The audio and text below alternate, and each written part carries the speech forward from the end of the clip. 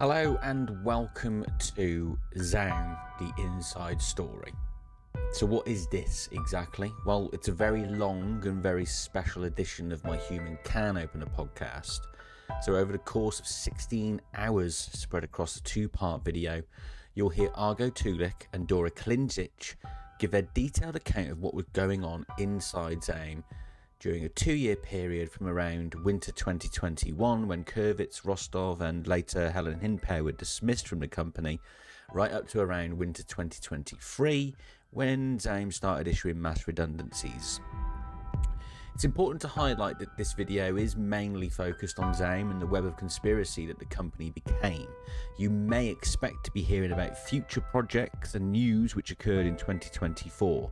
Those events will not be covered here, but we will come back to them in the future. What you will hear over the course of the two videos is detail on the inner workings of ZAUM, more than you've ever heard or read anywhere before. It took the three of us weeks to record what is an insanely detailed story, and you may find this hard to believe, but there are actually even more stories and details out there locked inside the minds of other ZAUM employees, current and former. So I want you to bear in mind a few important points I have on the content and what you're going to hear today in this video. Much of it is being put into words by Argo and Dora for the first time. Please consider how huge a task it was to document every inch of your working life for 2 years. The stress of living like that and then to go over that emotion again in the public sphere is quite a hard thing to do. So please try and remain respectful in your responses to things that you may not be comfortable hearing. Secondly, I'm quite frankly not a journalist. I am not Chris Bratt of PMG. I am not Danny O'Dwyer from NoClip. I don't have the expertise to kind of crack things open in a way a professional journalist might do. But you may feel my position as a podcaster and someone receiving this information means that I should be challenging Dora and Argo on certain aspects of the story. My only defence really is, aside from not being a professional journalist, is that like you, I was hearing about 90% of this for the first time, just as you will now. I tried to be as objective or sensitive as I could in the face of what I was being told, and quite frankly, I failed at that multiple times, but also succeeded too. So, I hope at least that I was authentic. With that said, I offer every name in this story the same platform I have offered Argo and Dora. If you feel that you need to tell your version of events publicly, my door is always open, as it was before I recorded this, and it always will be after. This is, of course, a very long podcast conversation. You can see from the fact it's, the huge amount of hours that were put into it. So to help you along the way, this video is, as I mentioned, in 2 parts, and it will have chapter markers throughout each section. As a result of being such a long and detailed conversation, there are a few things that Dora or Argo felt needed clarification or correction in each section. So what will happen is you'll see a tile pop up. It will tell you what the next subject is that we're moving on to, and below that title you may see some corrections related to the topic that you're about to see.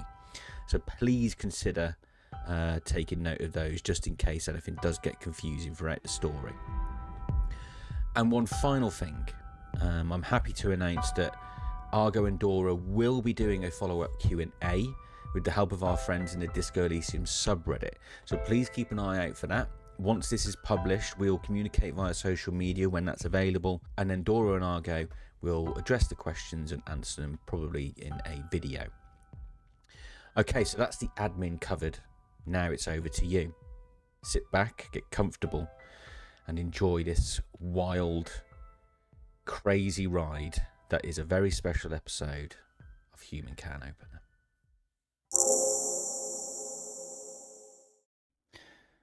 Hello everyone, welcome to what is, I think is fair to say, a very special episode of Human Can Opener for a couple of reasons. Well, first of all, we're joined once again by Argo, so that'll be very exciting for all of you. And if it's not, it means you haven't spent enough time watching him on the previous 3-part podcast that we did, which you all need to go and watch because it's amazing, especially for me as a fan.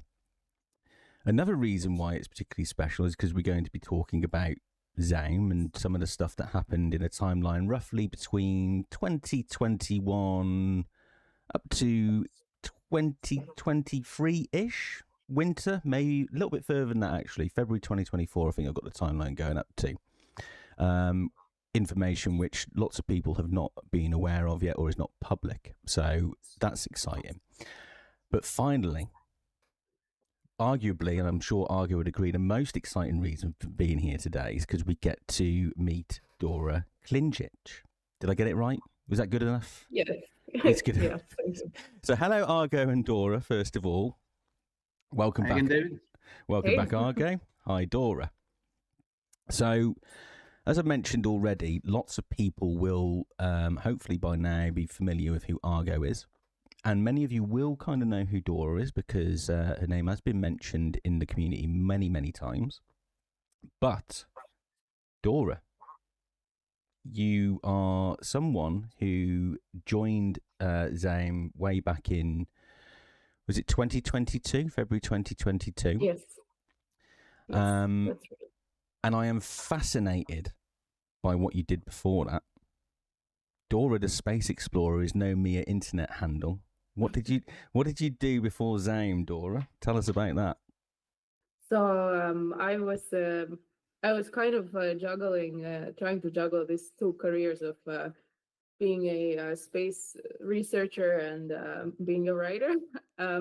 More actively for the years preceding ZAUM, my primary occupation was as a researcher. So I am a physicist who I've studied various different fields, but mostly where I did research was in radio astronomy, particularly this unique, very, as my supervisor used to say, black belt method of radio astronomy, which is very long baseline interferometry, or VLBI. That's actually the method with which those images of the first images of the black hole were produced with the Event Horizon Telescope. I wasn't working on that project. I was working on deep space communications with spacecraft in the solar system. I think I have a commemorative tattoo of Mars Express wow. from that time. That was very nice. I was living at a radio telescope for a little while, and then I transitioned to a slightly different field of study where I was working on optical instrumentation, and we were building a instrument we wanted to send to the moon. And this was around the time when the pandemic struck and everything became very difficult. In parallel, I was also pursuing writing for quite a while. I attended the Clarion West Writers Workshop in 2018. This was the year that George R. R. Martin was sponsoring students to go. So I was quite proud to say George R. R. Martin read one of my stories. I don't know what he thought of them. Wow, that is pretty cool. One of the proudest moments of my career. Yeah, and that was so. When I went to this workshop was the time when I decided like I should take this writing stuff a little more seriously. And then a couple of years later, played Disco Elysium and decided to derail my life. And here we are now. And here you are now. Yeah, it's absolutely amazing. So this is what every physicist should be asked by childlike, wondrous people like me. What's your favorite space fact, Dora? Favorite space fact? I think the fact that all the forces, gravitational force that falls off with like the inverse square, but theoretically or technically it doesn't actually go to zero. So you are at all times perturbed by all the objects that exist. Like in a way, no space is fully empty because wherever you are kind of experiencing these microscopic, undetectable perturbations of every possible thing around you. And I remember talking about this with Martin Luiga because he asked me that question as well, and I remember relating over that because it does feel like that somehow, like everything in the universe is bothering you a little bit or is perturbing you. So that's something I like. There's also quite a few other, I guess, obscure things, but I don't think they're as interesting maybe or as relatable. Well, it's a pretty cool one, and to just piggyback off that fact a little bit, Brian Cox recently was on, I think it was Joe Rogan or something like that, and he'd said there is a supermassive black hole at the center of pretty much all the galaxies, and such is the influence of such a huge cosmic object that actually it's having an impact on this planet right now. And they even have a little laser somewhere which is measuring exactly which waves it's sending towards our planet, and that's all the way from millions and billions of miles away. Space is amazing. So I wouldn't know exactly which experiment he's referring to, but hopefully it's the Event Horizon Telescope, because they were observing the supermassive black hole at the center of our galaxy, which I thought was pretty cool. But yeah. That's I think space is very cool, but I think part of what the pandemic did to me personally and to quite a few other people is that it made space feel so far away that it's also very indulgent, especially when you're seeing people around you going through some very real societal things. And then it feels very self-indulgent to be looking at something very far away, and instead of trying to affect or fix things that are much closer to us. Maybe that's cynicism, maybe it's romanticism, depends how people look at it. Yeah, I always feel like space drives me towards nihilism, to be honest, more than anything else. I just think, well, this is why like physicists are the biggest alcoholics of all the natural scientists. You have you have mathematicians, they have amphetamine problems, chemists are partial to cocaine, biologists to psychedelics, but physicists, like, you need to drink to deal with this kind of reality-bending stuff every day. Yeah, absolutely. Even in school, I remember at least two male math teachers who were major drinkers. A physics teacher who actually punched me in the face, by the way. Was he testing physics? Was he testing the theory, Argo? yeah. This was definitely a theory. But he had a bit of an amphetamine problem, and he was a man in his mid-50s. Wow. Yeah, it doesn't sound like science is a place that I should be then, to be honest.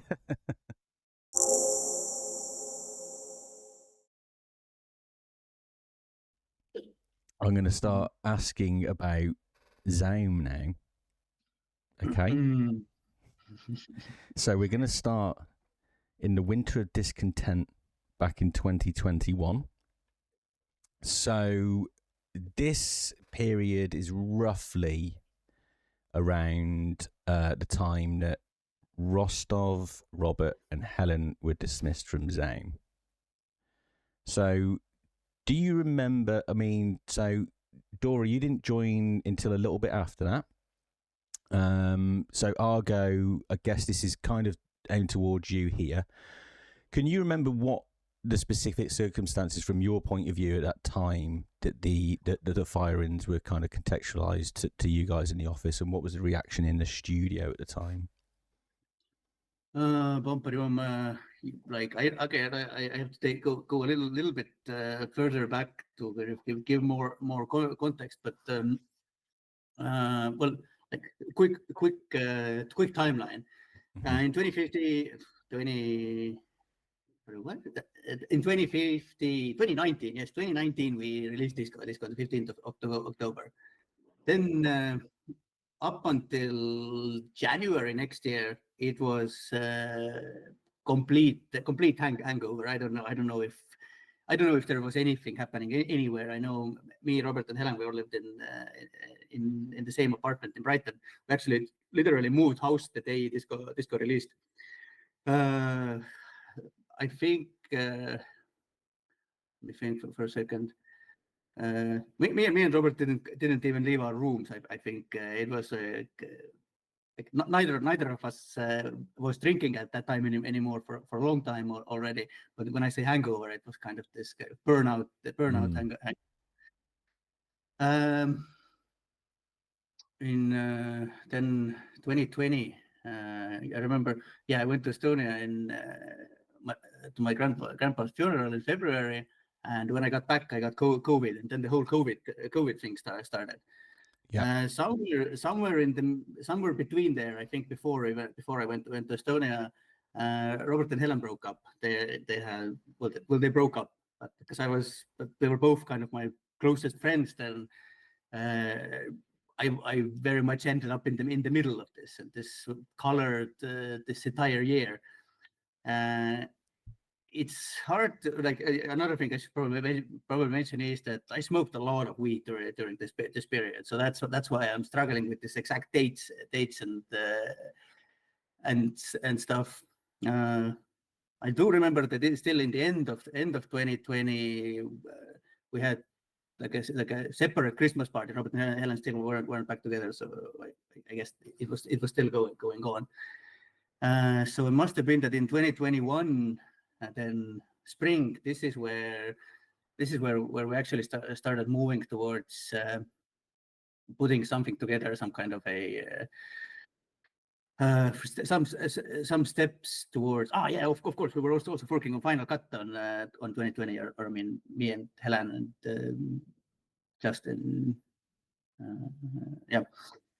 Okay, 2021. In the spring of 2021, I think I'm not.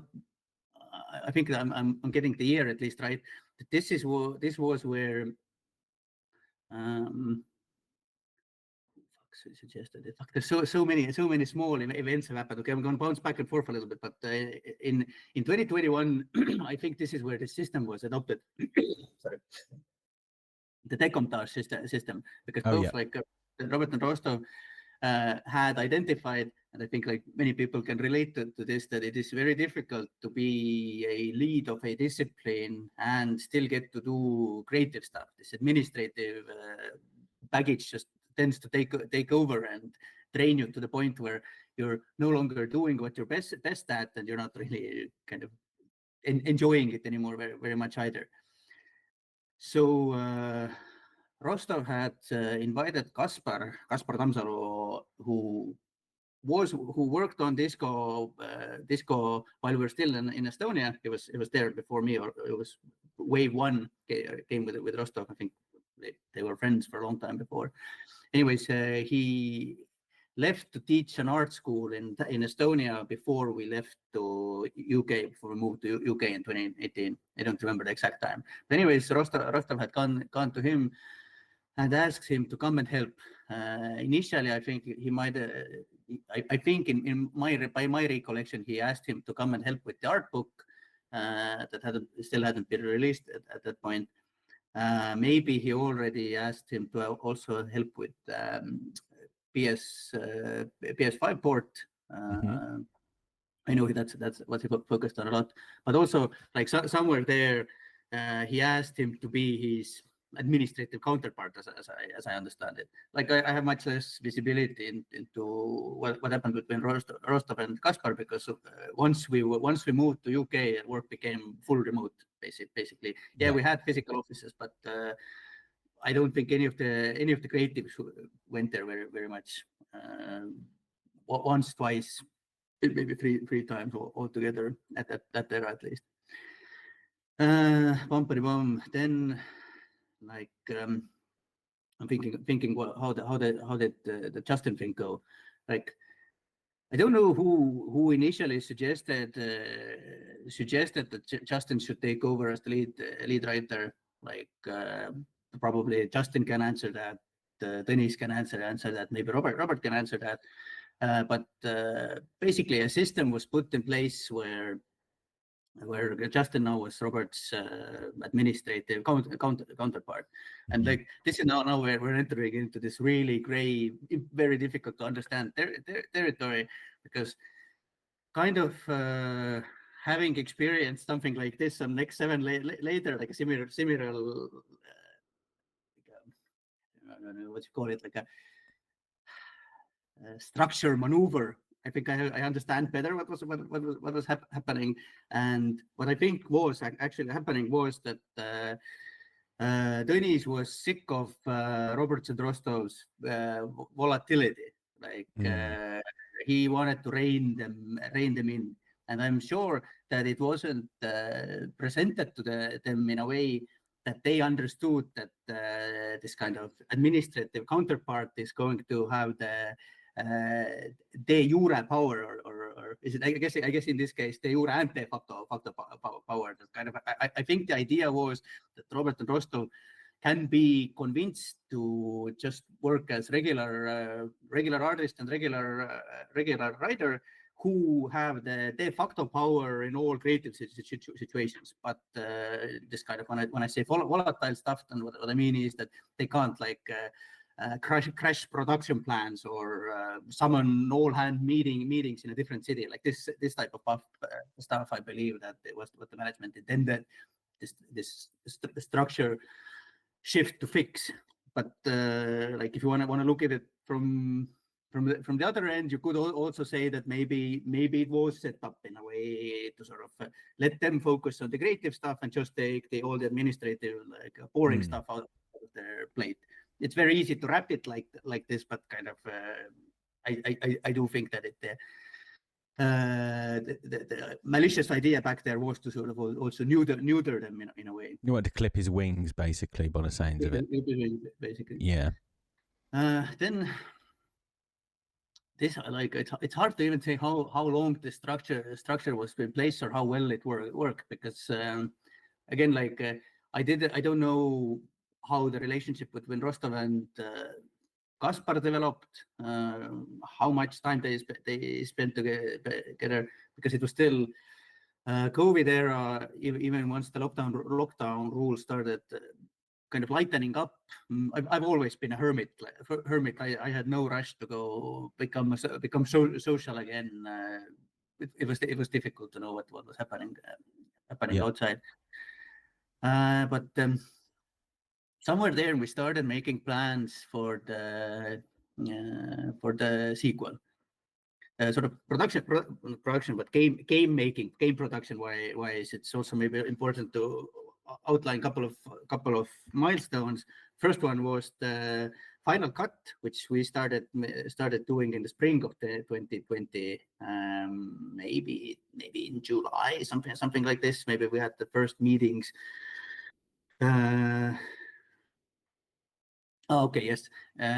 Once we had, I think it must have been the summer of 2021. Yes, I think we had wrapped up the Easter eggs. Now we all converged with Robert, Helen, Justin, myself, and Martin Luiga had made a comeback in some capacity, and we started talking about the sequel stuff. We started having these daily meetings where we divided up who's going to do who's going to do what sort of section of the game. And this is where I think here I have to speculate quite a bit. I speculate that here's when Rostov and Robert, or mostly Robert, again, we were working with writers, I didn't see Rostov that much.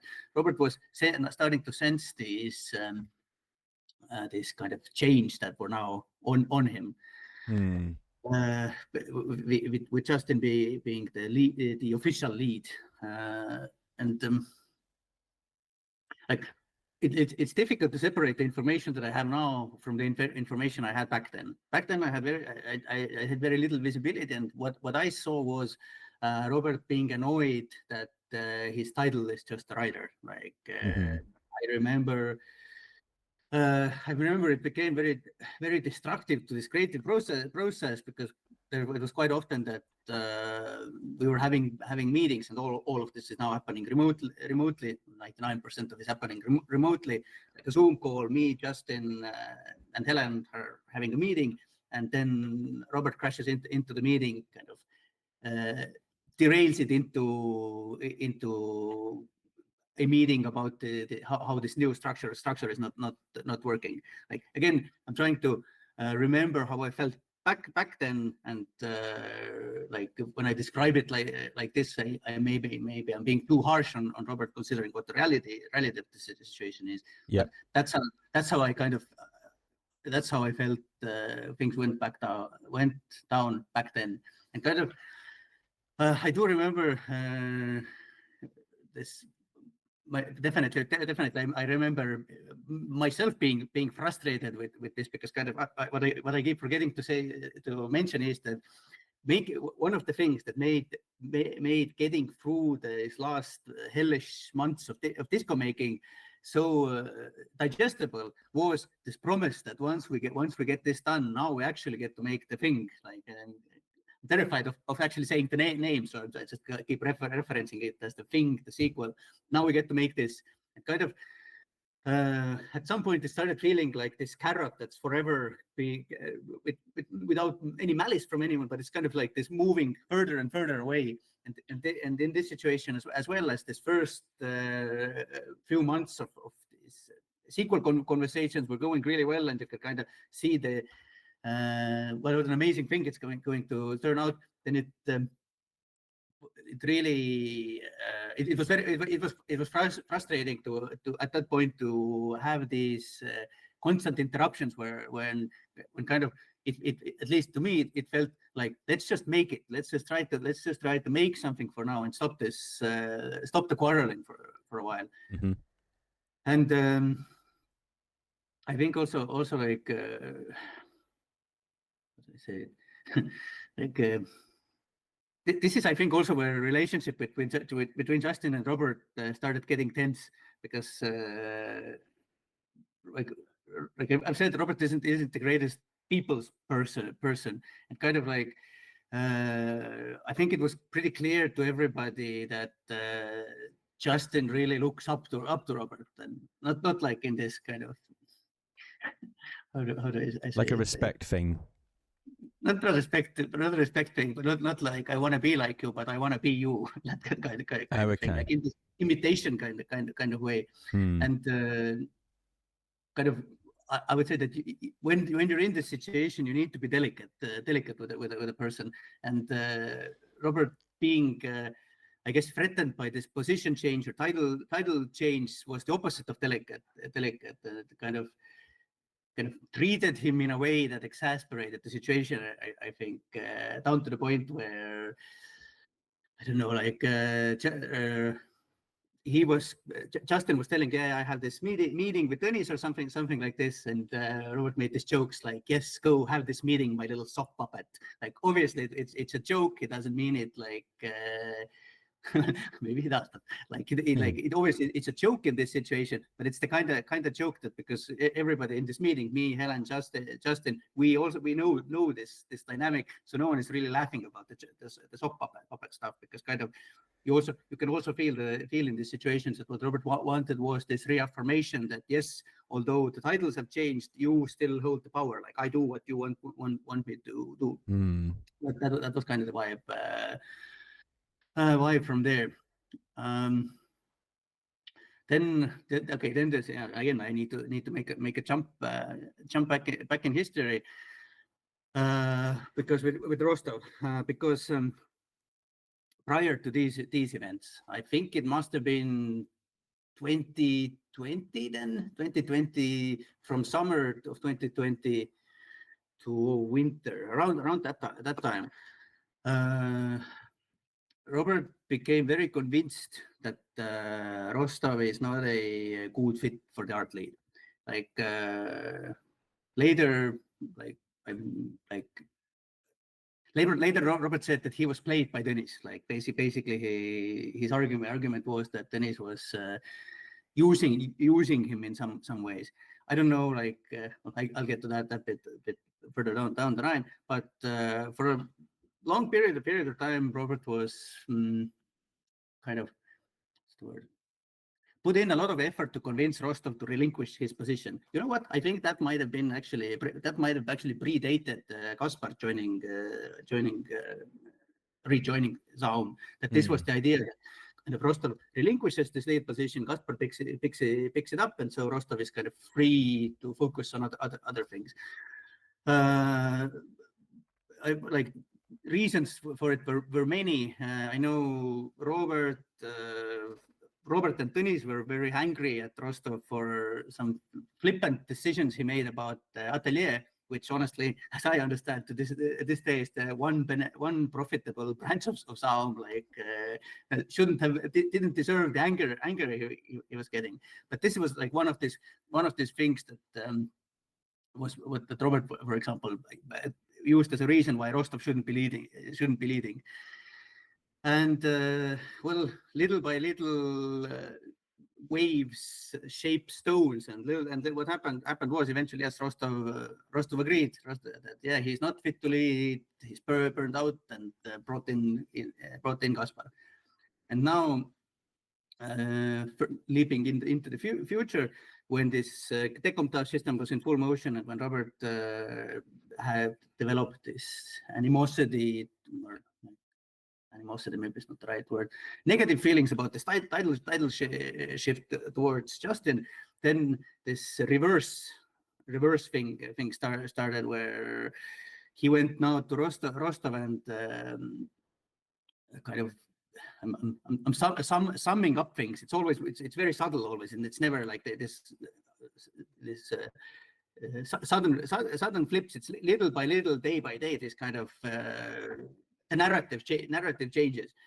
And narrative changes into it's unfair how they made you step down. We need to go, and we need to take back our leadership positions, basically. Like Robert convinced Rostov that this change that he had advocated very strongly, that this needs to be reversed now. And this is, I need to say that these narrative shifts were one of the most difficult things to kind of cope with, working in that era of ZAUM. If you read 1984, then there's this proof of the day type of thing, like Okeana is now in war with Eurasia, like the fact that we were allies yesterday doesn't matter at all. Like the narrative has shifted. Go with it. This kind of thing happened quite often with both things, small and large, and somewhere there in the middle as well. Maybe I should say this later, but it's relevant here. Like it's unclear who initiated it or what started it, but both Robert and Tõnis, to me, have told me personally that the other one came to them and asked them to proposed that we fuck Rostov out. The idea was that Rostov is going to be sidelined, and Robert is going to get his shares basically. Robert told it to me first. He said that Tõnis came to him with this proposal. Tõnis said it later that no, it was Robert.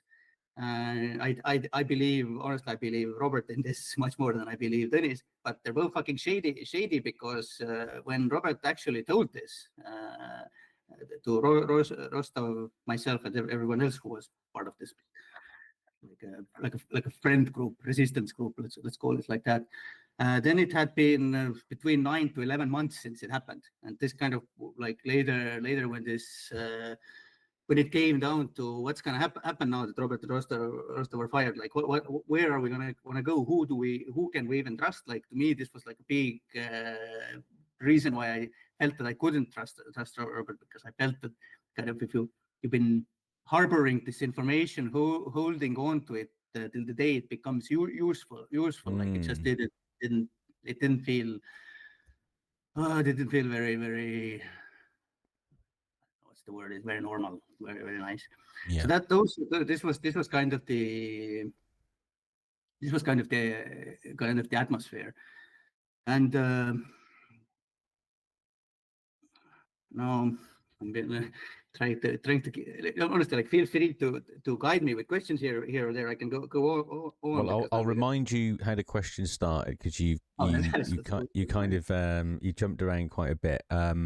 Yeah, the original question was around the firing of De Vrij and the reaction in the studio. Not that I have a problem with you contextualizing, by the way. I've enjoyed listening to you. Don't feel like I'm ushering you on here, Argo. We're just reminding you how it started. Yeah. Okay, then we're still on track.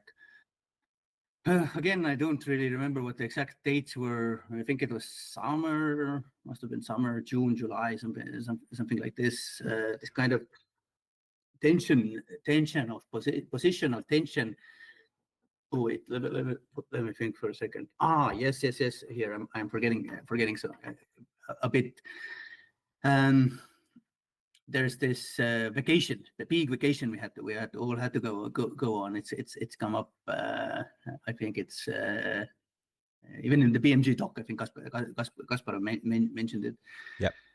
So when we released Disco in October 15, 2019, this kind of hangover period and this very relaxed working pace that we had afterwards, we never no one, at least like of us, took like an official vacation, because that was not how we did things. Even back when we were in Estonia, it was very relaxed. Like if I needed a week off, I just told Robert, hey, I'm going to be off this week. I'll try to work remotely or something like that. That kind of the understanding is also that if you don't work, then you don't work. It's not a problem. Like these were the privileges of being in this inner circle. So kind of like this whole 2020 up to 2021, officially no one was on a vacation, and kind of like to be extremely clear, like I got my rest already in by the time I went to Estonia when my grandpa died. By that time I was already kind of feeling this aimlessness of not working. So like I think like what happened was that because Robert and Rostov were in lead positions, they didn't have the luxury of actually getting like this full rest. Like they didn't get to disconnect. They were still asked like, hey, Robert, Rostov, how is the art book coming along? Robert, how are the preparations for the sequel coming along? A lot of this stuff. So kind of the agreement that I understand Robert had with the management was that in May, I think it was end of April, somewhere around that in 2021, there's going to be a 2-month vacation for the entire writing team. And during this 2-month vacation, that actually not the entire writing team, it was just me, Robert, Rostov, Helen, and John. Justin was still working. Justin was working as the new lead writer. Cash was working, and Martin Luiga had come back. They were working on something. And we went on this vacation. And when we came back from this vacation, then first of all, I think that's when I think it was Helen who discovered that there's been this change in ownership. So essentially, what had happened was while we were away, Tõnis and Ilmar and Kaur had bought out the deal-breaker investor, not the deal, but the tiebreaker investor, Margus Linnamäe, because up to that point, like in order to make changes in the structure to like change a director in the company, like art director Rostov or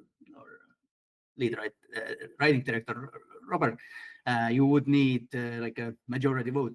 And up to that point, Margus Linnamäe with his 30% was always this kind of like a buffer, because Rostov 10, Robert 10, Kaur 10, and Linnamäe 30. That's 60%. So the others couldn't like force through this kind of harmful decisions.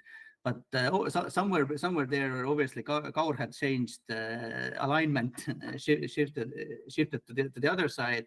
And I think this is a speculation on my behalf. I speculate that he brokered the deal, and they had bought out Linnamäe. In parallel now, okay, we've come back from the vacation. Helen realizes that the ownership changes happened, and these tensions because of due to titles are also happening in the background. Like this is all happening in parallel. And we think, what am I skipping?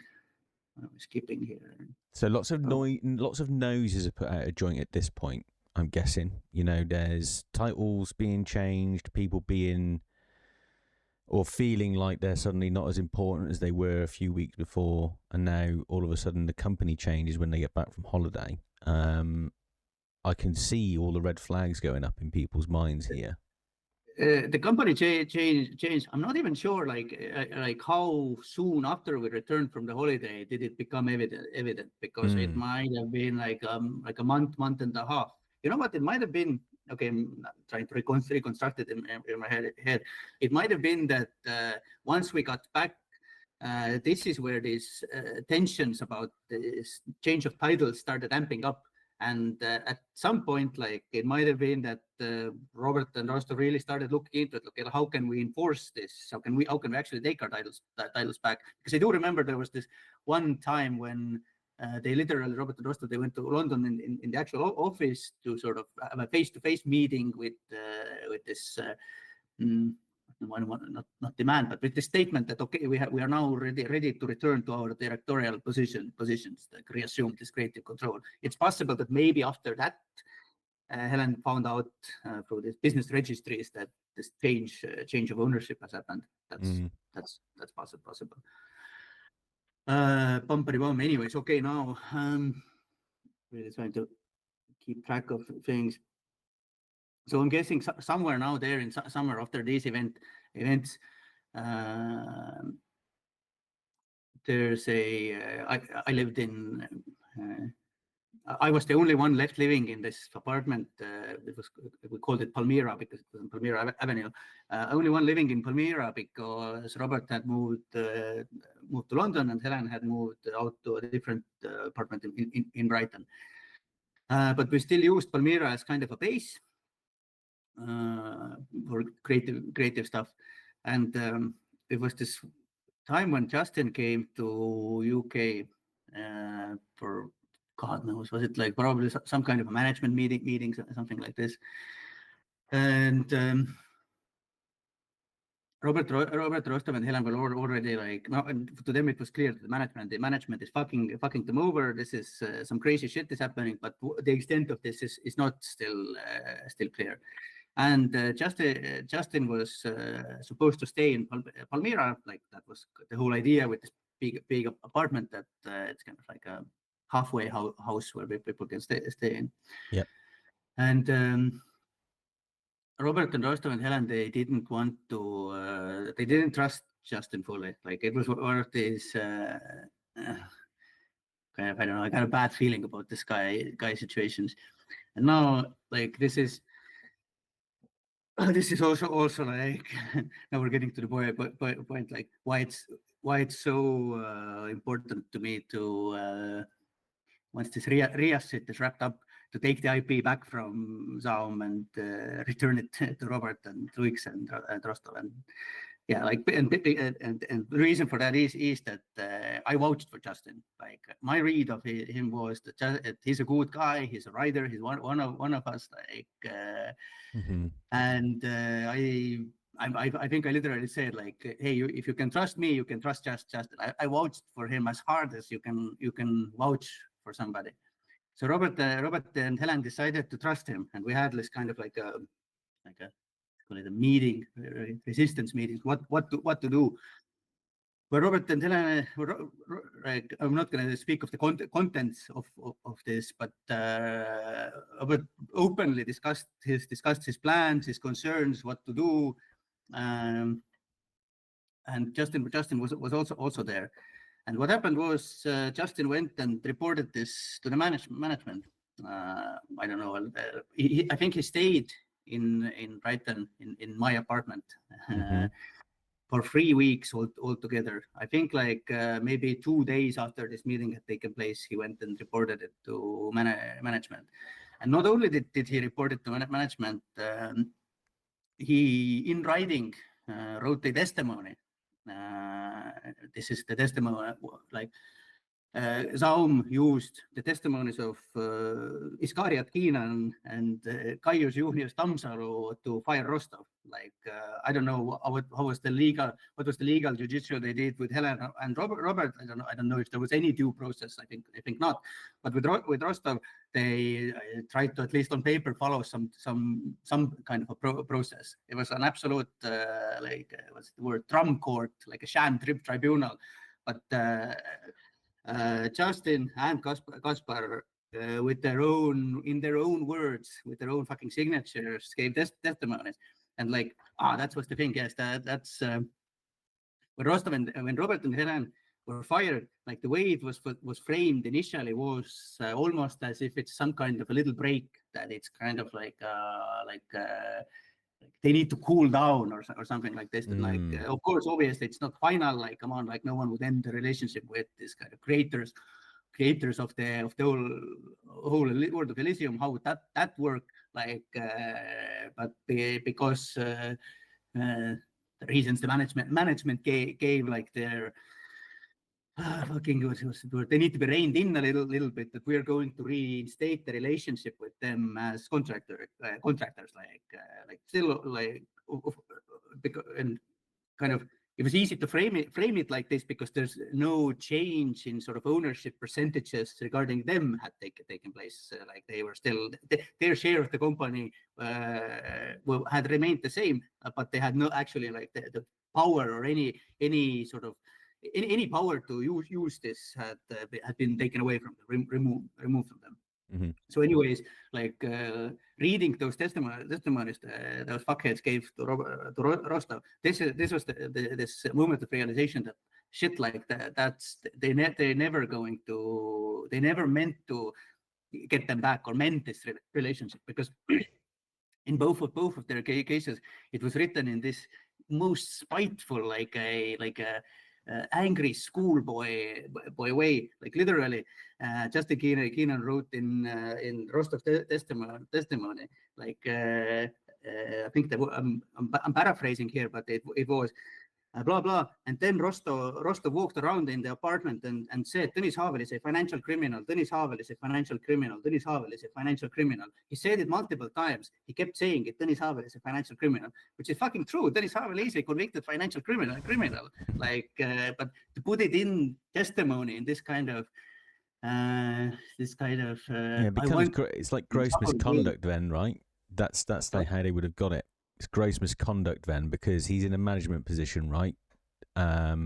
Regardless, and basically, if you want something to be gross misconduct, you can make it gross misconduct in employment law.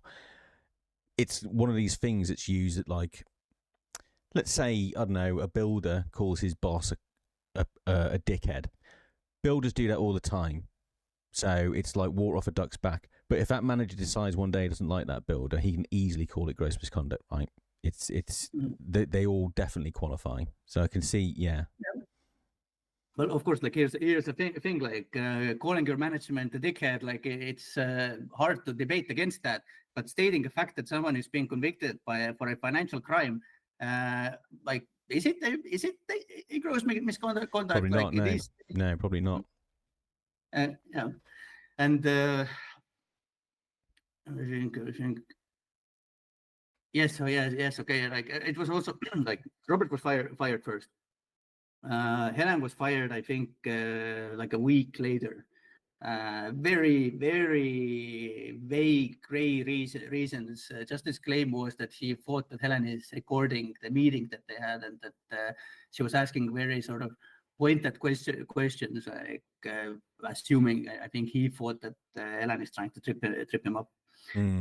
I don't believe that's the case. I think that's kind of bullshit that Kaur and Tõnis must have told him. I think like the actual reasons were that they were afraid that like if Robert is out but Helen is in, then sort of Helen is going to feed them information or something like that. Like honestly, only they know what the actual reasons were. But it was a complete fuckery in terms of any grounds for anything. And how they got away with it is, and this is what Ellen I think said also in the PMG talk, was that there were multiple changes of legal body that employs you over time. Like even for me, when right before we went to that 2-month vacation, I had this weird call with Robert, like weird call. I hadn't talked to him in like 2 months, like he's been living in London. And then I have this call with him, 1 hour call. For 1 hour, we're talking about like yes, we're talking about how this new structure that we're going to have, where the way it was framed was that from now on we are always going to have summer vacation, basically like in school, like 2 months off every year. And then in the end, like 5 minutes before the end, he said, also, by the way, your pay is going to be reduced by £800, so we can kind of bring all the riders on an equal pay level. All riders in this contest were Keenan and I think Priestman at that point. They also need to get it. And when I signed it, like I think I probably registered it, but I don't know. Like I come from Estonia. Contract fucker is so common there that it didn't pay it any attention, and I don't know. It didn't end up having negative repercussions for me. But basically, it also, the new contract that I signed with this lower pay, it was also with a different legal body, and I'm assuming that then Helen signed the same thing. So despite at that point, having worked in ZAUM for 6 years, it kind of reset this counter. So now when Helen actually was fired, she didn't have the mandatory 2 years to get the tribunal involved. Like it was as if she had only worked there for, I don't know how long ago it actually was. So she didn't have any protection. I want to say here, this is why it's crucial that everyone joins the union, because talking to the union and the union lawyers as well, they pointed out that this kind of shit doesn't matter. It matters how much, in fact, were you working for the same company. It doesn't matter if they move you around to these different entities. Like a court will consider you having worked there for, I don't know, 4, 6, however many years, if you can show that you were working for the same company in the same position. The fact that they move you around these entities, they only do that to confuse you. Like they count on people not being aware of their rights, of not being aware what the due process is supposed to be, of it's just it's quite common for people to trick you like this. So yeah, like always join a union who have trained people who are trained in employment law, and they can explain to you your rights. 100%. Like it is. We'll get there eventually, but it is unbelievable how good it was to have the backing of the Writers Guild of Great Britain when Dennis tried to fuck us on X7, because even, oh God, I had this incredible meeting. I think it was my redundancy meeting where Dennis and HR person, I don't know, they didn't probably expect me to even show up, because I was going to be, I was facing a disciplinary meeting after that anyway. So it was pretty clear I'm going to be out of here. But I showed up with my Writers Guild representative, and the way he humiliated Dennis was fucking like soul nurturing, like hilarious stuff. 100% join the union. It's small cost to pay to having this kind of backup. Like I've been in situations where dismissed staff have come in with a union, and I know firsthand how much it makes a HR department shit themselves, because now all of a sudden the playing field has been completely leveled. And because you rightly mentioned the fact that it's very easy for the everyday person to just not know this stuff and kind of accept people who, there's the position of power, right? There's a power dynamic, and you kind of in this position, well, they must know more than me. But that's exactly what they're counting on, right? Yeah, nasty business. And honestly, like again, I'm jumping ahead a little bit here, but I think that the management, when I say management, 99% of the time mean Dennis Hall, like that he did not vector in this possibility that we might be union members. So when things got really shit on X7, they tried to slap this basically the same bullshit charge that they did for Rostov. They tried to hit Dora and myself with the same thing. And if we didn't have representation at that point, I think it would have been.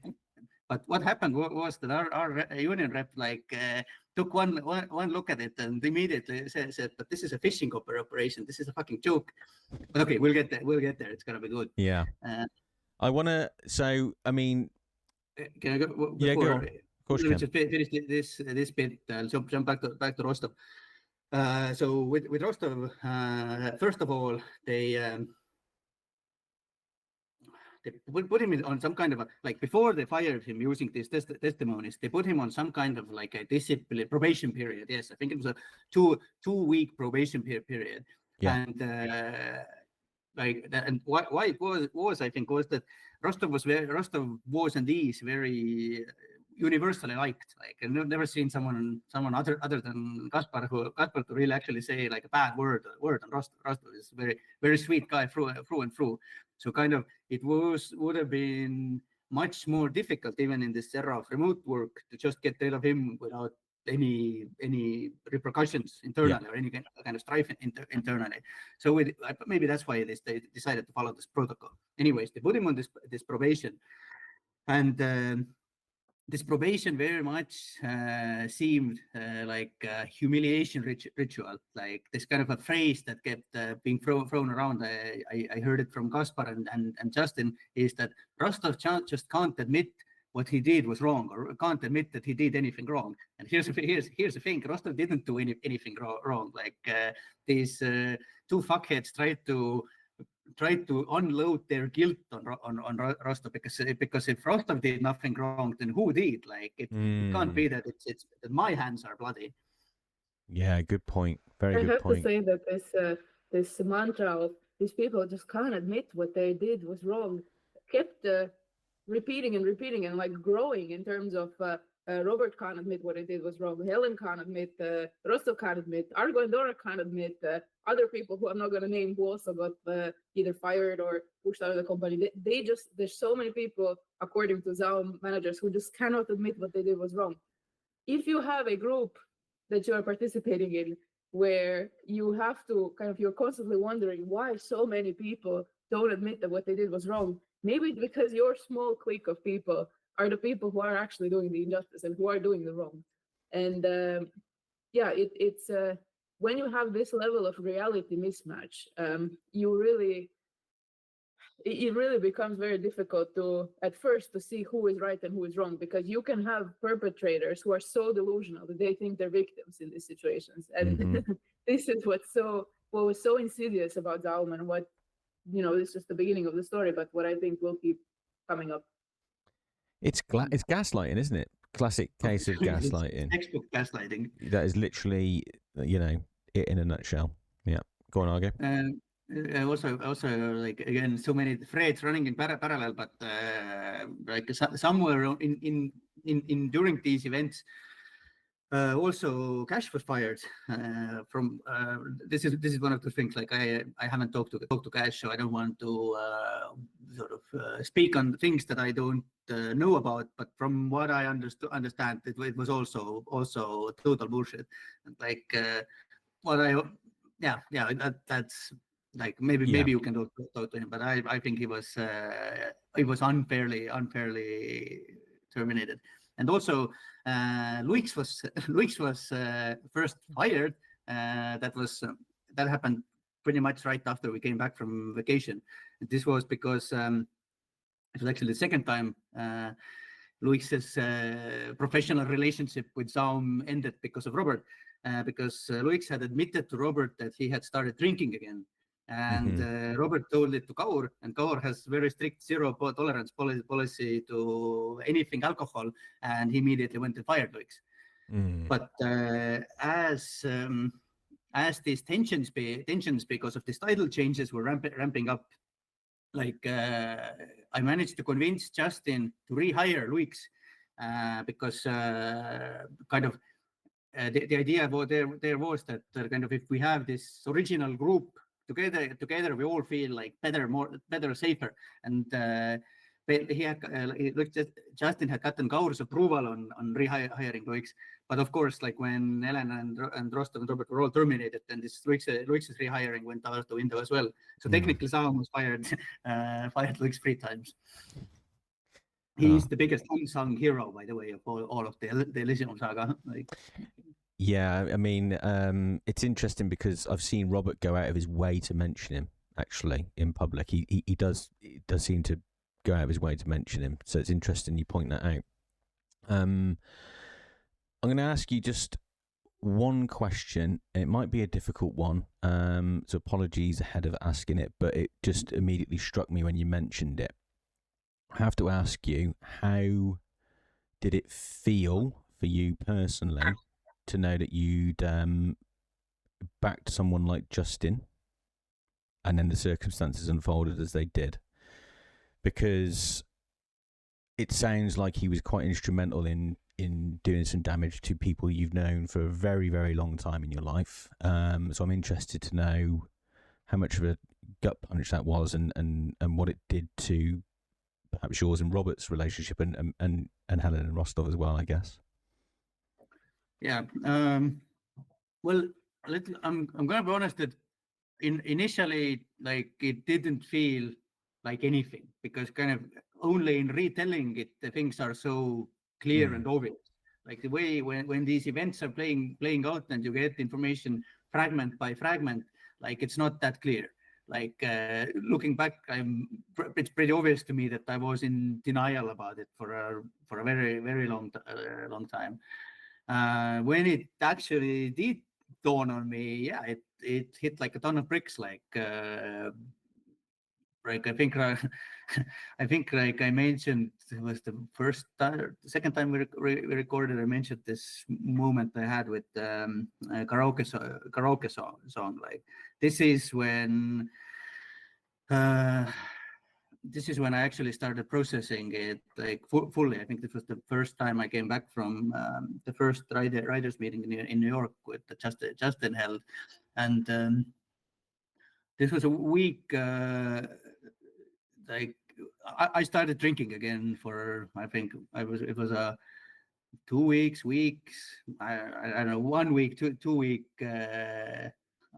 After that moment, and it was like, when I say drinking, it wasn't like having like a glass of wine. It was dark room, bottle of Jack Daniels. The moment I wake up again, I go get another one, and I just drank myself to stupor for weeks. But ultimately, like you have to face those things, and I started processing it little by little. I honestly, like, I still don't feel that I'm completely kind of, this is not processed. Like it's, yeah. I think even like this kind of conversations like we have right now, like I need to have a few more of these to fully understand that. But yeah, it was devastating. Yeah. But to answer your question, how did it affect my relationship with Robert Rostov? With Rostov, we were good all the way till 2022. Like last time I saw Rostov, we were watching a UFC fight night together at our place. With Dora was there, Johan was there, and me and Rostov, we never had like a falling out. Like the shit that happened, and like more than anything, the fact that I was still working in ZAUM, it hung over our relationship as a kind of a dark shadow. But Rostov, being an empathetic person that he's, much better than, well, he understood sort of the fact that we didn't. Basically, what I'm trying to say is that he understood the circumstances that we are in a strange country, and only Robert and him had the kind of, what's the word? It's not fuck you money for sure, but it's the take a step back money. Like I didn't have any savings. I was living from, well, I borrowed money from Dora around that time. So he kind of understood the economic realities of being an immigrant in a different country. And honestly, because me and him, we never had like this like a breakup moment. I do believe and hope that we can pick up our relationship one day. Like me too. There's also like what I'm all over the place with this, because because like at that time, once they were, I think once they were fired, and already before they were fired, like I was not okay at all how Robert was treating Rostov, and kind of like even post Robert their termination, I tried to advise him like for like little things like the fact that Robert says that no, you don't need your own lawyer. Let's just use my lawyer. This is bad advice. Like you need to get your own lawyer in this situation in these little things. But I guess like ultimately, maybe both of us kind of. No, that's not both of us. I don't want to put this on Rostov. Like I couldn't handle the guilt. Let's say it like that. Like in general. Maintaining human relationships has been like a challenge to me ever since I started socializing. I made like a first real friend, Indrek, the guy who introduced me to Robert in a karate classes when I was 13, and a little younger, 10, 13. For 3 years, like altogether I did karate for 8 years, but for three years, Indrek was inviting me to do things, and I always said no for no like real reason. But like even maintaining regular human relationships, I really struggle with it, and like feeling this enormous guilt made it so much more difficult.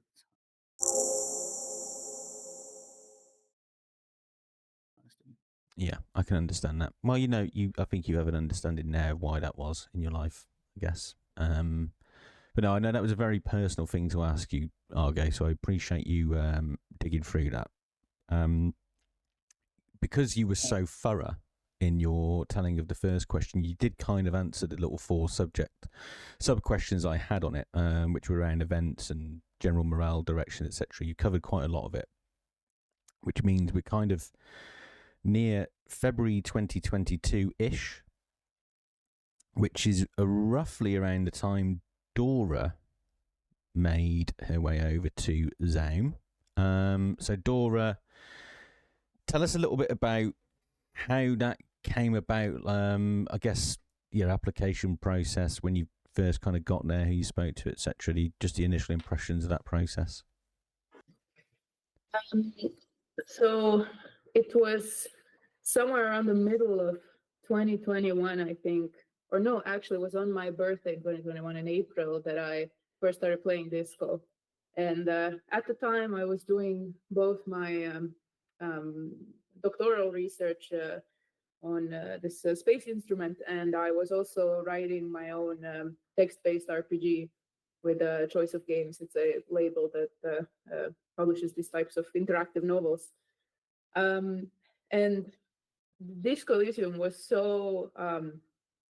yeah, I mean, I don't have to tell you, I don't have to tell any of the listeners. Like, it was a very transformative experience, especially as someone who was working on a similar, well, I want to say similar in the sense that it was also a literary interactive game project. It was so interesting to see how Disco Elysium broke all the conventions. Like, it was like, you could see that it was their first game, both because of the brilliances and because of the flaws. And what really intrigued me was all the ways in which I was learning about narrative design and to think about designing choices, writing choices, writing for games. I could see how they were reinventing the wheel in a little bit, which liberated them to do some really, really interesting things that I was told were forbidden, like, Hub can't have too many things saying the same thing, for example, or these kinds of things that were usually arbitrary when you realize that you can break them with style. This is all a very long segue to say that I felt like this is exactly the kind of thing I wanted to work on. I feel it's so similar to my style, my interests, and I really wanted to try to reach out to these people.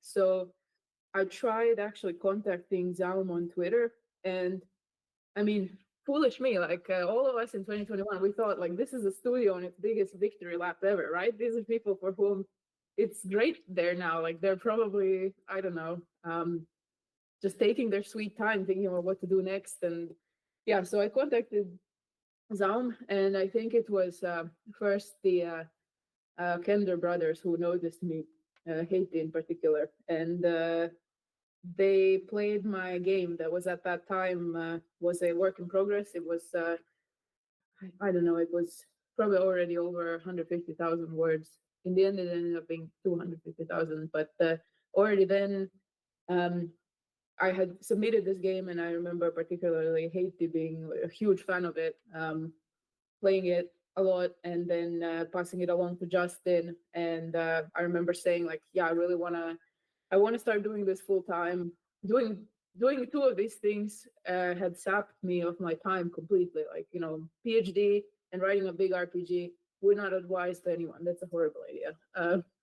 So basically around fall 2021, I had started sort of having the first correspondence with ZAUM about potentially interviewing to join as a writer.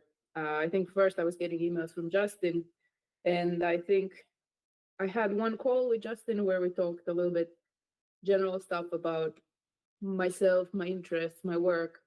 And then we had these I think there were two brainstorming sessions with Argo and Justin that were done on Zoom. Also, all of it was online. I was in a different country. I was in the Netherlands at the time. And I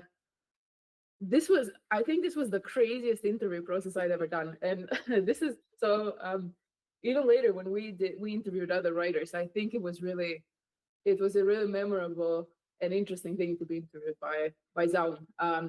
My first impression was for each of these brainstorming sessions, I think they had some ideas or some plans to talk about, I don't know, coming up with certain characters or certain stories. And we had a lot of fun. Like, we were really good team, me and Argo and Justin. Like, we really, like, there's this effect that I first experienced when I went to the writers workshop, which was the first time I'd been. So for every aspiring, you know, artist or writer, I would suggest at least once try to put yourself in a room with people who kind of match or exceed your talent. And it's hard to find people who are that, you know, dedicated. And the first time I'd had it at the workshop, I remember realizing something happens when you put good professional writers in a room together, is that I can't describe it any other way except like things start rolling on their own. Like, someone says a funny thing, someone else says a funny thing to that, then there's like a third replica, and then you realize you're like spinning off into this like 10-15 minute like long tangent or story, or where, you know, it's just like, it's like nothing else really. I think other professions probably have similar effects, but just being around great writers was really amazing. And I remember Argo had asked me hard questions, I think, about Evrart. He'd asked me about Kuno, like, do I think it's cool that you can punch Kuno in Disco Elysium? And I remember saying, yeah. Yeah, I'm fine with that. I'm fine with that, actually.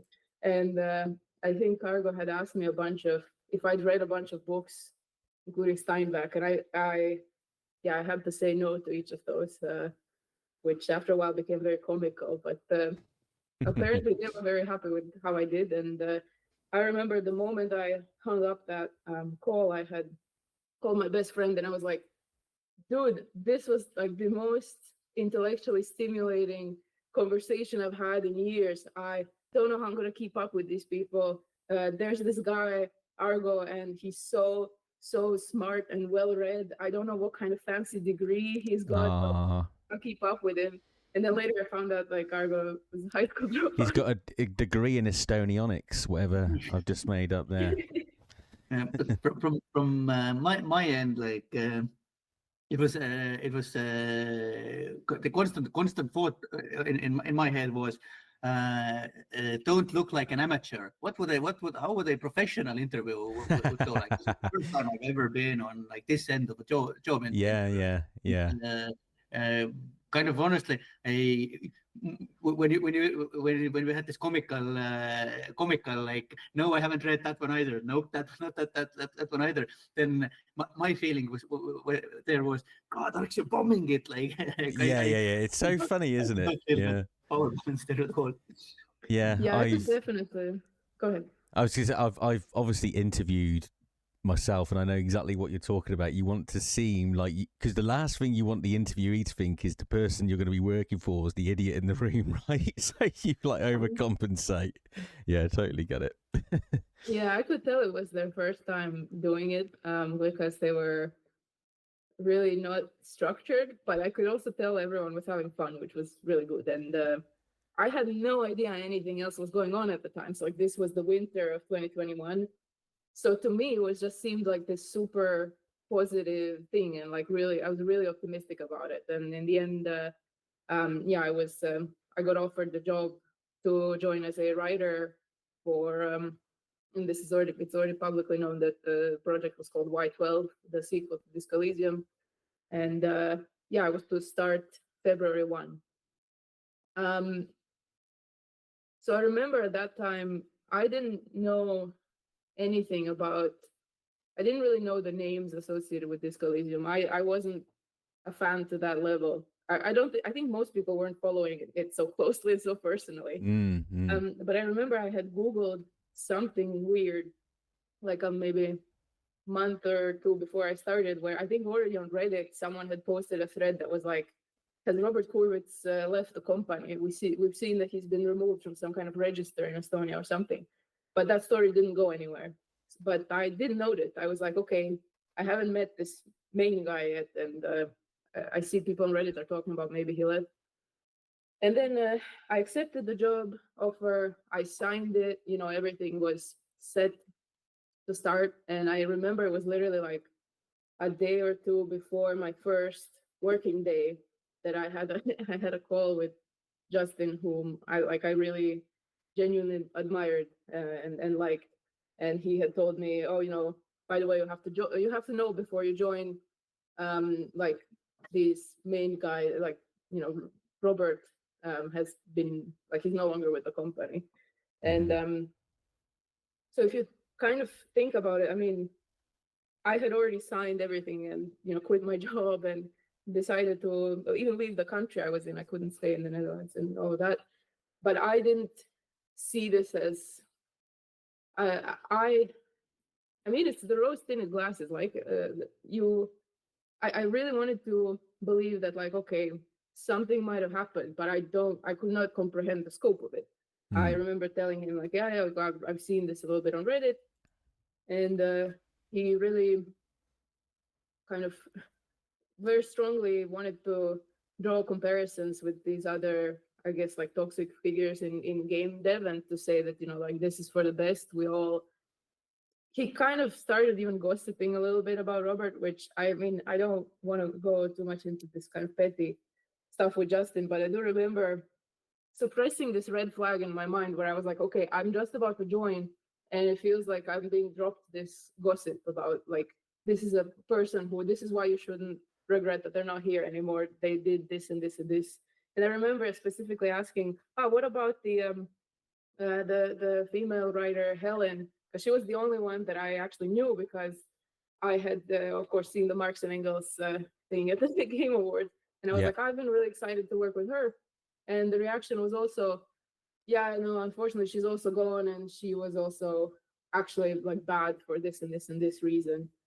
And I remember, so even after I joined, I think it's very easy to sell to people animosity towards people they don't even know, if you package it into a sort of kind of, I don't want to say social justice concern, because that's not right, but a kind of communal concern, kind of, you know, it's for the good of everyone, and like, these people were kind of bad for everyone, and this kind of thing, which is, it felt more to discourage me from going to their side and even asking them, like, what happened, like, their side of the story. And already within, I think, a few weeks after I joined, there were these follow-up talks where, again, I would receive these talks where, in a greater detail, like, look, what all the stuff these people did was kind of very destructive for the company, very bad. I think some of this stuff was true, like, from what I've heard from multiple people, like, there was havoc and pain being wrought.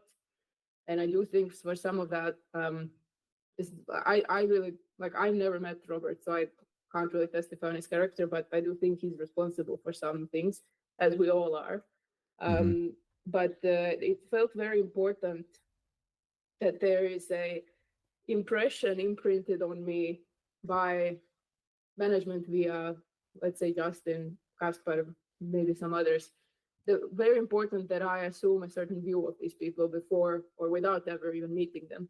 And I know I wasn't the only one going through this kind of re-education campaign. This was something that was done to everyone. So you had this weird portion of time between like when I joined early 2022, and I think it was like September or October when 2022 when Martin Luiga actually leaked publicly that these people are fired. This was a time where people were joining ZAUM without knowing that these people were fired and without knowing the meaning of it. So everyone's joining with a lot of this enthusiasm of like, hey, I'm joining this cool company, and you don't know what's waiting for you when you get there. It was especially insidious because when I joined, the company was around 30 people, I think maybe less than 40. And by summer, it was already at like 100 people, which is absurd. There were these notifications every day that like 3 more people joined, 4 more people joined. And like, you don't scale up a company like that. That was suicide. But I think many bad management decisions led to that, like just unrealistic scoping. But also I felt there was a need to overpopulate the company with a number of people who didn't remember what had happened and who didn't remember the old thing and who like, new blood to wash away the old blood or whatever. It was the culture, the climate of the company, everything just like changed like this, especially because you don't really vet 70 people in 3 months. You just add them. You don't know what the what the culture is going to be. So, but to answer your question specifically, what you asked about how it was for me to join, I would say it was a little bit confusing, or like it felt like I had come into something strange. But regardless of that, I have to say those first 3 months or something like that we were working on Y12, the sequel, those were the happiest months of my life. Because again, in retrospect, I know that this was delusion because it was built on this notion of a company where actually nothing is going wrong and I'm being told that everything is great. And I feel I can work on, like, what I wanted to do was work on Elysium, think about Elysium all the time, work with other talented people. And that's what it seemed to be for a while. I didn't know or understand what happened before. I didn't know or understand that this was like a very unstable equilibrium. But for those few months, like, I couldn't have been happier with the unbelievable quality of Y12. Like, I don't think there's many people anymore who have seen it because they locked all those files away. But it was really beautiful, and I loved my team. I even remember, telling my friends, like, Justin is like, I've never loved the lead so much, and like an unbelievable boss, and I like Kaspar so much, and all my colleagues. I was very enamored, and in retrospect, obviously, that was not going to last. Yeah. No, thank you. Yeah, and it's important actually just to highlight at this point. There's so much detail, and this is the whole point of this podcast, right? Is that there are sources of information out there which touch on key moments, but nowhere near, like, nobody can really comprehend what it's like to be embedded in this story, like actually living it every day. Because as I just previously said, it's all fringe information, right? So I really appreciate the detail. Argo, you were going to say something then? There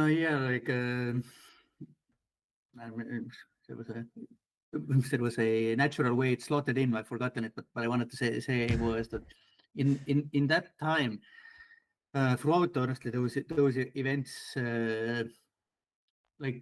work became like the escapism, because we have been so fortunate to have been able to work with our sort of brains and minds and creativity, because sort of because of this nurturing effect that it had.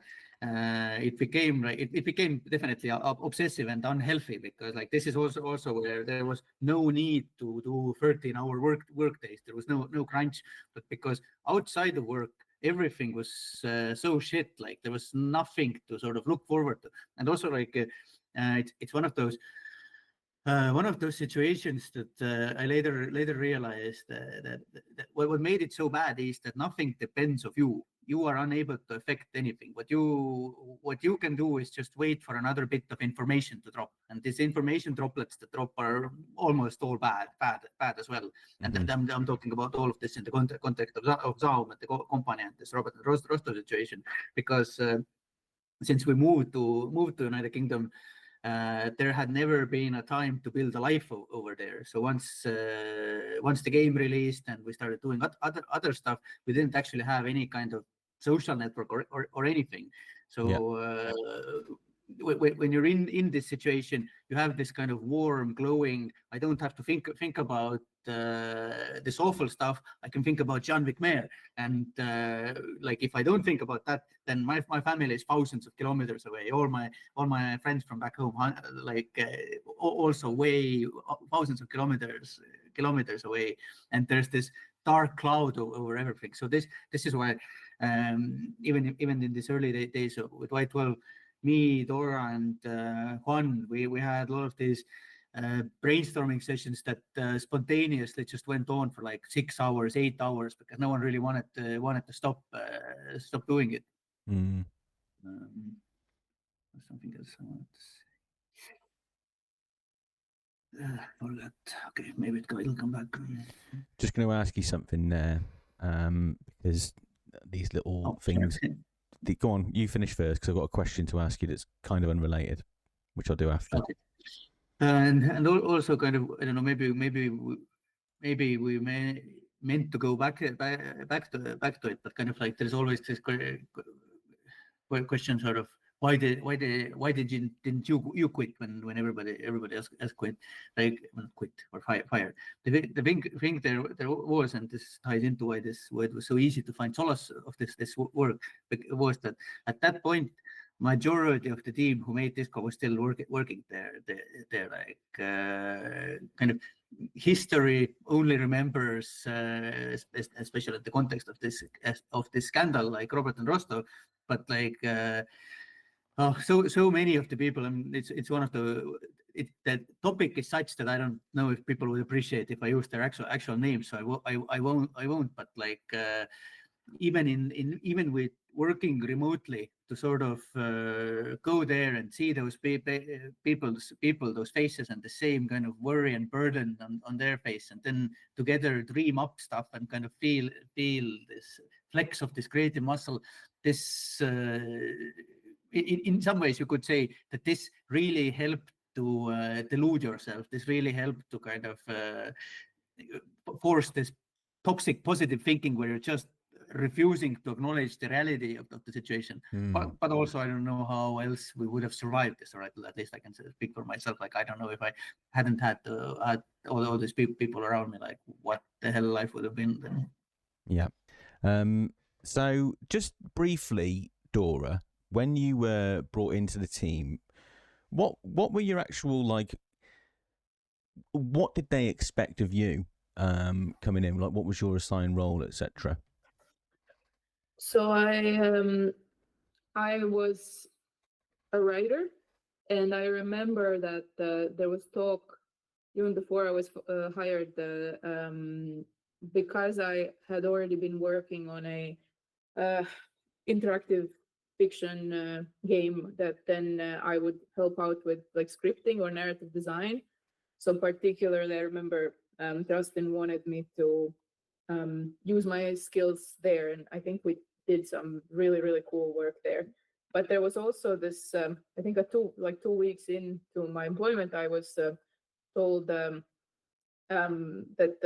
Justin wanted me to kind of be like there wasn't a formal title, but like a deputy lead, or to help him kind of lead the writing team, because Argo didn't much want like a management or organizational role, and I did have some experience with that, having come from an academic background. So I remember feeling quite flattered, and for several months I think I was training to kind of to take on this position of increased responsibility. Okay. So essentially, we're all writers of some description, initially assigned, or at that time assigned, to Y12, which is the code name for the Disco Elysium sequel. Now, that was officially cancelled roughly around June 2022. That period. Yeah, there's so much to that. Wow. Now, I know, Argo, you have... Well, let's just talk. I'll ask the questions, because I know there's stuff about Disco Elysium sequel stuff that you, like, not for any other reason other than spoilers, you don't want to put out there. So I know you want to be careful about how much you talk about this. What can you tell me about Y12? Other than that it was cancelled, and Shit. we will. Okay. I can sing it some praises. Because I remember when I joined and when I saw the kind of documentation work that had been done up to that point, it was one of the most kind of interdisciplinary artistic design processes I had ever seen. I'd never seen a game approached with this level of artistic ambition. And it's strange to say that because it doesn't really illustrate what it is or how it was to see it, obviously, which I can't say.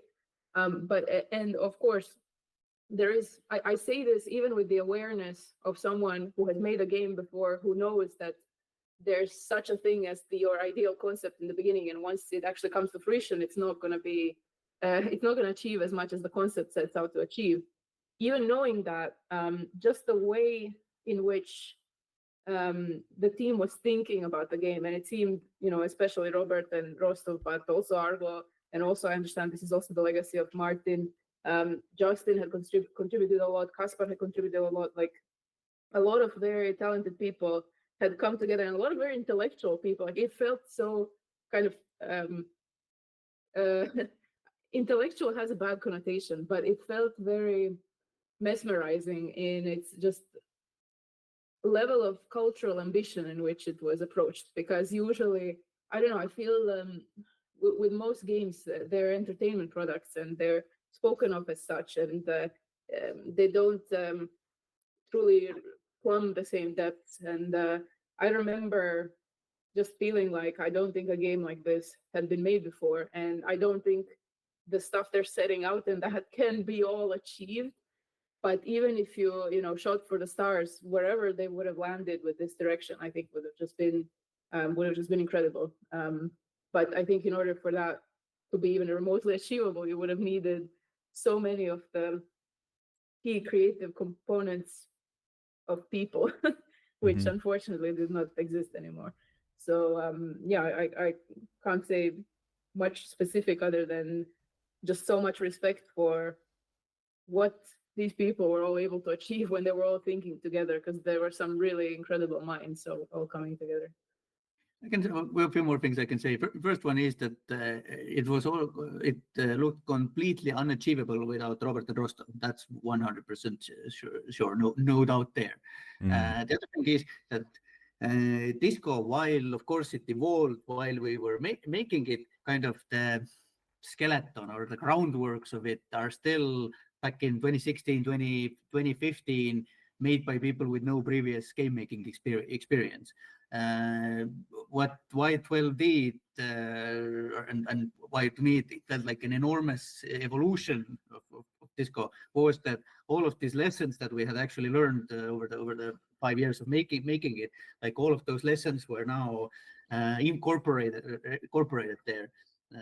And I agree with Dora that no final product is actually, or initial concept is always more ambitious than the final product, unless you're doing Virral.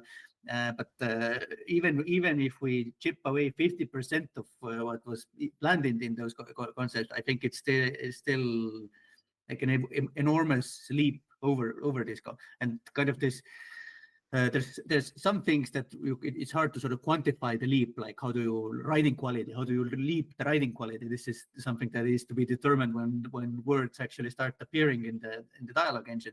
But even kind of what Robert had in mind for the evolution of the metric system, that was really staggering. Like, this is really good design.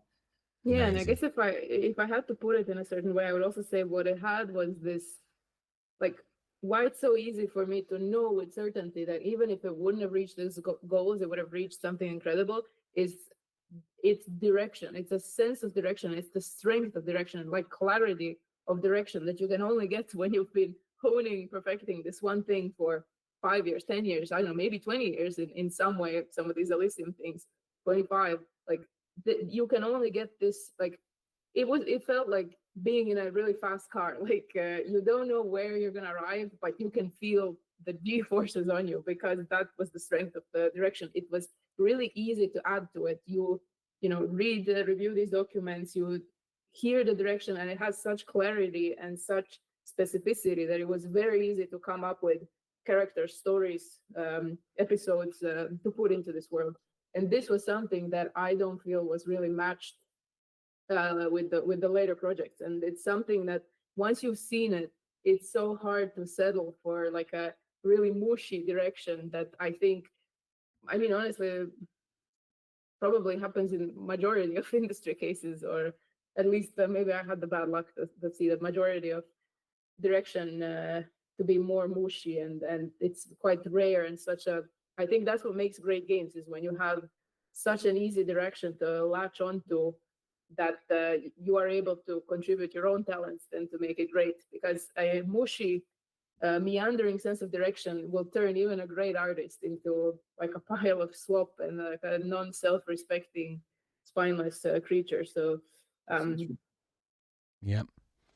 I would also say that from my perspective also, like before I got into games, and even like when while I'm already in games, when I've talked to people about making games, then there's often this kind of like a dissonance between an idea and how would it actually work in a game, or whether is it even feasible in a game. And the beautiful thing with White 12 was that because it was built on this experience of making it, that you're intimately familiar with the steps. Like you not only see not only see a good idea, but you see pretty much exactly how this implementation process would work. So it's not like a guessing game or compromise game. You kind of understand like how your knowledge and skills sync with the knowledge of skills of the animators and everybody else.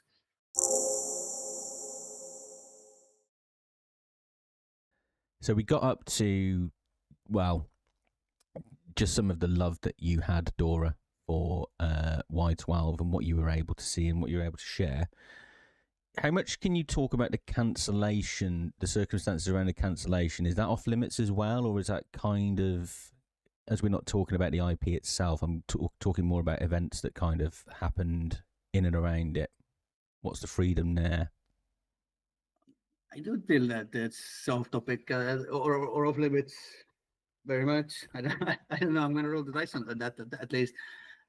This is the last sound professional decision I ever saw Kaur Kender make, was to cancel Y12 because he recognized that without Rostov and Robert, it's just not doable. It's not going to work out. How it was actually how it was actually executed, that was a farce. That was insane. Like did you want to like take it, Dora, from the perspective of someone who joined to work on? I can say first from the perspective of living through it, then maybe we can talk about like learning about it later. So from the perspective of living through it, there was a nice company event party in the UK around May, I think, where everyone was getting along nicely. I think you saw Lenville wearing the Raphael Ambrosius Cousteau shirt. Oh, that event. And, yes. Yeah, he was performing.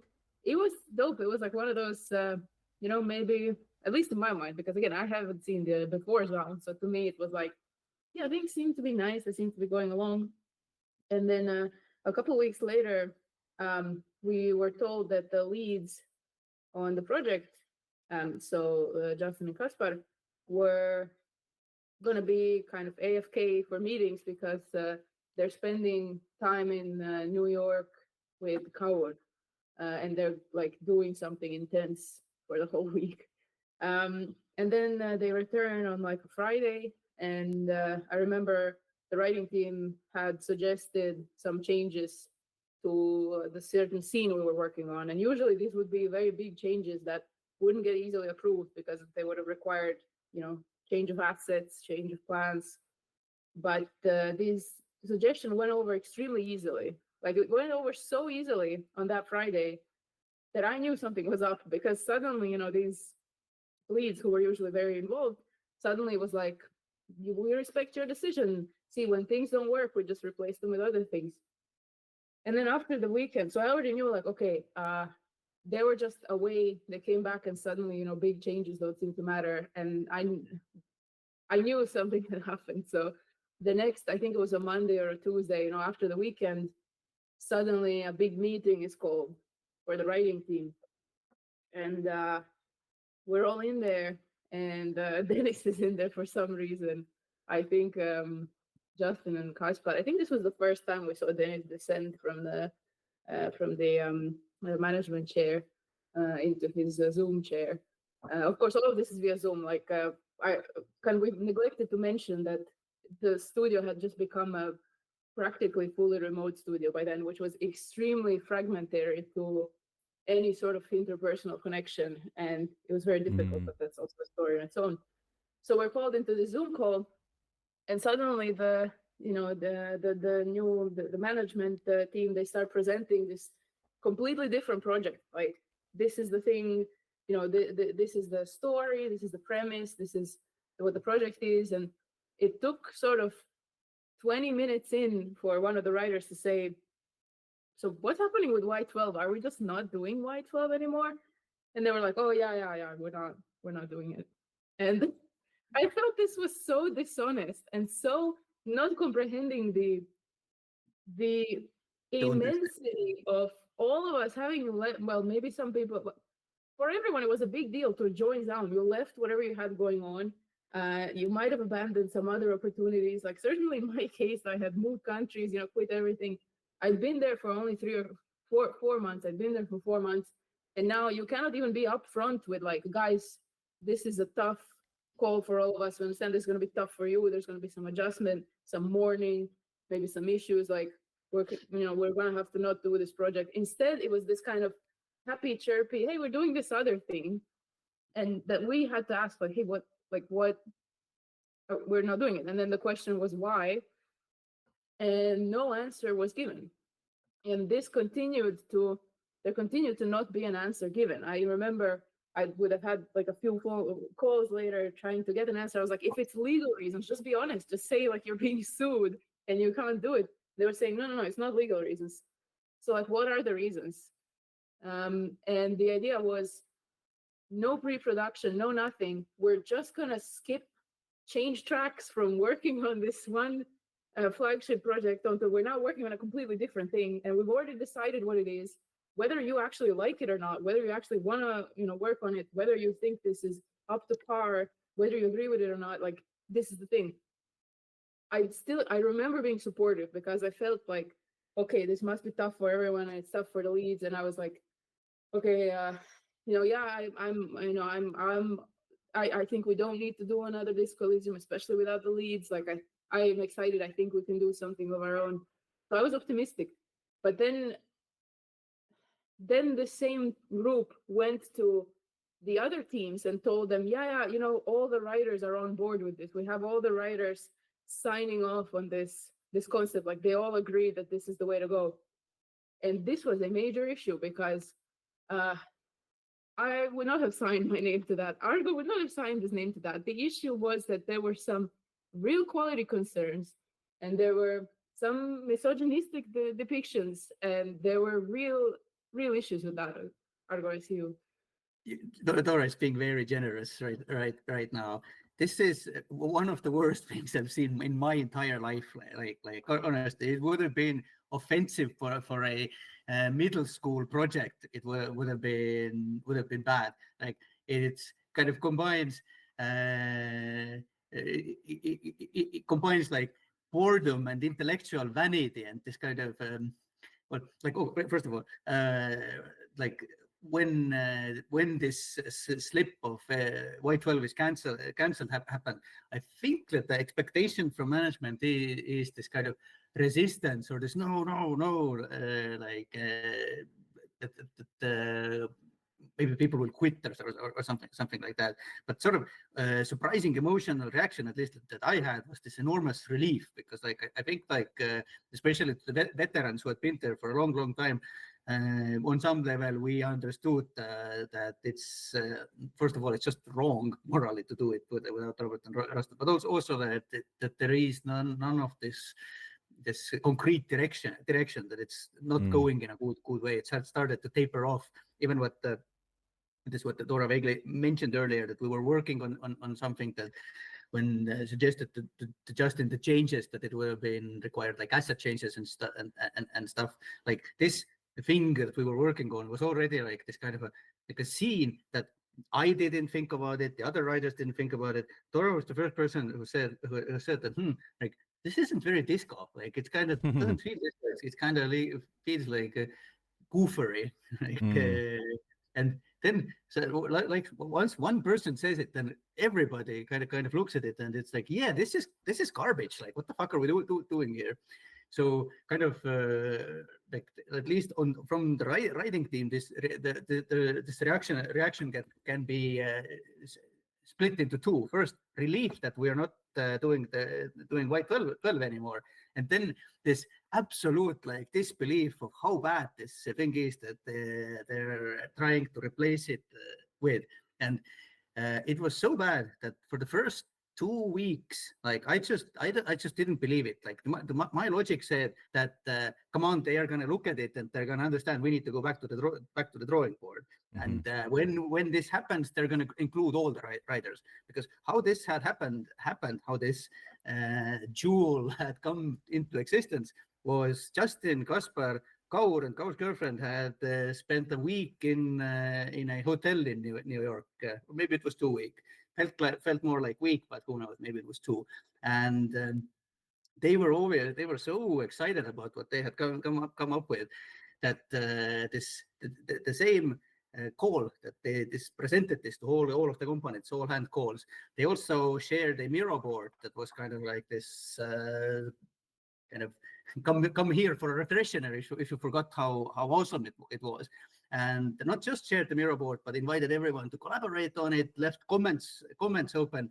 They were not at all expecting any kind of negative feedback. And this kind of deafening silence that unrolled after that, this is where things got really scary. And also because like Dora mentioned earlier, the company had grown from 30 people to over 100 people. Then there was so many, the vibe was that there are so many people who now that Disco Elysium sequel is not happening are terrified to lose their jobs. Like this kind of genuine fear was everywhere. And then this leaving the comments open, then this started really backfiring, because kind of depictions of a lot of characters were downright offensive, and multiple women spoke up on that on those very same comment boards. And I think Justin invited people, asked people on one-on-one calls to say to cut it out. It's not appropriate to undermine your superiors like that. And did Kasper get that? Yeah, it was the immediate cheat list. Like the people who left negative comments there. Yeah, we were placed on a permanent shit list from then on. And yeah, there were personal calls where, so what happened is, okay, first of all, I guess it was Kaur's, what I understood later, or what I heard later from Kaur, his rationale of like, he doesn't want Y12 to be done because it is not and will not go well without Robert Rostov. It will not be authentic. It's not a good strategic idea. But then this is the fucking issue with this company, one of many. His idea was he's going to close himself in a, I don't know where they were actually, was it in one of their apartments or something, but they're going to do this intense 1 or 2 week sessions. They're going to come out with a completely new direction that is going to have enough authority and authenticity to stand on its own to completely just make people forget, moving on from the thing that was so fleshed out and so good. Even putting the leads in that situation was horrible. Like, imagine being put in that situation where your boss shows up and says you have to come up for something for everyone, for the whole company to work on, and you have like 1 week or 2 weeks, and it has to live up to a certain standard. Like, I have understanding that this was difficult for them, because later, funnily enough, when we get to that, we're going to be placed in the same situation where we have to do that. But what happened then is, it's not logical to come up with to basically do pre-production for 1 or 2 weeks with complete secrecy with just 1 or 2 people. You don't consult your professional writing team. You don't consult any other disciplines. You just pull the rug under from people and you say, now you're working on this other thing. And it's obviously rushed. It's obviously not up to the same quality standard. We had people coming to us from other teams saying, guys, how do you feel about this, new direction? I'm not so sure about it. I have some issues, with this or that, or with how the woman is described, or with certain, ideas. And we would say, yeah, like, I agree with you. I think this is an issue. And they would say, oh, but we were told that the writing team, like, that you guys worked on it, that you guys signed it off. And this was not good. And I remember even inside the writing team, some people had just joined very recently. I mean, I just joined 4 months ago. There were people who were doing much more recently than that. So obviously they didn't have the standing to go to the leads or to management and to say, hey guys, we have an issue. So Argo and I took it upon ourselves to go to Justin, who we thought was our good friend, and to the leads and to management, and to say, look, we are having a morale crisis in this company. The Slack has gone quiet. The comments have not been super happy. It's going to, like, if we're kind of forcing this plan and this direction, like, people are going to lose faith in the direction. They're going to lose faith in us, in our ability as writers. Like, we need to improve this. We need to fix it. The best time to improve it would have been before you ever scrapped the project and left people working on it up until the last moment. But the second best time is just let's right now just rework it. The reaction from management and from the leads was largely, okay, so Dora and Argo are a huge source of negativity on this project, and they need to be dealt with. I genuinely had another writer, so he sent us a voice message. He said, dude, I don't know what you guys did, but leads are going around saying we're going to need to do something about Argo and Dora, because they were scrambling for authority when management had honestly fucked them and put them in a position where they had to fulfill this like impossible role. Yeah. And instead of joining up with the rest of the team and saying, look, we all need more time, and like standing up to management, instead, I don't think it was possible for these people to stand up to management anymore. It was like, okay, we need someone to blame for this fact that people on the project are feeling very bad. So it's going to be Argo and Dora. And we had explicitly, I remember us talking with our writing team, we had said, we're the most senior writers, like obviously Argo with his most experience at ZAUM, myself who had been the second most experienced person from work perspective, and who was supposed to be, the lead's second in command, was being trained to, co-lead. We thought, okay, we're gonna risk our necks. We're gonna say, and in the end, we got made out to be really bad guys. And Argo, I don't know if you want to take it from there. Yeah, honestly, like I didn't even think it's risking neck in any ways. felt that my relationship with Justin was strong. Like we had both been like encouraged. Like Dora was literally when you were hired, you were told that you are here to speak truth. Like and this had this 3-month period that we had worked on Y12. This had very much been it that we continued down this trend that things that need to be said, and it's horrible for the creative process when they don't get said.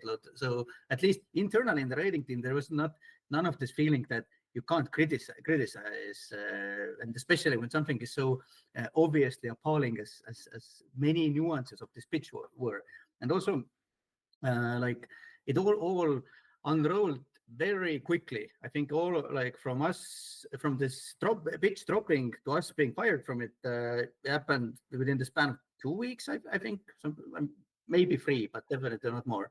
Spoiler alert! Yeah, we got paid for the project. Spoiler alert! Maybe you want to beep it. So it comes later. But the first week.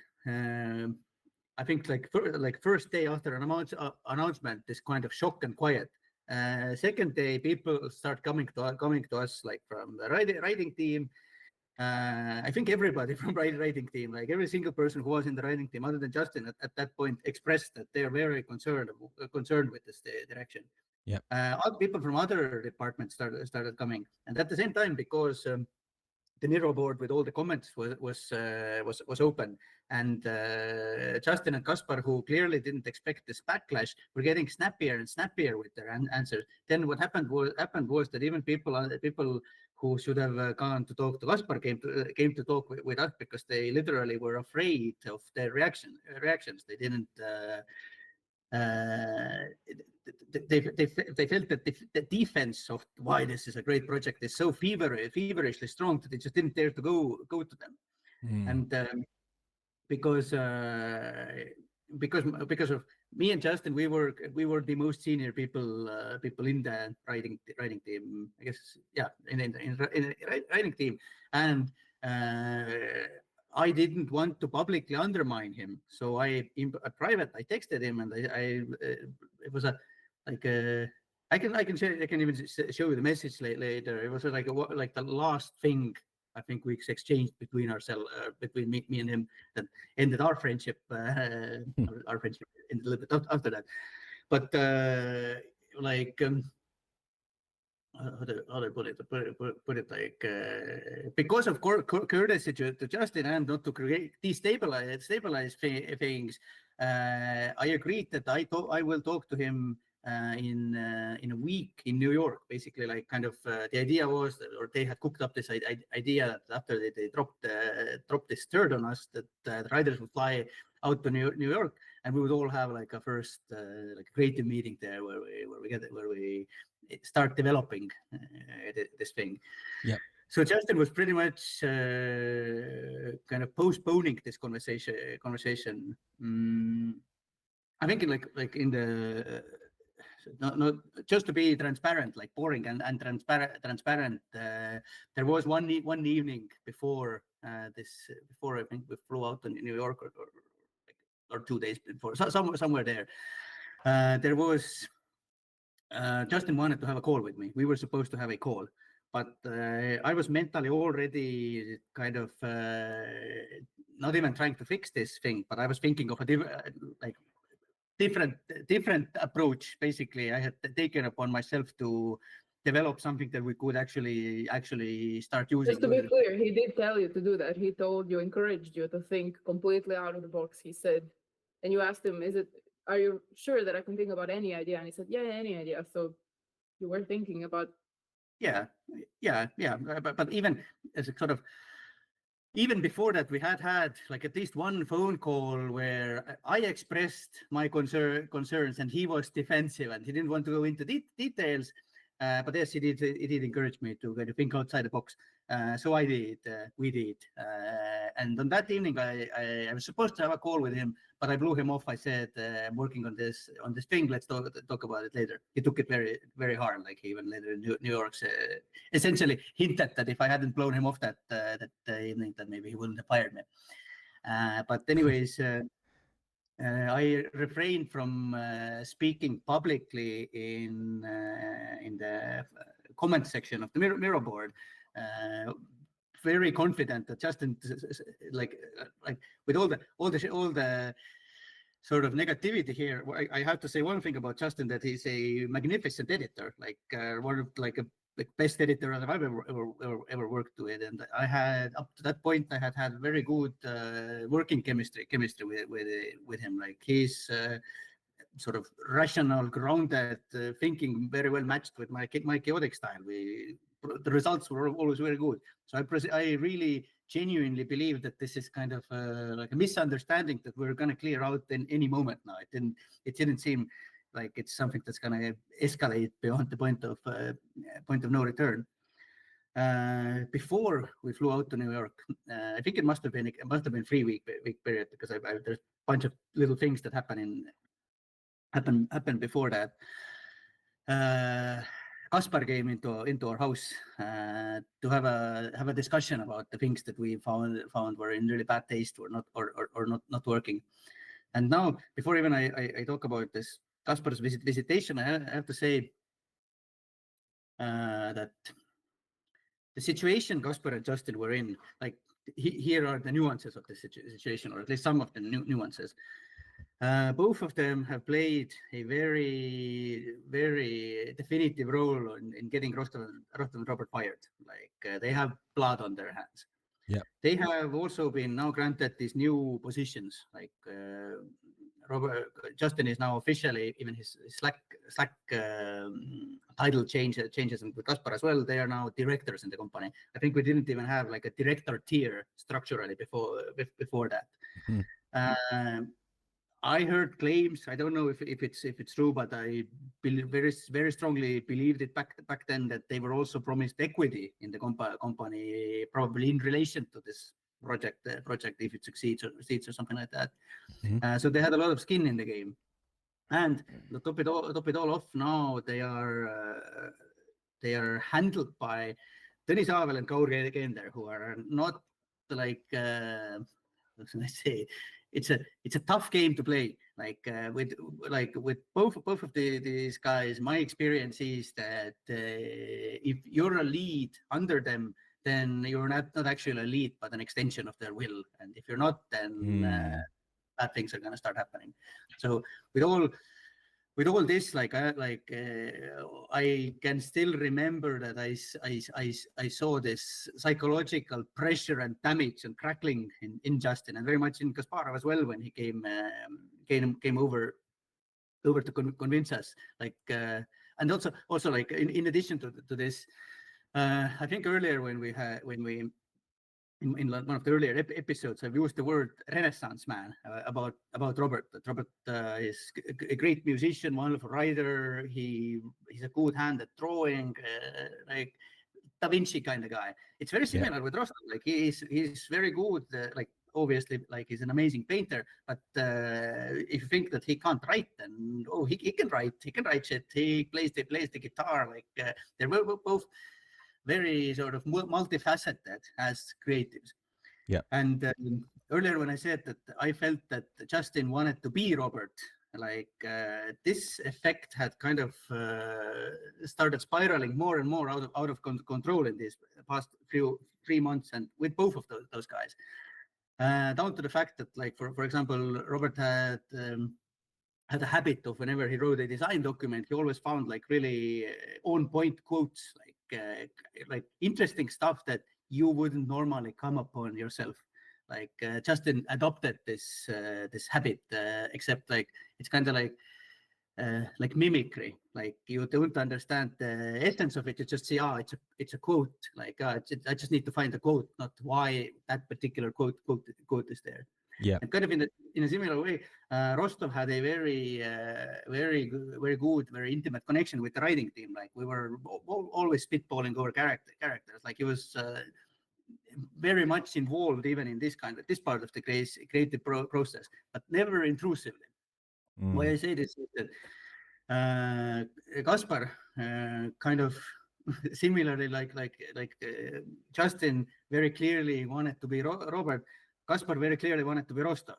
and kind of up to the point where he too became sort of a writer, but sort of uninvited from the writing team. And even like at that stage, the junior writers came to me and Dora and saying that what is happening? Why is the art director writing characters? It is really offensive, poorly written, bad characters. So Justin had to rein him in a little bit. So, but when he came to our house to sort of say why it's a great idea, why it's a great project, he kind of came as a writer. Like he came from a narrative perspective to justify and vindicate this project.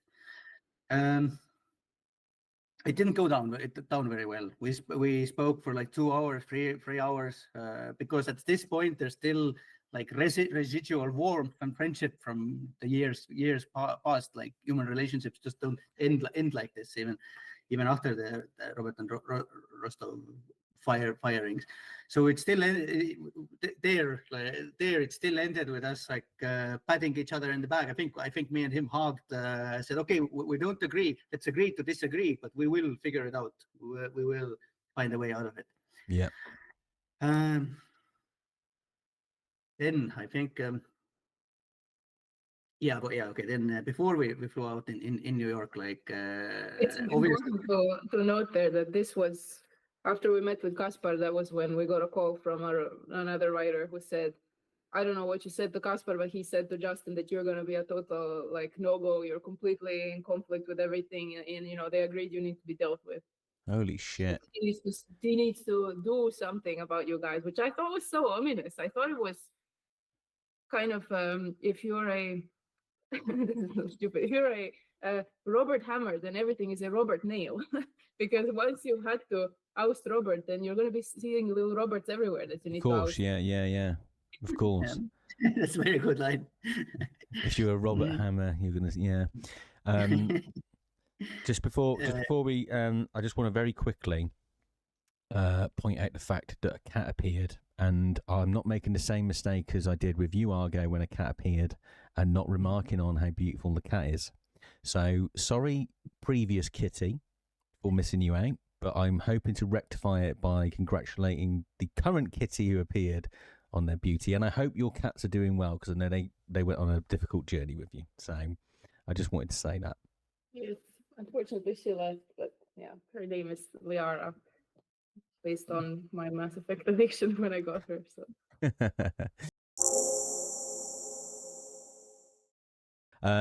Sorry, where were we? We were up to the point of...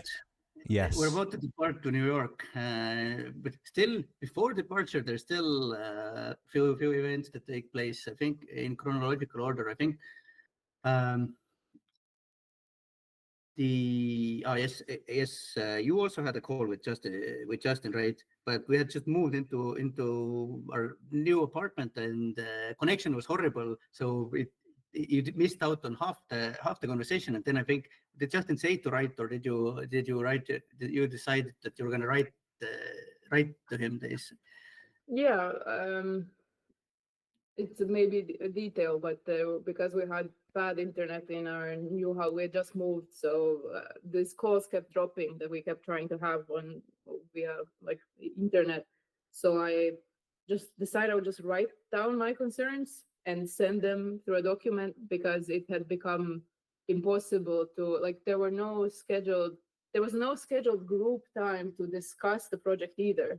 The idea was this management will go from team to team and tell everyone that they have the buy-in of everyone from the other team, and then you can have a one-on-one with your lead where you discuss your concerns. Like this isolation, individualization, and not allowing people to discuss problems as a team, that has been a signature of the time at ZAUM. Like, it already happened then, and it happened every time after that. Problems can never be discussed in a group, because then problems will spread like a contagion. You have to isolate people who have issues or critiques, and you need to take them out without anyone else knowing what their concerns were. So at that time, all we could really do is I tried to individually send my concerns to my lead, Justin, and I never got a reply to them. And then that would lead into the next segment where I would find out that he took that very strongly, held that very strongly against me. But before we even go into the next section, there's a few more things I want to say. First of all, like it is the nature of remote work that things are less transparent anyways. Like that's just inevitable. Like you could make an argument that Rostov and Robert could have never been fired if we had never left Estonia, because there's no way in this office environment that the entire studio would have said no, and then we'll all go. Like only in this remote environment where you can cater exactly what bit of information goes to what person at what time, and you can also sequence information in a way that let's wait a couple of days when we tell that artist it seems to be there's a strategy behind it. And even to follow up on what Dora said earlier, this topics cannot be discussed in large groups. This became like an issue even before that. I remember, when Rostov was the last one to be fired, we had this monthly kind of like team meetings again on Miro boards where people can post topics, and then the topics will be discussed. And obviously, I posted Rostov there because there was no discussion. Rostov was just gone. I heard from Rostov himself that he had been fired, not that there wasn't any public announcement, like company-wide announcement in Slack. And then, like in Miro, you can vote for different topics, and then the topics with the free most votes will be discussed. And weirdly enough, this Rostov topic malfunctioned and received no votes, although like multiple people said they had voted for it. And then after this farce, I got this kind of a group message from Justin and Kaspar, where they both still in this kind of friendly but annoyed tone tried to convince me that no, these kinds of topics are best to be discussed on one-on-one situations and with your leads and all that. And they made an argument there that no, this one-on-one conversations is the problem why everyone is feeling this air of paranoia. Because maybe I should have also said that the vibe in the company Slack had gone to fucking graveyard. And when I think back to it now, it's strange because at that point I thought, wow, can it get any worse? And I didn't know that we were only on floor 1, but it was a ghost town. Like people, like back in this Robert Rostov firing era. It got much worse when the replacement project announcement came. Then you literally had mostly these people who had been in the company maybe a month and a half. Kind of what the vibe I got was that people were afraid of becoming invisible, so they kind of gave sign that they still exist, but you very much feel that people are afraid to speak their mind, and no one is saying the things that is on everybody's mind. Mm-hmm. Now I think we're almost heading to New York. I wanted to also, again, to delay us from heading to New York, but to also say that when I arrived, I think the first one of these team-wide meetings that I saw, it also had a ticket saying it's so strange to not have Rostov there. And I remember the producer saying, "This is last week's topic. Please leave that off the table for this week." Yeah, that the cleanup atmosphere was very clear from the beginning. I've never known such a level of information control outside of anything other than perhaps Scientology. This is why I say that the only place, and like this is again just the beginning of the story. It gets worse over the years, but the only place where I have found intellectual comfort or processing after this whole thing ended was reading about high control groups. High control groups are cults, organized crime, pyramid schemes, like similar types of things where like I encourage people to look it up. There are such things as like how high control groups can control your behavior, how they can turn you against their members, how they can pursue and persecute people even after they leave the group. It's immensely impressive what you can achieve, especially if you are in a position of controlling the producers, which are kind of like a nervous system of the company. They go everywhere, they hear everything, And if everyone is disseminated online in different countries, like it's so easy to institute this kind of system where your thoughts, your impressions, your attitudes towards people, even your reality in your past gets controlled, often by way of controlling your language, which is something I also wanted to talk about later, which is whenever you notice that you're around someone where you have to choose your words, or they correct you, they say, we don't say this, we say that, or I don't like when we use this word around here, or kind of no, say this, think this instead. Whoever like it is that the Orwell thing, whoever controls your language controls your mind. And I noticed that a lot at ZAUM, where it was inappropriate to say certain things, where you would see people post something and it gets like 0 follow-up, and you just know they got a private talking to from their producer. Where I felt that around Coward as well. There was this very strong attitude of when you feel that someone is shaping your words and what you can say, what you can't say, they are basically like controlling your mind. And that's not an exaggeration, because if you think about how close language is to memory and to personality, like even I think when you're an infant child, before you form language, you don't form memories, because once you start learning language, then all your memories and your mind begins to be formed in terms of language. So literally, if you are so controlling someone's communication and affecting their communication, you can get them to rewrite what they remember, how they remember things, how they feel about people, how they feel about events where they weren't present. It is honestly morbid. And again, I know it's just the beginning of the story, but even these people who are perpetrators in the story of injustices, they themselves are also like suffering this being played around as a pawn, which is why we never wanted before to really talk about any middle management. Like we talked about management because they are the ones largely who are driving this immense how did I put it once, I think in an interview or something, like head fuck panopticon. Yes. Yeah, like it is one of those things that, like Dora said, we're very much still in the beginning of the story, and once we get to the end, I think we need to look back and look more about the cult dynamics and the echo chambers people build around themselves, and what happens inside these echo chambers, and what happens when you contradict the echo chambers. Like I think it just needs the context to make sense of it all. Also, no point in jumping ahead there right now. But over the period, let's call it like post Robert and Rostov period, this question often came to my mind, why is the management making the decisions they're making? Because rationally, it seems to be a bad decision all over. Like it seems like, and thinking about it as heartless as possible. Like financially, it makes no sense. Like being a video game studio, it makes no sense to do those things.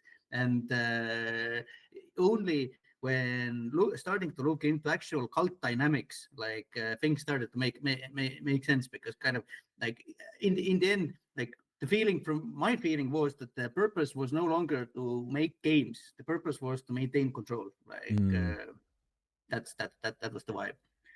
But we'll get there. Yeah, I mean, the question that hangs, and I'm not going to dwell too much on this question. This is just me splurging my thoughts here. The question that hangs over all of it, particularly when you talk about control and the purpose of it all, is what on earth is the point of any of it if like no game comes out of it, no new story? Like what? I honestly really cannot wrap my head around the end goal of ZAUM in its current guise, and everything you told me so far points to a company that maybe started with ambitions at that stage of doing games and then very quickly just turned into like this mad juvenile playground backstabbing stuff. I wanted to say that what Coward told me is that all the executives are taking more than 30 grand a month. Like choose whether or not you're gonna believe Kaur. But when you ask what's the point of this? I know from a different source that it's 40 plus. A month. So yeah, and this is also the thing with high control groups. Again, it's whether whether they will complete their objective or not, I think is secondary to the fact that the siphoning of resources and of power. And this is the other thing that I have to point out, is that it is so addictive to feel like you are part of some in-group that has a secret knowledge and a secret mission. This is, again, why most people think they're immune to cults, that they're immune to high control groups. You're not, because it feeds that thing that we all crave, the community, the feeling of being special, the feeling of having an intellectual puzzle to work through every day. It feeds the idea of having a goal or a mission, which I think is why most people are there. They want to work on this beautiful thing that Disco Elysium was, and this is how they reel people in. But like the thing is that objective is always to make the management on top, to make them richer. So there's always, or almost always, like some kind of illegal financial doings in high control groups at the top.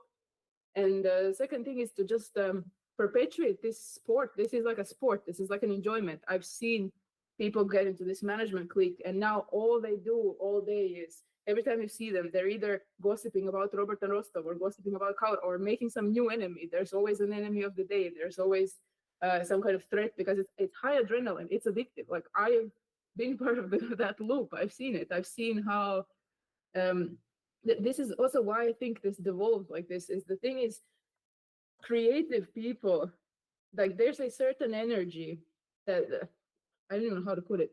So everyone who worked on Disco Elysium, there's so many formidable minds there.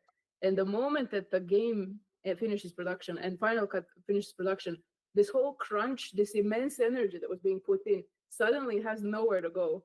And the thing that is, so this is part of this very new age book called Artist's Way by Julia Cameron, but she talks about crazy makers. She talks about people in our lives whom we become preoccupied with when we want to avoid our responsibilities or our work, or sort of our creativity in a way. So it is very easy for people who are so intelligent and so creative to displace all of this formidable intellectual energy to now, like, kind of fighting each other, or having this immense conflict, or this fixation on the wrong thing. And it is a complicated psychological issue. Like, you have anxieties about your work, about going back to work, about meeting expectations that you set last time. There are a lot of reasons why our minds sometimes wander. But I think the main thing there was that it was such a pressure cooker. And when it ended, a lot of frustrations were being, I think, put on the side. Like, we'll deal with this after we finish the game. We'll deal after we finish this death march.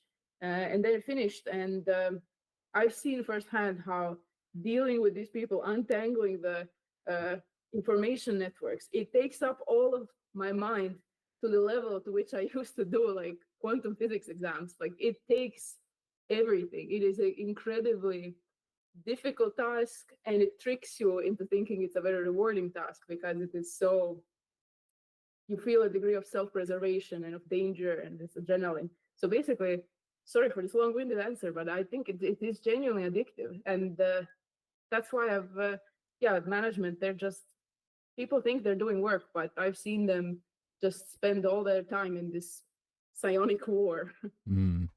Two things. First of all, I wanted to say that also it's important to kind of understand that these echo chambers, they are not made of leaders, they are made of followers. And if there cannot be more than one leader, then there's conflict.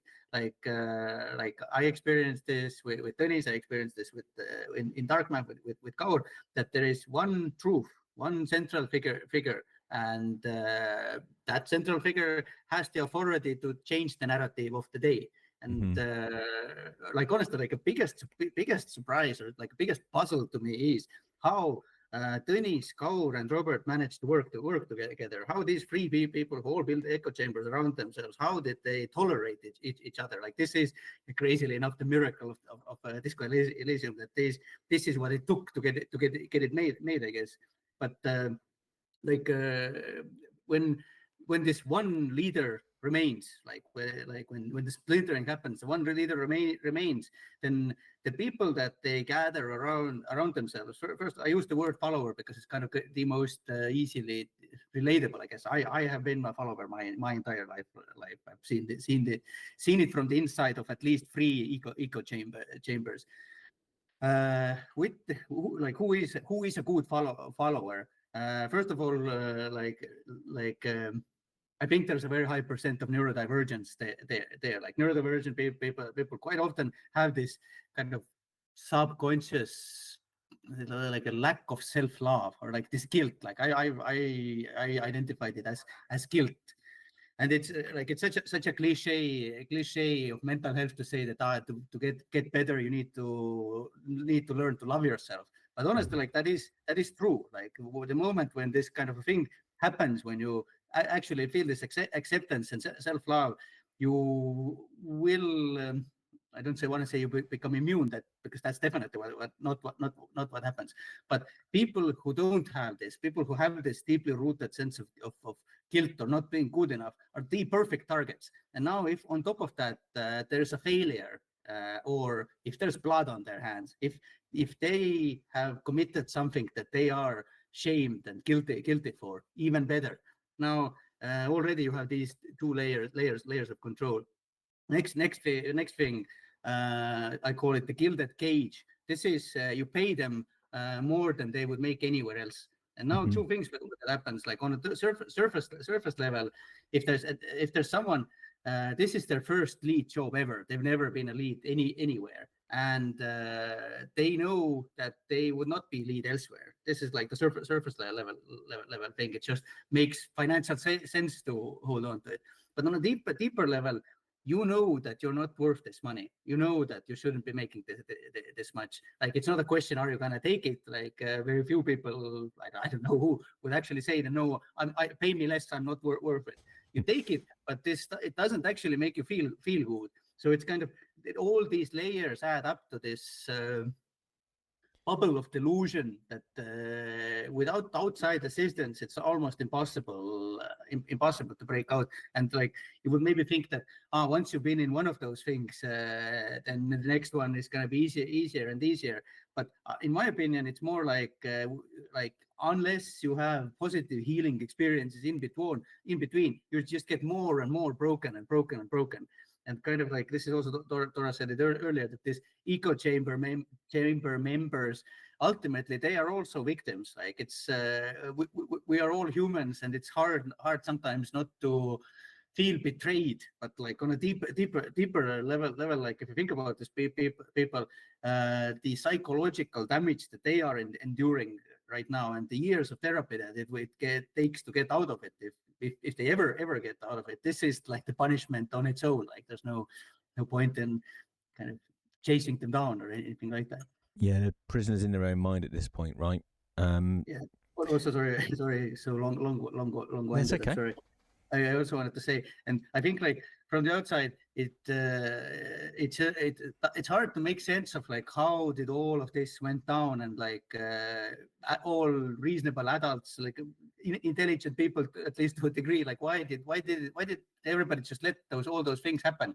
But it's the that's how it is, that if you're all in this delusion, in this cult thing, you're not seeing things for what they are. It's so easy to think, oh, if I was there, I would say this, I would do this. But in order for you to have this reaction that you would think that you would have, you need a trigger. You need this trigger that would like I don't know, like if you see somebody, a bulky guy push a girl at a bus station, that's very clear trigger. Like violence is happening. It's not gray. I understand. I need to interfere. Very simple to understand. But those things, they are so gray, and you're already unbalanced, and you're doubting yourself, your judgment. Like and when you look around, when you talk to people around you who you think you can trust, like when you get this kind of feedback that no, it's all right, or like especially if you get this perpetrated delusion, like with Rostov and Robert, that it's so better for everyone that they were fired. And you're all the people you're surrounded with, at least minimum 8 hours a day, are kind of spewing the same garbage. Like, how are you going to break out of it? And this is also why I have to say that remote work is the absolute best growing ground for narcissism. Like, narcissists will flourish on this because nothing helps you control information like this. Like, this is perfect. You can modulate it exactly the way you want to modulate. Sorry, I went on a rant now. No, it's all good stuff. There was a lot in there. I just broadly, I'll touch on a few things you highlighted there, which I think are really important, and I can kind of relate to, actually. I can completely see, and this is why maybe being a neurodivergent makes it easier to relate to slightly, because you experience some of those symptoms of the cult behaviour when there isn't a cult. As a neurodivergent, you feel guilt about everything anyway. Anytime I ask someone for something, I feel like I'm, annoying them. I have constant imposter syndrome, even though I probably am worth every bit of, what I do for my job. But it doesn't stop you feeling like that. And then if you compound that with very deliberate actions against, just a normal, to say normal, like I'm some sort of mad freak, but normal, conventional people, I can completely see how it is. And there was a story recently, and I just think it's worth highlighting that it's very, very easy, as many people have demonstrated from the outside of the ZAUM story, to go, like, I've seen things like, maybe you should fucking read the contracts next time, or what kind of fucking idiot, can't see what's coming, blah, blah, blah, blah, blah.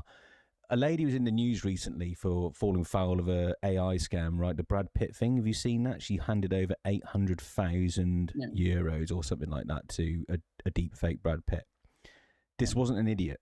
This is someone who'd made a lot of money in their life. Like, it can happen to anybody. Don't underestimate someone being able to tap into just the right part of your self-doubt, or, the weakness that you've got that you won't tell anybody about. Someone out there is a sociopathic maniac who will figure it out without you ever telling them. So it's really important not to make assumptions about behaviors and reactions when you've had, like, the most information most people have got is the PMG documentary. And we know just from speaking over the last few hours that there was a lot of stuff that wasn't quite simply able to convey in a documentary. So just for everybody out there, I think this is really important stuff to take on board when you consider the wider story. So no, it's all good stuff. You sound really beautiful. Like, that's a very concise way of putting it into words. I 100% agree. So, sorry. Yeah, I wanted to add that these people are very, very good at identifying who are the people with insecurities, and those are the people that get recruited and exploited. And they're just like, this is the thing with the people who have these narcissistic tendencies, is that they are actually, or even like Machiavellian tendencies, which I think is more played here, is that they are excellent judges of character, but they are kind of they're impersonal. They don't feel empathy for you, but they are able to see what you're feeling, what you're thinking. They very quickly identify who are the problem children. So these are the people who can't be mind controlled. These are the people who will sort of fight back and speak out, but they're also very good at, and this is tragic, is that, like, seeing people who are otherwise good, honorable people, but identifying what is the insecurity inside them. And often that insecurity is, it can be fed in terms of, hey, if you just, if you help me go after your colleague, then like, I think you are the one who deserves it more than he does. Like, you kind of, it can be fed in a way that is really, really tragic. And I don't know what. Yeah, go ahead. I mean, first of all, one thing is that this type of person is extremely good at coming off as an authority figure at default already. Like, the moment you meet them, and for somebody with low self-esteem, or this internalized self-loathing, or let's say like this not healed yet dislike for self, to have validation from an authority figure, this is addictive. This is incredibly addictive, and it never starts with, "Hey, I need you to stab this person in the back." Like they say, it's never Yeah, that. of course. Of course, like first of all, you get addicted to the validation. You start craving that validation, and sort of then this hot and cold game becomes, and it's very easy to manipulate people without even sort of like no one is giving direct orders. This is not how it happens. It happens with this hot and cold type of thing. Like maybe if you think like that, then you are not as good as I thought, or like even this is too robust. It's what abusive relationships are built on, right? You build up, knock down, build up, knock down, and then that's what made me really understand what a cult or high control group is. It's just narcissism generalized to this, like, instead of just being a one-on-one relationship, it's like an umbrella where one narcissist or a group or team of narcissists like manages to generalize this narcissistic relationship to a group of people, and you would be astounded how it is possible to maintain this. Usually this kind of, there's a strong aspect of delusion in any relationship with a narcissist, but you would be amazed how the reality distortion bubble with enough force can be kind of held so far that it can contain quite a large number of people. But it's an extremely energy intensive thing, which is why the ones doing it happen to be the ones who don't actually have a real job to do. They're not painting, they're not writing, they're not coding. They're sure as fuck, not doing what they should be doing to help the business. So all they have to do their whole day with their minds, which are honestly like not informidable minds, is to apply them just to people, situations, conversations, planning interactions, manipulating relationships. It's just such a waste of human potential and human energy. It's crazy. Yes, and also like I think like a key element there is to effectively manipulate is to identify this. How do I get the buy-in? Like it's fantastic if you manage to bloody someone else's hands, because now in addition to everything else, for them to actually see the world for what it is, or to see these situations like without the cult programming would also mean to accept their part in what they've done, and it becomes like this self-protective system. That's why these larger narcissistic structures hold up so well, because like no one wants to be the first to admit or even like this is a very conscious thought process that I'm describing here. I don't think that it's that conscious. I think like on a subconscious level is bad feelings that you have when your mind starts going in a certain direction. You shrug them away without even looking at them, because you can't face that version of the world where you are the villain.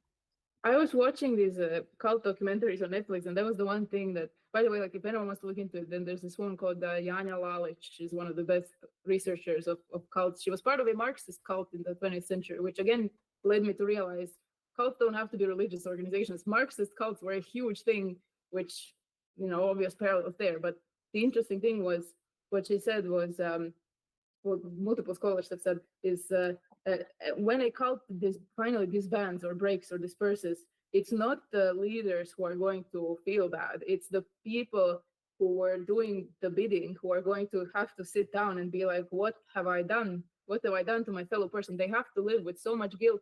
And it's a crazy position to be in, where you are both a victim and also a perpetrator of injustice on other people.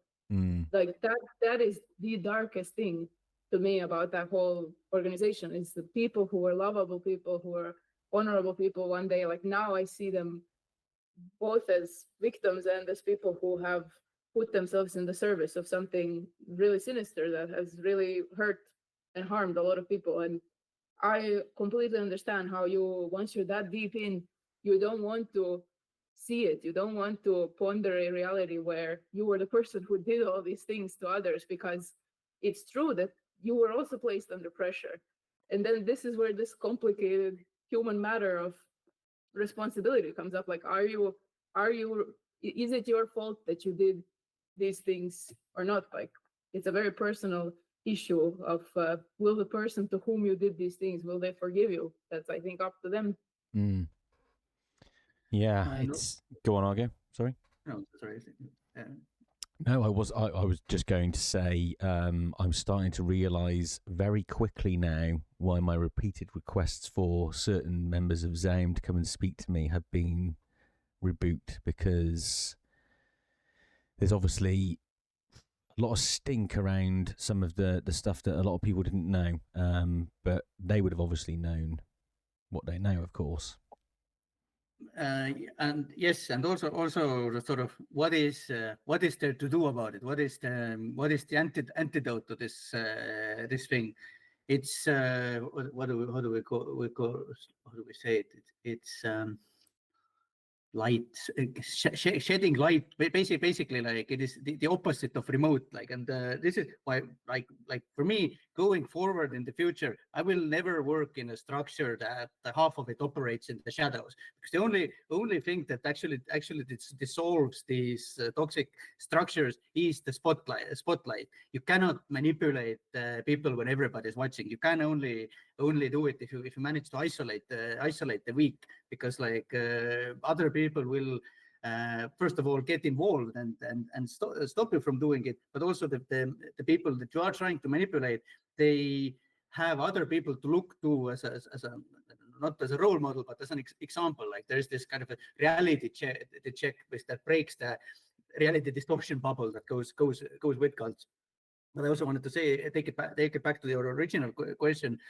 What I think, if we for a moment leave the cult mechanics aside and just look at it rationally, I think the logic that the management followed at that point, or again, when I say management, I mean Dennis Havel, was that well, his previous contribution to the human culture is the transvestite comedy. He was an executive producer in Estonia. Yeah. And I think, like, based on this example, what he did not understand what a fucking creative miracle Disco Elysium was, and what an amazing writer Robert is, what an amazing artist Rostov is. But he saw, okay, this is a writer from Estonia, this is an artist from Estonia.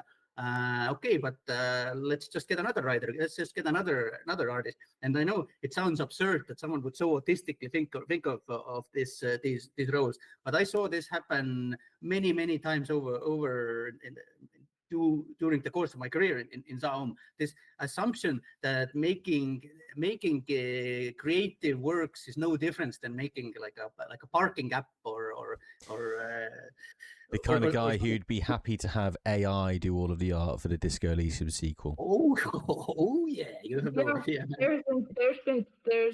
there's talk. I mean, I've heard people complain that they went into meetings where they were told, you should, in the future your job will be done by AI. You should be lucky to even have work. Like that's fuck. Yeah, I think this was the issue with making so much money was it felt like for years the company thought now that they have money, they don't need passion, they don't need talent, they don't need like people to actually care about each other or like it was just so disposable. You can slot anyone in, you can slot people out, it doesn't matter. It was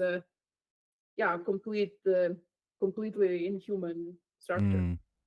It's kind of like what I think was that Dennis assumed first of all that he can just slot people in and the machine keeps working. Like maybe he didn't think that the machine keeps churning out 10 out of 10 masterpieces, but maybe 6 out of 10 or 7 out of 10 was enough, like, because already the amount of money Disco Elysium made to the people who had access to the gold pot, it's absurd. Like I was going to ask if you knew actually how much it made. The most modest estimations that I've heard are 50 million. 80 is more realistic. I think it theoretically could be higher, but like who knows that exactly. But I think that by the time it became clear that maybe the machine isn't going to work as smoothly when you start slotting people in and out, what the rationale was okay, first of all, everybody in the inner circle gets these insane salaries, so everybody's taken care of. So whenever the machine collapses, eventually like people are taken care of. Mm-hmm. And even nowadays, like I had a call with a person months ago, where I heard that now ZAUM is basically buying real estate. So it kind of, to me, my read of this is that that there is an understanding that this flow of money is going to run out, and now it's the question of how fast can we spend it, or what can we spend it that we can later access when the company doesn't exist. This is pure speculation that I heard from a source who heard it from a source. But that is a classic corporate move, though. There was a company called CityLink, courier company, who were a courier company, and they shut down on Christmas Eve. Basically, everyone lost their jobs on Christmas Eve, but they actually had another company called, I don't know, CityLink 2 or something like that, and all the money was there. But didn't matter because the previous iteration of the company was out of money and liquidated. It's like, well, sorry. And nobody got a penny. Absolutely devastating for thousands and thousands of people.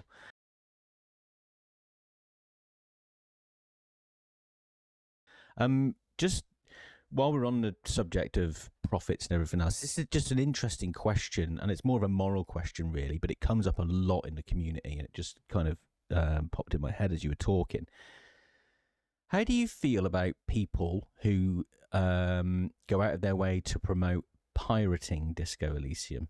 Because people are of the view that it's any money put into buying that game is going directly into the pockets of a Ilmar or a Tonis. What's your view on that? Well, honestly, first of all, my general view of piracy is very much painted by my own personal experience living in Estonia. If we didn't pirate, then we didn't play. Like, that's it. Like, I guess, like, the logic. Like, honestly, back then, if there wasn't even any guilt involved in this, later, like, it was very natural that that when, first of all, money started we started having money, then you, out of nostalgia, you buy the things you enjoyed. Like, I played the pirated copy of Planescape Torment, I don't know, like 5-6 times. I've never played the Steam copy that I bought, but I wanted to have it. It's kind of part of my history. So yeah. I honestly, I feel I have absolutely no qualms with piracy in general. And I would also say that what killed piracy for me wasn't actually financial reasons. It was that the evolution of game distribution got to the level where it was just more convenient to buy it. Like, because in the olden days, especially in Estonia, it was almost impossible to get those physical. Well, now I'm exaggerating. It wasn't impossible. Of course, it wasn't impossible, but it was difficult to get physical CDs, and CD is an unreliable thing. And once your game that's on free CDs, one of them has a scratch, you can't play the whole thing anymore. And back then, it was super convenient to pirate it. And nowadays, it's just so easy to go to Steam and click buy. Like, that's my general view on piracy. Like, I don't think I can actually comment on what I think about pirating Disco, because would that not constitute as an invitation to undermine their profits or something like that? Yeah, so I don't know. Maybe everybody goes by their own conscience. It's definitely. I definitely was very aware I was putting you in a difficult position asking you that question, to be honest. But if the fans I was Robin Hood. I like Robin Hood. Yeah. Basically, I think that there's a feeling out there that they would rather. Well, people want to protest ZAUM, simple as that, in any way they can, which is another reason why I find it absolutely bonkers they still exist. But obviously, like, I'd be amazed if you found anybody in the community, apart from people who've just discovered the game, who were comfortable that their money was going to those particular hands. So it's just an interesting subject. I think someone who is more experienced than me at the law or whatever, the financial law or something like that, can look at, I think, on the company's house register but I know there's several companies, but I think what I understood, but I'm not a legal expert, was that from one of these updated company's house documents, I could tell that I don't think Robert and Rostov are receiving any more dividends. I think that this is possible to, like, it's possible to just switch off that tap once you're a majority shareholder. Again, maybe someone who's better at interpreting this than me should take a look and interpret it. But I don't know. I doubt. It sounded to me. It seems to me like I don't think Robert and Rostov get money from the company anymore. I think it only goes to the company. I mean, since they're involved in litigation, it wouldn't make sense anyway for them to finance their opponents. So that's at least my read of the situation. If that's not one. I don't actually know the details, but my guess is that the moment their employment contracts were terminated, Robert and Rostov stopped receiving money from ZAUM. Yeah, because I think that's the argument that some people have made. It's like, oh no, we heard that some of it goes to the original creators, and then there's this whole debate over whether you should, Me personally, my opinion is, don't put any fucking barriers between you and playing Disco Elysium, whether they be moral, financial. Pirate it, buy it. I don't care what you do, play it. One way or another. If you feel like you're funding a bunch of CEOs that you don't like, you're not going to make a difference with your £20 not going in their pocket. They're fucking milking it one way or another. So, like, you can be guilt-free and just fucking play the best game that's ever been made. Yeah, and also there are often sales. I've seen it go for as little as like $4.99. I think it's on sale now. Yeah, it's on sale at the moment, I think, or it's on PS Plus. If you're in the PlayStation ecosystem, just go and get it for free. I had another difficult question pop into my head just because we were talking about people identified as owners and shareholders.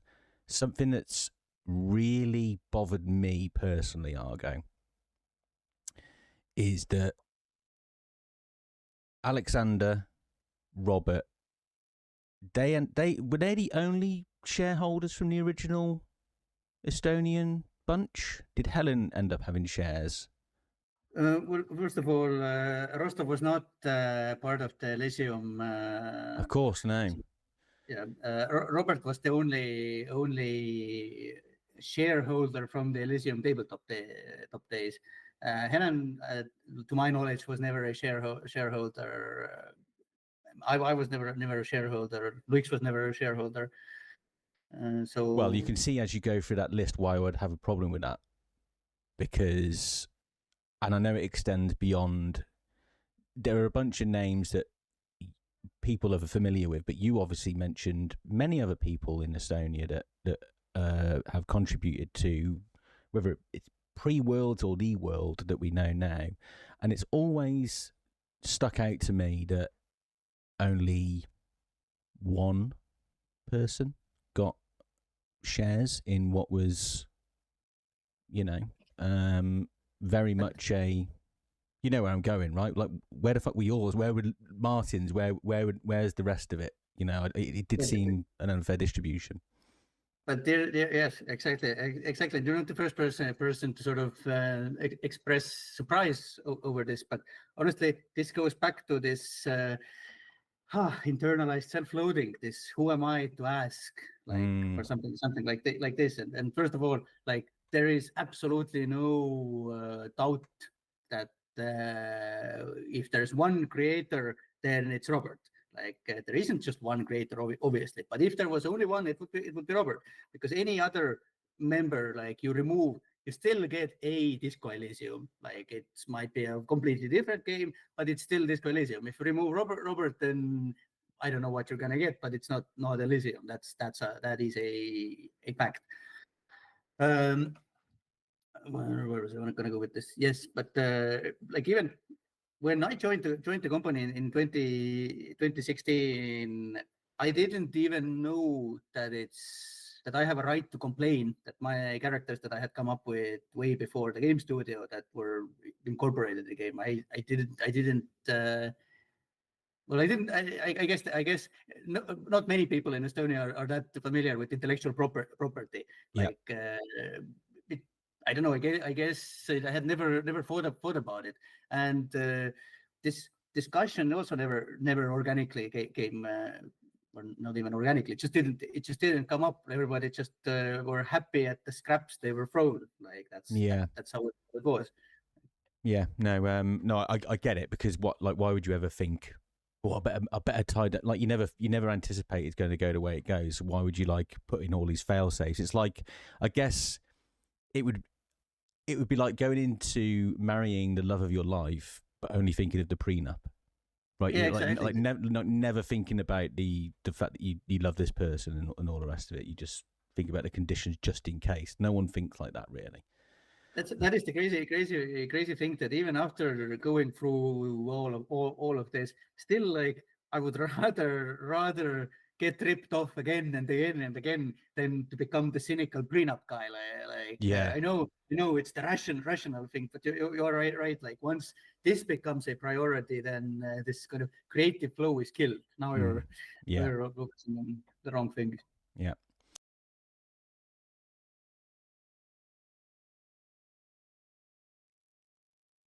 Okay. So when we were talking, you'd got as far as embarking on a trip to New York, Argo, and then we went off on several tangents from there. So I don't know if you wanted to return to. It seemed to have some significance, this meeting in New York. So I don't know if you wanted to talk about it a little bit. Yeah. Before we even get there, when again now tying it in with everything that came before, one of these kind of clear indicators that stronger forces than just the Nor Kasparov are behind the decisions that are being made, and kind of how do I say it, endorsing and everything that happens, was that I think it was a day before, maybe 2 days before, where we actually flew out.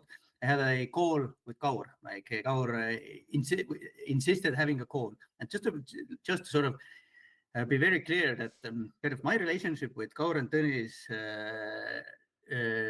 has been very minimal, I would say. Of course, I knew Kaur from Estonia as the most prolific rider, the scandalous guy who always parks his blue Ferrari on handicap spot just to provoke, just to trigger society. From Tõnis, I only knew that he's a convicted financial criminal. But sort of as far as interactions go, throughout making Disco all the way to the point I'm describing now, almost none is also not true. With Tõnis, I had one actual in-person conversation, and this was about moving to UK. That was when we were still Estonia. Nothing else from that. For I think we still haven't gotten to the events where we had our next interaction. So basically, that's it so far. And with Kaur, we interacted a little bit because of the Nihilist FM blog, where I posted stories, but we weren't like buddy. Like the thing is, with all of the riding teams, we were like best friends. And even outside the riding team, everybody in the office, especially when we were still working in the same office in Tallinn, like it very much felt like a friendship group. Like and even people that you maybe don't see every day, because at some point we moved to the different parts of the building. Still, when you run into the hallway, it's very, very warm. It's never awkward to talk to each other. Yeah. But Kaur, like I've heard later from Kaur, I don't know, is it true? Maybe it is, maybe it isn't. I tend to believe it is, that Robert had forbid him to have direct communication with the riding team. That this was one of the conditions Robert had when working with this. Like, we can speculate why that is. Like, I do feel Robert is very jealous of this kind of spotlight, and Kaur is a big personality. But then again, you could maybe say that Robert wanted to limit this potentially harmful influence Kaur could have. Who knows? I don't know what it really is. But basically, I had very few interactions with Kaur. But the few that I had were always kind of this distant but friendly, like supportive. And that's why this call was super weird, because first of all, I didn't know in advance what is the point of this call. It's not the calendar invitation, nothing actually tells you what this is about. And also, during the call, it didn't actually seem to have like a point. Like it was, I don't even know what do you call it. It was kind of like free balling. Like ours just went on for about 40 minutes. And this line that the only line, the takeaway line from that was repeated like, I don't know, 4, 5, 6 times was everyone is replaceable. Everyone is replaceable. Riders are replaceable. Lead riders are replaceable. Artists are replaceable. Everyone is replaceable. And in like obviously I walk away with this feeling that okay, this is intimidation. Like this is a message to don't make things difficult. Don't rock the boat. Be normal. But it's also like confusing because the vibe on the call, it's not like Gaur is not some kind of an intimidating mafia guy in person. He's just talking about like random shit, and it's up to you to kind of connect the dots here to understand what this conversation is actually about. Kind of as it was framed it's like a daycare in New York conversation, but kind of later when events actually transpired and we kind of heard how intimately he was actually involved, then it became very, very clear that yes, this was intimidation, like don't cause trouble, basically. Yep. That was the call. Am I leaving anything out, or can we go to New York now? I think those few days also what marked this going to New York was there was this incredible menacing energy about it, because the whole week Justin didn't want to talk with us. So it's very hard and weird to work when your lead doesn't want to talk with you. And I remember this moment where we even said after like a group call, like, hey, Justin, can you stay talk with us for 5 minutes? And he said, oh, okay, only if the producer stays, which to me was like, it's such an overreaction, which told me, I actually remember at that time, I was telling everyone all the time that there's such a paranoid atmosphere in the studio because they'd had such a violent breakdown with the people before, Robert, Helen, and Rostov. Like Argo mentioned, there was all this talk about people were recording calls, who's on whose side, what's happening. Like once you bring that energy into the studio, once that has happened, then it doesn't go down. The security level doesn't go down. So I felt like this paranoia where this guy who in the acknowledgement sections of my game at the end, which I don't think anyone actually finished playing it, but there is a part where I literally say, I love us, I love Justin, Argo, and me, and how we work. Like I love us. Like this was, and I know Argo and him have been such close friends, but he had got to the point where he's like, I don't want to meet, I don't want to even talk to you without a producer present. And at that point, I remember telling him, like, we are so scared of what's going to happen in New York. Why are we being invited and no one's talking with us? Like, I have such a bad feeling about this. And I saw him really soften. Like, for a moment, it felt like, and he was kind of comforting, reassuring. He said, no, it's going to be okay. We're all still friends. Don't be worried. But in retrospect, this is what happens when we were not talking for weeks, but he was hearing from other people that we are disruptive, or we must be dealt with, or what we think, what we feel. And many, many times in ZAUM, it has been the situation where I'll show up to a conversation with a person that I haven't seen or talked to in a long time, and I'll realize they are super tense because of stuff other people have told them. Like he was living in a completely different level. So at that point, like I also realized, like every time people actually get together and talk, it gets better. So we had hope that when we get to New York, when we manage to sit face to face and like talk it out, that we'll manage to kind of figure out a way forward to work, because we all wanted to still keep working together. Just this dissonance that had been created by the destruction of the project and by this stupid expectations the management had inflicted on everyone. Like we all just wanted to keep working. Yeah. So Argo, you can move to the travel part. Well, on Friday we flew to New York. On Monday we were supposed to have it was actually this I remember, because last day we were in New York was 4th of July. So going back from it, on Friday we flew in. When Monday we were supposed to have our first work day. And this was also supposed to be the first day, I think all of us other all the writing team is gonna meet in person. I had never met one, for example, in person, or had we? No, we hadn't. Like, yeah, no, we hadn't. Yeah. Sorry, what? You met him in February. Yes. God, my memory is so shoddy. The other newer writer. Patrick. I had never met Patrick in person. Yes, that was the thing. Yeah. Anyways, so on Saturday, and here I have to highlight this, what's kind of like a non-conventional, I guess, when you're making shit with your friends, is this weird gray zone. Like, is it the business meeting? Is it the work meeting? Is it the friends meeting? Anyways, on Saturday we meet in some park to kind of reconnect. And man, it was like a crazy intense, not hostile in any ways. Like, it started out extremely constructive, where we literally talked about these major issues that we had with the project. And sorry, it's hard to sort of talk about it without actually going into confidential information territory, but we had identified, I think, like 2 or 3 like huge pillar problems without addressing which was kind of like a priority number 1, without what it's impossible to go forward. So kind of we talked about these things. Let me think. Should I? It was both of you that went to New York, right? Yeah.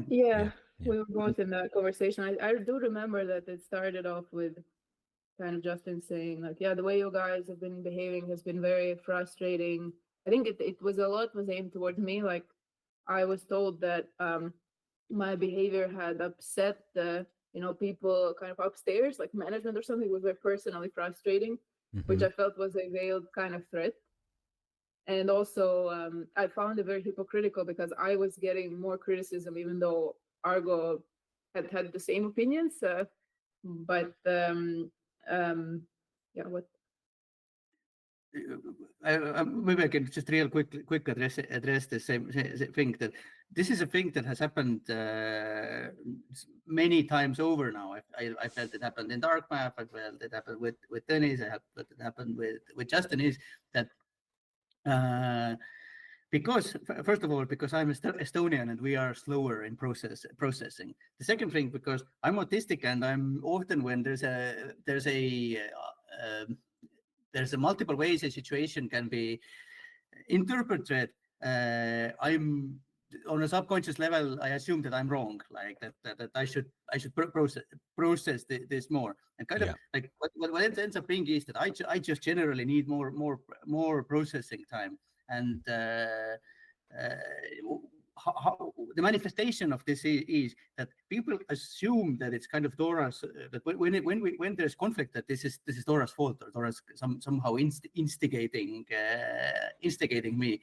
But like, what people don't realize is that, well, actually, when we are having these discussions between ourselves, it's usually Dora who has to hold me back, because like once I have the time to process through things, I think I'm much less diplomatic and much more rigid, probably than Dora is. But in this situation, yes, I remember it was incredibly unfair that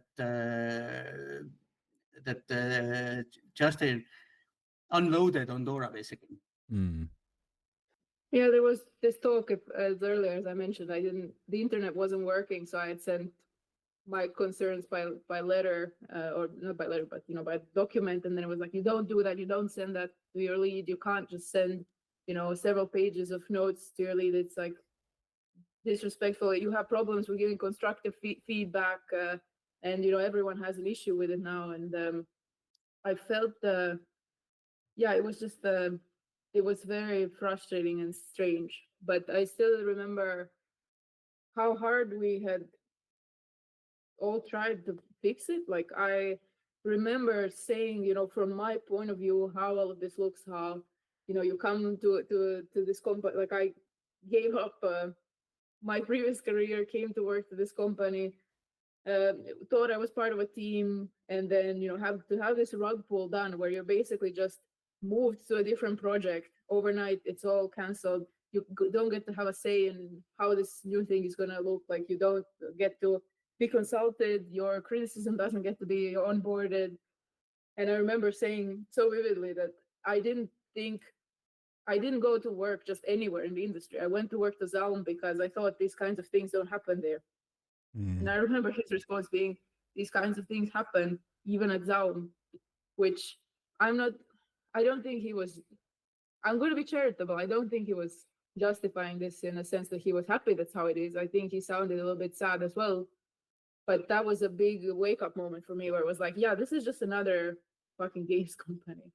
And I remember Argo, asking some heavy questions like, is this about ego? Are these the reasons why we don't want to take criticism on board? Is this why, Justin and Kasper are holding on so tight and are so paranoid? And I remember ultimately, like, after many conversations about, back and forth, it was several hours long. I remember asking this main question several times, which was, what is more important, sticking to the plan or keeping the team together? Because if we keep the team together, I think we can make something amazing. That doesn't have to be this thing. It will look like something else maybe, but like, if you just stick to the plan as it is and it breaks up the team, that's gonna have a horrible effect. If the writing team splits, that's gonna have a horrible roll-on effect on the whole project. So that was the key question, like, what is more important, sticking to the plan or keeping the team together? And I saw that this question really kind of touched him. I think he was really trying to do the right thing there, and it really got to him. And I didn't have the impression that he had kind of, become an enemy to us or something. I felt kind of optimistic about this is something, we're all gonna go back to he's gonna go home and think about and find a way to do. The takeaway was still, the rest of the team's gonna land on Monday, and we're all gonna sit down and try to work it out together. We're gonna try to brainstorm. We're gonna try to make this a project that we can all be excited about. At least that was the vibe up until we all split, walked away from that meeting. So the whole "don't worry about a thing" framing of the trip to New York was another load of bollocks in a long string of bollocks, or was it said with the best intentions, do you think, or not? I do think that he had good intentions at this point, like sort of wavelength, not wavelength, but the beats of this conversation. How it went was, it kind of started mellow, then it got pretty intense, like this ego question Dora mentioned. I asked it because one of the core mechanics that we were arguing over was something he had pitched to me like a year ago that I don't think would work in a video game. Period. That's it. And like to me, it kind of seemed that he's not seeing this damage that this is doing to the team, because in a way, kind of this. Again, we come back to, I think, in some ways he always wanted to be Robert, that he kind of saw this as a chance as making his own Disco Elysium. I don't honestly know, was I right about that, but I do remember that's how I felt in this situation. And it got very, very intense in a sense that no one was shouting. It wasn't angry, but it got really emotional. Like I was crying. I don't remember what Dora, but were you crying?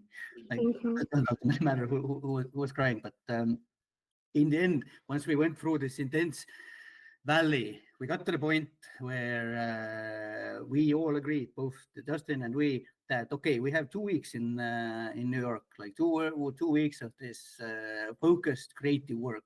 Like let's give it our all and not make harsh decisions right now.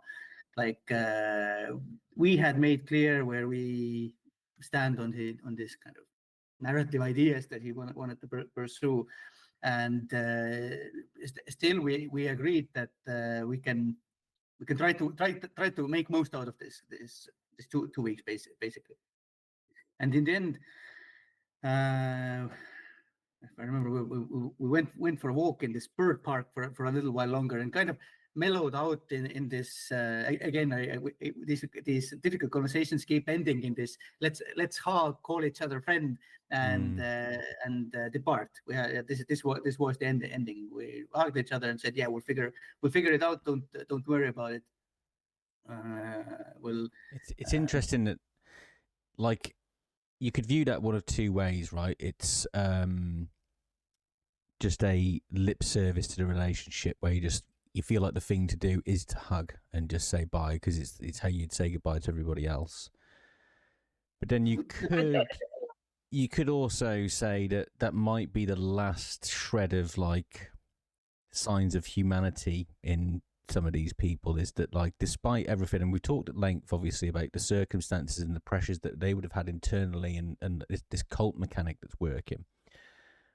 And I can't help but feel that little goodbye hug is this last glimpse of, yeah, I shouldn't be doing all of this. And I do feel something. Really genuinely, I felt there was an aspect of self-reflection. Like, I felt there was this question of keeping the team together. Obviously, that's the right choice. But the issue was, Argo described this very nice, mellow farewell. But the thing is, he went home and then he had to do this thing that I have realized now all of these people have to do after every interaction is report everything to management. So he sat down, he told them everything, and then obviously their read was not that sympathetic. And like first thing tomorrow, like 6 a.m. or something, we got a message from him, and we usually talk on like Telegram or like kind of casual apps. He was on Slack.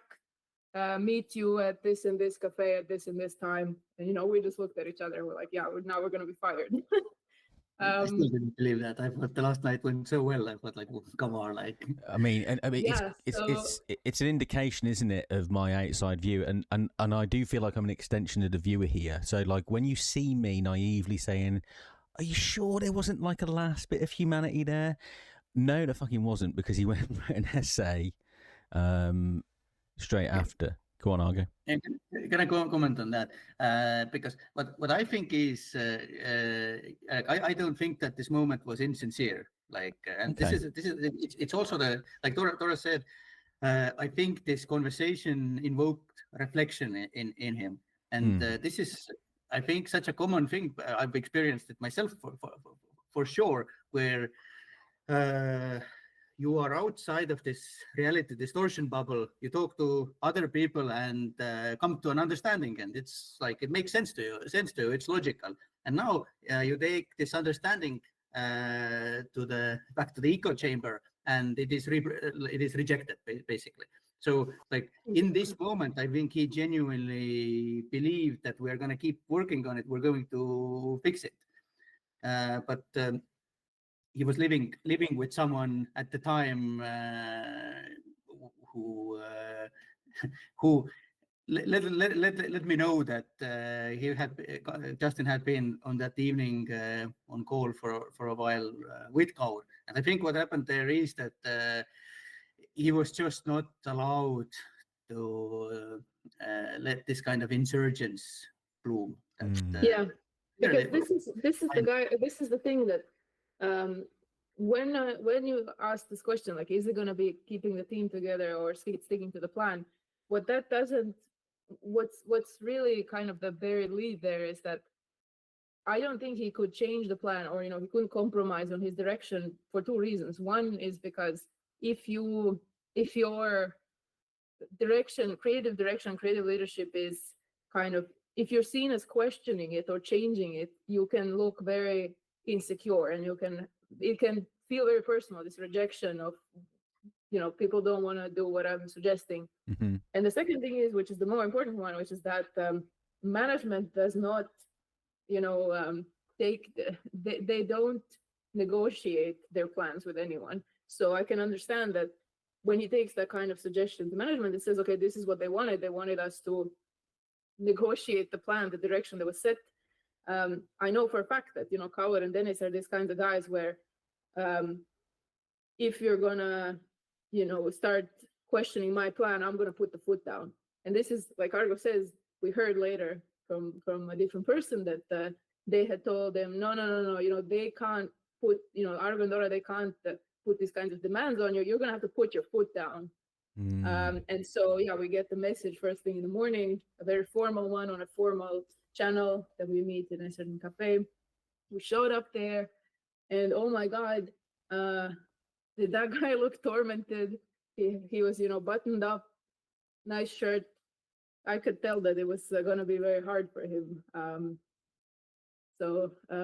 He informed us that we have already been removed from the project, and that flights have been bought for us, and we're going to need to be gone before the rest of the team comes. And once we get back, we're going to have like a personal conversation with management waiting for us. With power. And I remember my first reaction was I just sort of jumped up and I hugged him, because I could see how hard this was for him. I could see that like he was really struggling. And also I felt on one hand relief that we're not going to be fighting anymore.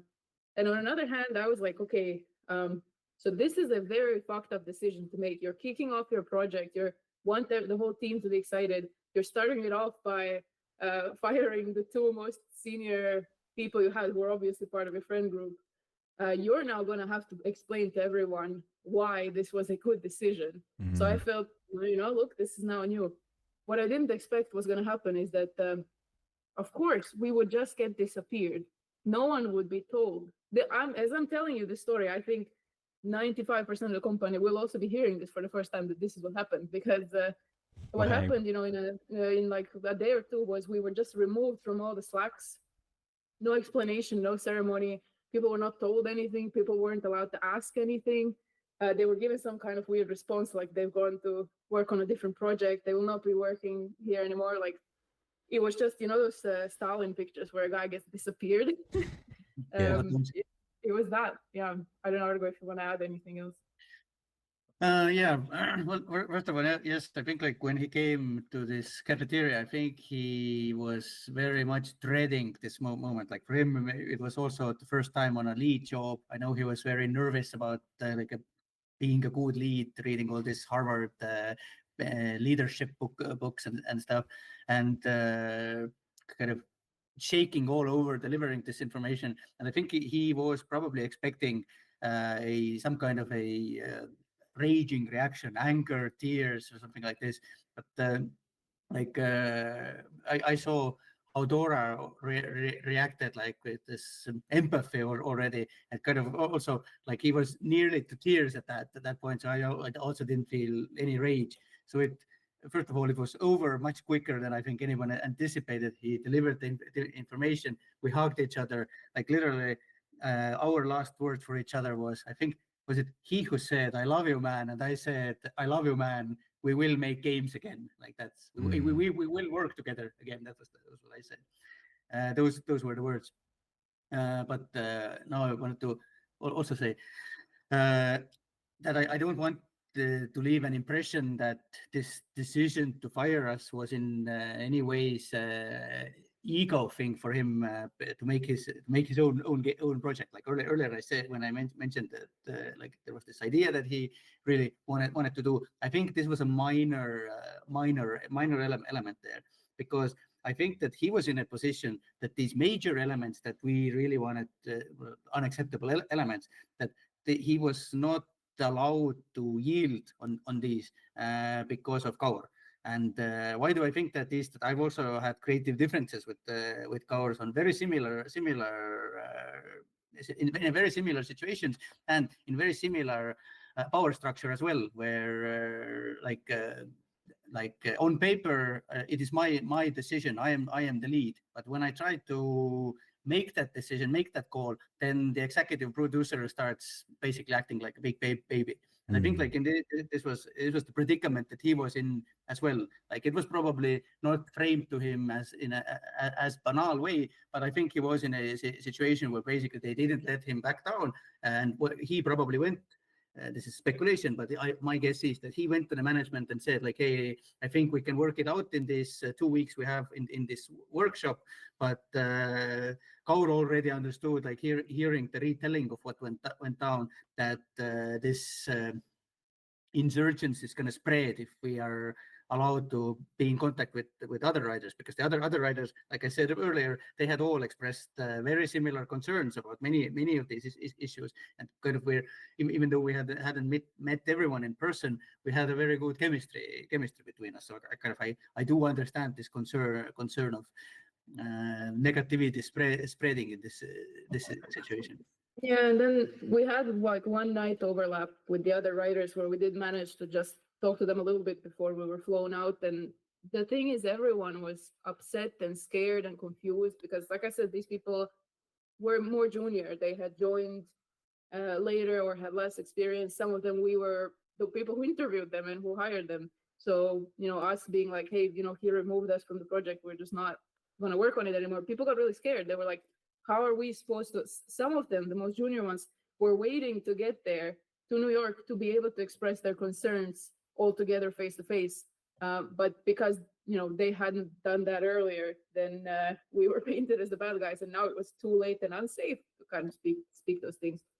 And then what really bothered me was when the other writers asked Justin why Dora and Argo aren't going to be here anymore. Then he said they just couldn't accept that what they did was wrong. Aha, that phrase returned. Fucking hell. And that was the narrative. And also they left of their own will. I'd heard that. I'm not sure where it was, like what the source of that was, but I've heard basically for months after that, people were asking, did you leave of your own will? We thought you just left the project, right? And it was it was that was the thing, that no one was going to take responsibility, and in retrospect, that's how every one of these disappearances was handled. You just aren't allowed to talk about these people anymore, and that's how this fear is cultivated as well. Because now people are like, well, if these guys can speak up today and tomorrow just be gone from their job, and you don't know what happened, then no one really dares to push the push the envelope. And this structural compartmentalization had already happened inside company. So each project had their own Slack. So once we were removed from that Slack overnight, there wasn't really like a channel for people to even reach us like that. Like, I guess it is possible that they could have said this private message, but I think I talked to one person there, and they tried to convince me to apologize to Justin, and I tried to explain the situation, but kind of the rationale from that end was that, yeah, you gotta what's the word? You gotta be gentle with him, and instead of saying that these ideas don't work, play ball and kind of gently move him away from these bad ideas. I mean, that did what my understanding is. It didn't matter how the message was communicated to Justin, because if he communicates it word for word with all of the same tone you did, it'll get the same reaction, right? Because it is going against the higher ups that just don't want to see movement in that direction. Just a couple of things. Just a very quick question, first of all. Did you ever get actual proper letters of termination of employment? I'm just honing in on the whole O'Day quit thing and wondering around how they kind of diced around it. Maybe we shouldn't use the word fired, because we were fired off the project, not from the company. Okay.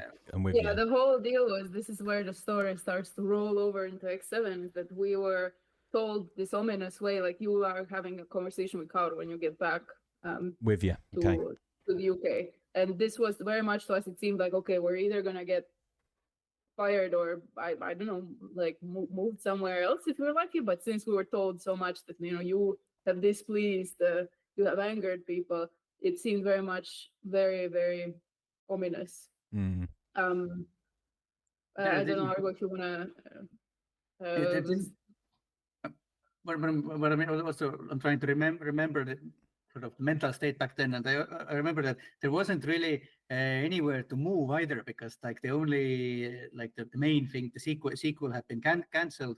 This was the new main thing, and it's kind of to this day, honestly, it's a little difficult for me to understand why didn't they just fire us? Like it would have been like an easy way to close this store forever. Would it have caused too much noise? I don't know. Like Yeah. it was so easy to make us disappear from Hmm. from the public consciousness at that point. Like would it have really been that much more difficult to take it a step further? I think maybe they didn't want to do that. I could think of several reasons. They wouldn't want you or us to go through Robert. I think would be one reason. Another thing is, I mean, literally. So when we did end up having a meeting with Kaur, which took several weeks, I think he had Several weeks. I think it was at minimum a month. Like it was a crazy month where you live like the sword of Damocles above your head. Like my gut feeling still said that probably not completely terminated, but sort of something bad is going to happen. And Kaur was dealing with some health issues, and he was gone at minimum a month. I think it might have been like a month and a half. Yeah, I still remember my call with him where he said, now this situation has worked out the best. First he said that, so this thing with Justin, you guys, you're no longer working on this project, but he says it's all good from his side, right? So it's all good from your side, right? No issues, no nothing. Like, it was very menacing. So I was like, sure, no issues. And then he said, well, the situation has worked out amazingly for me, because now I have 2 writing teams, and I can put you guys on. Well, I don't know if we can say that, but it was basically money making type of like. Is this the microtransactions thing?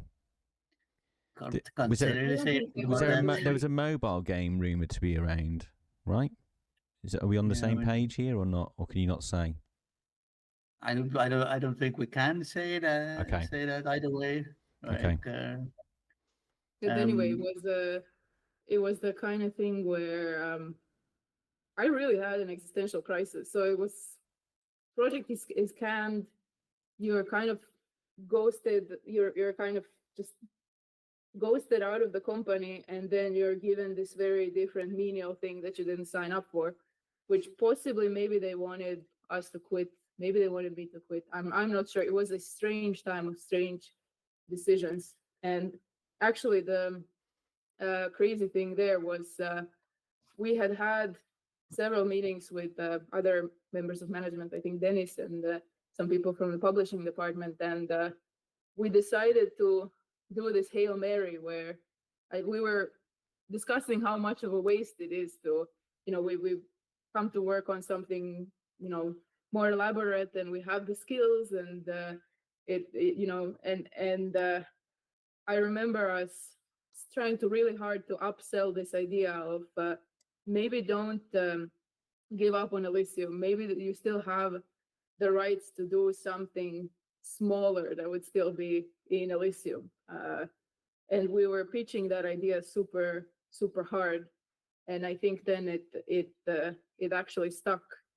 I don't know, Argo, if there's anything more elaborate there, but we were given, I think at one point it reached Kaur, who I think he understood that would be a good idea, because they wouldn't do the sequel, which they were keeping on ice because they have this separate company where multiple people have a stake in it. So I don't even know if they can cancel it. They sure as hell, I don't even know if they can still make it.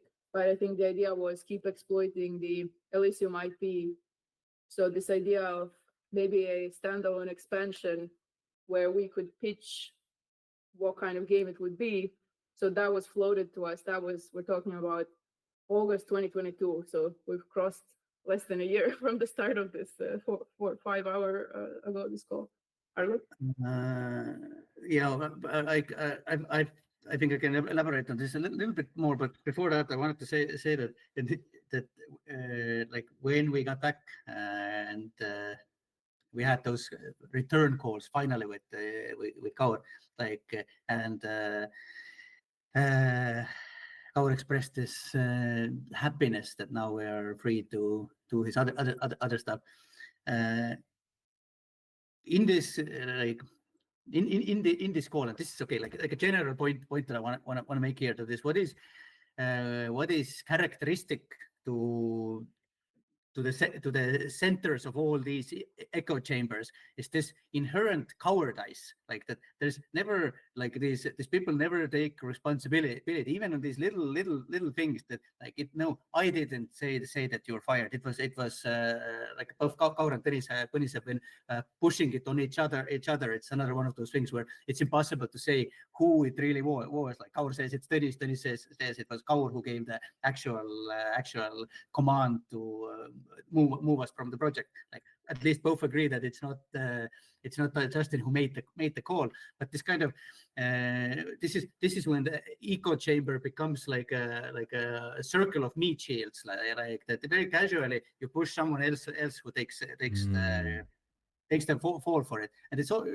most often it is not even things that are serious enough that someone should fall on the sword, but this kind of shows this complete inability to expose yourself to any kind of critique, to any kind of wrongdoing. Like always a sign of great leadership when it's always somebody else's fault, not yours. So in there as well, yes, Kaur, I think during this call, I think he pushed Justin and mostly Justin, because Kasparov, being an art director, didn't have that much involvement in this particular sequence of events that played out in New York, but Justin, and then later Tõnis's fault. But anyways, then as a follow-up to this very same call, when he expressed this joy that, oh, now I have you all for myself to do another Elysium thing, before even I think it might have even started out before you joined, Dora. There was this side project that Kaur had in mind, and he had me explore it a little bit, how to do it, like just this kind of like conceptualize, figure out like, is it worth doing, and if we would do it, then how we would do it. I did it, and kind of I found a way. Like, it's hard to speak about it without spoiling anything, but it's kind of not even spoiling, but breaching NDA. Kind of okay. I looked into it. I figured out the way it could be done, but I found that this kind of like technical core idea that it's based on, it's not sustainable. So essentially, after this, now I have it all for myself call, we went back to this blueprint, because what is common here is that all of these rely on exploiting the Elysium IP. And now, to be very specific, not actually Elysium IP, but Disco Elysium IP. Like, I'm not completely sure how the legal side of this works. I've never been privy to any of this information, but to me it seems that Elysium and Disco Elysium are different things, or at least in legal sense they are separated a little bit. And because Robert has a veto right to anything Elysium, like anything someone wants to do with Elysium, Robert can just say, nah, I don't think so. So I think that in theory the idea was there that this is like this loophole that we can. It's not an Elysium IP, it's a Disco Elysium IP. So it's kind of like needs to be grounded in Disco Elysium to a great degree. So and would that include a limitation to the location? Would that mean it would have to stay entirely in Martinez? Because obviously, no. Oh, okay. Here's the thing. Like, I don't know how it would have actually played out if we had released this. Like, I did feel like that. Like, you don't even need a good lawyer to claim that this is a violation of contract here. But this kind of a loophole that. The loophole is standalone expansion. Like, there's been many standalone expansions that kind of, well, first of all, you don't even need the base game to run it. Like, I recently played like a tactical RPG in the King Arthur universe that had a Rome themed standalone expansion. Yeah. This was the kind of the scaffolding that would have held this up. And also Kaur was very very adamant that it's going to happen one way or another. So it was kind of like this question: do you want to do it, or is someone else gonna do it? I remember from one member of the C4 writing team this kind of message of when I told them like, okay, now I don't know, they gave us a week to come up with a pitch for a whole new project, which again, they're doing this thing where you have 1 week to come up with a whole new idea that we're going to hire a bunch of people and invest a bunch of money in. And then, you're going to start without pre-production, which was insane. And we were obviously in a very similar situation to the mistakes that have already been done. But I remember this, our colleague going like, man, if now after all of this, you guys get to still do Elysium, I'm going to be really, really fucking pissed. I'm going to kill you. And I remember feeling a little bit like, maybe there's still hope to like make this loophole where it was really up and down. It was like, okay, we're working on Y12 now. Y12 is cut now. Maybe there's hope for this new project, but we're let go from this new project. We might be fired. Oh, actually, we're not fired. But now we get to pitch something, and maybe this could be the be-all, end-all that makes all of this worth it. So this 1 week that we had, we really put everything into it. I think especially those last few days over the weekend, we were barely sleeping. We were on like Red Bulls and. You say week, but I think on first day we had the call where I don't even remember who was on that call. Was it just Kaur or Dennis? Anyways, we had a call with management, and they said, all right, like put together like a pitch something.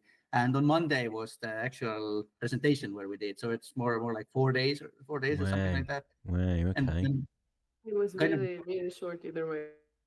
And honestly, I don't know if we hadn't figured out a way to do it, like a creatively satisfying way to do it, would we still have done it? Because it was like a big consideration. There was that it's now been, I don't know how long it was for me, like almost 2 years since Disco Elysium launched. Do like sing really.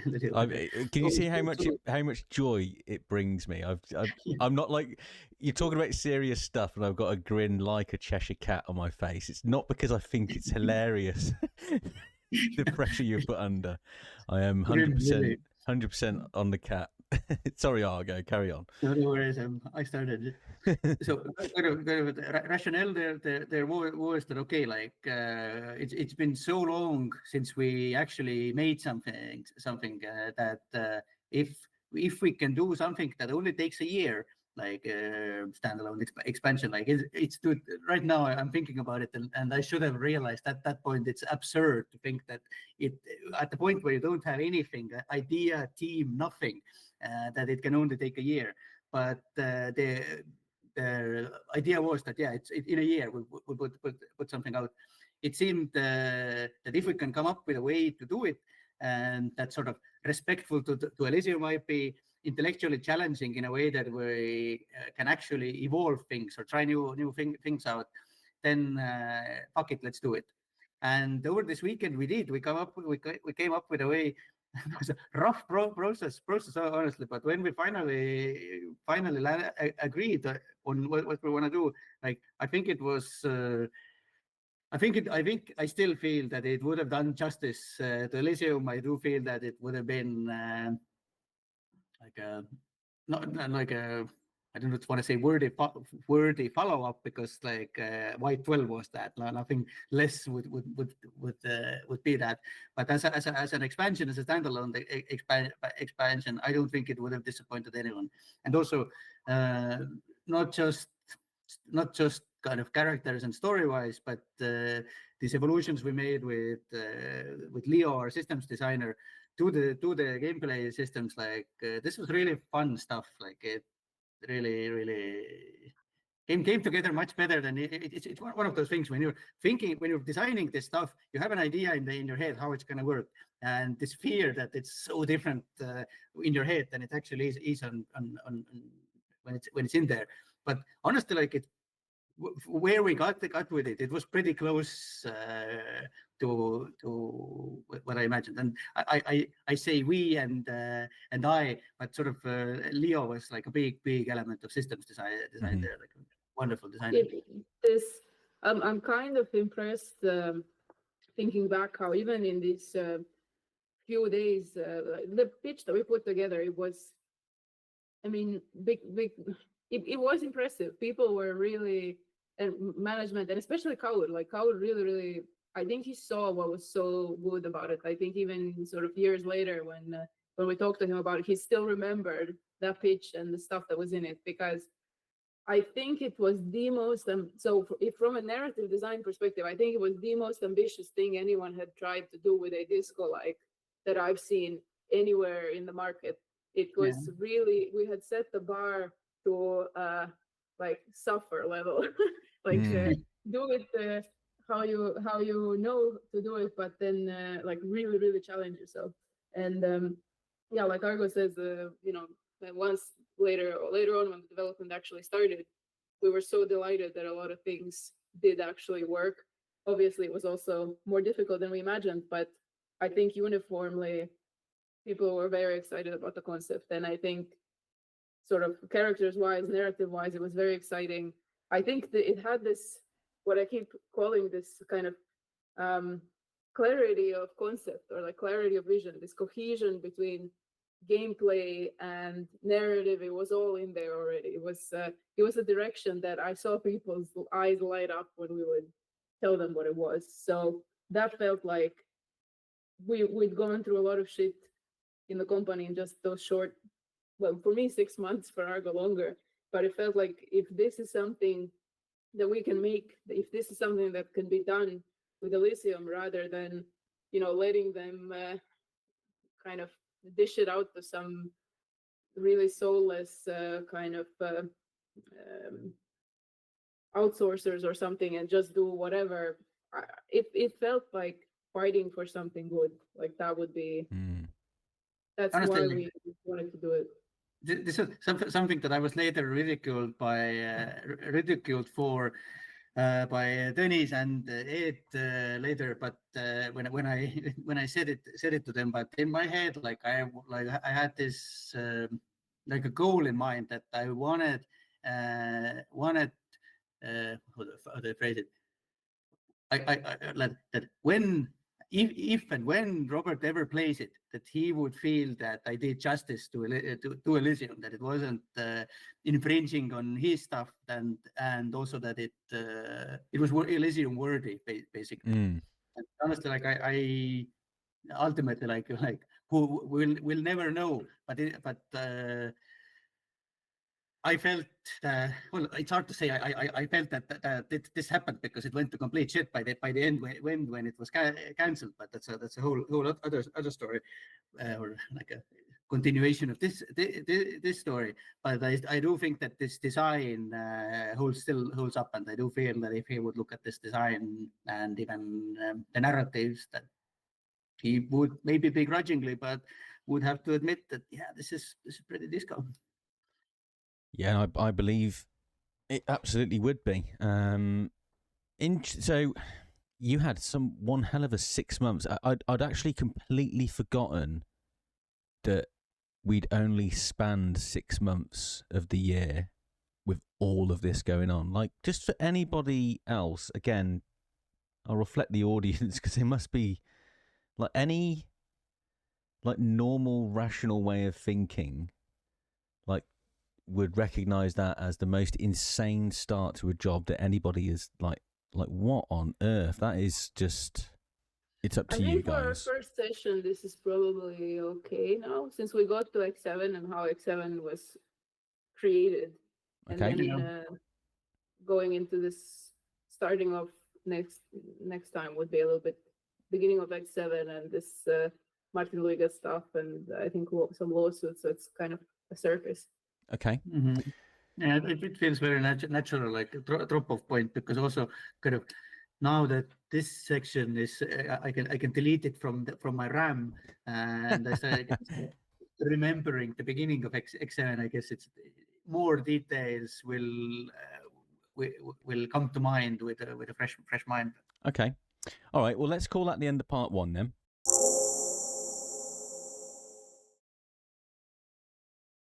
Right. So we're up to now X7. we've had the green light to go away and make a standalone project, of which Kawakenda is very happy about, because he's got you now all to himself to do whatever writing he needs to do, or whatever project he fancies you being a part of. So we're up to what, roughly August 2022. August 2022, yes. So yeah, where are we at in the story in August 2022? So once Kaur and Tõnis approved this initial pitch, then before even we put any sort of any real development time into systems and stuff like this, I think immediately the order came. We need to start writing immediately. From back then, like in some ways, I understand that, or that's how I read it back then, was that Tõnis and Kaur's rationale behind this rush was to see if we are actually able to write. Like in a way, like I said earlier, for me it had been 2 years or more since Disco launched. With Dora, they had seen her previous writing, but I guess like it was easy to justify it to yourself that okay, they need to see that we can do it. So we went. First of all, we went in and started writing. But before I go any further on this, I want to talk about this. Let's just start writing approach.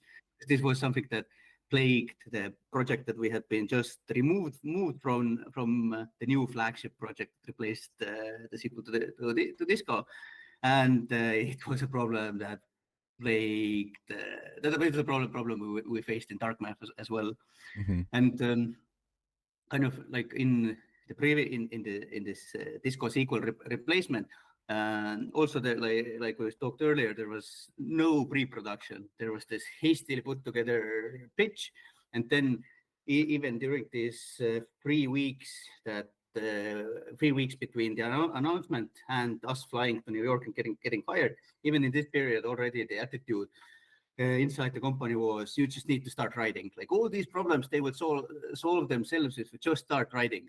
And also quite a few of these things that people pointed out that are problems, even like how offensive the main character, male character was, and some of those other things. All of those things were addressed as, well, that is an interesting challenge for all of us to figure out.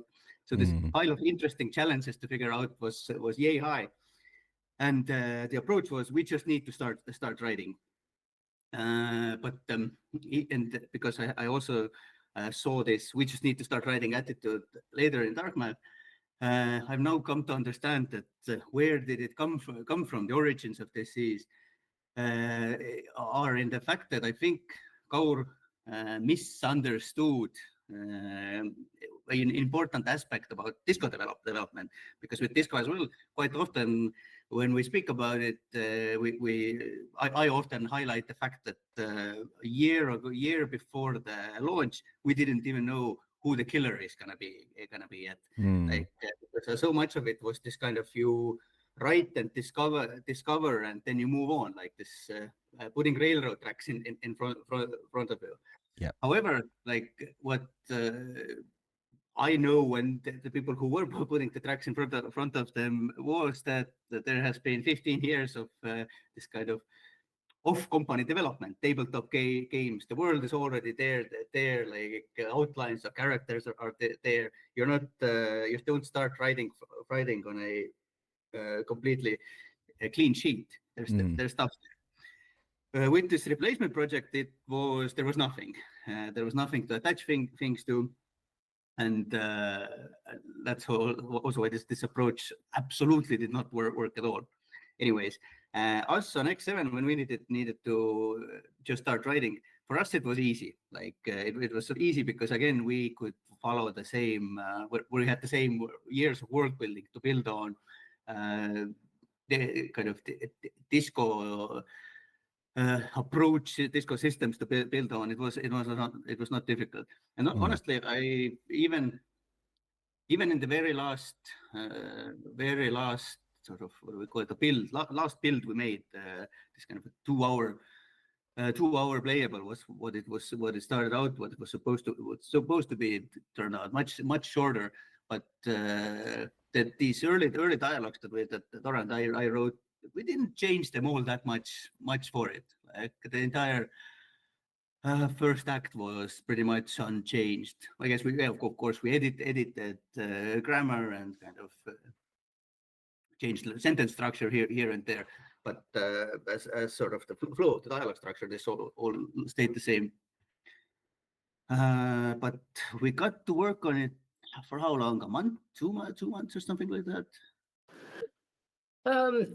So what we were told immediately when the pitch was greenlit is that there's no pre-production. This was the pitching was your pre-production. Now we're going straight into production. We're just going to start making it. And this is this attitude that it was extremely prevalent with the new management, especially with how, for example, like Argo mentioned, when Y12 was cut and the new project was placed, there was also this feeling of we cannot afford to lose any more time, so we're just going to start making things. The expectation was the same for X7. And I mean, it's extremely difficult to make plans, to disseminate tasks, to even to calculate how big of a team you're going to need, any of those things without actually having sat down and thought about the game for more than 1 week. You know, like 2 weeks ago it didn't exist, and now you're supposed to know these things. There's this attitude from management, this kind of, but just do it, just sit down and just do it. And similarly there, I think the expectations were, they had the expectation that writers can at any point just sit down and start writing, and the fact that they're not doing that is because they choose not to do it. And at that point, we're just talking about me and Argo, because it was first me and Argo, and then 1 or 2 people joining at a time. But what they didn't understand is you need to first have a direction. You need to first understand the direction. You need to figure out a direction. You need to understand what is the scope of what you're making. How does it play? Like it's not just a novel either. We're writing for a game means that you need to understand at least loosely what are the mechanics going to be like in order to actually start. But this kind of planning is seen as, I've heard management say it, and I've heard the Kaur also say it, this kind of, can you imagine how much money we burned on Disco when we were just producing documents? We will not be a document factory anymore. We don't want to be producing documentation. It was seen as a waste of money. And this is what is really absurd to me about the new management or the new ZAUM, is that you produced a masterpiece. So how can the logic now be, let's scrap every method we had and let's do everything completely differently? I felt like the attitude was, for management at least, that it must be much easier than they thought to actually make a masterpiece. And now they wanted to custom order, give me another Disco Elysium, but this time without the punks, without the difficult people, and it's going to be made by, people buttoned up with Harvard degrees. It's just, the work is a reflection of the people who make it, and the methods also are developed by this particular group of people who have a particular way of working. But suddenly management seemed to really despise all those parts of the work that, to me, everyone who actually worked on Disco told me that they liked the most, which was all this free-form brainstorming and the time spent planning and fantasizing together, because you need to get into this group fantasy where you will first all together get excited about the same thing, brainstorm about it. You don't just sit and start working because you don't know which direction you're going in. You don't all understand what you're doing. So I think it was, exactly. It was driven, this kind of decision to not do pre-production was driven partly by profit and partly by just not understanding the creative process and not respecting that at all. Yeah, we were already on this. Let's talk about it a little bit more. I think this attitude often comes from the lack of experience of working with creative people or working with artistic people. Because here's the thing: like as an artist, in addition to your paycheck, you need one other resource. And this resource is inspiration. Like, and the thing is also that when you are inspired, then no one needs to tell you to do your 8 hours a day. Yeah. No one needs to tell you that you need to come back from the lunch sooner. It tends to be the opposite, that people tell you that, hey, other people, other colleagues are feel pressure if they see that you're in artists on Saturday night. Like maybe you should kind of be more discreet about it. This is how it works. And in general, I would assume that in tech it's a little less of a problem than it is like when you work construction sites or stuff like that. But in those let's use construction as an example. In those kinds of works, yes, there's a lot of slacking off. Like it's in Estonian we have an expression "mõisa köis las lohiseb," which basically means it's company's money, who gives a shit. Like. But this was never an issue in ZAUM, and I think like from Tõnis was the executive producer back then, starting out from Estonia, and I think from his perspective, all of these times when he sees me, Robert, Helen, Martin, Olga sitting in front of a TV screen, Artists Open, and we're laughing, and hours go by, and we're laughing. This must have looked like, Jesus, guys, like we're paying those people to sit around. But in reality, like I'm sorry that we enjoy this, but it is a crucial part of the creative process there. So by eliminating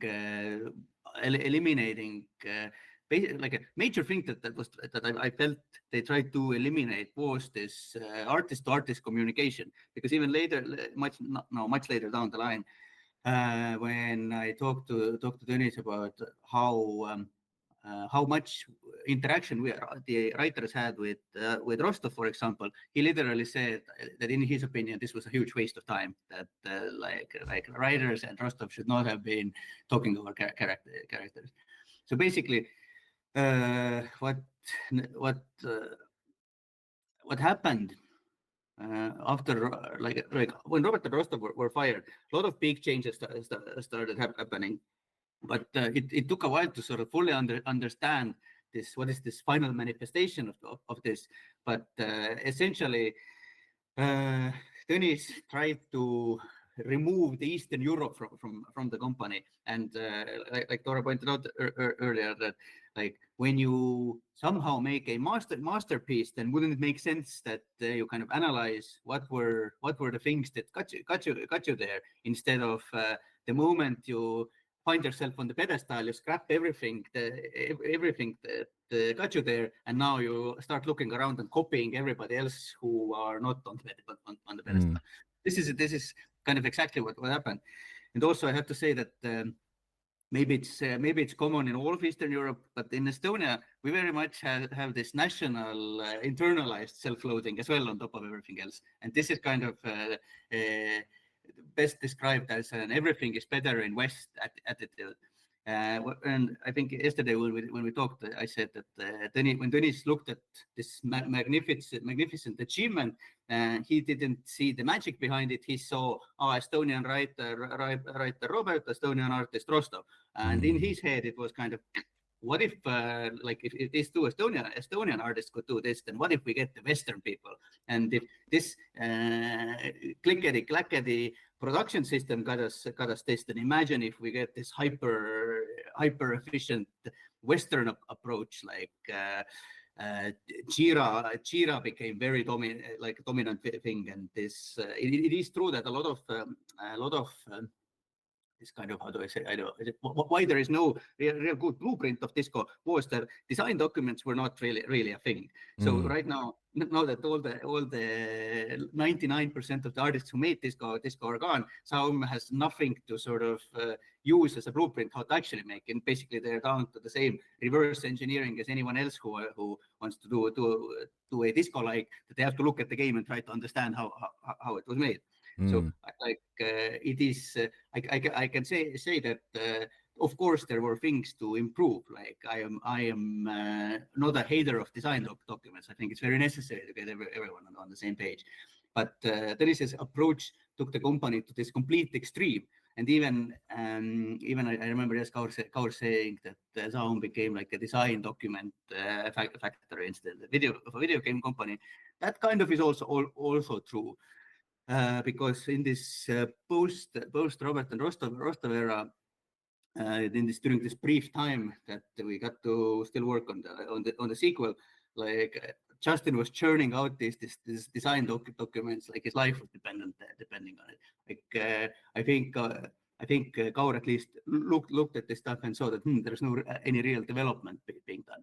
But at the same time, like this was the only time I've ever seen a game have any kind of a pre-production like period in ZAUM at all.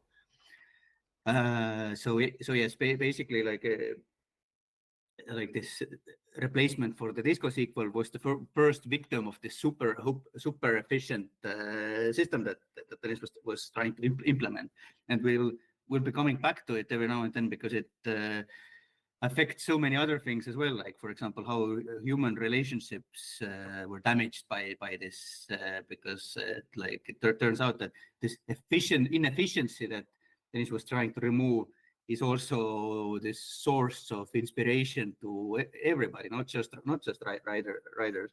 Throughout the coming months, like also developers, sound engineers, a lot of people expressed that they find it a very faulty way of working, like not having access to other creative people, not having access to this resonance of creative energy. Yeah, it's interesting. I've listening and writing a few things down as I've listened to some of the approaches that you've mentioned. I mean, no pre-production is crazy. I kind of get it in a raw indie version of ZAUM, right? Where you are like, it sounds like great fun, actually, like a student project on steroids where you're all just like coming up with great fresh ideas because you're working together and talking together, and like collaboration. Like if you're at work and you're not talking and communicating with the people that you work with or are going to be crossing paths with, is just insane. And the only comparison I can make to what it sounds like here is if you imagine the money man walking into the site where I always come back to building projects because it's the most simplistic way of demonstrating just how important this stuff is. You get the money man who comes down to his apartment buildings that are being built, and his idea of a blueprint is literally just that blue document you see on cartoons where it draws the frame, right? And he goes, oh well, it's easy, just what 12 pieces of wood and we're done. And then you explain to him, no, actually, this is a 3D building, Mr. Moneyman. We need like 4 times that many pieces of wood. Oh, well, that's not a problem at all. And he thinks that's it. He doesn't realize or care that there is a separate document, technical document for every single aspect of that building, the electrics, the water, everything you can't just shove the electrics in. Like, you have to know exactly what the water guy's doing, otherwise you're in big trouble. You have to know exactly what the gas guy's doing. You need to know where all of these different parts of the building are so you can navigate correctly through those other different things. And the idea, I mean, it comes back to the AI thing, right? It sounds like these guys would take any shortcut they can, and if someone had just kind of got in his ear enough and said, well, I'll tell you a couple of Western approaches, EA, Ubisoft, why don't you go and see what people think of the products that they produce? If you think that's the way to go, I don't remember the last Ubisoft masterpiece, if there even is one. I think they will be interested in the number of dollars that these games bring in, because that's, I think, the metric of success.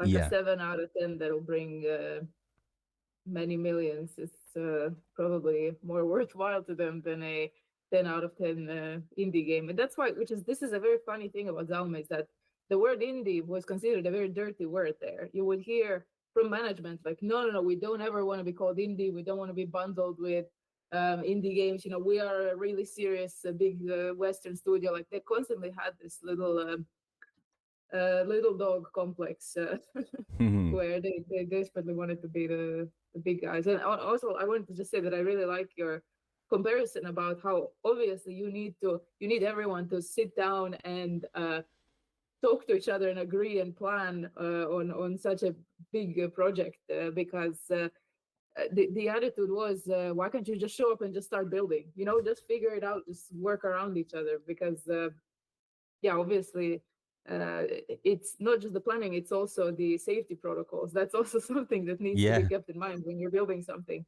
This is another thing where the fact that they thought that in a month we would manage to, starting from just 2 people, scale up a full team to ship a whole new expansion. And this is the funny thing that we haven't mentioned yet. The idea was they wanted to rebuild the code base entirely from scratch. So not to use Disco Elysium's code, but to also rebuild that fully. So, That's. and there was, yeah. I was going to say that's some of this stuff does sound like preventative measures to me. Like the let's strip back the code, let's do this. Even like the ideas of separate projects outside of Elysium, which were rumored to be going on, etc. It sounds to me like a company facing the reality of their most important IP perhaps not being something that they can do anything with in the short term or long term. They were clearly considering it something that we need to just leave for a minute. But then how do we prepare for the new world just in case where we no longer have access to this IP? Well, let's just completely rebuild it in our own name, in our own vision, and nobody can touch it. That's what it sounds like to me as a mere humble observer. To me, it seems that like this decision to rebuild the engine wasn't not the engine, but the code, source code. I think that wasn't motivated by that. I think that at least the reasoning inside back then was that there were not a lot of improvements that they wanted to make to the original code, and then looking at it, at some point, someone thought that it's probably easier just to redo it from the scratch. Okay. And then it turned out like a year and a half in that no, actually, maybe it wasn't. Maybe it would have been easier to deal with this the shortcomings of the old engine. The other one, I think, the other one is the SQL replacement. I'm not even sure that it was supposed to use the same engine. Like I think there was a consideration about using Unreal at the time. No, then I remember wrong because I know we also considered using Unreal for the Disco sequel. Eventually, the decision was made against it, but there was talks about it. It was done in Unity, right? Disco Elysium. Yeah. But also before we move on with X7, like we're already kind of starting to grasp the insanity of what's happening, but also understand that this Disco replacement, this flagship project that has just fired Dora and myself. This project, like, let me try to. I'm gonna try to be very precise here because I'm trying to think: is there anyone on that project left after me and Dora are gone who have made a video game from beginning to an end? Because Justin, the lead on the project, was an editor on Disco. He wasn't actually a writer. His understanding of these dialogue structures, how they were set up, of course, he has some understanding, but he didn't know how these were made. Kaspar was kind of the most valuable member, I would say, because he actually he was there on Disco before even me. He did depart for a while, but he's a knowledgeable guy. But generally, it was kind of like you give this half-baked idea that was made in 2 weeks in a hotel room between four people to a completely inexperienced team, and you say, "Go ahead, guys, do what you can with it." I had a question. Sorry, I just wanted to ask one question quickly because I had it written down. I thought this. I am curious to know because it was touched on earlier as well. The offensive nature of these characters that were supposedly in this separate rushed project. Can you expand on that? Because I am curious to know, like, I'm guessing it's the complete lack of nuance that comes, like, people who really don't understand how offensive jokes work, right? Is the fact that they come unexpectedly and they catch you off guard. Like, you can tell offensive jokes now and then, but there has to be, you have to feel the joke behind it. Otherwise, it does become offensive. So, yeah, just like I'm very curious to know how they completely missed the mark on any nuance and it came across just entirely offensive. Can you talk about it?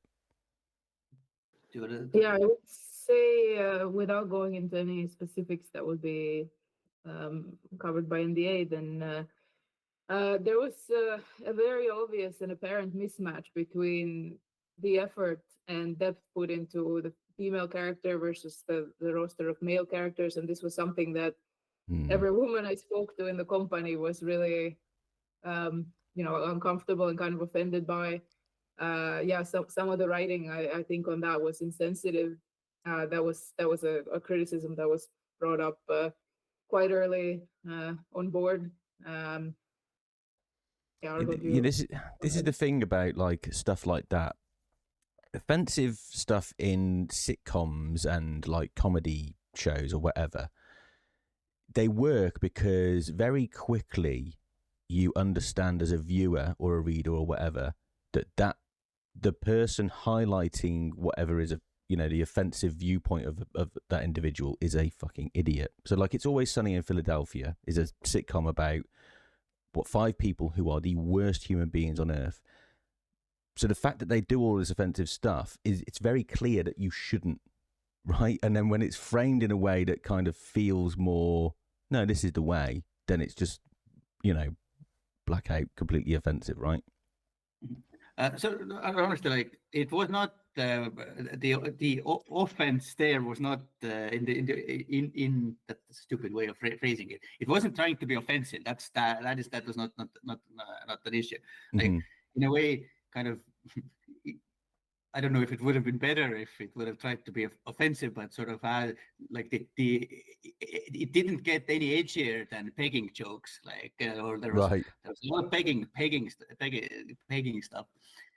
But where there's like there were literally like random side characters who maybe they have one line of dialogue who had like these 2 A4 pages of backstory, and then your female protagonist who is in her character brief basically summed up in a line: all she wants is to love and be loved. Like this kind of like it's I don't think you need to be a woman to write female characters. I think good writers can write all kinds of characters, but in this case it was very clear that 2 dudes are writing female characters that they find attractive, like, and that they have a very basic understanding of human psychology in general. Yeah, I have to say that I think that their criticism was taken on board, hopefully. At least I know that this conversation's continued, so this, I think, was updated. But I also remember seeing, I think, a sentence or two that I had written for Y12 being put in there. I'd written it for a different female character. So to me, what was really offensive is I worked on a female character for Y12, and then you couldn't come up with a new fully fleshed woman for the new project. You kind of had to take pieces from like other things. And this was another thing that was a big issue, was that they had taken quite a few segments out of Y12 and repurposed it for the new project. And this was something that it felt at odds with what we were told, which is that Y12 is just on ice. We might still someday come back and develop it. But if it's already been cannibalized and repurposed, to me, this was this signaled a bit of like creative insecurity and maybe a lack of kind of independent direction that the work was done to cannibalize, lift good parts out of Robert's pitch, put it into the new project, and then ship it where people will not know that there are good things that were taken from a project that was creatives were iced out of it. And unfortunately, when I left the company, there's portions were still there. To me, this was very much, I just wish that the directors could let their things stand on their own and not, even though they are from a legal standpoint entitled to mine whichever IPs they have in their shed. I still think it was, I still, when I see that, I really think like, did you have to take Robert's idea and put it in your game where you're trying to prove that you're as good as Robert? Like, that's all I'm saying. Yeah, I have to second that. This infuriates me to no end, and it was kind of like it felt that it's the kind of a problem that gets worse as time goes on as people are more emboldened to do this. And like when I said that, I always felt that Justin wanted to be Robert, and yes, in this context, it seemed kind of especially violating because he went literally like I've said it before, that Robert has been a master of finding great names and like making these beautiful new terms up for in universe. Things, and this is like Justin literally went and started picking those things up as if they were his own. Like, to me, nothing signals creative bankruptcy more than this kind of scavenging. Yeah, horrendous stuff, really, in my opinion. I'm with you on that. I don't like it at all. Where did we get up to in the timeline? Yeah, so we're still kind of talking about the first few months of X7. So yeah, the expectations and the demands of us were pretty unrealistic, with just start writing or just start with production. But the one good thing that had happened at that time that we were not aware of was those few months at the end of 2022, management was really busy with legal conflicts that will surface as we go along. But actually, they were quite a little bit absent from the production from this early months. So what we did basically was we were able to just do what we wanted, in a sense that they told us, no, you need to start writing, start producing.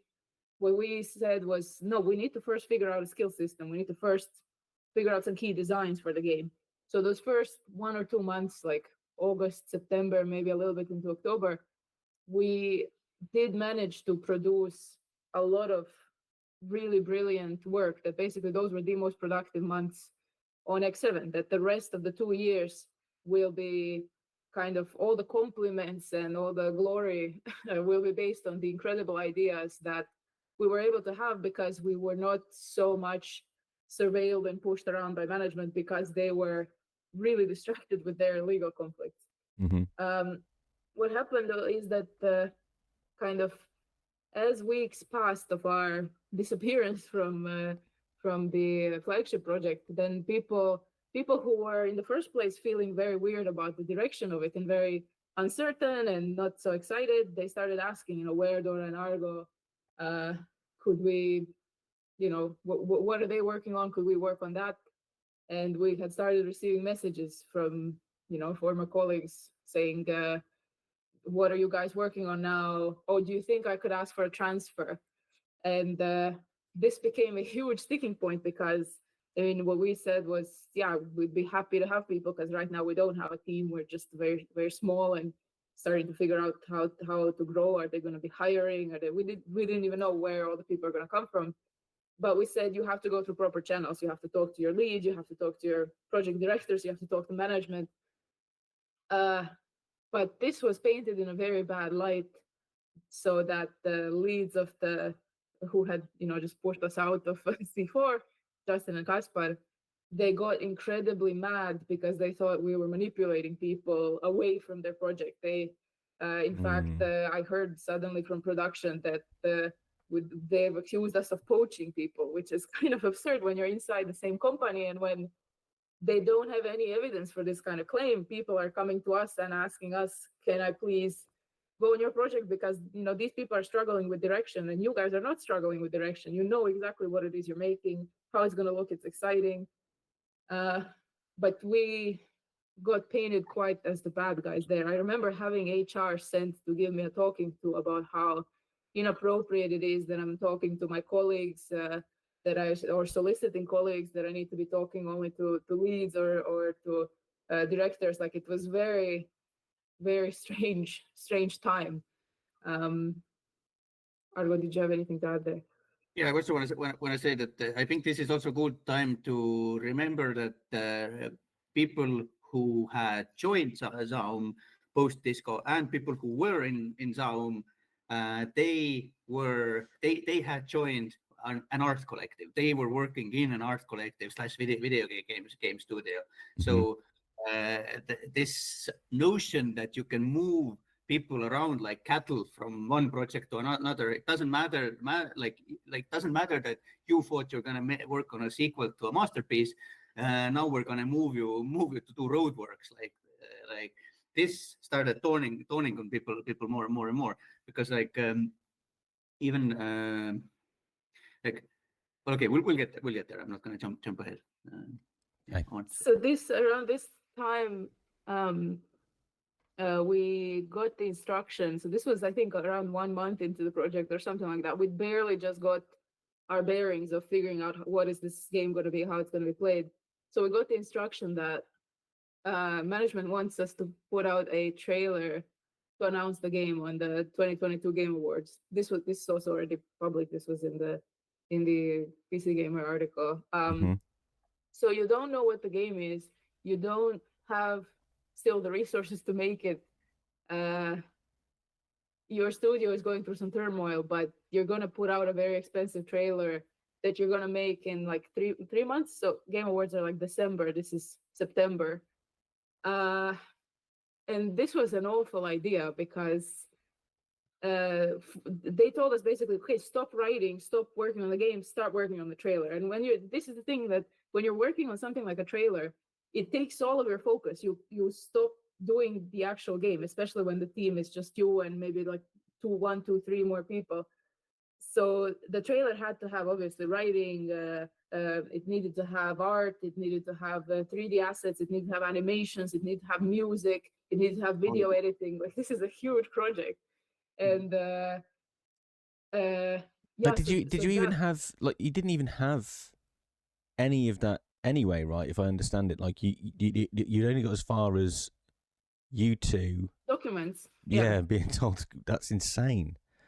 Also, this is something that we already learned making Disco, that every time we needed to put out a trailer for Disco, basically the entire company stopped working on the game, and for a month we became a trailer factory. This is not a new hurdle. Like people like Tõnis knew that this is how the process, this is how disruptive it is to the process. Okay. This is also something that it changed my view, I guess, of how, as a consumer, what to expect from game trailers. Because I mean, there's already been so many controversies where games have to put this little in development tag in the corner or something, because you're not actually seeing a game that exists. You're seeing just a render made specifically for the trailer. Like, that made me feel a bit wrong. The development of assets was meant to. We had agreed, like, let's make assets that we actually want to use in the game, but still it was a huge undertaking that was so obviously not a smart investment of time, when you need to ship in 12 months and you're going to spend the first 3 months of your project of making a trailer. That does not compute. And the trailer never did get shown in the end, right? The trailer never got released, but honestly, like, somewhere there's a version out there. I don't even remember how far we got it. We got Prodigy's drummer to do a sick beat to it. Right. Yeah, there was some work on it. I think some audio, some art, some writing. But once we get to the part, what? VO was there. Yeah, once we get to the part where the public PR shitstorm starts happening, then they scrapped it. They understood that it's a bad time to announce anything and that it wasn't going to get finished anyway. But this was after they'd made us put 2 months of work into it. Because the thing about the trailer is that as production on it started, and I think it was clear to everyone that there's no way we can finish this. But the Kaur kind of suddenly gradually disappeared from the company. This was a time where he was present with the early days of X7, and then he was, like, you can see suddenly he's not in any of the company slacks. He's not part of any meetings. Management is becoming very absent. It was, yeah, I think people were talking a little bit about it, right? He was just kind of gone. Yeah. But at that point, it was not clear what was going on. And so we get to, I think this is September or October 2022, so we're working on this new project. We're trying to scrape something Elysium together so it doesn't go to waste, so that they don't, run it into the ground. We're trying to work with these unrealistic expectations with this team that's kind of full of weird feuds. We're trying to put together a trailer that doesn't make sense. And this was when Martin Luiga posted his blog post.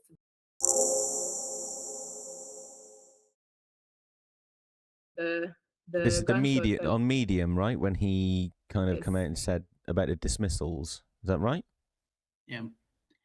Sorry, I have to go for a moment. I have to go back to the trailer to say that when we started working on the trailer, then of course we were given assistance. Like, again, Eduardo, our wonderful animator, with him we storyboarded the whole thing, and it wasn't just the two of us who made the trailer. Just to be clear, there were a lot of people actually ended up working on it. And like, I hope one day someone leaks it, because it's pretty sick. Like, I do feel that it's a good trailer. No, I don't. But this was, as I said, so it was the first 2-3 months of the project. So people were gradually joining from the other project, or some people had started being hired on. So I think by the end of 2022, the X7 team had grown to like around 10 people, maybe, I would say.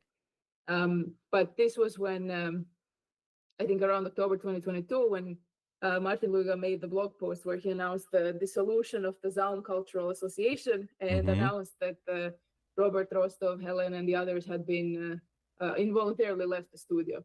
So at that point, honestly, to me, it was surprising that we had managed to go so long, which is basically almost a year, without these news leaking, especially because we were all aware that the creatives were suing the studio, that there was something, wrong going on. But yeah, it was extremely unexpected. You wake up one day and now the social media is on fire, the press is on fire, and basically it has all played out in the most destabilizing way possible. I have an interesting question. Well, I think it's interesting. So, just touching on the fact that, so the Martin Luiga blog is a surprise to everyone and seems to be information/news which is long overdue and has been rumbling on in the background for a little while. I am extremely curious about the fact, and I'm touching on relationships again here, but Argo, I can't help but notice that given your relationship with all of those people in a previous life and the one we talk about now, how you were not in the loop on any of that. So I'm just curious as to why that might have been at the time.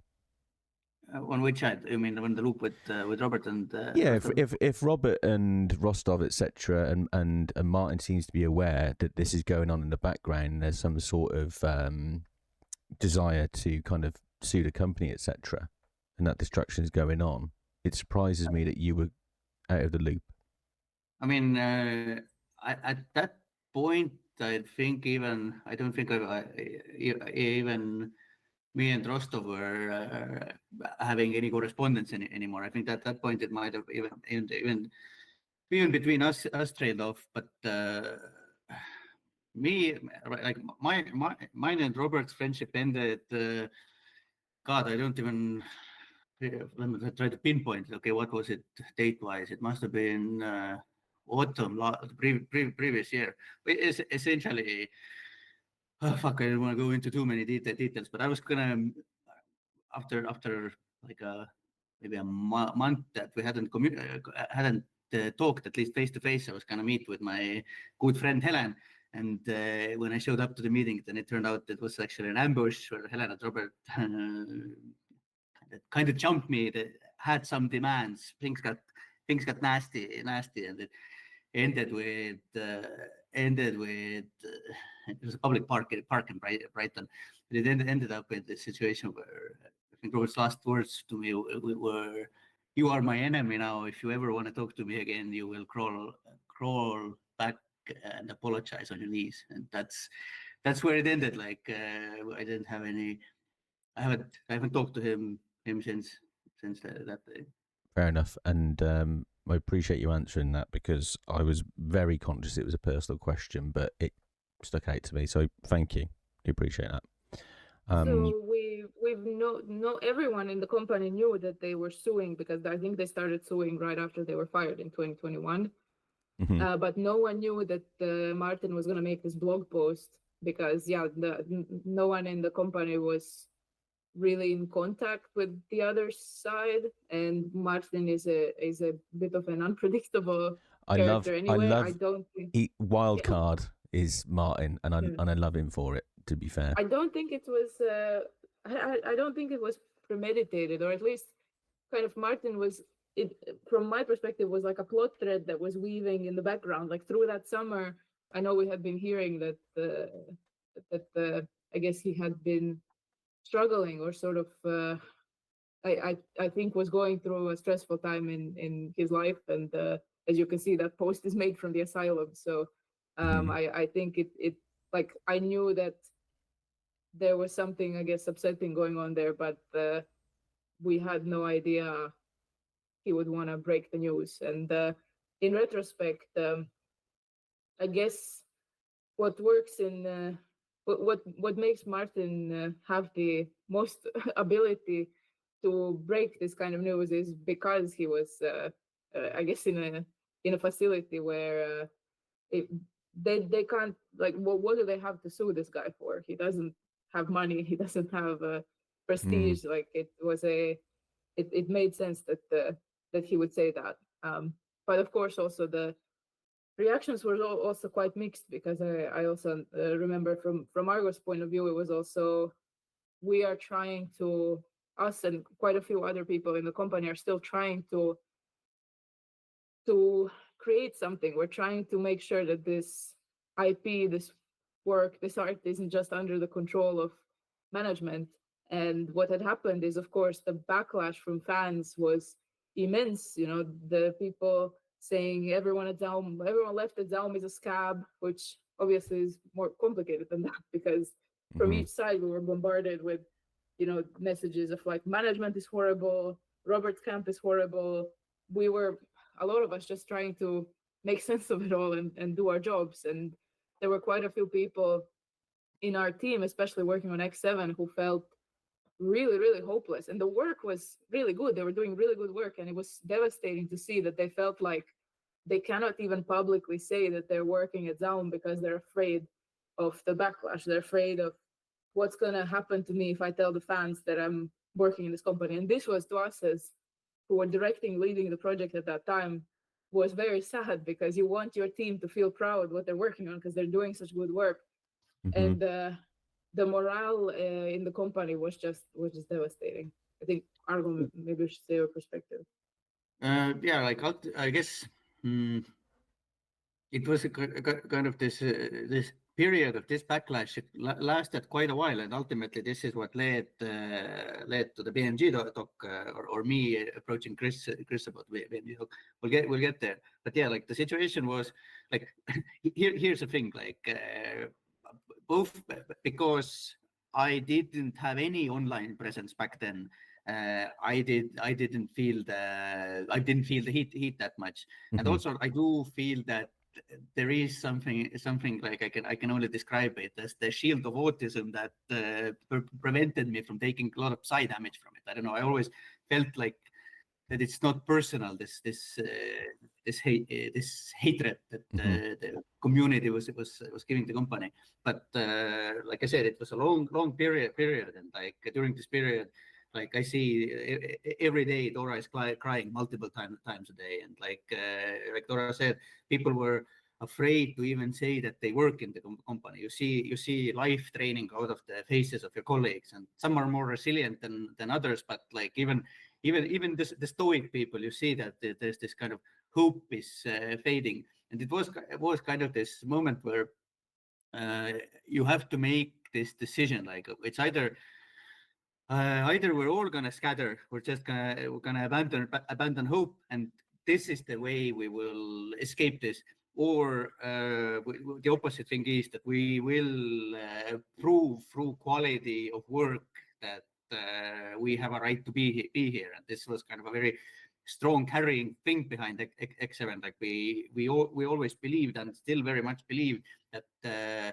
and that was even before the PMG doc was on the horizon, but we believe that no matter the hatred, the initial hatred, like you cannot deny quality, and we believed in the team and our ability to deliver this, and we thought that even when, if it happens that we get it made and it gets absolutely review bombed to hell, then in months, in years, when people actually try it, give it a chance, and have to begrudgingly acknowledge, man, this is pretty good actually, that this is kind of our redemption arc there. This, I feel that helped quite a few people keep going.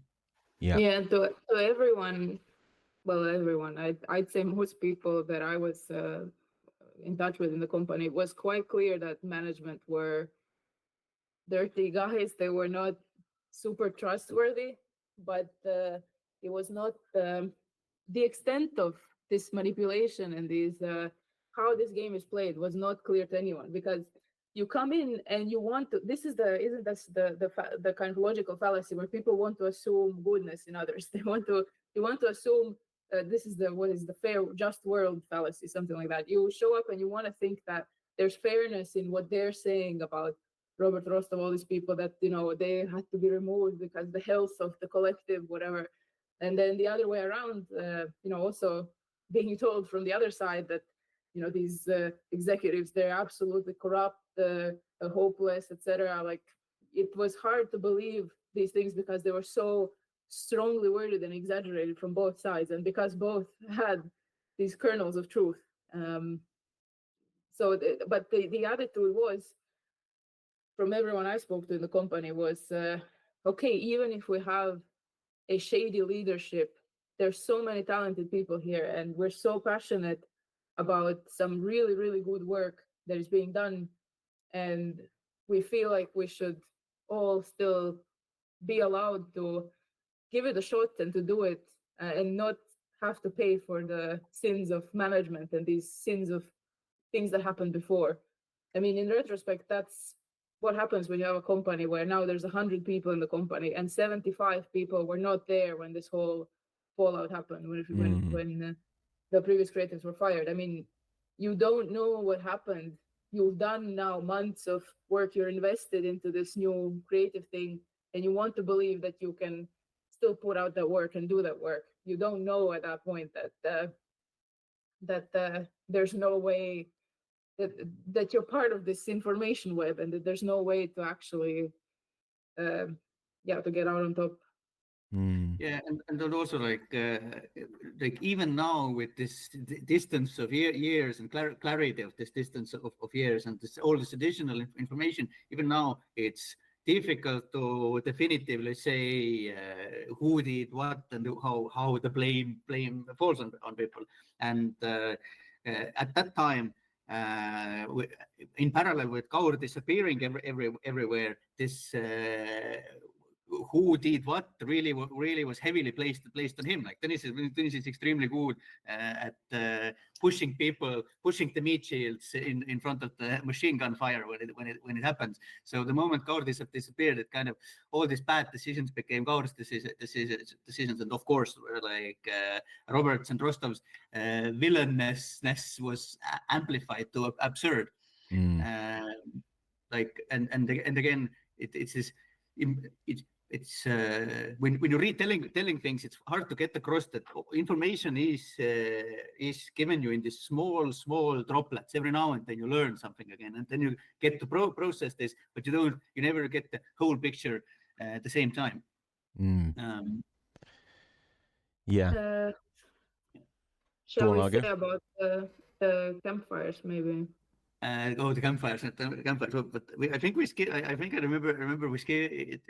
There was also this weird phase where Dora and we start riding first in the beginning for X7. Okay. Then we get Leo to join us. So for a period of maybe 2 or 3 months, Leo is with us. I'm so untrustworthy when it comes to months. For a significant period, Leo is with us. And earlier when Dora said that this kind of excitement that hope that X7 brought in the company, that most of the work comes from that era, and most of the work comes from that era when it was Leo, Dora, and myself. Like, this is where it was definitively proved that 3 people working on their own motivation without producerial interference are so much more effective than this team of 30 who constantly have to have meetings about meetings, and even like small design decisions take weeks to ponder out. We were moving very fast, and at least as far as systems go, like 90% of systems design was done at this stage, at least on the surface part that the player sees. Programming side, I cannot speak for, of course. And then the trailer came. I think in parallel with trailer. I don't remember. Was Leo with us when we did the trailer? Or did the trailer happen before Leo?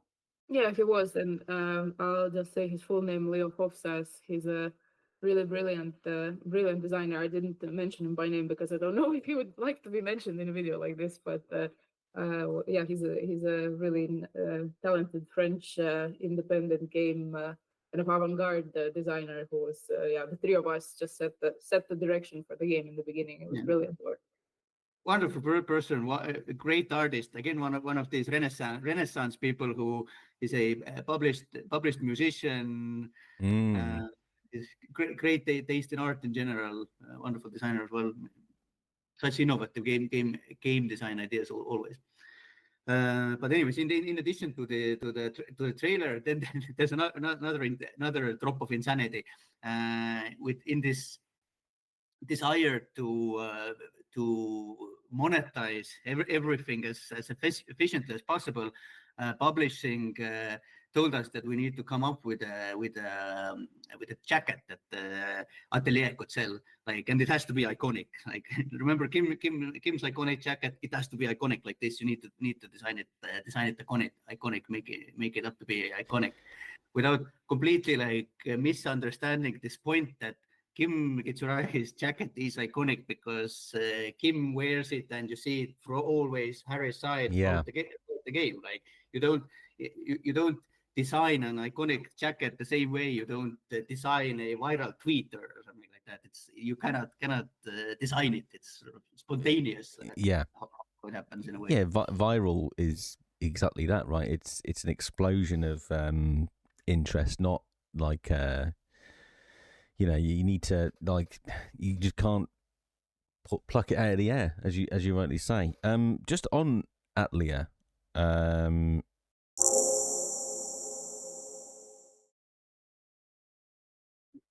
so I don't know how much you know about that department, but again, it's one of those things that I have to kind of ask about, because I can't help but think that that's like, I look at the price of the bomber jacket, for example. What is it, like €400 or something insane? And I can somehow make the connection between wanting to pay that much for Kim Kitsuragi's bomber jacket if I really stretch my mind. Not for me, but I know that there is a market for designer stuff, right? I accept that there is a whole world out there of clothing that I would never pay for. But then I see things like the recent announcement of a brown carrier bag and Oh a my God. yellow tear bag. Have you seen that? And I can't remember what it is. It's about 140 euros or something like that for what is essentially like you've lived in England. You'll know what a JD Sports bag is. You'll have seen the kids in London skateboarding on them. So I assume that's what kids do these days, skateboard. And it was just like the cheapest, tackiest shit that you could get for free anywhere, packaged up with Disco Elysium lettering and £140 price slapped on it. Here's the thing. First of all, I think the first thing you need to do is look at the price tag and ask yourself how many bottles of tear do you have to collect to be able to afford that. The second thing is this material that it is made out of Dyneema. It is incredible. Like I'm big fan of Dyneema myself. It's the tensile strength is 15 times that of steel. But what it is not great for is abrasion resistance. And what you don't want your tear bag to do is wear very much. So it's also not even good at what it's supposed to do. But this kind of a sheer brazenness of charging that amount of money for a tear bag, and this kind of desperation of monetizing anything that we can still possibly monetize because we're so out of ideas. It's interesting you touch on the out of ideas thing is the perfect summary of it, to be honest, because that's immediately what it struck to me.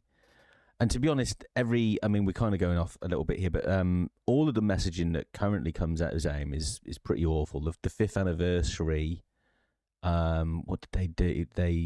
I think, was it the 5th anniversary? And I can't remember, but there was some really just like typical capitalist level promotion of the game, which just is so in such bad spirit. Clearly anyone left there has no real understanding of what the spirit of disco is. So I think we'll get to that as the story goes along, because that was something we took huge issue with when we were at the company as well. And particularly in the sense of Atelier, what you mentioned about Atelier kind of remember when I left the company, in this kind of interview I gave where I described that this is a cynical company and that their corporate strategy is created by disdain for their audience.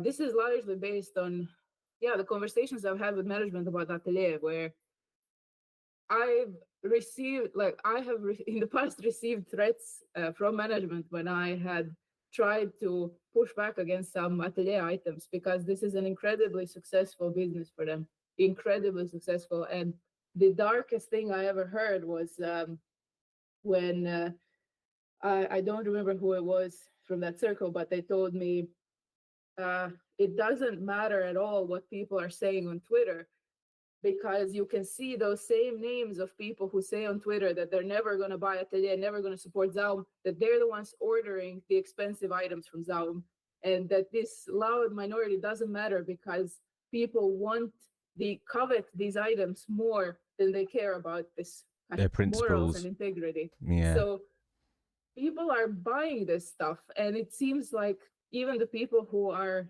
outwardly critical, they cannot help their consumerist impulse. And that made me realize that, the overall, there was always this attitude of the people who are talking shit about the company are actually a loud minority, but we are selling so well and we're going to keep selling. So it doesn't actually matter what this small group of Twitter communists thinks or whatever. If it's actually true that these same people who criticize the company are also buying the products, I don't know. This is one of those things that just makes me very sad about the world, or like lose hope, because if that's the case, I don't know, a lot of people have a lot of explaining to do, so I'm gonna hope that they're wrong on that. For sure. Yeah. Go on, Argo, because you went away and then you came back super excited, so I'm curious what you're so excited about.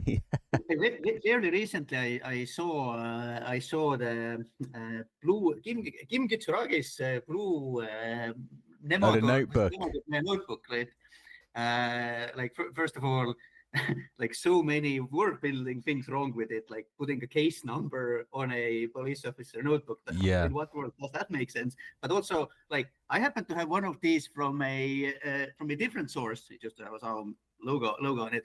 It says Hyundai Kona on it, and you know why? Because I got it from my modern journalist days when I was test driving Hyundai Kona. Because this blue format notebook is this bog standard swag shit that they give out, like print whatever you want on it. They just printed RCM on it. Yeah. So even this it's completely lacking any originality, any sort of artistic intent. It's just grab money.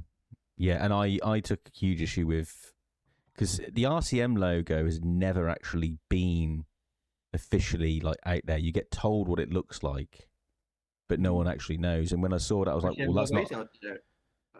Go on. RCM logo is the logo that's on the back of the game jacket.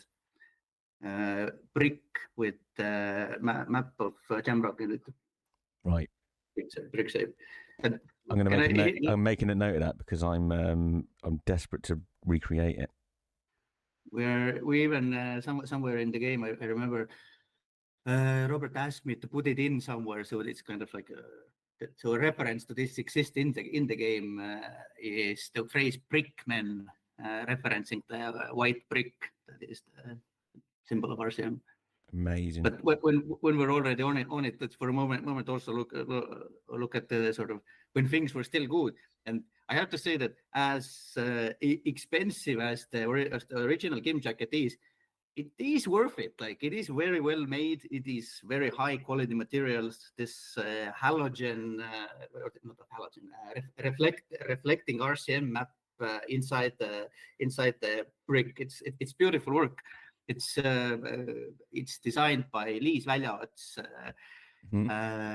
She I don't think she has gotten a lot of credit for that. Like, well, this is confusion because obviously Rostov made the design for Klindzic Kitsuragi, but the actual jacket is designed by Liis, who was I think she was leading the atelier for a long time. I mean, this is quite indicative of just like the I mean, it's interesting what you point out that the bosses were seeing, Dora, around the difference between what people say online and what they do with their money. But it's quite apparent to me, right? I look at the Kim Kitsuragi jacket and I think, well, actually, I think they're made to order as well. So you know that it's someone's actually putting their time into it every time you order one and all the rest of it. And by all accounts, seems to be like seriously high quality.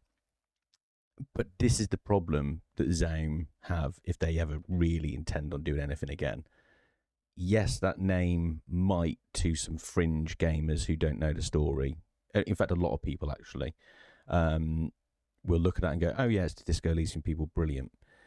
But there is always going to be a stink to whatever they put out now. No, whether it's a Falm carrier bag, a Kim jacket, or a computer game, there will always be a level of stink. And this is the thing, we can rationalise and say, no, it is a great jacket. It's not going to matter to some people. And that's the problem they've got now. I think it was a great idea in the start, obviously, starting a fashion line, but as I understand, this was Rostov's idea, right? Rostov Atelier was 100% Rostov's idea. Rostov for a while pondered over, is it possible to do merch nicely? And I think maybe I'm misremembering it a little bit, but I do remember having a conversation with him where he described like we talked about good merch games and put out, and he described this I don't know what do you even call it, the platform game Inside. Yep. The black and white. Yeah, if you finished it, the body horror thing in the end. Yeah. Well, they put out this, but made out of this, what is it called? Real doll, the material that sex dolls are made out of. And this was this kind of a really like high quality, innovative approach to merch. And I think like this was one of the things that served as inspiration to Rostov. But Rostov also very like Rostov has always been very, very interested in fashion, like up to the point where he was part of these different footwear forums, and like he's very, very, very fashion conscious. He's always dressed very sharply himself, and he had a keen interest on that. And kind of like this also goes back to this days of ZAUM where everything seemed possible. It seemed possible that ZAUM is going to be like this center of culture where we integrate music, like visual arts, writing, and even like fashion design into this kind of a huge collective that ZAUM has. Of course, ZAUM has a clothing branch. Maybe one day ZAUM also has like a music sub branch. Like all of this is impossible. And just the others, Robert, Tõnis, and Kaur, were very pissed at Rostov because using his directorial powers, he basically set up Atelier without honestly like getting approval or permission from everybody else. And like I say, because this is this one still very profitable branch, then in hindsight, like I don't know, like I think they owe Rostov a big apology for this annoyance they had with him. The man was right, obviously. Yeah, visionary, I think is fair to say about Rostov. If, everything I've heard about Rostov, you know, he comes out pretty golden, doesn't he? Man, I wish you meet him. Like he really is a wonderful. I'd love to. He's someone I'm absolutely dying to speak to one day. Never know. One day.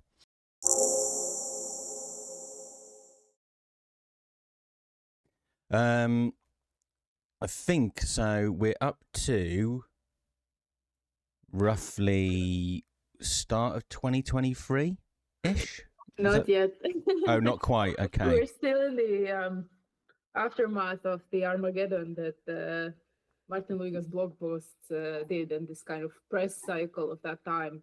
I think we had just got up to talking about internally what was happening, which is that there was a series of these all hands meetings that were called, I guess they call them campfire meetings, where it felt at that time at the end of 2022 like every 2 weeks there was a new one of these meetings where management would try to reassure people that everything is okay. Mostly any response to any allegations made publicly were these people are complete liars. Robert's a liar, Helen's a liar, Rostov's a liar, everyone's a complete liar. They never went into much detail on that. There was the one, so then what they did was I think people were asking, can we set up a Q&A form so people can ask questions anonymously if they're, feeling uncomfortable, so that to maybe get more answers from the company, because finding this stuff out through the press for a lot of people who didn't know was extremely upsetting. And so there was this one campfire where a lot of questions were asked about Dennis's past. I don't know, Argo, if you want to. Oh, really? That people actually start to get wind of that stuff? Yeah, honestly, like the way I remember it was that there were multiple rounds of these Q&As, because as this news made rounds in the public sphere, new questions surfaced. So that at some point it started feeling almost comical that, okay, there's the weekly all hands again where we get to hear some answers. But yes, there was one, I think, specifically about Tõnis. I think it was like a third or fourth in a row. And well, it was honestly quite ridiculous. Like essentially on this, Tõnis said that it's all about his past. Like, what are you a convicted financial criminal or not? And well, you can't actually deny that you are convicted of a financial crime. So what Tõnis did was he framed it as he took a fall in Baku. Like, he was so honorable that instead of letting somebody else go to prison, he was the fall guy. He decided that he's going to take it on himself. And he was practically, you could see this single tear forming in the corner of his eye, like how moved he was with his own story. It was a complete fucking farce. Yeah, he was saying that I think some collaborator of his actually framed it all on him. He had not done these things that he was accused of, but his collaborator, partner, whatever, had blamed it all on him, and he was like, "I'm so sorry, I'm emotional." You know, he was tearing up, and but it was very much, from what I know, was not exactly how it went. It felt really Open a shut case. yeah, and kind of emotionally manipulative. I think as evident from the fact that most of the people in the company were just not saying anything in this. This was all online, obviously, so no one is saying anything, but there is this kind of group of cheerleaders who are like, "Yeah, Dennis, we love you, Dennis. Thank you for sharing this painful stuff," which was really, really odd. But I think every company has that circle of people. Yeah. There were also some questions that I thought were very interesting. Someone had asked the question. So there were quite a few people who had joined the company because they were very progressive and very leftist. And I remember someone had asked the question of, have you ever considered turning the company into a co-op because of its leftist roots? And many of us are here who, you know, are quite like fond of these values, and there's some chatter about co-ops. And what they did was, so I'm not going to name this person because they're not a public person, but they had their HR lead, who was, I guess, renowned for being a well-read Marxist in the company. They had this person go in front of everyone and start this long litany of Marx references where he explained that according to these obscure Marx texts, this is why it's actually un-Marxist to have a co-op in this company. What's more Marxist is that this should be a capitalist company because the world is capitalist, and us being a co-op is not actually going to change the market. It's not going to change the world. It's not going to affect the context in which we exist. So actually, the more Marxist thing is to not even pretend that we're a co-op. It's you know, I'm saying it along very informal lines because I'm not as well read. I don't think anyone in the company is as well read as this person. But what was happening the entire time, Ilmar had a hand over his mouth and he was like laughing and smiling because it had the vibe of a little Chihuahua lapdog that they had deployed to use this Marxist language to disarm the co-op sentiment in the company. And it was despicable. It was really despicable because then at the end he said, "Okay, does anyone want to, you know, have discourse about this? Does anyone want to, you know, argue? If you have counter arguments, you can argue." And of course, no one wanted to because, first of all, you're not going to, in front of your bosses, go on a debate about why you think it should be a co-op. And second of all, because it was kind of humiliating to try and deploy this knowledge of theory against your colleagues to seem like, okay, you're the smartest guy in the room. You can say why it's actually more Marxist to be a simp for the bosses. And it's worth saying that this guy later became promoted to management advisor. And it goes also without saying that every HR complaint that I made and people that I know have made would just go directly into management and to serving management. So this, I think, was one of the most despicable things I've ever seen of how this company used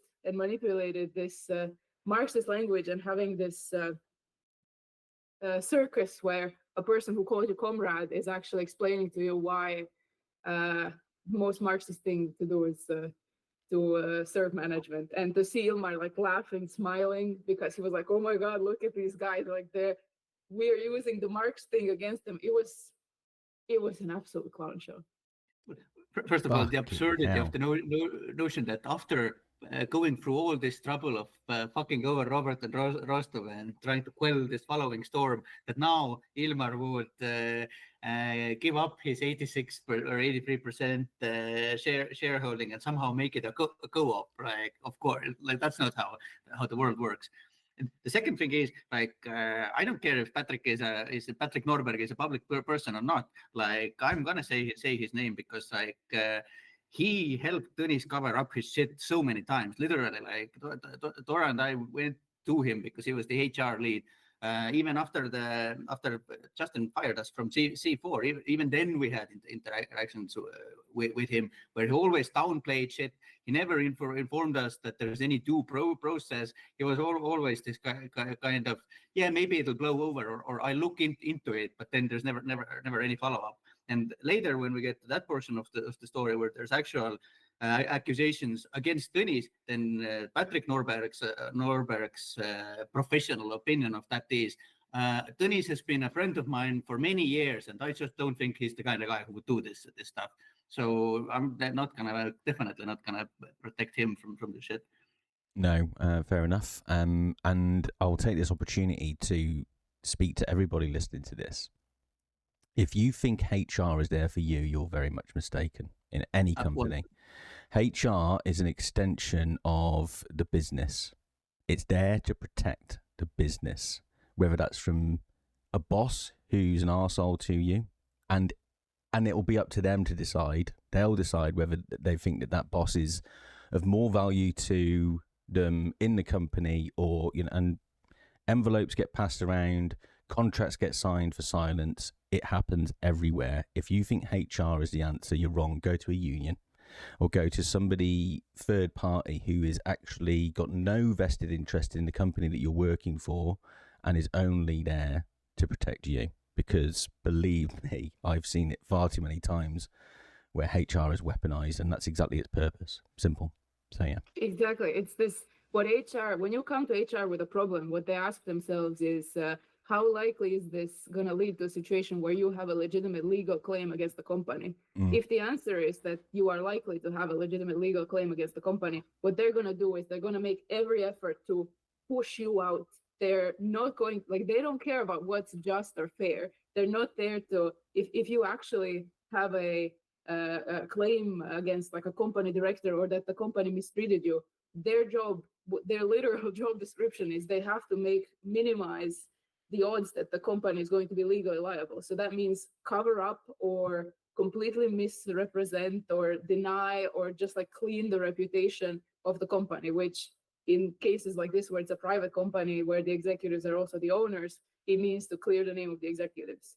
And yeah, it's very, and often it can be that the HR person themselves are a good person, or they like to think of themselves as a good person, and possibly they're a good colleague, and possibly, you know, friend to friend, you think they're nice. But at the end of the day, when it comes to the class war, they are on the other side. Their job is, by definition, to minimize litigation risk for the company. And if they were to go against their own job, they would lose their job. They would be fired. So don't think that they're on your side. Yeah. I think there's also the illusion that they have like ultimate power as well. HR, like you've just talked about there, they still have bosses who are way higher than all of you and all of their entire department, who they will answer to when asked to.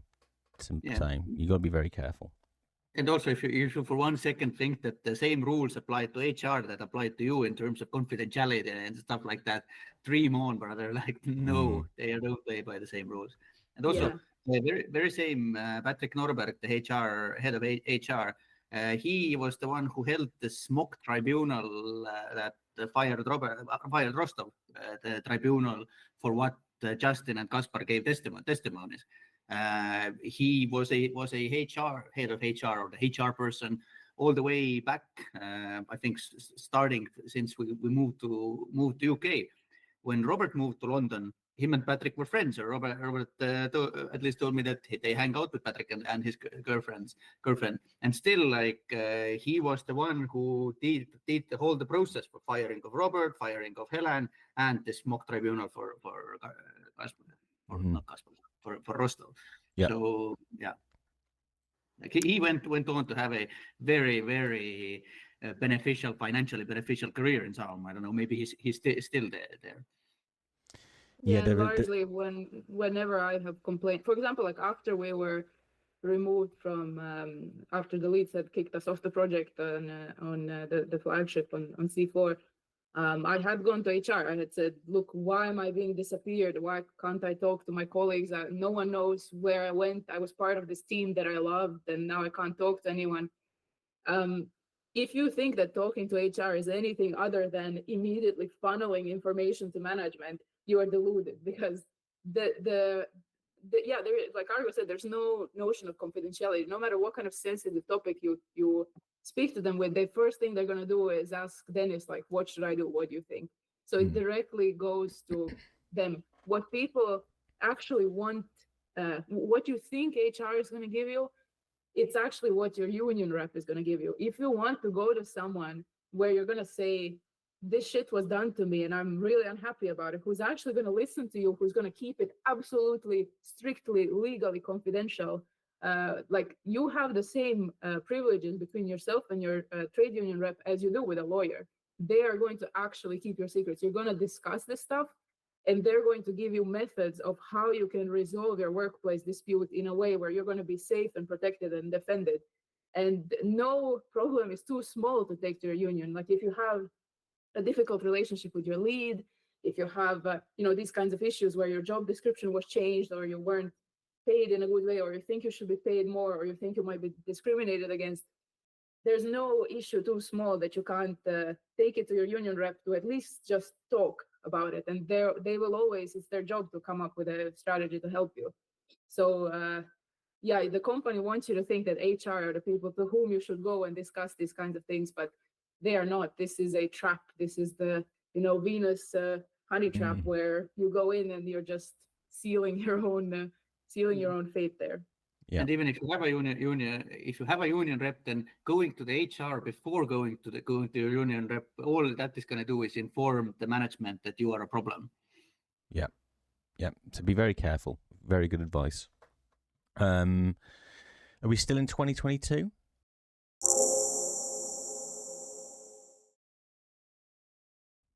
Yes, there was then a situation where this was the same number of months where we're all trying to do work. There's a PR shitstorm. And then there was also a message internally in the company service where it was announced that Coward is no longer with the company. We have made, I think Ilmar wrote, we made a hard decision to part ways with Coward because he started working against the company. He could just not be reasoned with. He's just not going to be here anymore. And this was, if anyone remembers, around this time was when, I guess, Coward's response to that was suddenly in the press, it's been announced that Coward is suing the company over this 4.8, I think, million that he claims Ilmar took, and that he was aware that Ilmar took it. And what happened was that morning when this was filed, all of Ilmar's assets were seized. And then he showed up to a meeting from this very strange room where it seemed like he was in some trouble, I guess. When you say meeting, it's another one of these, it's all hands again, I guess, and another thing in the news cycle needs to be addressed company-wide. It's interesting, actually, that we got this far in the story without mentioning Ilmar. Why? Because he's not actually that involved with the leading of the company. I mean, each company is different, but in ZAUM especially, the CEO deals with very, very high level financial, maybe administrative matters, but he's not involved. He's not familiar with the workers. He does not talk to the workers. He does not, play games, know much about games. He's largely a background figure. It is Dennis who actually interfaces with people, who runs the production, who runs the studio. The very first time I became aware that there is an Ilmar in any shape or form was, I think it was either at the summer of 2020 or the summer of 2021. I'm unable to pinpoint it properly. It was when Robert introduced me to him in the Brighton office. That this is the new CEO, and before that I had never even heard the name. And for a while after that, there was this joke that Ilmar only has the front side, that if you walk behind him, then you see cardboard, that he's like this cardboard statue that you roll out when you need someone to represent the company. That is this kind of a goofy face. Yeah, the public face, the guy you shove out in the to do the interviews. He was very, I mean, I'm just jumping ahead. It did seem like when he was interviewed in the PMG doc, it was like almost surgical precision how he presented himself, just in terms of body language, the way he composed himself, how he answered his questions, like everything did seem very meticulous. So he seemed, typical corporate shell type guy to me. Yeah, he's very good at what you call it, like rolling with the shots, or it doesn't hurt him at all. And like in a way, rewatching the PMG doc, like I could see like Chris was trying his hardest to penetrate it, but Ilmar is level 99. Like this is what he does best, like just evading this stuff. And I don't think you will ever see Tõnis come on camera, because like very much. Like we talked, that he's the kind of person who cannot step into the limelight. His magic only works from the shadows. Yeah. And with this type of personalities, they don't hold up very well to questioning. Like there's this internal like rage, I guess, that often triggers. So it's the smartest thing in the world to put Ilmar up there in the front. Mm. And also, like, I don't remember, Dora, when was it during the same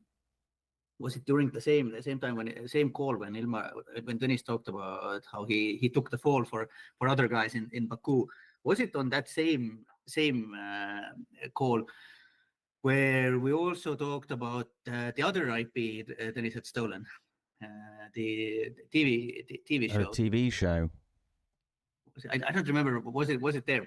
But as it flows narratively, I'll throw it in there, because it turned out that Tõnis already had done this once before in Estonia to one of Estonia's very prominent TV producers, Gyur Aarma, who came up with one of those TV shows where you spin the wheel, then you and your family climb the ladder. One of these TV shows.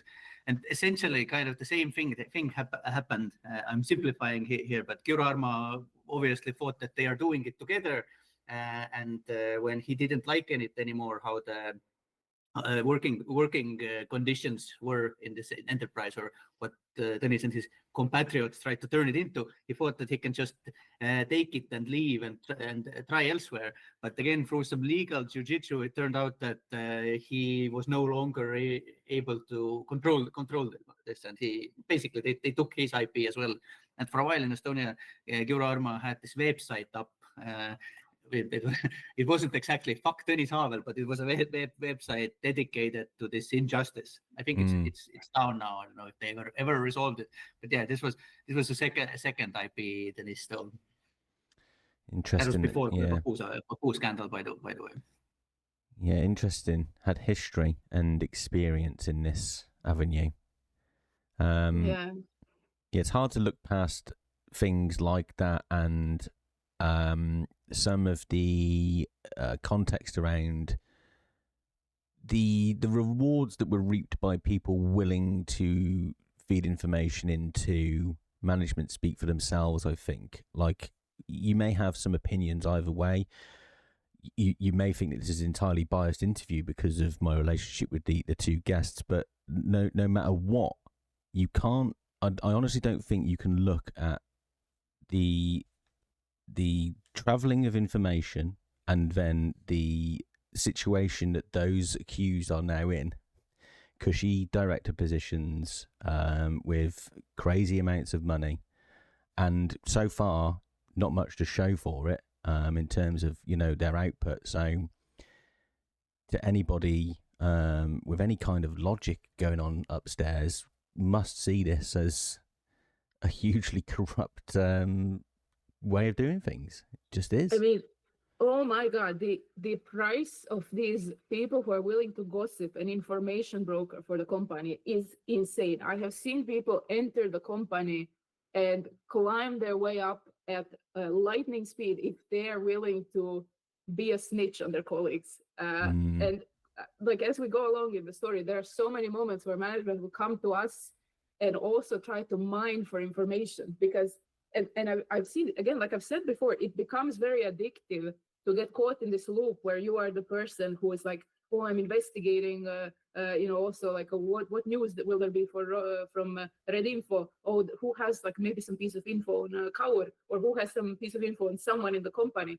like the validation that you get and the kind of more kind of being sucked into this inner circle that you get from participating in this gossip network. Like that's crazy. And I've seen people for whom it feels like they almost nurture, especially in production, honestly, production, the most corrupt department in ZAUM, who almost nurture and foster conflict because they are so much rewarded when they come to Dennis with news of a new enemy or like new problems, new issues that are not him or that are not their fault. This bringing of ammunition, it's an incredibly toxic atmosphere, and it's very the sheer amount of gossip. Like to this day, I still hear, "Oh, did you know that the management already knows what you're doing right now, or that they already know what happened to you a month ago?" Because they're still brokering this information. It is still a hot commodity in their lives for someone to tell Dennis, "Did you know what Argo is up to? Did you know what Dora is up to?" And then they, have their little alcoholic parties where they exchange this kind of information. It's really sick and it's really pathetic also. Yeah. And it feeds on secrecy and on darkness. That's why we've said several times that we don't want to lead these black box lives anymore, because then these people who feed information think that they are bringing valuable morsels, and if we ourselves share this stuff, then there's not much you can mine my life for anymore. Absolutely. You know what it reminds me of? Have you ever seen the UK Office version of The Office? You know what? Much better than the. 100% agreed. Yeah. I'll die on that hill. But you know Gareth. Of course, Gareth Keenan, like best name ever. It sounds like a bunch of Gareths. You know when there's the dodgy email going around of with David Brent's face photoshopped onto like a pornographic image, and he sets up his own little office like Gareth Keenan investigates and all Gareth of that. Keenan investigates. That's exactly how I picture these people being a bunch of Gareths. Like, actually, I'm doing an investigation in here. It's very important, and it's going to get me this promotion. That's what it sounds like. A bunch of Gareths working in ZAUM.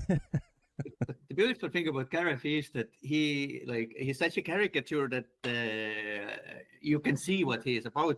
The horrible thing that is that in reality, it is like you feel like you're surrounded by snakes, because no one is like harshly demanding you, "Who did you send this email?" or like that. Yeah. It is always this kind of, they're trying to sort of like lure it out of you. Yeah. It's never obvious. Yeah, exactly. Yeah, it's brilliant. I also wanted to say that when Dora mentioned that these little alcoholic parties, first thing Dennis did when Gaur was fired, he abolished the no drinking policy in the company.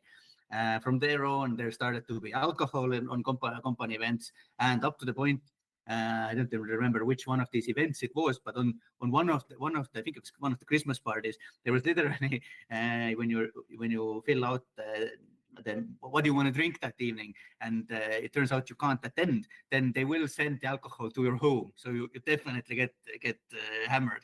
And maybe later when we get to the deeper parts of X7, we can talk what a crucial part alcohol plays actually in keeping these groups tight, but let's wait to get there. Yeah, okay. Absolutely. It's a way of, I saw someone tweet couple months ago that these company drink ups or these drink nights, they're a trap.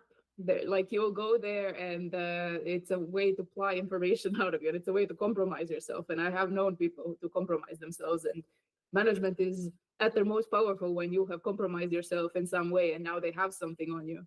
It's very nefarious. And honestly, like it's just very, the games industry already has a huge problem with alcohol, and coming into ZAUM and seeing that it's a sober company, to me was so refreshing. It was such a different, there was courage to just, not to fall into these very toxic patterns where, I mean, games industry events, I've participated in them since I was like 17, 18, and the amount of abusive behavior and horrible relationships that thrive there just on this drinking culture are just awful. And I've seen so many game developers wishing that they could participate in the industry without alcohol needing to be this gatekeeping thing. And that's what felt so unique about ZAUM, that it was a kind of in support of all recovering addicts. And also to be clear, it wasn't that no alcohol on the premises. It wasn't that harsh. The only difference was that company, if you want alcohol, you buy your own alcohol. Company doesn't buy alcohol. That was the difference. Like when Kaur was fired, now suddenly company started buying everyone booze.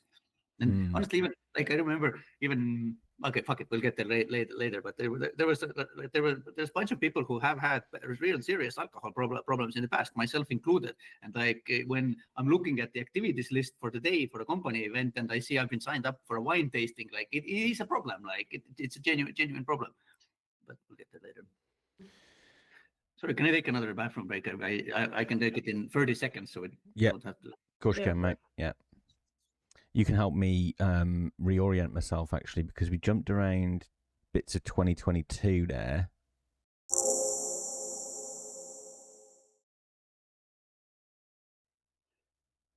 Yeah. So when the year ended in 2022, that's where the executive team got completed. So in December 2022. And also, I wanted to add one more thing, which was during these campfires, when they had one of these anonymous Q&As, I think it was around the time when, okay, now it's come out that financial crimes aren't just a thing in the past, but that now there's these allegations of money having been funneled out of the company. And then Ilmar has repaid some kind of money to the company, which seemed like an admission of something had gone wrong. No clear answer on that was given in the Q&As, but I remember I did ask an anonymous question where I wrote, are any of the executives going to resign based on the PR disaster they've caused to this company? Because if any regular employee had caused even a shred of PR damage that they have caused to this company, they would have been fired on the spot. Like, are we going to see any resignations? And Ilmar and Dennis were like, no, we don't see the need for, why would any of us resign when we haven't done anything wrong? How convenient. So that was the note on which they left that off. And in December 2022, there was a big kind of Christmas gathering for the company where I think that was the first time we presented X7 to the whole company. A lot of people still didn't even know what we were working on, that they just knew that vaguely there was this other project. And I remember Argo and I presented it, and the reception was so positive. I think in the PC Gamer article, someone wrote that this was the thing that restored hope, that this is exactly the kind of thing ZAUM should put out to reassure people that, Disco Elysium is in good hands, that we still have very good creatives. I had people, both to me and Argo, were coming at this party saying like, oh my God, I envy you that you get to work on such a cool project. Our projects are maybe lacking in a certain way. And this so, asking so many questions. People were really excited. It was really good to see. And this was also the company event where we were introduced to the third head of the Hydra, which was the third executive to join ZAUM, which is Ed Tomaszewski. So he was, as far as I understand, recruited by Kaur before Kaur was fired, and then Kaur was gone by the time he joined. But he's the president of ZAUM, and he was at the time a high-ranking, I'm not sure what role exactly, but he was an executive in Private Division, which is the publishing label that's, I think, spun off from Take-Two or something of the sort. And it was announced that he had joined, and he was there, and he was also very complimentary about X7. And I remember that when I saw him, my first question to him was, now that you joined ZAUM, what does this mean for the company? Does this mean that now games are going to be published by Private Division? And he got extremely nervous. He got very, he didn't expect that question. And I remember he immediately kind of like nervously pulled over Ilmar, and he was kind of nervously chuckling, like, oh, hi, Ilmar, can you believe what she just asked me? She just asked me, does this mean, the company is now going to be published through Private Division or something, like, right? And they kind of tried to play it off, maybe put me in trouble in retrospect, probably. And then they played it off in a sense of our plan for the company is whatever you, the employees, want it to be. Which, yeah, no. But it seemed to me like what he said is that he joined because I think Outer Worlds was their first title, which they poured a lot of resources into, and it was completely outsmoked by Disco Elysium in its award year. So that caught their eye. And but I don't know what the plans actually were, but I'm sure they were quite profitable. Unfortunately, I know these days that the private division has folded, which doesn't surprise me because it's been very much focused on ZAUM, but that there seemed to be a lucrative deal there. Go ahead, Argo. I don't know if that was the plan. That I don't know if that was the plan that Kaur went to look for Ed, but one can speculate that even he was able to recognize that the level of incompetence on the management sphere is comical. Like like we kind of mentioned it earlier, but have glanced over with this insane explosion of going from 30 people to going to over 100 people in parallel in the background. Ed himself told me at some point that when he joined, the company had, was it 18 or 28 projects running in parallel, and he scrapped them down to 4. Like that's how insane the situation was. Like clearly, like Tõnis and Ilmar had no idea what they are doing. They were just, when in doubt, hire, and like none of this was working. Like obviously they needed someone who actually has some understanding of how the gaming industry works, because neither Tõnis or Ilmar, they don't play video games. That's not Tõnis is into sailing. I don't know what Ilmar is into. Summer houses, I hear, but like they don't play video games. Ed, like you can say what you want about him, but when we talked about the video game industry, he came off very competent. He knew his shit, like absolutely. So that's the reason I think they brought him in initially. Yeah, this is a person who's very much been a professional in the Western game dev world on the business side, and I think they all come from like a banking background, or I could be wrong about that. So it seems they have some common ground, but largely what I feel is, and for many months I've very much respected Ed. I think I even told him to his face that I think he could potentially rescue the company just out of sheer what I felt was business competence. I think he lacks competence in other areas, especially. Ultimately, I think what he got turned into was a veneer of competence over this very corrupt and vacant kind of heart that were Ilmar and Dennis, who still actually run the company. And Ed puts also a face of charisma on it, because he's got this, Yankee kind of confidence of someone who is very, very polished businessman. And unfortunately, what this does is I've seen him cover up for atrocious things that Dennis and Ilmar have done. And I think that guy will just coast through into the next business without actually being smeared or besmirched by what these guys have done. And what also worries me is that, as time went on, what I heard from people, what I heard from Kaur a little bit and from others, what I came to understand is that, so I don't know, I like to not think that, I like not to think that it was Ed's intention to come into the company and be corrupt, but it was very alarming to me is that I heard these stories of, Kerbal Space Program and Kerbal Space Program 2. There's something that happened there that they were supposed to be developed by the same team, and then the whole studio got bought out from under them and kind of hijacked, which I understand was a move that Ed had something to do with, or at least he was heard bragging about it. Maybe I'm remembering it wrong, but did it not really happen that all the people who worked on it were made redundant and then rehired, like under his management on this Kerbal stuff? I think whoever was involved with that would know better, or whoever looked into that would know better. But what Kaur told me is that this is a maneuver Ed is very proud of, and that he was so happy that journalists never reported on it, that he just kind of, did that. And what I understand from the Kerbal community is that there's also some dissatisfaction that the creators of Kerbal got cut out of this deal somehow.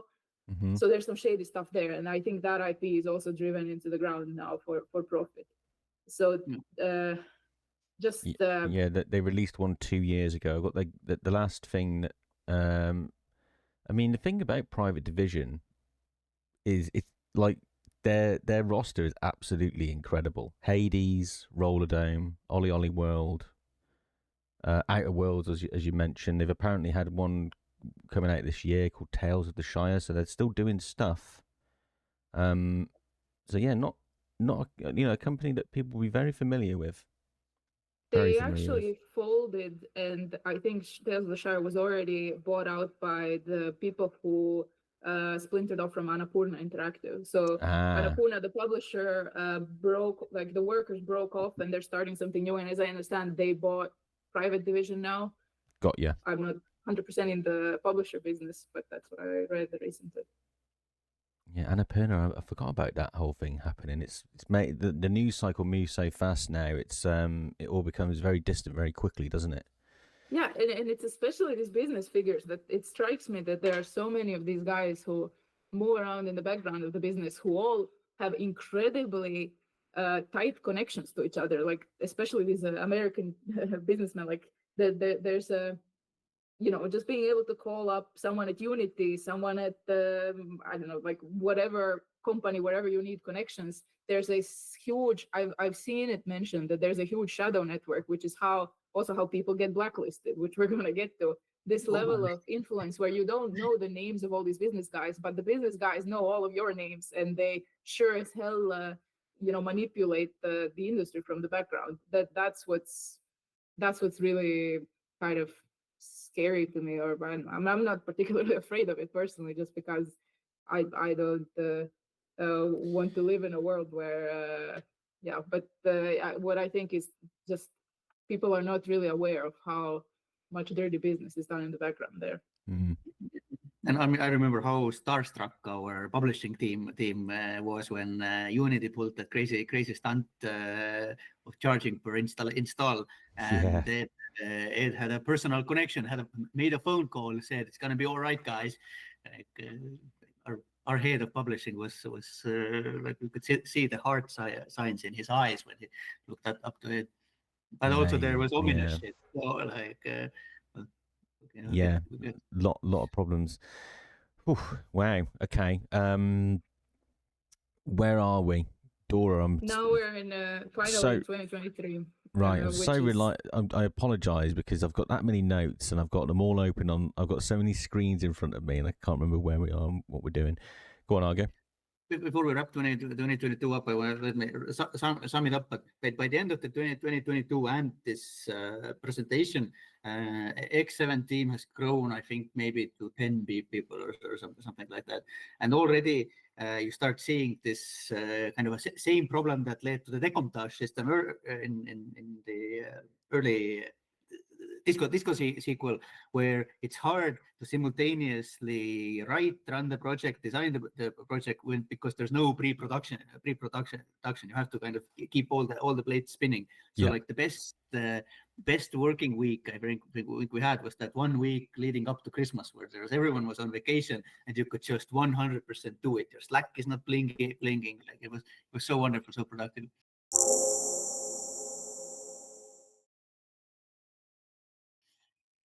So, we get to January 2023. We've obviously now learned that there's all kinds of stuff going on with legal battles. Martin Luiga's made his blog, did as much as you possibly could with X7 up to this point. And then we get to January 2023 and things like crunch start happening, but also you were able to produce gorgeous art and audio as described by Dora.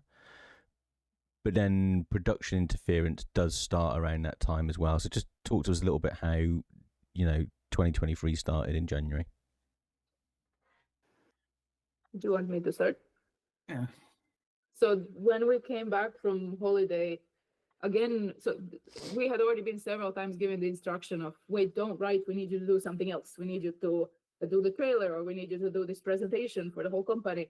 And similarly, when we came back from Christmas holidays, we were told you need to make an overview of the entire project, because they realized they wanted to ship, August to August, 12 months. So now we have 8 months left, and there's no actual production, significant production has taken place. So people realized finally, like some of the producers who had a little bit more game development experience, that you need to actually know what the game is going to be. Like this pre-production that we skipped, we were told to basically, okay, now you guys need to sit down and you need to do it. You can do it in like a week or two, right? It took us the whole month of January. I remember, so the task was make this overview of the entire game, what the whole story is going to be, the range of assets that you're going to need, size, scope of maps, characters, everything, absolutely, code requirements. And throughout January, I remember waking up at 5 a.m, rolling out of bed, going to the office to just work from first thing before the Slack wakes up, before people wake up. It was.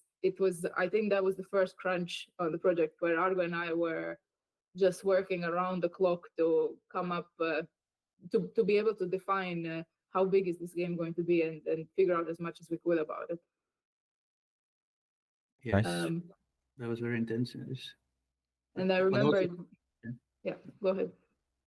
This was also because of the intensity, and we kind of we felt that we need to make some changes. So it brought like this positive period where briefly we weren't working remotely anymore. Me and Dora started going to the Brighton office. Liis was there every day. Like there was some life returning, and this is also kind of with this sense of maybe there is hope to rebuild started returning. This is also the time when David, maybe remember I told you about Mikey reading some dialogue, and then based on very little came up with this insane VO that I could not listen to without shedding a tear. It was just so fucking beautiful. Like he came to the office, played this. It was it felt that things are looking up. But this was unbeknownst to us, like I mentioned much earlier, that we didn't know how lucky we were in the previous few months of the project, that actually management was really bogged down in these legal battles. Yeah. The thing was that they had reached some kind of settlement, I guess, with Kaur. As we all know, this court case went away. He called it misguided or whatever. And we didn't know that then the eye of management would now start to hyper-focus on micromanaging the project. So while we were working super hard on this thing, they had started, I guess, reshuffling the structure of the team a little bit. And I know at that time Dennis was also involved in basically like a war with another female developer who at this point, me and Argo, for example, we were doing the jobs of directors, jobs that same job that like Justin is doing, same job that other directors in the company are doing. We are basically setting direction for the entire project, planning it out, talking about scope, about art, audio, like giving the vision for all of that. But we were paid like 1/3 of everyone else, and we did not have the titles. And similar things were happening elsewhere. Like, for example, this woman, there was no director in her department, and she was the most qualified person. And production was giving us gossip that, can't believe how entitled this person is, and Dennis is working really hard to suppress that, to make sure she understands she can't have that role. And there was really weird, like the eye of Sauron had turned inwards, and now the warfare was internal, and you could really feel that atmosphere. Because also one day while we were busy and we showed up to a group meeting, and suddenly this other person who was so far involved with administrative management of the project was introduced to the team as the creative director of the project, which was very strange because we had been leading the project, directing it creatively up until that point. And it just felt like management had made these kinds of decisions without informing us, without informing anyone. And who knows how long these kinds of things were in process. And then we realized that other team members had also been told not to talk to me or Argo, but to, for example, they're not allowed to contact us because we are very busy. They can only go through this person or through their own lead. And then we would kind of receive questions kind of through this broken telephone, kind of third party. So this siloing had already started. We were of course, already considered troublemakers for a while. And then at that point, I feel very much this, they saw that the project was starting to be behind time. And every time we asked, can we get more time? Can we get more writers? Can we get more resources?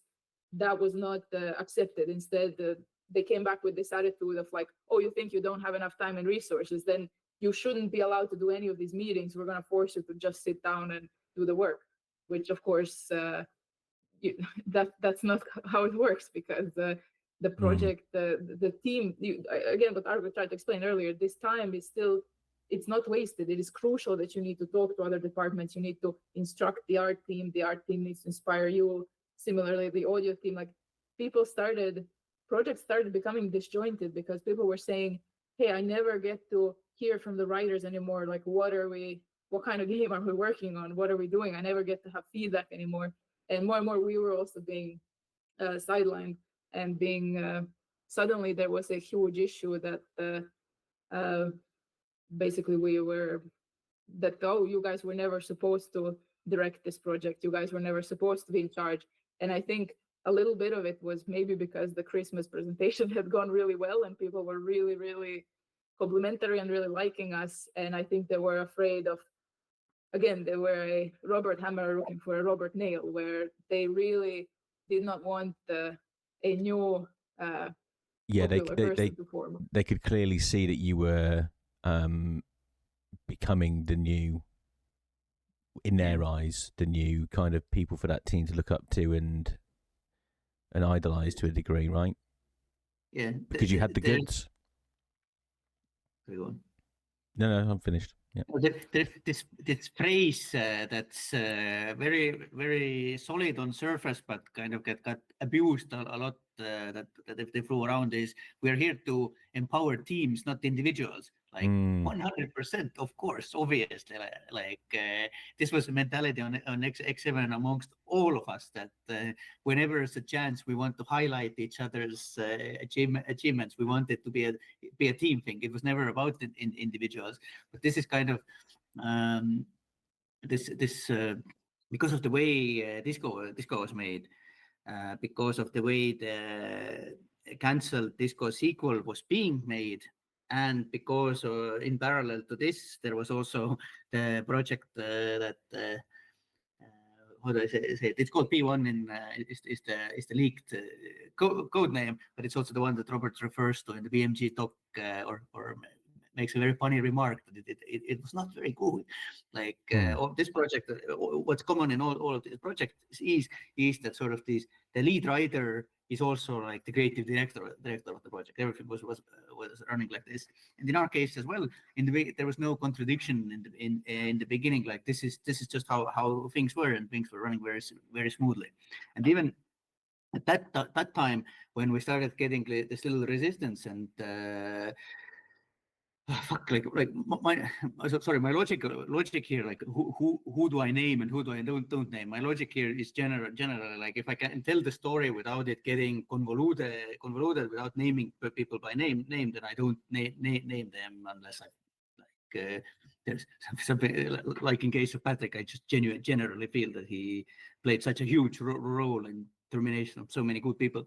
Anyways, like I didn't want to name Chris Priestman, but Priestman is the guy now that comes into play. This is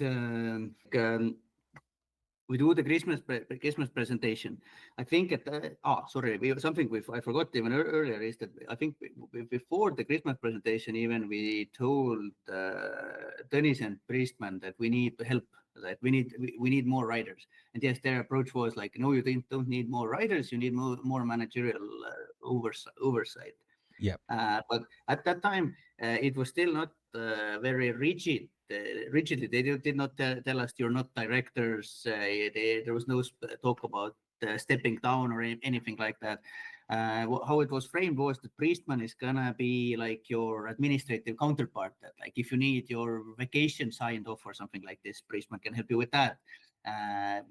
We had these development conversations once a year. Development conversations coming up. Brisbane can sort of take care of that formality with you. Like this was the way it was framed for us. This addition of him. But now in parallel, I said multiple new characters appear. Company had hired another producer, someone with quite a bit of industry experience. This is Phil Davidson. Phil Davidson comes to play. Phil Davidson came. He also came with a baggage. Like he came with a baggage and with very distinct dislike, or let's say dislike for creatives. Like you could see that he had a chip on his soul, and why that was. This was almost his catchphrase. He often when it came back to that and told that story that in his previous company that he worked for, he was not listened to, like his producerial talents were not listened, and because of that the company ended up losing, I think it was 15 million or something like that. If only they had listened, none of that would have happened. And from the very beginning, our interactions with him became quite adversarial because he was very much this production kind of person. And very quickly, I think they developed a friendship with Dennis, or he became basically Dennis's like right hand man, like he's enforcer. Even this, why we know about these conflicts between this. Woman who very rightfully asked for a leadership position because everyone else who were doing the same job in the company had a leadership position both in title and in salary. The fact that we knew about this conflict was that Phil was a big gossiper. He came and spilled the beans on that one. And like with Brisbane, even honestly. Brisbane is a very, very mellow guy, and honestly, like he's a nice guy. Like that's also why I don't know, maybe beep his name out later. I genuinely think he's a nice person, and his biggest fault is the same guilt that we've talked about earlier, that he's very easily manipulable by authority figures. I feel I've never sensed that there's any malintent or evil in him. And honestly, we didn't end up in conflict with him. Like it was kind of through Phil. Phil became the lead producer, head producer. With him, we started finding this first resistance where, for example, when audio team was formed, the audio team Slack, like Leo, a published musician. We wanted him to be there as well, like with his artistic eye. Was it me or you? We asked Leo to be added there, and this is where like Phil starts resisting us. And in the end, when I got tired of asking, I added Leo myself to the Slack. Then Phil's reaction was to delete the channel completely and recreate it without Leo, myself, or Dora in it in a different branch. Like this kind so I wanted to say that I earlier tried not to, so even in the interviews we gave when we left the company, what we've tried to do along the way is to never name this middle management, because especially in the case of Chris, like Argo said, he's a very, very nice person and a very gentle person, and I don't think we would have ever been in an adversarial relationship if Dennis hadn't been creating this stuff. And I've seen him do this to so many people in so many different situations. If you have someone happily doing their job and you take another person and you have them take away their job, like replace them, put them in a position where when I want to do something, this person tells me no, then we are, there's tension between us. That's not this person's fault. That is Dennis's fault. And he's done that many times. Even the relationship between Justin and Robert, I think, and Kasper and Rostov would not have soured if Dennis hadn't created these relationships where something that I want to do, he gives to another person, or like you make someone else's oppressor or someone else's, you create these adversarial roles because you want to, displace someone or push someone out. And it breaks people. It breaks these people who are placed into these roles where you have to deny something to your friend, to your colleague, this is not in their nature. And that's also why I don't want to, I have tried not to name these people because I don't want them to be bullied, because they are already bullied by management by being placed in these positions where they have to deny their colleagues from, cause them misery. That's horrible. Phil is a little bit different because when I mentioned earlier that there are some people who very quickly got roped into this information network where they siphon information about employees and delivered directly to Dennis. Like, I don't know how they managed to find Phil, but he fit perfectly into this atmosphere. I again respected him in the start because of his industry experience, and there's quite a few organizational abilities that he has that are like really exceptional, but he has patronized me. He's been very malicious at times, and I think I like to think that that's not who he is, that's what Dennis stoked in him with this I'm going to rope you into this in-group where we gossip about everyone, where we control everyone.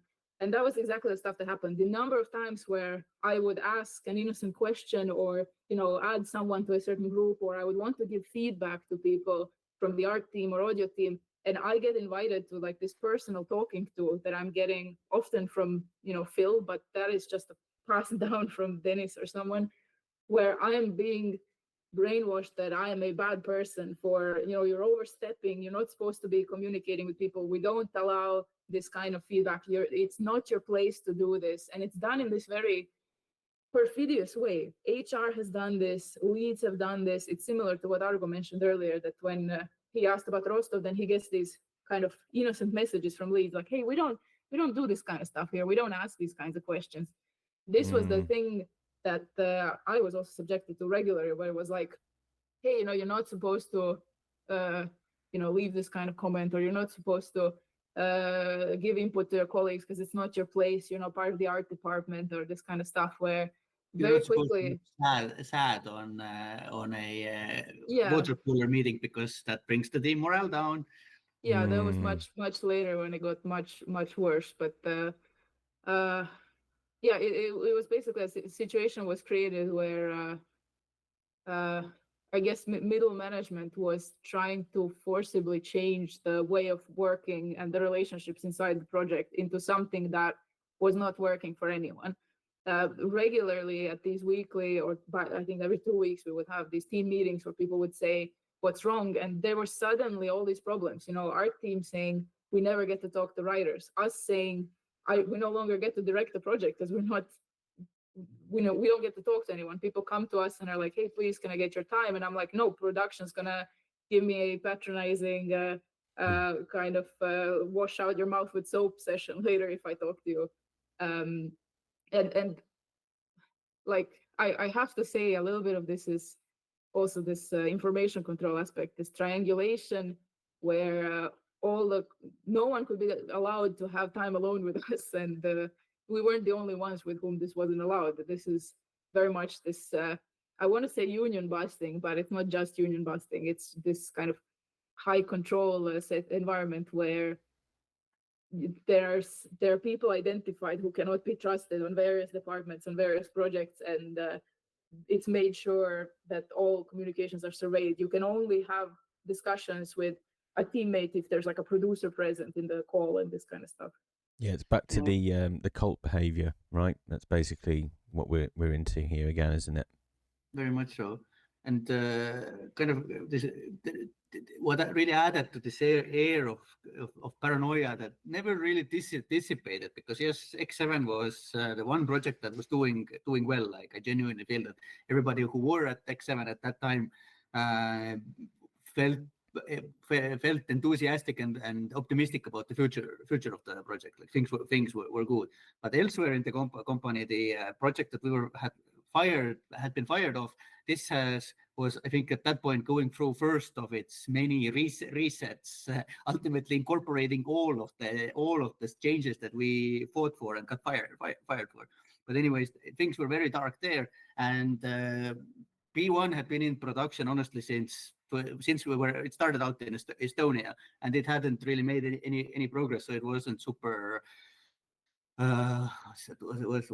Things weren't looking that great there either, but there were like people liked each other, they had good chemistry, and in a way, but because Kaur was responsible for P1, and with his termination, two things happened. First of all, because this shadow director was gone, people suddenly had much more creative freedom, but also there's a little bit of this loss of the direction there. So anyways, in the Slack, the vibe was even more of a ghost town than before. And every now and then you see these moments where somebody says something, or even makes a joke that's a little bit hits a little too close home about, I don't know, Dennis's criminal past or something like that. And Slack goes silent, and you don't see that person speak anymore for months. And here and there during video calls, you hear that someone had a meeting with Phil yesterday. This is very much where you could see that, yes, Phil is this enforcer of the will of management. And I also want to say that at that point, it had been 7.5 years for me in the gaming industry. Like, Phil was the first producer and has been the first producer that I've ever had an adversarial relationship with. I never understood this kind of what people assume, that it is a default conflict, that there's always, like, the artists and the production are always butting heads. Like, we didn't have that in old ZAUM. We didn't have it even while we were still making White 12. Like, this was my first interaction with this ruthless, Henry Ford would love it type of production, where agile production mechanics were ramped up. And this is, I think, also why Tõnis really loved Phil, because they were very much on the same page on this efficiency. And earlier, already this restructuring of the company had fractured us quite a bit. But now, with the coming of Phil, these information checkpoints were created. Like, now, now it's official company policy that whenever anyone has an issue, this is how information needs to go. First, you go to your lead, then they go to your lead. Basically, like, these very clear layers are created. This was around the time when, so beginning of 2023, where, so this, as we mentioned, management had, and especially I think the publishing department, had forced us to work on this Atelier product. And this company is so chaotic that not everyone was informed of that. Like, for example, Kaspar wasn't informed of that this had been for months, they were making us do this. And one day we were having a meeting about something unrelated, and we mentioned that, yeah, later we're going to have a meeting with your artists about this Atelier product. And I can tell that these tensions were being stoked in the background, and that there was still nasty stuff being spread about us, because he kind of, when this call, when we finished discussing what we were supposed to discuss in the call, he said, okay, everyone leave, producer's gonna stay here, and I need to talk to you guys. And to his credit, he apologized for this later, like it was a big deal, but he started cussing us out. He started shouting at us how we are poaching his people. Like, what the fuck are you guys doing? What is this shit? Like, extreme profanity, this super, like, I can see that it's been, 6 or more months since we were kicked off of the other project. And we were still, like, I remember crying the whole afternoon afterwards, because why is it okay? Like, we are these pieces of shit in the studio who are obviously troublemakers and evil, and you can take out all your frustration on us, no matter who you are, no matter which position you work in. It was extremely fucking upsetting and very unfair, because they were angry that people from their projects wanted to work on our projects, or sometimes that management had moved them, but they made us the bad guys, like absolutely just like unloaded on us. It was, Argo, you can say you're the one who. I just, for the sake of transparency, I just want to say that I behaved very bad, as badly as Kaspar, because I was throwing profanities and screaming at him as well. Me and him were in a shouting match, and like Dora was hit with stuff she didn't deserve at all. Like, for me, it was like one of one of these, I think, first moments of confrontation that I ever had access to with Kaspar, because even though he didn't directly fire us from C4, like, him and Justin were having these calls every night, and he was very much in the know. And even during the time when Robert and Rostov were fired, both Kaspar and Justin kind of they stayed in my house. Like me and him, we went back all the way to Estonia. This was this first time it was actually possible to put this betrayal into words. Again, like Dora said, Kaspar apologized later. Me and him, we also a few months later, or a month later, or something like that, we reconciled, acknowledged that we both were in the wrong in this. But yeah, Dora had nothing, did nothing wrong there. I'm curious, like just on a human level, how. Like you talk about the previous relationship. Obviously, I'm aware that Kaspar is one of those people that's been around kind of when you were in Murive, right? He was brought in around that time. I've got that right, haven't I, Argo? Around what time? When you were in the office in, is it Murive? Have I pronounced it correctly? Kaspar and Rostov have been friends for I don't know how long, long time. And Kaspar was brought in before me. Kaspar was part of the first wave. He left ZAUM before we moved to UK to go and teach an art school in Tartu. But he came back. Rostov invited him back. I think it was around the time for the art book, to help him with the art book initially, and then he stayed. Yeah. I was just going to say, on a human level, so full disclosure, Kaspar has spoken to me and has been nothing but lovely to me. So from an outsider, knowing his character, and even on the PMG documentary, I came away thinking he's probably one of the better ones. And I still do believe that. But what I can't square up in my head is how the relationship or this corporate manipulation that's going on has gone so far that Kaspar, from what I understand from the version of events, at no point seems to have this "what the fuck am I doing?" and just speaks to you as people who've known each other for years and goes, "What are we doing, Argo?" I've had falling outs with people who I absolutely love, and work related fallouts, right? With people who, like, where you cross over friends and work, it can always be a little bit tricky. And ultimately, they were settled by us reminding each other that we have far more beyond this company that's paying us at stake. Like, these people who have entered our lives on a temporary basis and have all of these corporate interests. I'm amazed that at no point he's gone, like, what am I fucking doing? I can't square it up in my head. That's the big problem I have with it. It wasn't a question, just an observation, I think, more than anything else. Just on how far gone all of this stuff seems to have got at the time.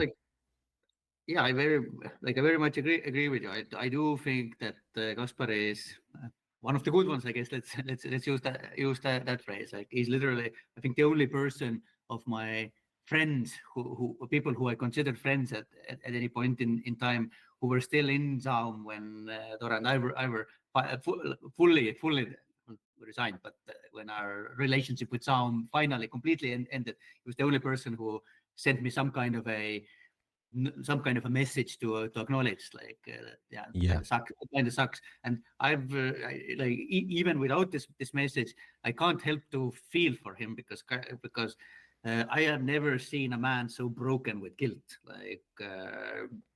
Like I know what it feels to feel responsible for vouching for Justin, so he could take this information to the management that Robert and Helen carelessly divulged to him. This is enormously heavy. But Kaspar literally gave a testimony that the company used to fire his very, very good friends for many, many, many years.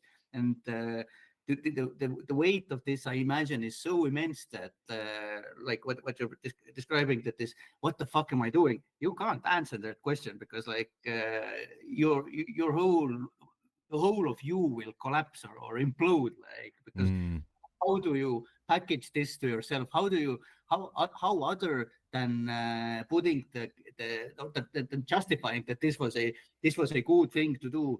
Do you live with yourself? Like this is like, and also this is that. But Kaspar's career in ZAUM, like I mostly observed it from this distance, but I feel that the management deliberately put him in situations where it got worse and worse and worse for him. That this self-loathing only grew and grew and grew, and it got super fucking dark for him. Like of all the people still there, I really hope he makes it out of there alive. Like, yeah. He's not a bad guy. At heart, he's not. I don't think he's completely lost either. No, I tend to agree. I mean, I don't. The thing that everybody has to remember, I don't know anyone really. Like I might feel like I do, but because observers generally tend to, right? But it's very important to highlight that I don't know anyone anywhere near well enough to comment on their current psyche and all the rest of it. But what I do know of Kaspar, as I've already said, is he seems okay to me, and I agree with the sentiment that you say there, Argo. I hope he can kind of reconcile all of this with himself and be happy ultimately. And I share that for anyone on a human level, of course. Are we approaching Collage Mode, Dora? Yes, there's one event before Collage Mode, and then that. But I also wanted to add what I said earlier, that I think like I've seen Robert, Rostov, and them, they haven't gone after middle management, and they haven't mentioned their colleagues by name before, and we have tried not to do that before as well, because like I said, I want to believe that it's the roles people were placed in by management that made these situations, and that's not really who these people are, and that's why like I would be any backlash from fans that these workers or middle management get only drives them closer to management, because they think Dennis, Ilmar, and Ed, they're the only ones who can protect me from the nasty Argo and Dora who are saying these things, the fans who are saying these things. So it's I all of these people I've had much respect and love and very good relationship with at a certain time, and in different circumstances we all could have been very good colleagues and friends. So this is why even before, when we talked about the studio, we always talked about management being at fault. Unfortunately, I guess as we progress in the story, we'll get to the part where the middle managers are also trying to go after us even after we've left the company. So unfortunately, in order to defend ourselves, we have to name some of these people, but it's not with the intention for anyone to get harassed, because again, I want to remind people that the blame should always go upwards. Yeah, no, agreed. And you know what? There's been enough silence around this story already, right? And where there is the absence of noise, it means that people can generate whichever narrative they want, right? Because if and this is kind of the story in ZAUM, right? It's as much about what doesn't get said in certain scenarios, certain contexts, and certain people, which means that the overarching, narrative across the company has this consistency that clearly the directorial high-level people want to be the narrative. If only they'd focused all of their ability to weave bullshit into something like a video game, they might have been able to come up with like an interesting plot. You never know.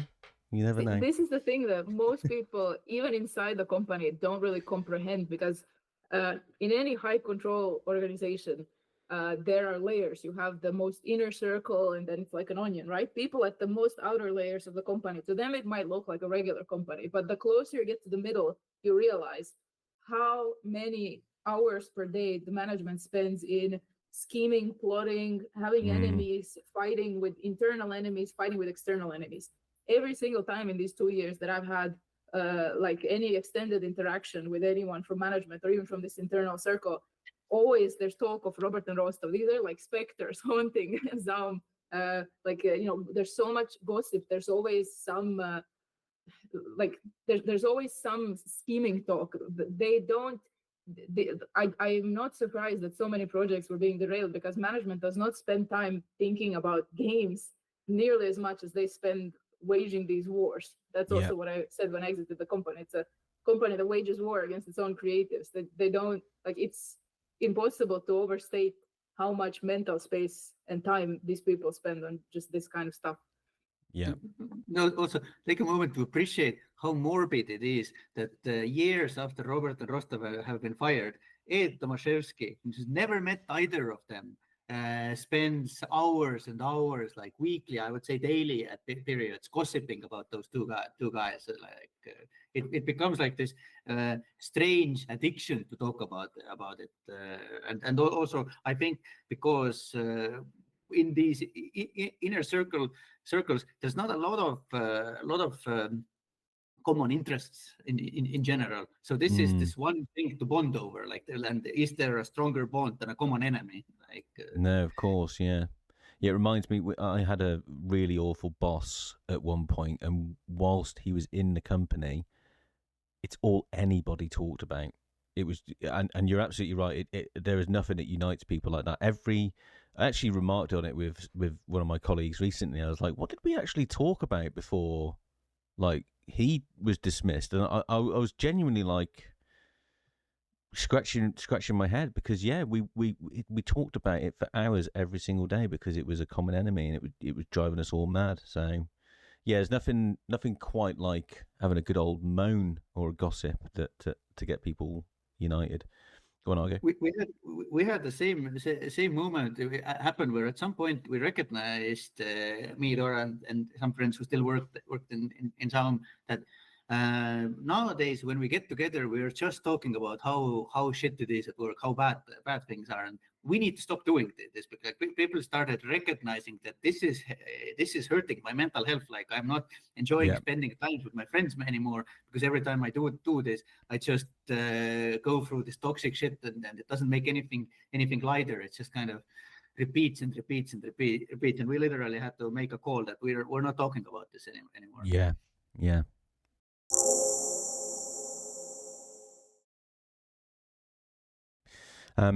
No, it's very interesting stuff, and lots of stuff that people could probably recognise in their own workplaces, obviously, which is why I wanted to highlight that.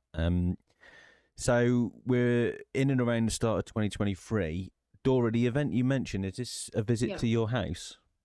Yes. So what happened with when kind of we had this big fight with Kaspar, then I think Argo had a call with HR, because I was crying too bad, honestly, and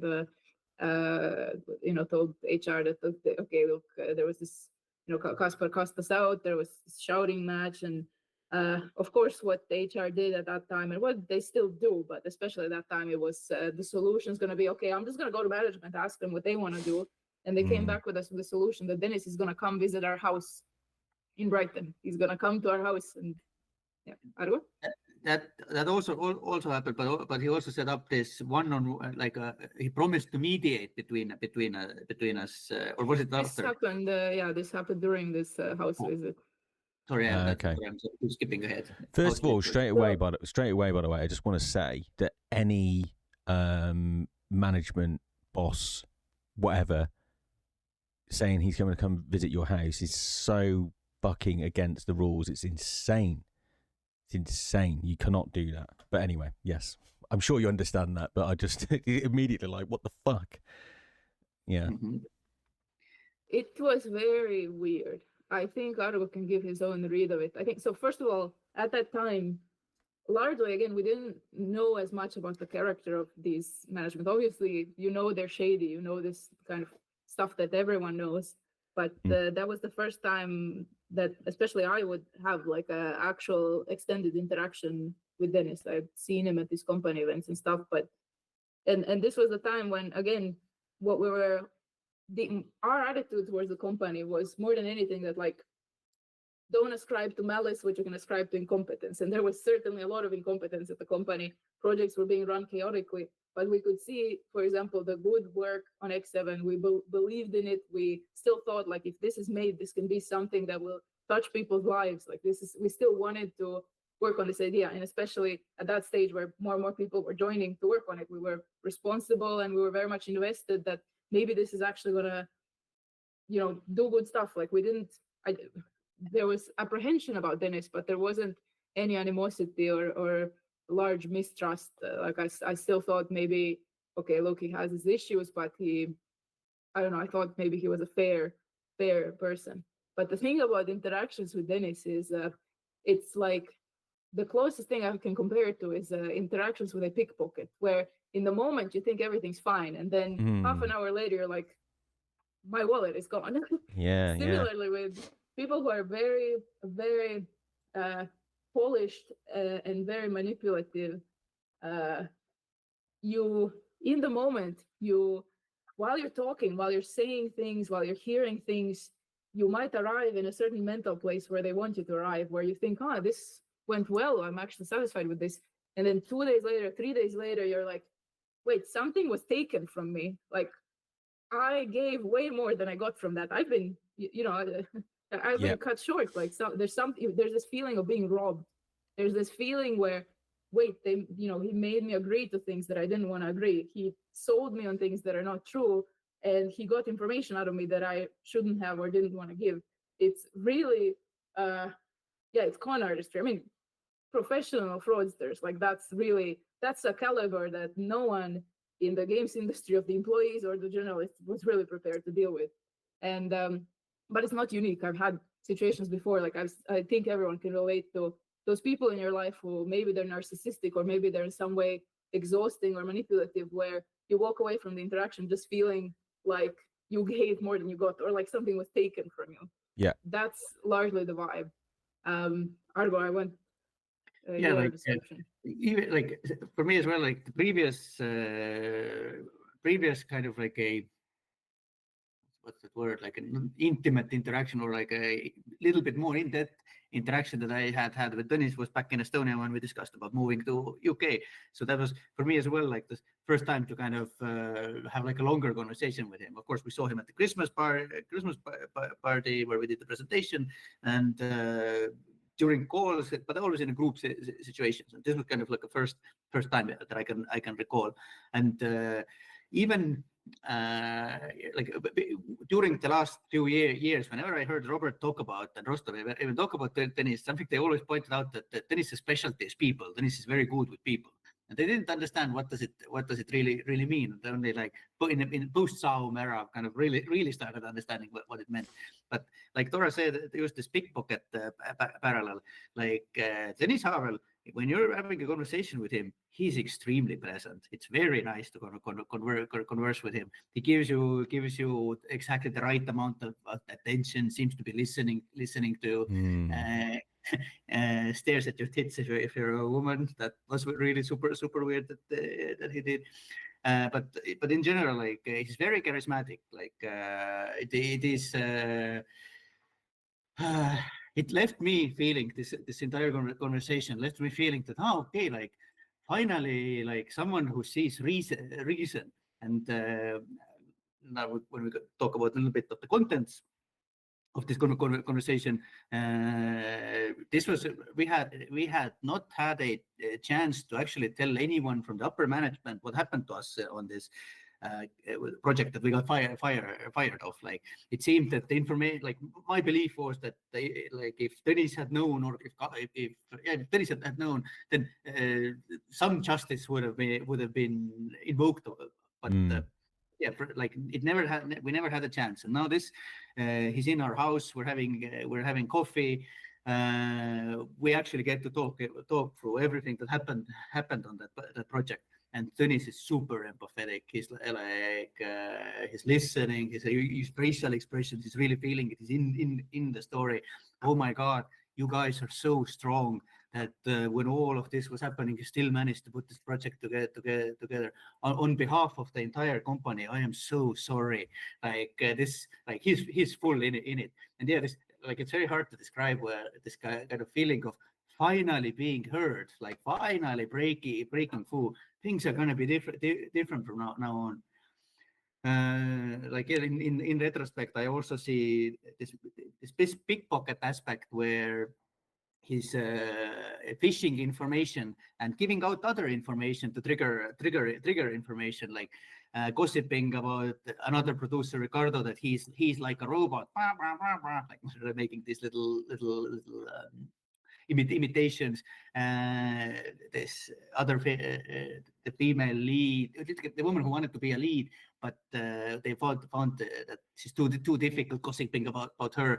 And at the same time, like when you're in it, you don't notice where these lures are, where now you are gonna feel compelled to give some information in return. It has to be a two-way street after all. And I mean, by the end of this, he also said that, okay, like this, yeah, this it's awful that this schism between this project that Justin was spearheading and our project, and that this exists, that we should be collaborating. And also, Dora, this narrative overview that we were working on, that Dora mentioned earlier, this was something that the company, like no one in the company had thought to do, like ever, I guess. And it was, honestly, it was very, very impressive work, like with the scientific precision. Dora made like this very comprehensive tool for all the departments to work off. Yeah. And Dennis wanted the Justin's project also use it. And how was it like? Did he deny you the chance to actually teach it to them right there, or was it some kind of a vague thing? But basically what happened was he wanted someone else to present Dora's work.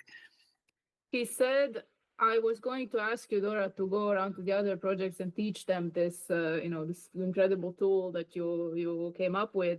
But now that I know there's conflict, or kind of there's this resentment or weird vibe between you guys and Justin, now I guess we're not going to do that. And I said, no, but actually, we would like to have a mediated, to make up with Justin and with Kaspar, and like this all should be amended. These relationships, if we had someone from management who's going to make sure both sides are heard and both sides express themselves, because I mean he's still our superior. At that point we don't have director titles, and back then he was our superior also. He had the ability to fire us, to remove us from the project. This was not an equal relationship in any way. And we asked Dennis, can you please mediate that we fix this, that we become friends again? And he said, yeah, now is not a good time for that, but maybe some other time. And that time never came, actually, because later we would understand that it actually works really well for him to maintain this animosity that he was probably stoking. And also because we couldn't talk to Justin, because Dennis had told us that everything that happened, it was all Kaur's fault. Kaur, the guy that they've now fired, he had it's all his fault that this all happened. And probably Justin has a different story. And if we ever met up and talked, probably would have not been good for Dennis. So he was fostering this weird atmosphere. And many times over the next year, we have reminded him and management, like, hey, can we mend the relationship with Justin? And they would actively tell us, no, don't talk to him. Don't risk destabilizing that project. We'll find a good time and we will make sure, a good relationship is had. But that just never happened. Yeah, but also it was never like this blanket denial. It was always wrapped into this. Now is not a good time, but yeah, we'll set something up like any moment now. It's about your gun is almost ready to be found. Like it was this like if it was like a blanket denial, then there's a likelihood that we would have just gone directly to Justin. But because there's this promise that I will mediate this for you.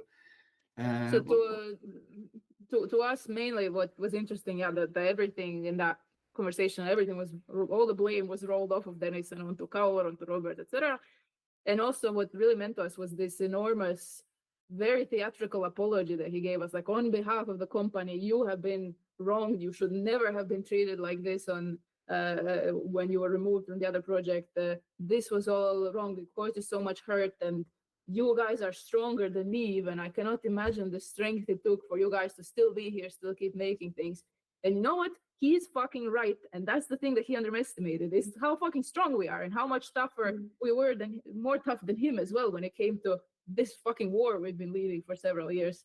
He was not prepared for that at all. But it was also obvious, that's why you feel robbed, is that a few days later you realize, okay, I got his very private apology from him, but nowhere in the company has it been communicated that what happened to Dora and Argo was not right. We didn't get any apology or mediation session with anyone from the other teams.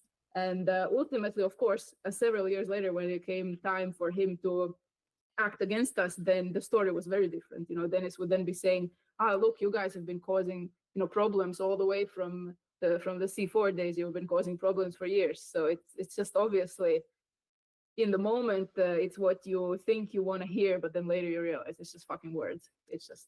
Do you think sociopath is too strong a word? Because the behavior that it sounds, so sociopaths are basically like natural manipulators of human emotion and situations like that. I would say that it is a subclass of narcissist, the Machiavellian variety, because the sociopaths generally don't have very emotional reactions to things. But good point. Yeah, I identified Dennis's triggers, and I got some fantastic emotional responses out of him. So I don't think he would qualify as a sociopath. Yeah, we researched Machiavellianism a lot, and some of these things that sometimes Dennis would have these meetings where he would brag to us how every time there's a company event, then every conversation had between any people, how much effort goes into planning exactly what conversation is happening where, and knowing all of this in advance, like this kind of social engineering. That is his preoccupation. So he sounds like a very I can't imagine going through that much trouble to calculate every social situation you're going to find yourself in. That is, I mean, I don't know much at all about Machiavellianism to comment on it, but either way, it's some weird approach to behaving like a human. Ultimately, it's all kind of like a crossroad of multiple specters, and it's not like you're either a fighter or a mage. It's somewhere in between. It's cluster B for sure. There's no doubt there. But where exactly would you pinpoint it on sociopathy, narcissism, Machiavellianism? Like, I think that there's some wiggle room there. Yeah, well, I was just going to say that. Sorry, but mine's only a joke. I don't want to upset the sociopath community in incorrectly categorizing anybody as a sociopath. So I don't want them all hunting me down now. I mean, I finished primary school. I think I'm qualified enough to diagnose people with cluster B personality disorders. Yeah, we're not the diagnostic professionals, and this is all for entertainment purposes, only speculation.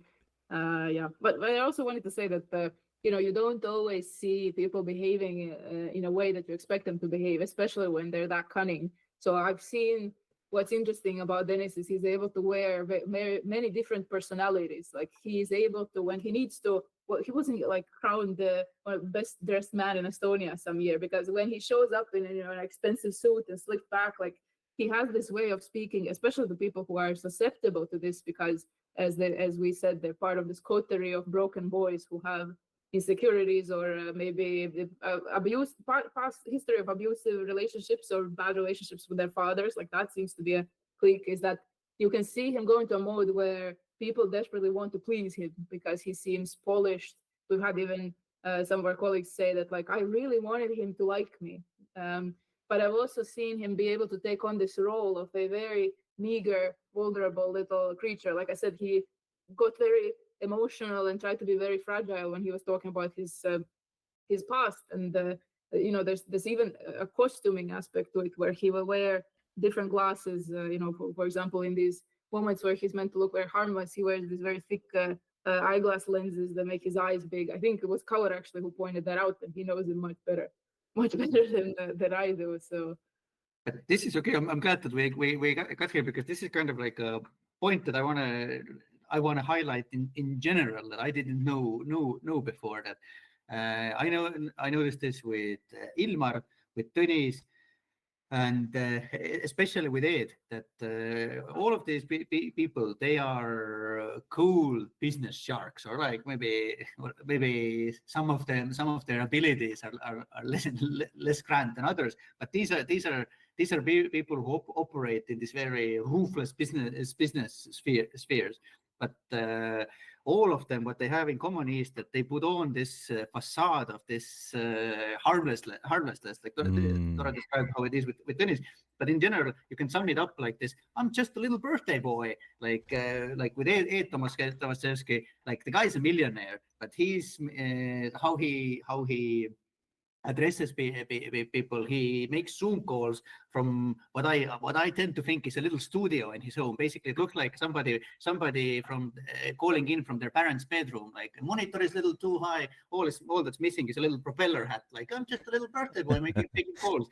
And Ilmar is this kind of I'm just a dad joke kind of guy. Like this, there's this harmless awkwardness that they can put on when necessary, but there's none of that when, for example, Ilmar is being questioned by Chris Pratt or with Dennis.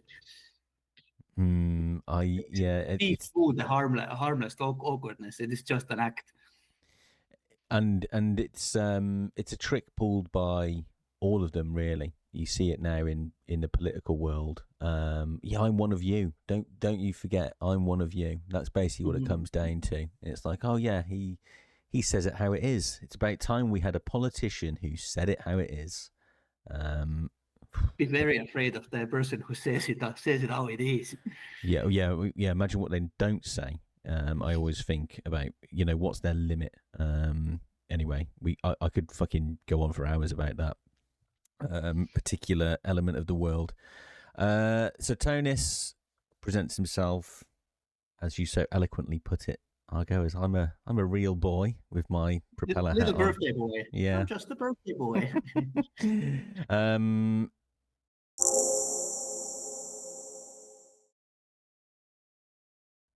Collage Mode, is that the next major event? Yeah.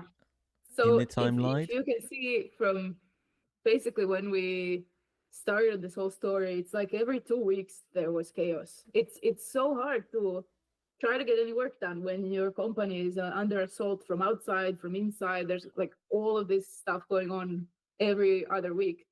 And then there was inside the company basically a kind of out of nowhere a small announcement on the Slack that this DLC they've been working on, Collage Mode, is now complete and it's going to ship I think for Valentine's Day or something like that. And they had showed some screenshots and it was Kim and Harry kissing.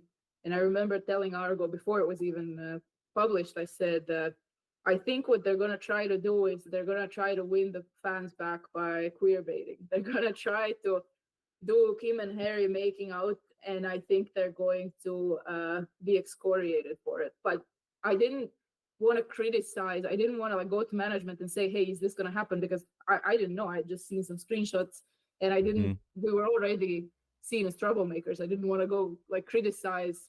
So I just thought, if their strategy is really to pander to this queer audience by making these characters kiss on screen, that I think that's going to go over very badly.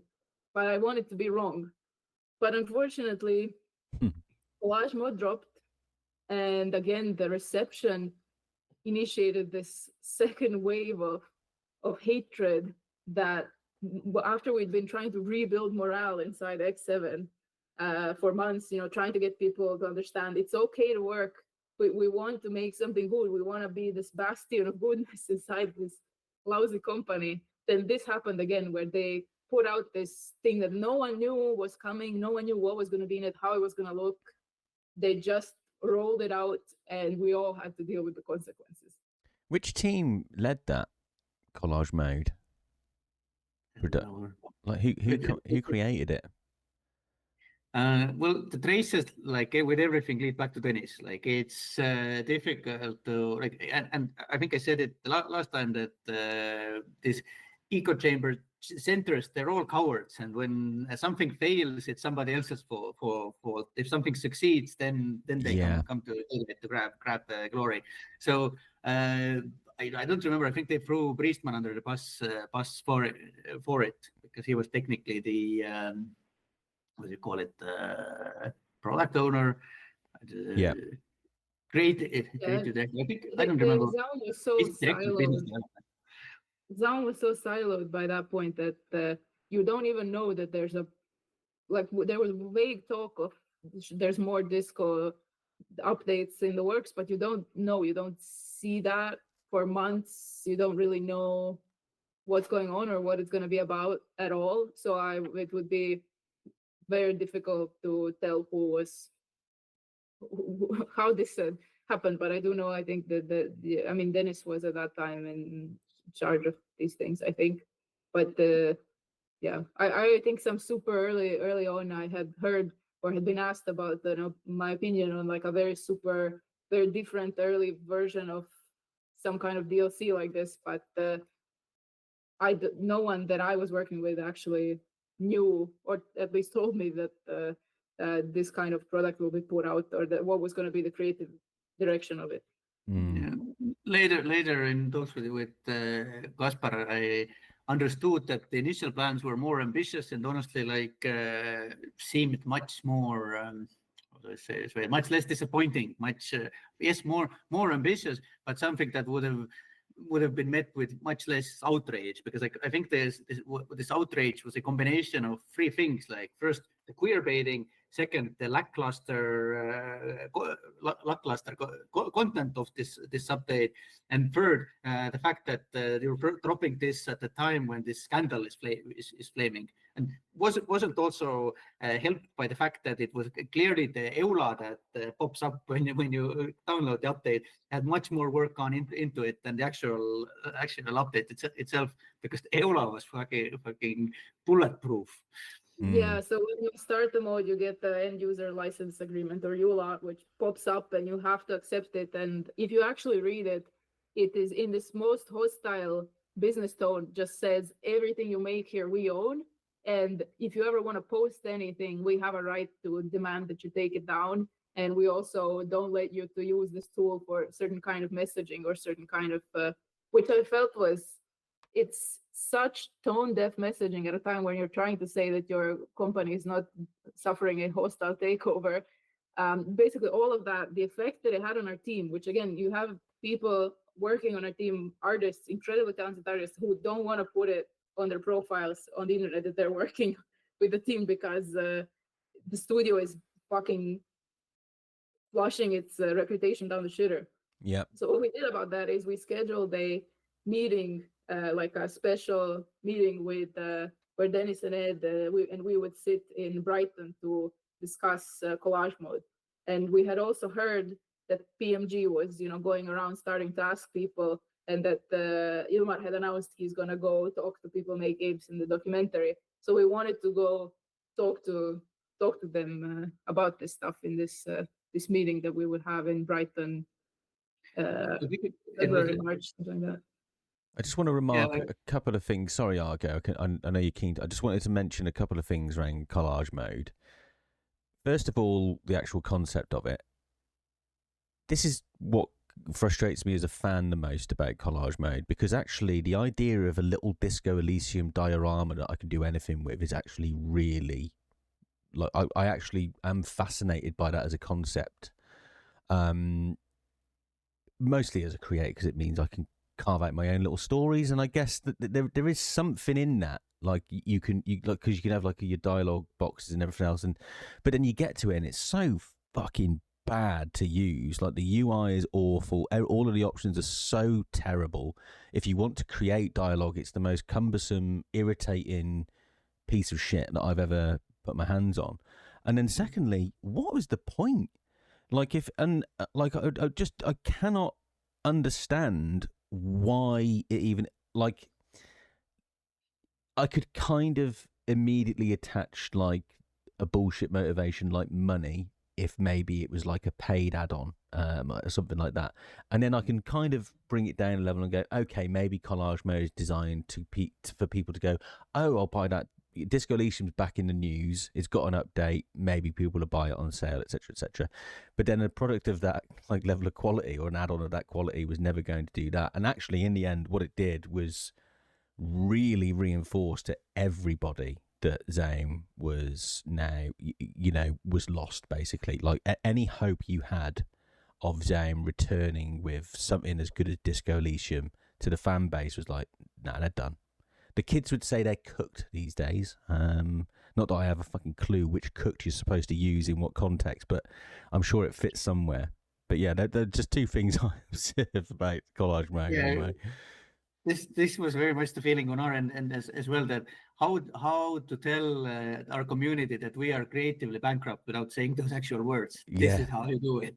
Yeah. And imagine how we felt trying to lead a project that is supposed to redeem it's disgusting now saying it in retrospect, to redeem the reputation of the studio, because it was never ever our intention to launder the reputation of Ilmar or Dennis or these kind of motherfuckers. But we did want to, like, the options were, what, we let them just have Elysium and no one's working on it, or we try to make something good. We try to, I don't fucking know. This is a morally complex topic, but imagine we have a team that we're responsible for. We have people who are feeling this horrible morale hit. We're trying to keep this spirit alive. We're trying to get a chance from fans that maybe we can make something that's going to mean something. And meanwhile, management is trying to torpedo the reputation of the IP while we're working on it. They're taking this IP that we're trying to work on, and they're just absolutely fucking bombing it. Just, like I said, flushing it down the toilet while we're working on it. So this was the reasoning of calling this meeting. It was like, are you going to completely devalue and destroy the name of this studio and of this IP by the time we're meant to put out this work that we are investing so much time, energy, effort in, you're investing so much money into? It was just colossal incompetence. Legendary incompetence. But also about this more gray area, maybe what should be mentioned is that somewhere in the background, the idea of mending professional relationship with Robert and Rostov has not gone anywhere, because first of all, for the longest time, Justin was lying that this is the intention, and even by at that point, Robert and Rostov were still shareholders, and as we went on, it became like more and more clear that, like, if you forget the cult mechanics for a moment and think like rationally, okay, what would save the studio? It would absolutely save it if you hired Robert and Rostov back, because that is the thing you need to fix, like this hire them. And what a huge celebration it would have been if this relationship would have mended if the IPs returned to them, and life can go on. And we'll get to that point, but we did actually try to initiate this return of the creators, but it's a little bit further down the line still. Yeah, and we will get there. I imagine it went down like a lead balloon. Splendid. Yeah, we'll get it down right now.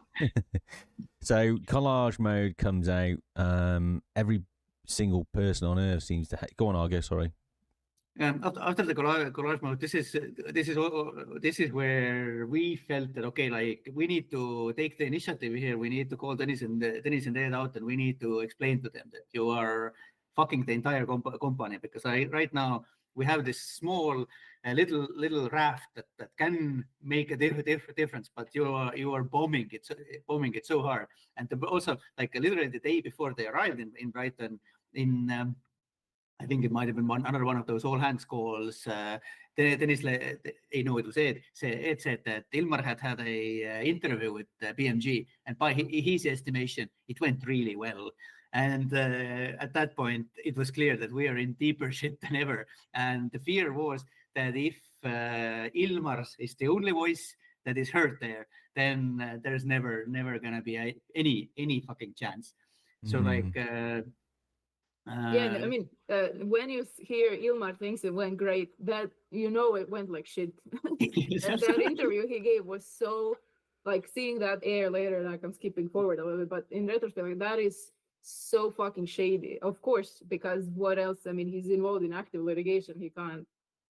So we knew that if Ilmar goes there, he's a charisma vacuum. He's gonna bomb it, and we knew that, like, this is. There are not actual workers in this company speaking out. No one is actually asking the complex opinions of the people in the middle who have a lot of love and respect for Robert Rostov and their collaborators, who also feel slighted by management and mismanaged, who just want to work. at that point, thinking that it is maybe still possible to just work. There's resources in the studio, there's people, there's talent. So shall we go into the Brighton meeting? Yeah. Then we have a meeting with them in Brighton. Oh, that's another one of these emotional manipulation meetings. At least as far as Tõnis is concerned, it's Tõnis and Ed came to Brighton. We met in the office. I think it was the first time we met Ed in person, right? No, not. Yes, we saw in Christmas party yesterday, right? Generally, let me think.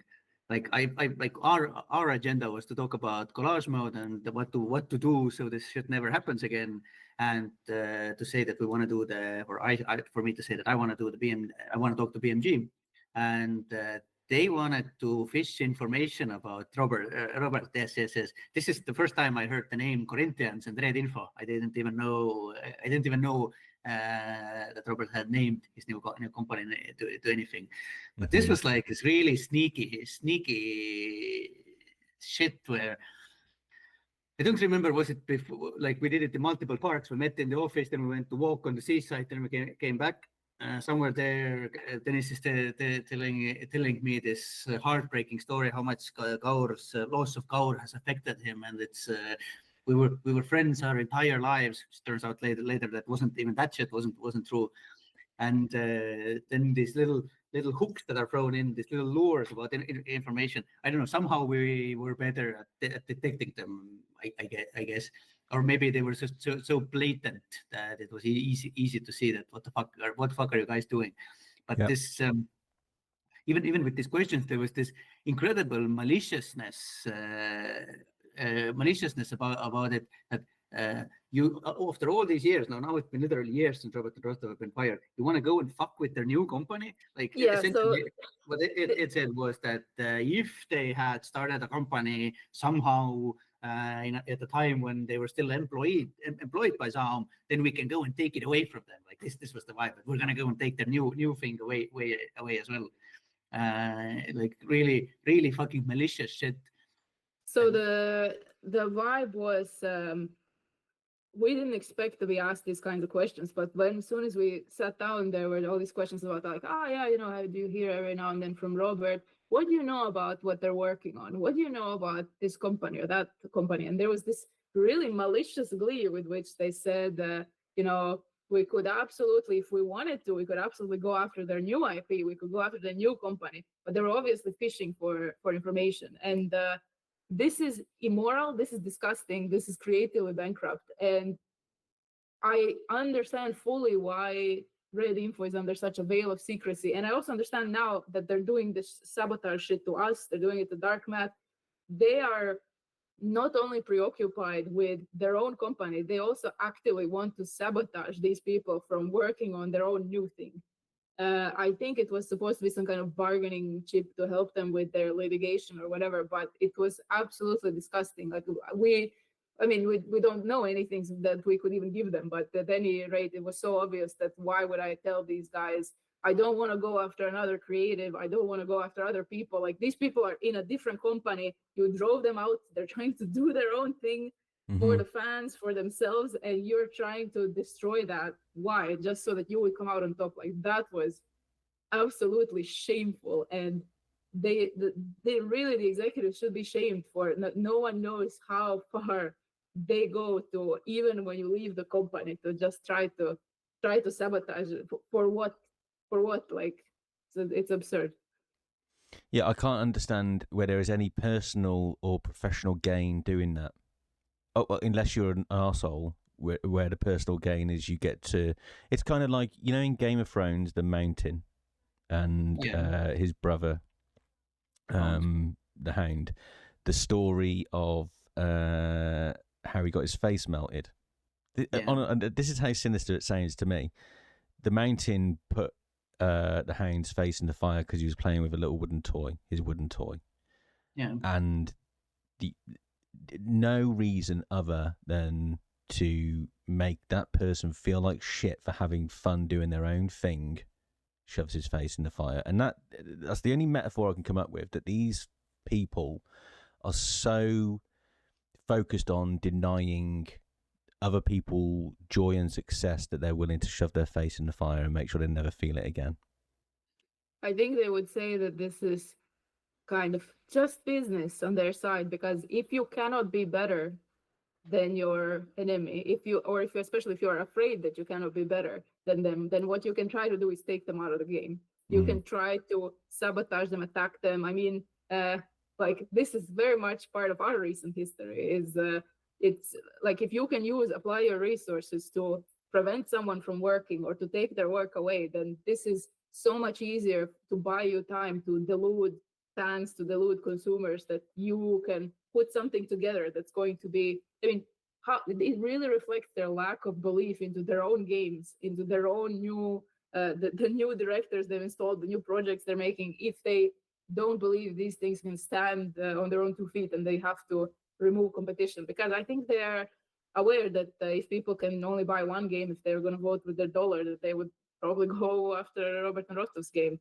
So I think this is how little heart they have, and how little it means to them that this is someone's life's work, and that these things that we work on are to us more than business. They're not this fucking indifferent competition and calculation, which is incredibly depressing.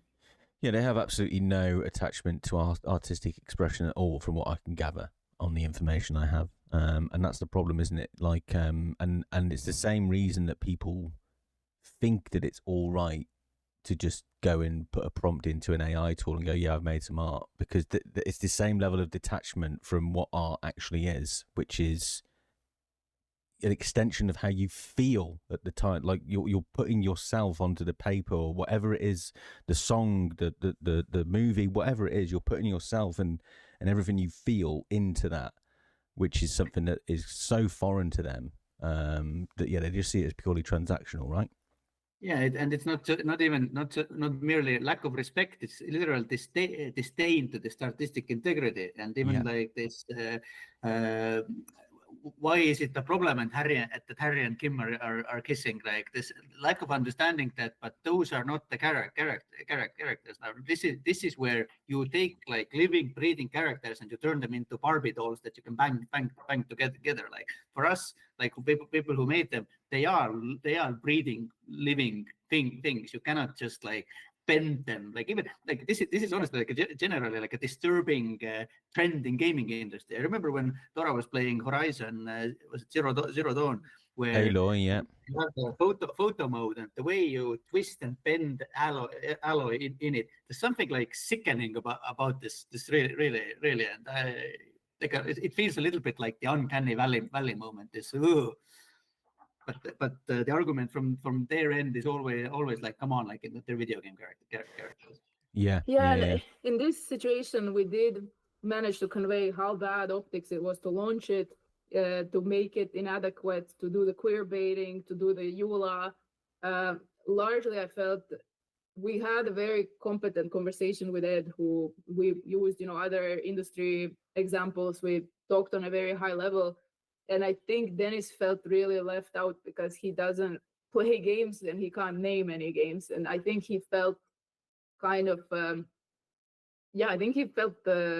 maybe jealous and maybe a little bit victimized, because he was the one who put this together. He was probably proud of it on some level, or at the very least, he was responsible for it. And I remember him saying, I don't want it to ever happen again, that something like this is put out and it turns out that you guys in advance understood that it was a bad idea. You should always come to me. You should always tell me in the future when you think something is a bad idea, because we don't want to make these kinds of mistakes again. Of course, he was. I don't think he actually meant that, because any time in the future when we would come and say something's a bad idea, they would just get more and more frustrated with us. But I felt that he had to eat his hat in front of Ed, who was the more competent person in that conversation, and I think he really resented us for that later. I got the vibe that. He was jealous. It embarrassed him a little bit by the sounds of it. Yeah, it embarrassed him a lot. I remember we were sitting in the office around this large table, all four of us, and it turned into the situation where Dora and me, we were talking about games, and it got really in depth. and Dennis always also sitting in the circle, but having nothing to contribute to the conversation. He started kind of squirming there a little bit, and you can see that he got uncomfortable and felt left out. I later thought back that okay, this is one of those defining moments where he really started turning. Like there's more, but this was one of those that I think that he had real trouble letting go.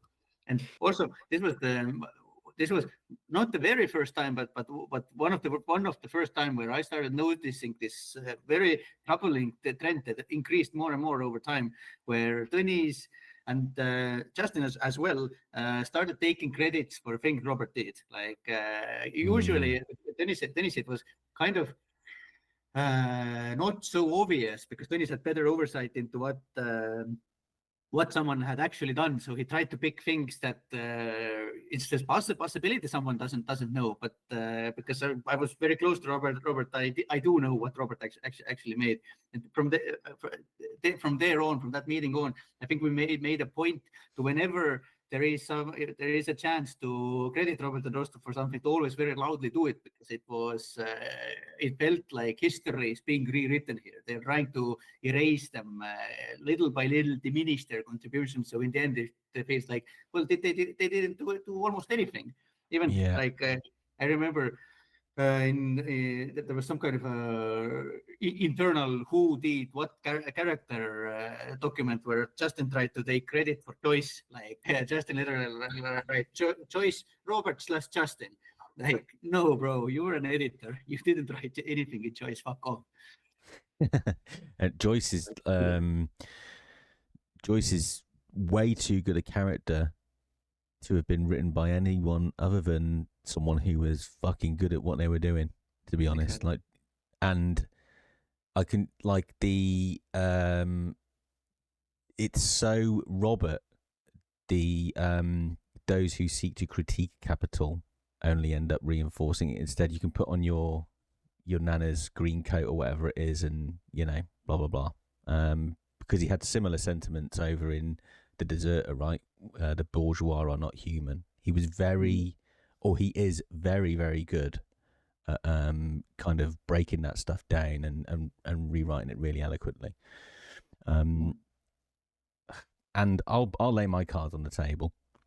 I didn't like Justin from the second I laid eyes on him, and I watched PMG with a very emotionally charged viewpoint the first time, but nothing's changed my opinion since. I just got a real strange vibe from him, to be honest. I am like a reverse Kompus, honestly. Like if you hear me say, if you have a bad feeling about someone and you hear me say, no, what are you talking about? He's a great guy. Then you can be pretty sure he's gonna cut your throat from behind. Because like later I heard many other people express the same thing, like this notion that I never trusted Justin. It seemed to be pretty common, but I not only did I trust him, I vouched for him, I considered him a friend, and like I said yesterday as well, friendships don't always end like in a day, and it's hard to even kind of not feel those feelings towards somebody when everything has gone to shit. It just takes time to get out, and even then, even in your own head, you're justifying, you're defending people. Yeah, I want to say that ultimately it's not for us, or at least I can speak for myself, it's not my goal that anyone in the fans would feel a certain way about any of these people who are middle management. Like, I think it would be dishonest if I didn't say that I really dislike management, and I think they're responsible for all of this. But although the middle management have done, and by middle management, I literally mean the rank. If you look at the company pyramid, the leads and the directors, like especially the directors, they are all compromised. They're all morally compromised, and they've all done things that are, to me, shameful and inexcusable, and participated in shedding blood. But ultimately, I don't need anyone in the fan community, or even, especially I don't want them to harass any of these people, and I don't need them to feel a certain way that these people are bad or whatever. It's really up to everyone what kind of opinion they make. But I do want to reiterate that I think these people would not have done these things if they weren't under if they hadn't put themselves in the service of this management.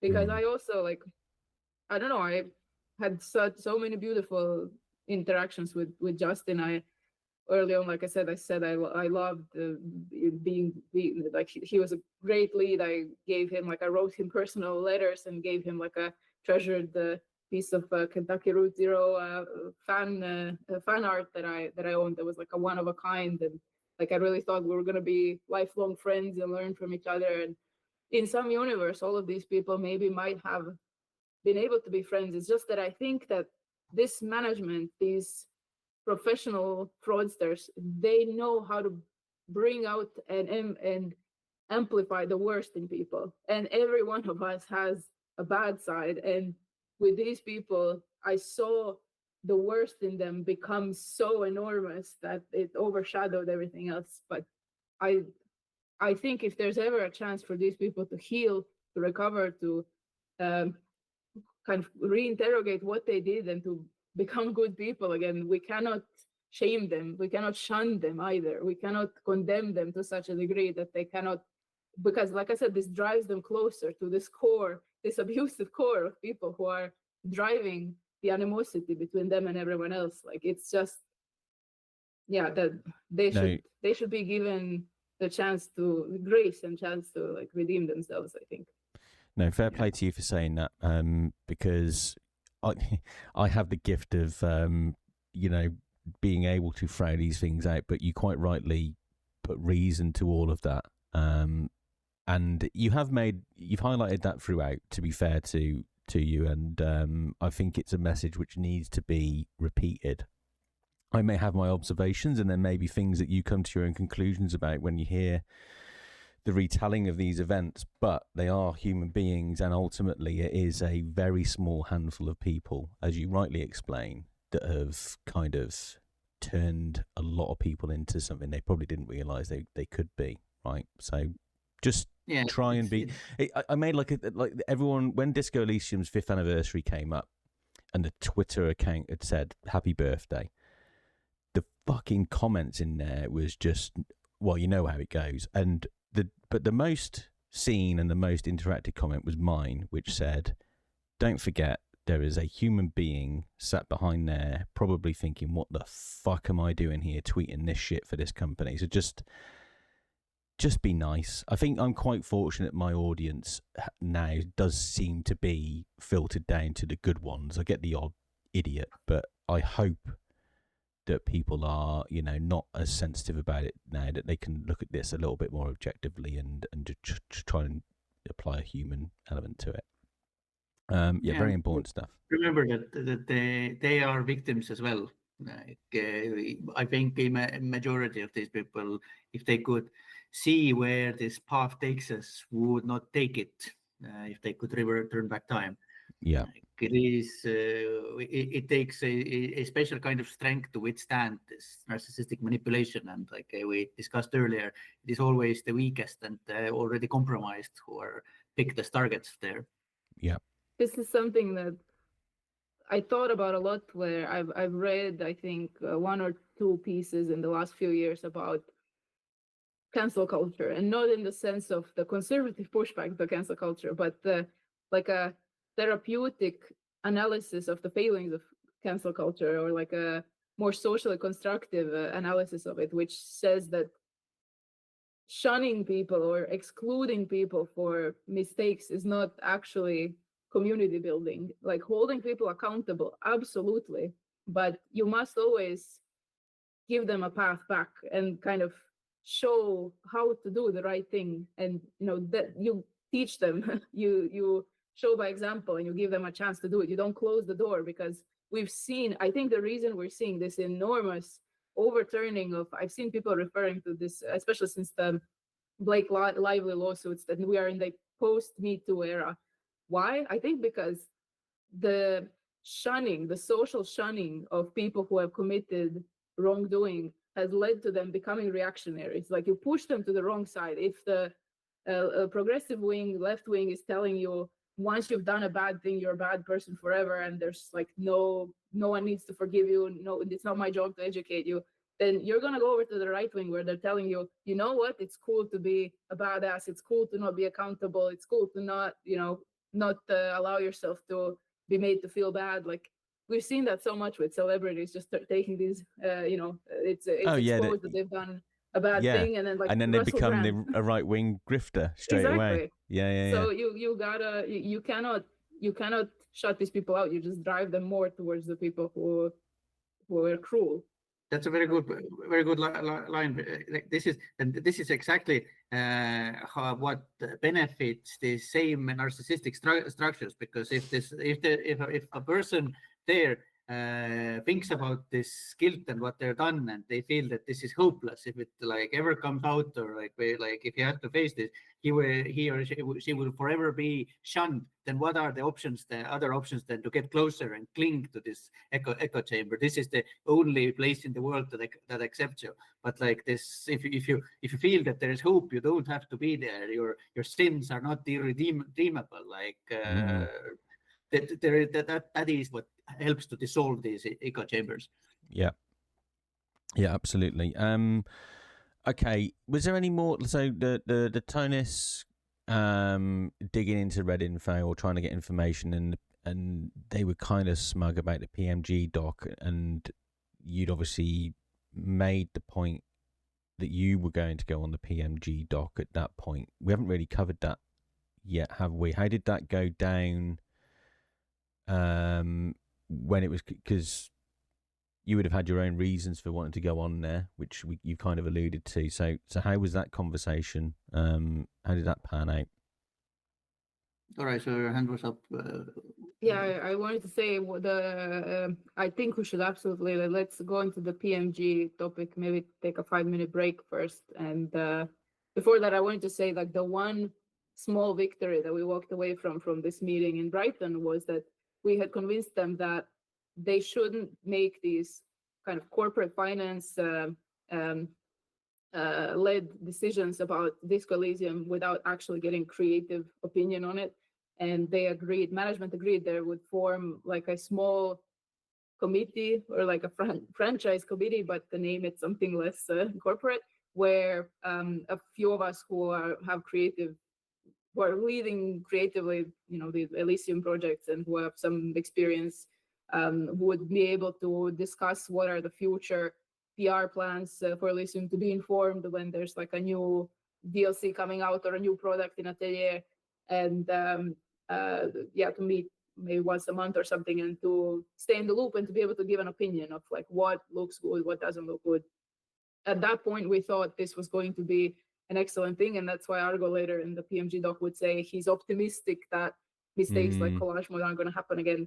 But then also you remember earlier that I did mention already that when I would give feedback actually at these meetings, that then I would receive threats, or they would find it very frustrating. Yeah. But at that moment, it seemed like, okay, we had made some very good progress. And Argo, if you want to add anything else about that, then after that we'll go into the PMG doc.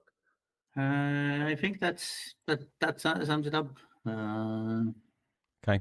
Yeah, maybe only thing is that it seemed to be a little cautious about me going there, but didn't argue against it, because I think in a way they didn't want to ask anyone to do it, or I don't know, maybe the weather outside was so bad, the shitstorm was so wild, that I think it just would have felt too unethical even for them to ask, hey, can you go and defend us out there? So the fact that somebody was willing to speak up at all, and they had no idea what I was gonna say. I guess they assumed that I'm gonna speak for them. This was kind of okay, we shouldn't let this chance pass. The only coaching that I got from that end was make eye contact. And I told Ed, I'm autistic. I have difficulty without eye contact. That's where it ended. No, it didn't end. And the publishing also told me don't announce any unannounced projects, and don't reveal that Disco sequel has been cancelled. This was the extent of guidance the company gave me. But they also tried to send a PR person over to be present. Oh yes. Because how it went was in this meeting they gave their okay, go do it, then I set it up, or actually you mediated it, or you set it up with Chris on Saturday in our place. Like by the time the company asked me, like, okay, so when and where is it gonna happen? It was all already set. So first of all, they tried to convince me to do it in the office. I said I would feel much more comfortable in my own home, and then they tried to send a publishing guy to sit in. And because it was in my own home, in our home, they couldn't force it on me. So it was kind of this. Well, okay, but please record it and send us the recording afterwards. And of course, because it was Saturday, and I saw how what's the word, beady-eyed they were about to set this recording, then I didn't send it to them until, I don't know, Monday noon or something like that, which also created this tension between us. But, it's quite amusing for me, is like hearing how much effort they put into information control and all the rest of it, and supposedly knowing where all of these different things are. They do seem to have like been blinded a little bit by this shitstorm we talk about, because if they'd really been paying attention, they would have stopped. Of all people, you two would have been stopped going anywhere near the documentary, right? If they really had been paying closer attention to actually what was going on, right?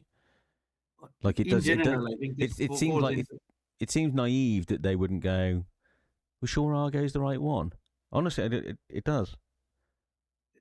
Remember, at some point I said that, like, looking at the decisions that were made, it looks almost like someone is deliberately rolling critical Yeah. This seemed to be like every step of the way, even like when the shitstorm had been all going on for 2 weeks, something like this. After the Collage Mode, I think I remember Publishing expressed this, like me and Dora, we were talking to them, and Publishing expressed this opinion that it doesn't matter. It's just a couple of people in the internet. It'll blow over. Like, but at that point, Martin Luiga's Twitter post dissolving ZAUM, I think they had like 4 million views or something like that. And Publishing was still calling this like this small vocal minority. It will blow over. People in the internet don't matter. Yeah, that's the level of not understanding their own audience, that this studio doesn't understand that they owe their success and their money and their careers to this very passionate fan base of online communists.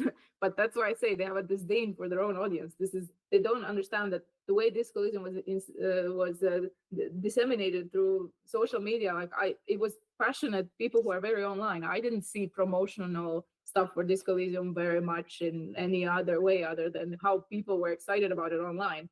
And this is the group of people that they think, oh, there's such a small minority that doesn't actually matter. So yeah, they just don't understand, I think, how they were successful. If they were, they don't understand their product. And yeah. But I think also that I think the reason they sent, well, one of the reasons they sent Argo was, I think they would have rightfully seen that because Argo was the biggest source of legitimacy for the studio. He's the part of the original Estonian good team. point.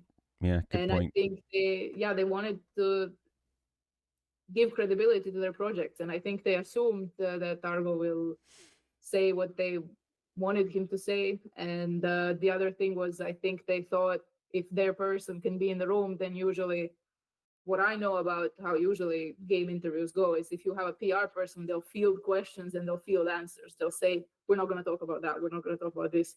But since that didn't work out, I think they realized I think they might have realized it's a bad idea, but they couldn't pull out of it anymore. What are you going to do is tell Argo, actually, you can't go talk to the press. Like, that would have caused more issues. So they would have had to tell Kristen that I'm not allowed to do this, and that's all also like. And that's a story in itself. Yeah. Yeah.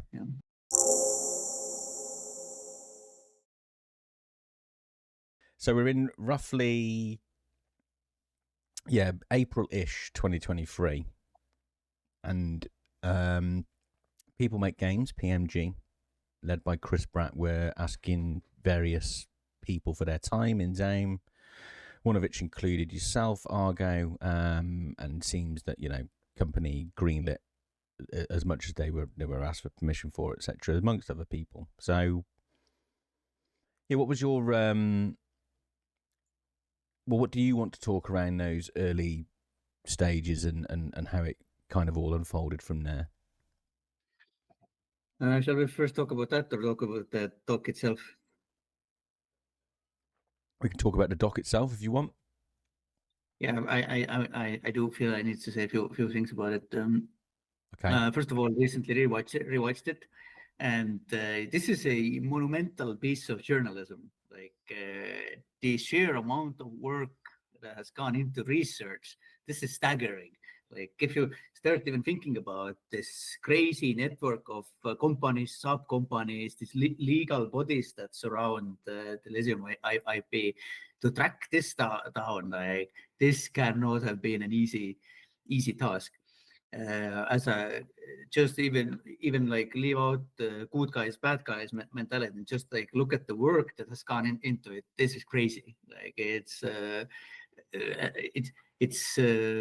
at least on these investigative journalism pieces on games, like it's right up there. Like it's really good. Especially, I was just going to say, especially now, and like I'm on record. I have been critical of it in the past. I'm hoping to change my record here today. But it's easy to look back in retrospect at that documentary and go, well, what about this and what about that? But at the time, they were the first people to break any of it. And everything that you look at now, if you go back and look at PMG, you have PMG to thank for the lens you now have when you view it, right? Depending on when you watched it. I think it's easy to forget that was, as you've already detailed in this conversation, it was not like out there anywhere. So for him to have, and the team to have found it all out, you're absolutely right. It's quite amazing. Yeah, I want to say that, I mean, Chris Pratt is like the most dedicated, passionate, committed games journalist. I don't know, maybe of our generation, honestly. Like the extent to which this man has dedicated his life to try to do justice by people who are just workers. Like to me, it was heartbreaking that this was the person on whom the fan community took out their frustration with the story, because it's, as you said, first of all, none of us would be able to be here and understand who are the players in the story and what happened if it wasn't for the way Chris depicted it. I felt so. I kind of have some connections to the games media. I have quite a few friends who are close friends who are in games journalists, and the vibe I got when that documentary dropped was that there was envy in the games journalist circles that Chris got to do this story, and also that it was so large that that's why it didn't get as much coverage on other news sites. But once people actually started watching it and understanding it, I think it's absolutely undeniable that if you look at the journalist pieces about ZAUM before PMG and after PMG.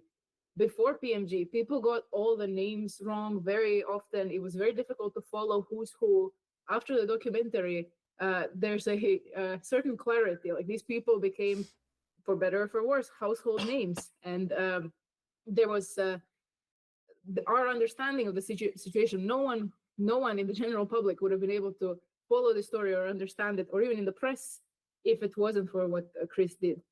I think what really frustrates me is that a lot of the criticism about PMG, first of all, I see from one kind of people where they'll be on Twitter or in the comments somewhere and they'll say, yeah, the PMG documentary should fucking, burn in hell or whatever. And then when asked about it, they say, yeah, I never watched it. I just saw the reaction to it, which to me is just, I don't think you should be fucking publicly commenting if you haven't watched it. If you think you can get the secondhand understanding from someone of what the documentary is actually like, then you are doing injustice to Chris, who is also a worker. He's not a millionaire. He's not one of the CEOs who did all this fucking damage. Second of all, I did see a lot of criticism from people who I feel either didn't really fully follow or understand the story, or maybe don't really remember it as much anymore. Because even in my mind, we rewatched it now recently. This is, I think, almost 2 years after it came out. I forgot how thorough that first part was because it most people zoned out when it was talking about this shell companies and like who's a shareholder of who and this kind of stuff. I think it was difficult for people to follow, so they checked out. And maybe in your memory you don't remember how thorough he was. So I do suggest to people to rewatch it and rewatch it with a lens not of wanting to root for your guys and wanting to see them come out good, but for just to appreciate the personal expense which he put to travel to Tallinn, to travel to San Francisco, to interviewing people in the UK. No other games journalist did something like this. Even if they had resources, I don't know would they have had the discipline to put together a story like this with this level of editing, this level of presentation. And also, another kind of criticism that to me, I just think is not correct is when they say, you know, he went very easy on management and maybe he took the management side. Again, please watch it if you haven't, rewatch it if you haven't in a long time, because he most certainly does not go easy on management or take their side. UK libel laws are extremely fucking strict. So what he's describing in these, you know, pie charts and these court cases, these are crimes. He cannot go outright and say, I think this person committed a crime. He can't ask him a question like, hey, I think you committed a crime. Like, you can't say this kind of thing because you're not the court. This is an ongoing legal case. The way that he managed to phrase it and put out this stuff that they really wanted hidden, I know for a fact really frustrated them because they were being asked about secret accounts, money, you know, partners being stand-ins in shareholding structures. Like, this kind of stuff is way more serious to be answering for in a documentary than any, you know, workplace disagreements or bullying or this kind of stuff, because those are not crimes. So to say that he went easier on management is not true. What he was discussing, if it is true, and he can't say that it is true, he can only present you with the evidence that he has seen and let you make up your own mind. If that's true, those people will be criminally guilty. And if it's true, the story that was told about Robert, this will just show us a part of the story of how it was to work at ZAUM and how certain people were hurt. But this will not be criminal wrongdoing. At the very best, it might be like a civil contractual dispute of the sort. So I really don't think people understood or appreciated the gravity of these two things. I think people wanted management to be asked certain questions or that just I don't think they wanted a satisfactory answer. I think I can quite I could explain quite well what the mindset was of someone watching, because I was one of them who went into it. And this is, I didn't have a YouTube channel. I certainly didn't have a podcast. I was just a fan. I still just am a fan, but I was certainly more a fan then. And let me just kind of, I'll give you some flavour to what I think most viewers' experience was. And you touched on it quite well, actually. First of all, most fans going into a Disco Elysium documentary have already got their minds made up about certain aspects of it. Not least the theft of the IP and all the rest of it. So they're not interested in the detail and the complexity of the banking transactions and how corporate skullduggery actually happens, because they are waiting for Ilmar's blood to be spilled. And that's the kind of questions that are after. They wanted Chris to be like in there saying, how fucking dare you do this? Who the fuck do you think you are? How can you steal someone's art? Blah, blah, blah, blah, blah. And to talk about my experience, I kind of half watched the first half for a lot of those reasons. I was like, and I think there's an element of not really, because it was all new, I was like, Ilmar, like, I don't, like, who is this guy? And it did feel like there wasn't enough of his blood being shed and all the rest of it. And then there's the second half, which stays long in the memory, obviously, for people who stuck around with it. Unfortunately, there's this huge emotional attachment to Robert in particular in the fandom. And I've made similar points about the collaborative nature of Disco since, but I was guilty at the time of thinking, like many people still do, no Robert, no Disco. Simple. Like, if you don't have Robert, forget it. So people, he'd managed to garner up a Kojima effect amongst fans, right? Where fuck anything else, fuck the hundreds of people that work on the team. I love this guy, and if you don't, and like, it's quite apparent he was asked some very difficult questions. You can see in some of his reactions he was not expecting some of those questions. He was not expecting some of those names to be mentioned, and for that kind of mentality, I was like, how dare you upset my precious Robert? That's that, and that's just, that was the average fan's experience, I think, and it came away feeling at the time, well, Ilmar's got off lightly, and Roberts ended up kind of being attacked. However, I have gone back since in very recent times and realised how wrong I was to come away with the kind of feeling I had on the first time. Like, I'd completely forgotten that the documentary starts, he's in Tallinn at a court case, which literally nobody fucking knew about. I've since tried to find court dates and try and get a sense of where the stories go. It's impossible. Like, if you don't know what you're doing and are willing to put the effort in, which I certainly wasn't, it's really hard. And the fact he was there for a hearing, do not underestimate how difficult that was. And then when I looked through his questions, when he was questioning Ilmar, and I had a very different, less emotional attachment to the whole experience, I was like, oh, actually, no, he's tried his very best here within the limitations. And actually, I came away going, I had the feeling the other way. I was like, no, Ilmar's gamed him to a degree and has shown himself to be someone who fucking danced this dance way more times than Chris. And I actually started to feel a bit sorry for Chris's position. And then it goes on, and having some more context to many, many, many aspects of Disco Elysium's story, I then got to the bit which I previously had a huge emotional attachment to, which is the Robert and Rostov, etc. bit. And I couldn't help but feel, and this is an interesting thing, because like, this is another thing that kind of led into my view of Kaspar's character. I was like, nothing about his account, or even Justin's account of Robert, when I rewatched it, I was like, I mean, it doesn't sound great, and maybe I was just looking at these accounts through, again, that lens of don't you dare say anything bad about my Robert. And now that I kind of removed that, I was like, well, it's kind of hard to like argue against it. And then I was like, and then I remember, Argo, sorry to remind you of, like, you were questioned about some of the crooked estimations that Robert made about his contributions to the game and some of the nature of his character. And I was like, yeah, there's something here. And then, of course, you see when Argo's name is said to Robert, and that's when it all flashed for me. He blinks like, I don't know, 1 million times in the space of a second. I was like, I don't know how I never noticed it before, but it became very apparent that there was way, way more underneath all of this than perhaps I'd taken in on first viewing.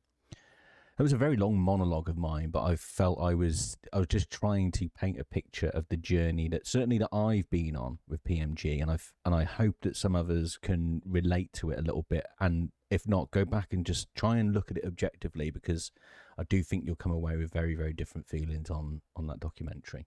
But yeah, that was my piece on it. That's a very good piece, honestly. Like, I think it's summed up in such a calm manner. I am kind of much less enraged with the community, I guess, on that particular topic. Like, that's very easy to follow and understand the emotional piece. Yeah. What I want to say about this is, well, first of all, like, I would say that kind of this injustice that Chris experienced after all this hard work that he did is no less than injustice Robert and Rostov experienced by having the IP taken from them. Like, because the main thing that I think community accuses him of, like, if he had gone the other way, that would have made him a bad journalist, and that would have been to not follow up on the leads that the people we don't like give you, like ignore the threads that come from the opposite side, just write on the follow the story only as long as it stays in the comfort zone, which he did not, like any good journalist would not. Yeah. Second thing is that, like we talked about in the context of Everard Clare, like, people want resolution. Like, they want to think, they want to be able to categorize their characters, their heroes and villains in their proper boxes, like that this kind of idea that, for example, that Tõnis can be simultaneously the arch villain of this story, but also crucial in getting Disco done. Like that doesn't fit into the box. Like what I want to say is, fuck Tõnis, he had nothing to do with the success. Like it would be better without him. But reality is that if Tõnis wouldn't have been the person he was at the time he was there, you wouldn't have Disco Elysium. And in the same way, yes, it is possible to be an absolute genius and a fuckhead when it comes to your friends and people around you. These two things, unfortunately, they're not mutually exclusive. And kind of what people don't know about this, the stuff Chris left out, the stuff that we agreed off camera. He's not gonna ask me because I didn't want to. Neither of us actually wanted to go there. His initiative was like, hey, I'm gonna avoid this. And also like going into this, when I went into this, from mine and Dora's end, we already were in shaky grounds with management. We felt this tension. So like there was no fear in angering the management. What the real fear was like why I was so nervous doing this interview was that I wanted to be honest, but I didn't want to throw Robert under the bus. So I tried to be as gentle as humanly possible. And when I walked away from this, when I listened to the recording afterward, it was this enormous like, oh my God, like thank God. I think I managed to keep it very, very, very light. Still, the moment you described earlier when Robert first hears my name and is blinking, this is an incredibly hard watch even now, like years later. I see the emotional impact it has on them. And like I mentioned earlier, like human relationships, like they don't just end. Like it's, you can't help who you love. You can't, and even like if like you look at the past without this kind of without the how do I say it? When you look at the past with clarity of life experience, then still the things that were good, the times that were good, like those are still good. Like it doesn't recontextualize your entire life. So yeah, that was a hard watch. What else do I want to say? Kaspar and Justin. Like I said earlier, when I went and I did the interview, a few days later on Monday, I sent the recording to Ed and Tõnis. Ed and Tõnis, my guess is, listened to it and realized that we need that this is not gonna do. This is not gonna make the company look very good. So this is when Justin and Kaspar were sent in. I didn't actually know they were going to be in it till way later. I think months later, I heard Kaspar also participated. Petteri contacted me and he said he wants to talk on camera. He didn't feel good. I also sent him my recording. I said like, go with your heart, man. Like do what you feel is right. Petteri is another one of these people that I've always liked. Like I think he's also very, very tormented by guilt, and like over the years, I've seen this in so many aspects. And like with the other cases, this guilt makes him very malleable from this top down to this top down authority. So basically, it's like this recording made management send out or give permission to other people to also speak. What else do I want to say? After re-watching, re-listening the recording myself immediately after, and also re-watching it when we watched it, I remember having one regret, and this was the regret that I had about not expressing myself better when it came to Helen's role, because kind of the way I said I answered the question about Helen as a lead writer, it makes it sound like Helen didn't do anything at all. Like my point there was that as far as leading or this lead rider stuff, like I felt that we didn't have a leader back then. It was just me and Justin trying to do the best we could under these circumstances. But first of all, this is in no way Helen's fault because first of all, well, I don't think Helen should ever been made a lead at this point, and neither should have I been made lead. When Disco Elysium released, like I think me, Helen, and Cash were the last remaining riders at that point. And why none of us, like, okay, excluding Cash, because Cash kind of wasn't in the inner circle and Cash was working remotely mostly, but why neither me nor Helen should have been made a lead rider was that neither of us was a lead. We were both followers. Like psychologically, we were both followers. We had no leading experience of any kind. I think this was Helen's first job, like rider in ZAUM was the first time she official job, because she was very, very young. So neither of us should have been made a lead.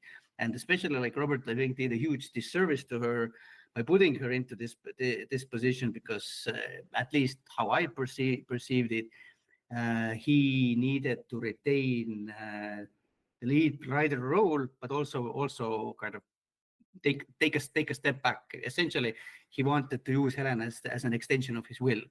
What happened there, and what really fucked it for Helen, was that month or two after the release, they broke up with Robert, and Robert became extremely toxic with her.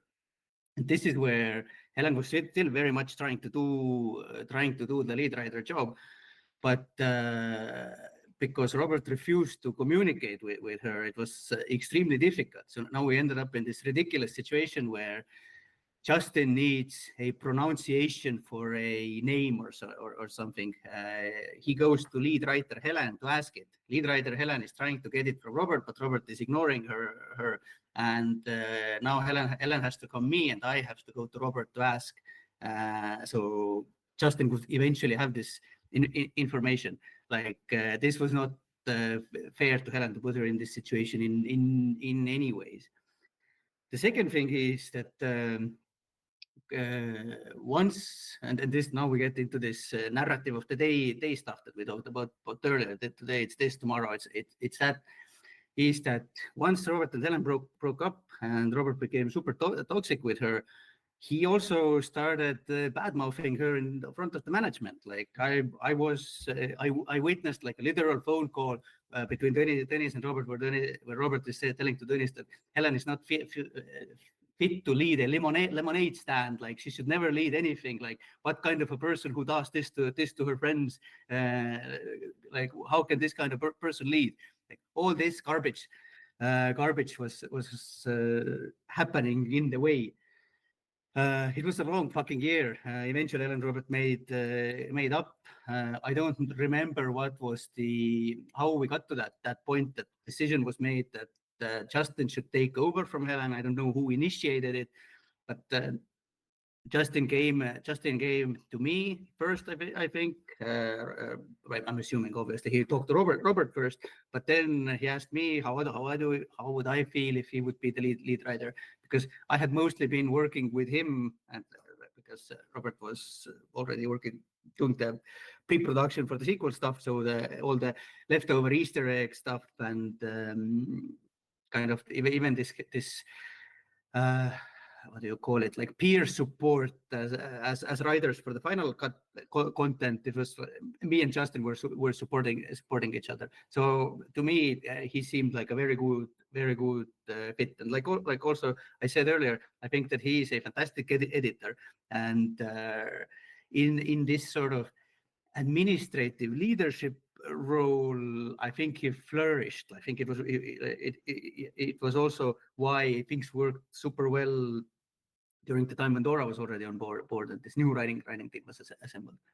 But okay, now I'm getting too far away from that and too deep into testing. So like what I wanted to say that yes, I don't think Helen did super good job as a lead writer, but it's like it wasn't, first of all, it wasn't her fault, and second, like she absolutely still worked on other stuff. She still did other writer duties, and she was not off on a vacation or gone or anything like that. We listened together auditions for the voiceover, or the actors for the voiceover, for example, picked voice actors, and she definitely edited the Dream Quests, at least to some degree. So that yes, there it is. That was my one regret in regards to the PMG doc. Yeah, I think that was at a moment where Chris asked you about the accusation that those three hadn't done anything for 2 years, right? Or it was around that. I don't know if that was specifically what it was, but I think I know what you're talking about at the moment you're referencing. It's interesting because like I just realised I knew after speaking to Lenville that Helen must have been working on Final Cut quite extensively, because I know that Lenville said that it was either Helen or Cash that him and Mikey had to go back and forth and work stuff out. So I think Cash was the in-studio guy. Okay. But Ellen was definitely part of it. Like it's not like she wasn't present there at all. I think this confusion comes from the fact that because Robert and Rostov were working on this pre-production, I guess, to the sequel, and there wasn't a lot of visibility on the company side into it, and kind of even me, who I was working on the Final Cut stuff, I was working at a leisurely pace still, because there wasn't the urgency wasn't there for Final Cut for most of the way. So I think from management perspective, especially like knowing how much Dennis pursues this efficiency, it just seemed that yes, work is getting done, but it's not enough. Like it's not it's less than expected. Mm-hmm. And also, I wanted to say, like in the PMG doc, Helen describes the situation where Kaur told her one time for the deadline of the Final Cut, a pencils down moment for Final Cut, and then she went to Dennis, and Dennis screamed at her, and there was this confusion. Then Helen was called a liar, and all this stuff happened. Like I don't remember the exact details how it's described in the PMG doc, but to address this situation, I 100% believe this is how it happened, because like the same cowardice that I described yesterday with all of these echo chamber centers where it's always somebody else's fault. I think that's exactly what happened there. That Kaur dropped the ball, said something wrong to Helen. Instead of owning up to it to Dennis, he threw Helen under the bus, and kind of once you've done that, you can never own up to it. So instead of owning up to it, they started spreading more of these lies, convincing Juan as well that no, Helen is a liar. Like Helen is not a liar. Like never seen Helen lie. This is complete garbage. I wanted to also point out that I've seen people sort of asking after the fact, like, why didn't Argo comment on things that Helen said, like about Dennis screaming at her and these things? For example, I wanted to point out in which order the PMG doc was recorded. So first, we heard Ilmar was going on, and that Ilmar gave his interview and that he thinks it went great. And at that time, I remember being in contact with Chris Bratt, and he said, this is the only person so far who's actually agreed to go on. And then Argo agreed. So then Argo's segment was filmed. And then after that, I don't know how much later after that management deployed the others. But I know for sure that Robert, Rostov, and Helen, I think they were filmed weeks later. And, Argo had never seen the content of those recordings until it was published. Similarly, there's this... So if you think about the order in which questions were asked, there were the most questions could be asked to Robert and Helen in this group, because Chris had first interviewed Argo and Ilmar, and this was just the order in which was filmed. And there was no possibility then to respond to Helen's stuff, because no one knew what was going to be in those segments, because they were recorded later and they found out when everyone else did. A couple of questions. Just again observing what isn't there as much as what is. Martin never gets talked to on the documentary. I don't know what his situation was at the time. But interestingly, Dora, you were a huge part of what was going on inside ZAUM during this time, but you also don't appear on the documentary. Why was that? Yeah, but I was never part of the Disco Elysium story, and I don't want to I don't think fans wanted to hear from me. It wasn't my story. I joined 2022, long after the game and Final Cut had been released and these people had left. I couldn't really comment on Robert because I never met him. I didn't work with these people. I only knew what other people had told me. And in terms of what was going on in the studio at that time, it was still really unclear and uncertain in terms of we could turn this thing around. We could actually maybe one day have a functioning studio, and maybe this was a one-off thing, or maybe one day there's going to be reconciliation. So I just felt like this present day story, it wasn't yet time to tell that story. So I just felt it wasn't my place to comment or talk, and I don't think people would have cared to listen from me. No, fair enough. I was just wondering if there was a particular reason at the time, which you've given, so no, that's fine. I'll also ask just one other thing about the presence of people and the order of things. What did you think of the fact that Rostov had decided to do a separate follow-up interview after the conversation in San Francisco? Thank God he did. Like this is honestly what I think Robert shot himself in the foot the most, that he didn't let Rostov speak when they were together, and when Rostov did get to speak, it felt like he's next to a handler. Like if Rostov hadn't scheduled a follow-up interview, like we wouldn't basically hear from him at all. Like yeah, it was interesting because I think the only thing that he says or gets the opportunity to say during that time when Chris was with them is that Rostov expresses some level of how it hurts every fibre of his being that these corporate people could dice up the art or something like that. But there was also a moment where Robert, like I think Rostov is about to say something, and Robert he kind of, I don't know, it's a weird subtle kind of hand up. It's very, like, you have to catch it. It's hard for me to describe, but there was a moment where you feel like he was being handled, as you say. I think what you meant to say type of yeah. And then when he clocks that Rostov isn't going to say anything dangerous, he kind of immediately goes, yeah, okay. Like, this is this narrative control that is part of all of these echo chambers. This micromanagement of narrative. Yeah. But one thing I did want to just to be clear, say that this incident that Ellen is referring, where Dennis is screaming at her, and a rider comes in that I am that rider. I witnessed this incident occurring, and you might ask, like, okay, but why didn't you do anything in this moment there in this situation?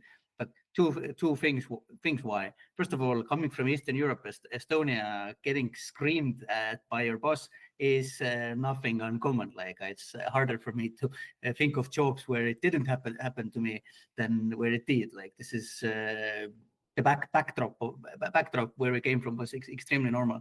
And the second thing was that this was very much what Robert had done as well, but without essentially the things that Dennis accused of her and this, you're not fit to lead. These words left Robert's mouth during these phone calls with Dennis that I heard, and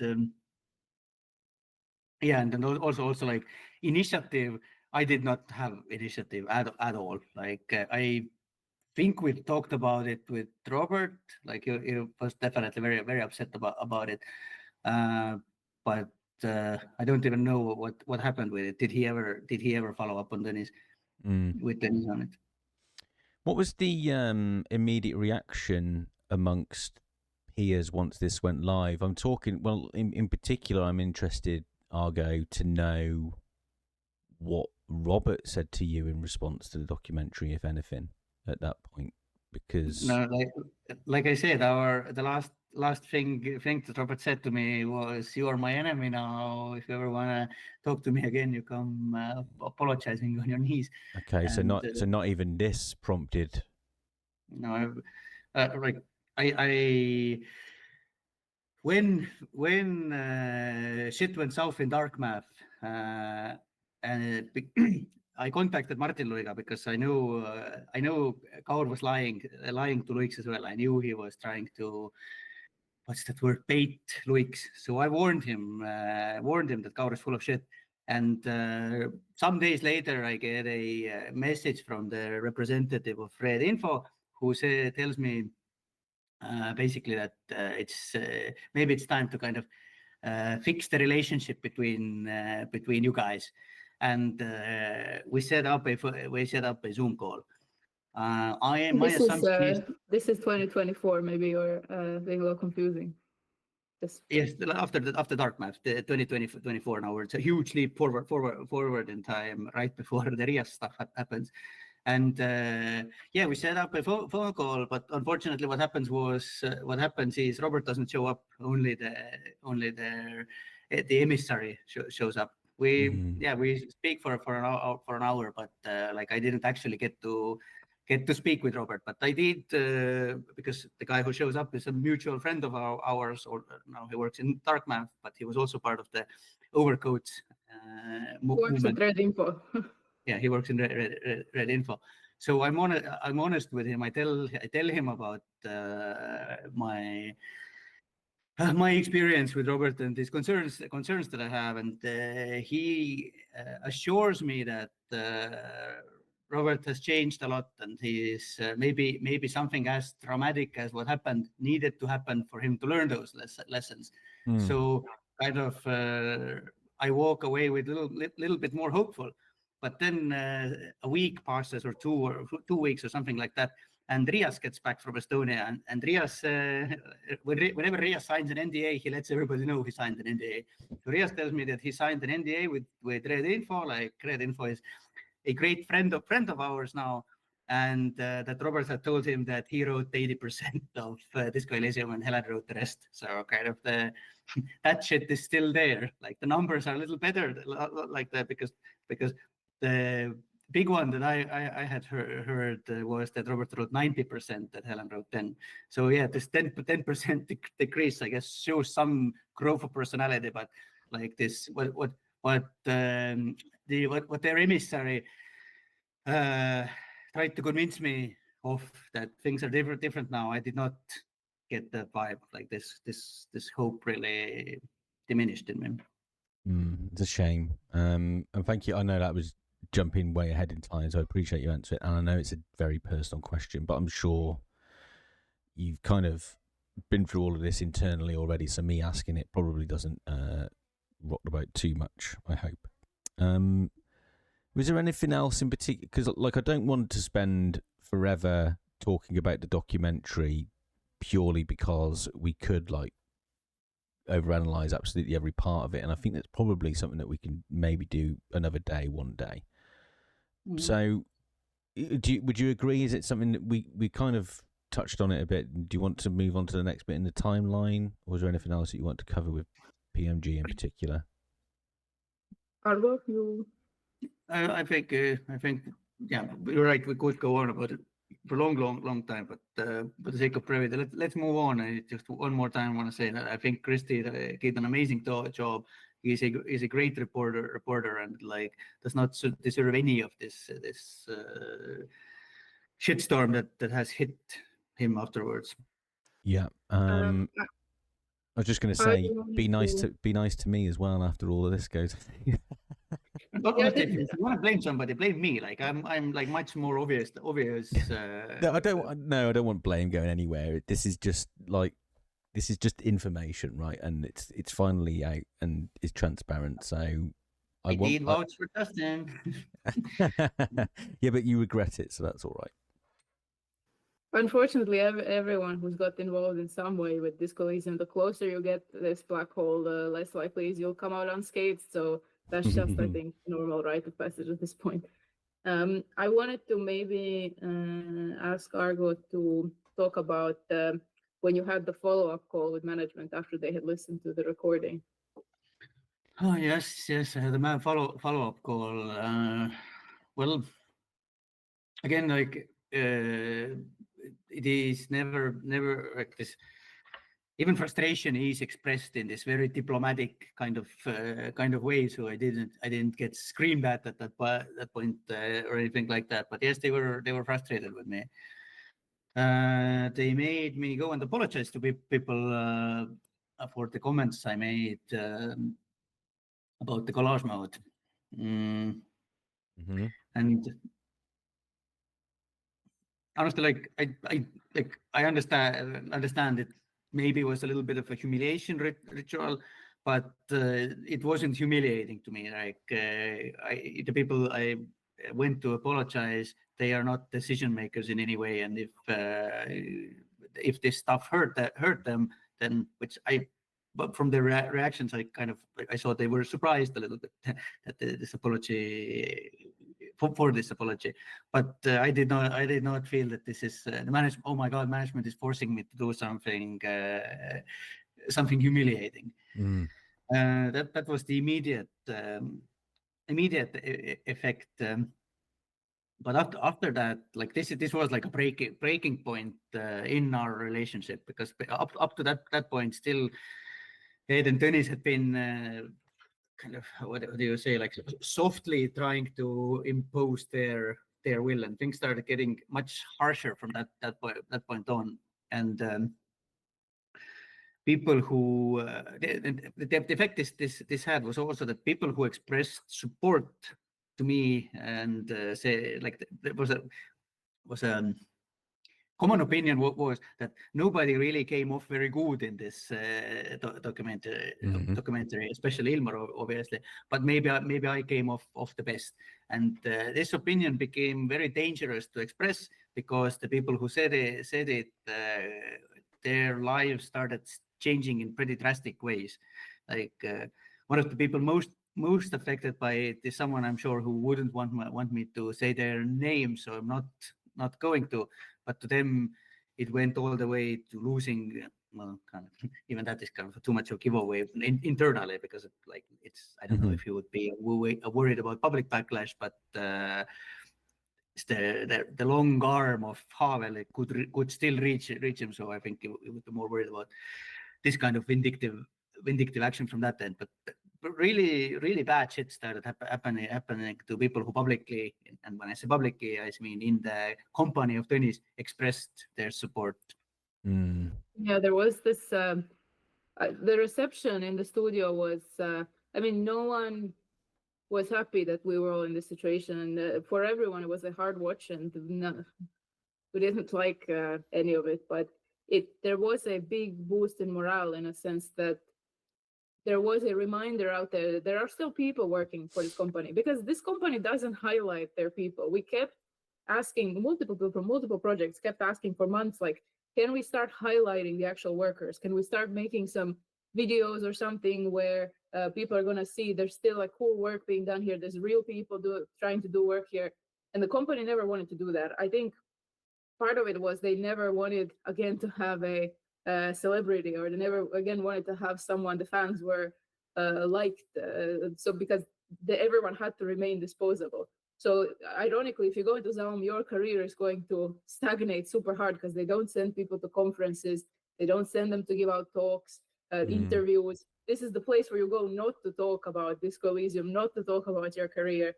And in fact, sometimes what's really disturbing to me is you can follow the trajectories of people's careers up until the point they enter ZAUM, and then they vanish, traces of them on the internet, sometimes even after they leave the company. It's really unhealthy. And the PMG doc was the first time when people felt like, okay, there was a reminder that there are still people here caught in the middle who still want to do their best. And many people had thanked Argo, many people had even straight up said to Dennis, Argo saved your company. which was like a trigger word, like a kill switch, where apparently he would flip out and react very, very adversely to that. And the more he heard that, the more he heard that people didn't like didn't like Ilmar, didn't like you, the other leads didn't seem very sympathetic. Then I think they became very concerned about Argo becoming so liked inside and outside the company. And so I think the apology tour was the reason people were surprised is because no one fucking expected or needed apologies from him. It was them trying to make him out to be guilty of something. Yeah. And after that, Dennis's behavior further just changed towards us. I wrote down a few of these things. We had like these nasty calls where he would. So like I said, several times throughout this project, we've been given conflicting instructions, like, why aren't you writing? This thing needs to be written as fast as possible. But then also stop writing immediately. You need to do these documents, these trailers. You need to do this interview. You need to deal with this or deal with that. There was also some weeks there in spring where finally, after more than 6 months, we were allowed to begin interviewing writers, because obviously the project needed them desperately, because there were just the two of us and we also needed to direct. And then as well, I remember Dennis kind of being really, really verbally aggressive with me, like, why haven't you given us feedback on the writing candidates? And I said, because you told us we need to write, and then you tell us stop writing and do this other thing. And then why isn't the writing done? Why isn't this other thing done? And I think Argo, you probably want to talk about the writers. I was get there, but what I would say that after the PMG doc aired, this is where Dennis's behavior became sort of a little bit more erratic, and here I'm struggling a little bit placing it on the timeline. But was it? I think this was actually not after the doc aired, but after we recorded the interview and they had listened to the file. This is where then he started trying to be more involved. And this led to one of the most embarrassing meetings that I've ever been part of, where Dennis scheduled a meeting for the entire X7 team. And this was called How ZAUM Makes Games. Who better to talk on that matter than Dennis Havel? And essentially what this meeting was where Dennis played a YouTube video for the team. And it's one of these... What is it? What is the channel called? Remember? I think it was Game Maker's Toolkit. It's one of these educational dev channels. Mm-hmm. Educational dev channels, yes. And sort of the video, nothing wrong with it. Great video talks about the coherence between the game mechanics and narrative, how things should be integrated into each other. But here's the thing: like, you were playing this video to a team of professionals. Like there's the combined amount of experience in this team is decades worth. And I'm not highlighting myself or Dora here at the moment.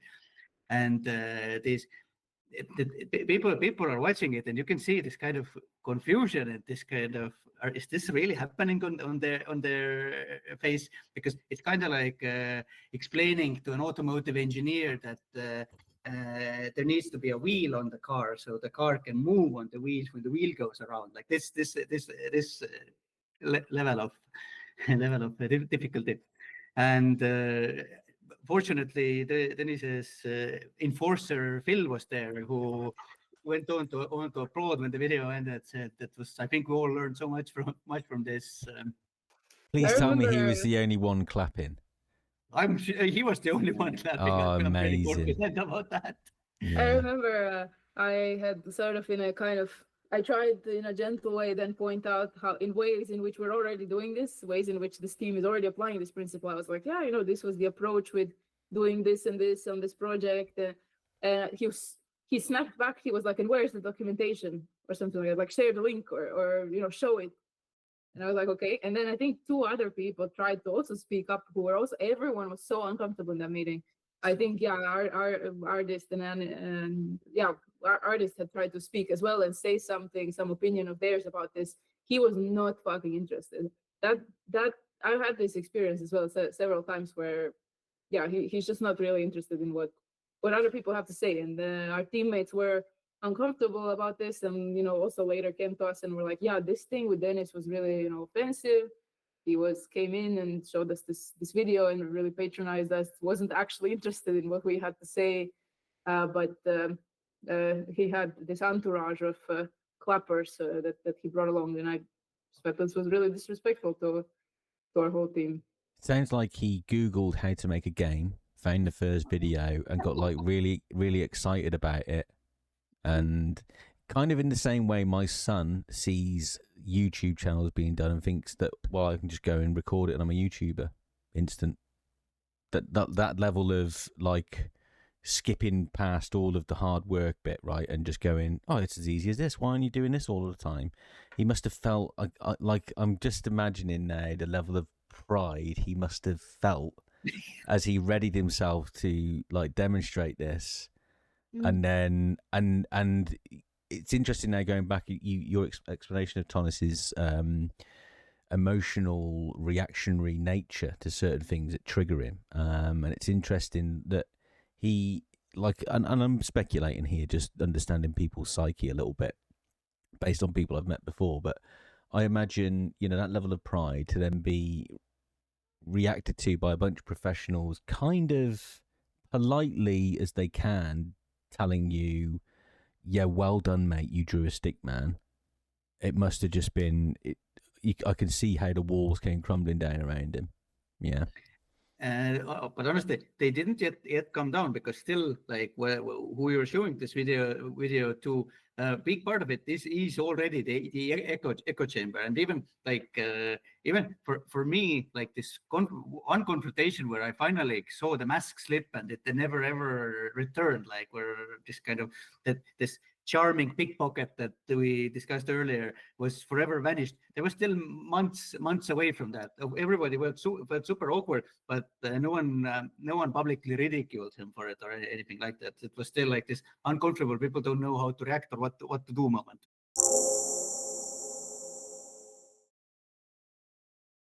All right, so we're in now May 2023-ish. And another codename project P1, which was something that rumbled on right back to the beginning, gets cancelled out of the blue. So just tell me a little bit about the events around that time. Honestly, I think to us the cancellation game, well, it was a surprise, and but definitely was a surprise to people on P1. But not a surprise in a way that you would ask, like, why would they cancel this project? Because it had always obviously been dwindling for a while. This is not to say that some great work didn't come out of that project. Great work that I am afraid we will never ever see. For example, Jafro wrote some really fucking beautiful, great music for it that I wish people could hear. But when Ed Tomaszewski had joined the company, he started out by analyzing all of those multiple parallel projects that were happening, and like I said, out of the 28 or 18, don't remember the exact number, he narrowed it down to only 4 that remained. P1 was one of those four that had remained for a while. But as Ed chewed himself through this, kind of internalized it, it became like his estimation. By his estimation, the thing that they had been trying to do would have had the budget at minimum of 200 million, which was absurd. And the problem with P1, I think, always was, and now I'm speaking very much as an outsider. I never worked on this project, but it very much felt that while Kaur was in charge, it suffered from this refusal to make things concrete. And this is a big problem with this backseat leadership. That from one end, you are not given power to actually run the project, because when you're trying to run it, the backseat driver is going to interfere and prevent you from actually doing it. But at the same time, you're giving like this vague cues that you should be following. Jim, the lead writer on P1, I think I remember him. I'm pretty confident that I remember him saying that he was leading it mostly in name. That Kaur was very much interfering with work on the project. So in a way, you can see a pattern repeating here, because at the same time, similar or the same thing basically was happening with the other project that replaced the sequel to Disco Elysium, but Tõnis was the one interfering there after Kaur's disappearance. And with P1, before it was cancelled, it had a long identity searching phase. I think it was in this, ever since basically Kaur disappeared, it was in this weird limbo. And at some point, there was an internal leak from this, what do you call it, when someone takes notes when other people are having a meeting. Yeah. Protocols? Don't know. What? Minutes. Meeting notes. Minutes, yeah, the minutes leak. Minutes, yes, that's it. These minutes. This was one of the best illustrations to me why echo chambers don't actually make successful games, because it's this people like Tõnis and Ilmar who don't even play games, making crazy suggestions, or sometimes just unimaginative suggestions. Sometimes, like for example, Tõnis says that his favorite game is Minecraft because it made so much money. And these people, these yes men who are forced into this situation, they are too afraid to contradict anything. So what they do is they do what a good team player does. They try to roll with every bad idea.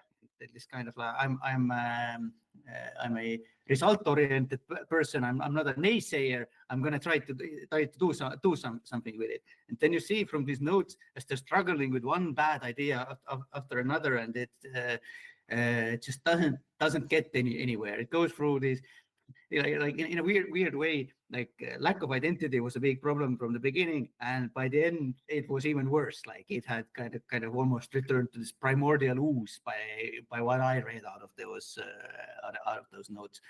So I mean, like no bad word about the people who worked on the project. Like they were obviously doing their very best. It wasn't easy, and again, I am very impressed what they managed to get out of this really truly awful situation.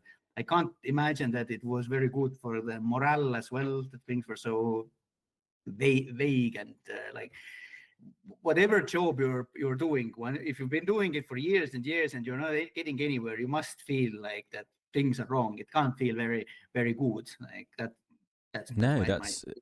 That's what makes getting up in the morning worth it, isn't it? It's ticking off those goals and feeling like you walked out of there going, all right, I might not want to work for a living for the rest of my life, but at least it got some meaning and I feel like I've walked out achieving something. Yeah, it's the worst kind of management in the world where your expectations are not clearly defined. Just tell me what you want me to do and I will do it. Like this vagueness.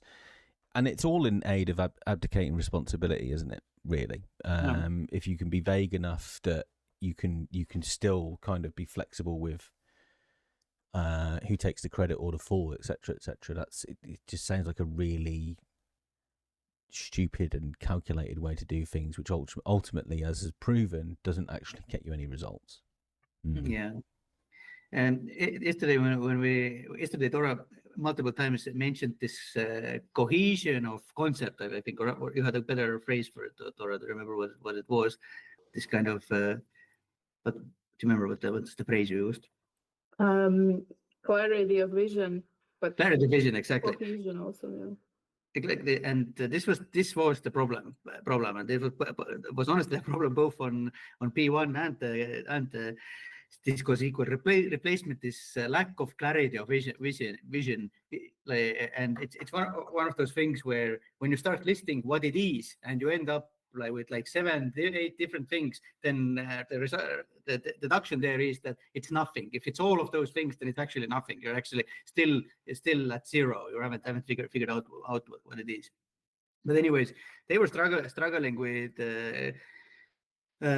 finding their identity. And we at the same time, we were struggling on X7 with this ever increasing workload. And I think very first that Dora and I asked management for the help with additional writers. I think this was literally right before Christmas 2022. We approached them again in March, I think, and then in May one more time. And the angle that I was trying to push was I was asking for one specific writer from the Disco replacement project. Someone I knew was very good and ready to go from day one. And what I mean by that is that the writers who were left on that replacement project after we got fired off it, we had hired all of those people, and we had hired them for a Disco sequel. So kind of this filtration process took account so many things to make sure that these are perfect people for this type of a branching narrative, isometric, this exact game. So to me it was so logical that at the time where this project still, they were, I think, going through the second one of these big resets, nowhere near an announcement date or anything, that we would be able to use writing resources, cross team resources. And they even proposed that if they can lend us a hand with this one, we'll help them wrap up this nightmare they had gotten themselves into, because they clearly needed help at that point. That did not. How do I say it? We passed this information on to this middleman, Priestman and Bill Davidson, and it just didn't resonate. Nothing came out of it. Eventually, after enough times, we said we need assistance, we need more writers. A interview process was initiated, and I think most of the candidates Tõnis picked out himself. So we were told, okay, finally you get to think about hiring writers. They didn't let us look through the shortlist. They didn't let us look through the applications. I remember suggesting a person who I knew personally, who had a lot of games writing experience and could have been very helpful. I think they just somehow removed them from the list, never, followed up with them. And then, for some reason, Dennis personally went to select the writers. I really much had the vibe of he needs to control the formation of the writers group, because he's trying to keep us separate from anyone who might like us too much or who might be too much of a alliance. And the thing is that his suggestions were absurd. The shortlist he made, he was telling us, look, this guy is extensively self-published on Amazon. That means he's very prolific and good. Look how much copies he has sold on Amazon. That was his argument. It's just how many books he has on Amazon. It's not even clear it has he sold it. It's just that he's like anyone can do that. I was going to say anyone can publish on Amazon, can't they? Yeah. He cannot really. To him, the difference between someone who uploads something on Amazon and an actual games writer does not seem to exist. And there was a situation that he also wanted to personally be present in these interviews, which we felt already. This was, I think, right before PMG aired, but everyone had already known from the press stories that there is this guy Dennis, and that he's a corrupt executive at the very best, and we didn't feel this was very good first impression. Plus, he's not a pleasant person. He can often be very domineering, and we just felt you wouldn't get a good interview out of people that, first of all, like putting them in front of 3 people, one of whom is kind of like a scary executive that they've heard bad things about. It felt very counterproductive. And then I know Argo told him to kind of maybe please don't. And I basically highlighted the situation that okay, you have someone interviewing for a writer position where we want to do creative exercises, like, and suddenly in addition to 2 writers that you're talking to, there's a HR rep is already there, and now there's some kind of a Tõnis there. Like, what is this contribution the Tõnis brings into this? Like, what it actually does is it makes a person shut down. Like, you're now facing this wall of strangers. Like, because at that point we had conducted many of these writer interviews, and we understood that free people on a call, that's the best setting. That's enough to keep the ball rolling, but not so much that it gets intimidating. Even adding the HR person, even though she was silent on those calls, she didn't. It's still another square on the screen to look at. But we had this discussions again in the company Slack, in this group chat, me, Dora, Tõnis, and the HR person, and Tõnis did not take this rejection very well. I think his reaction was this laconic, passive aggressive, okay, and not a single word after that. And after that one writer interview, the interviewing process was cancelled, and we didn't actually get to hire anyone or interview anyone anymore. That kind of answered my next question, because I was going to say, bearing in mind people were applying for jobs at ZAUM after the documentary, right? And I always think that is right. I have followed the process correctly here. This is new hires, not like picking out people from P1 to come over, right? That's already. This is brand new staff. So I'm curious. Well, I was going to ask, but it didn't sound like you got very far doing much interviewing, to be honest. But I was curious as to what people's reasons were for joining or wanting to join. Because, again, I'm guilty of looking at it through my own lens and one with all of the information at hand. But so somebody recently suggested that I offered or said that they were offering me a job at a company called Longdew, which you may have heard of. And no amount of money on the table would have been enough for me to say yes. But then I'm morally coded a certain way. And I kind of think, well, why the fuck would you ever take a job at ZAUM now?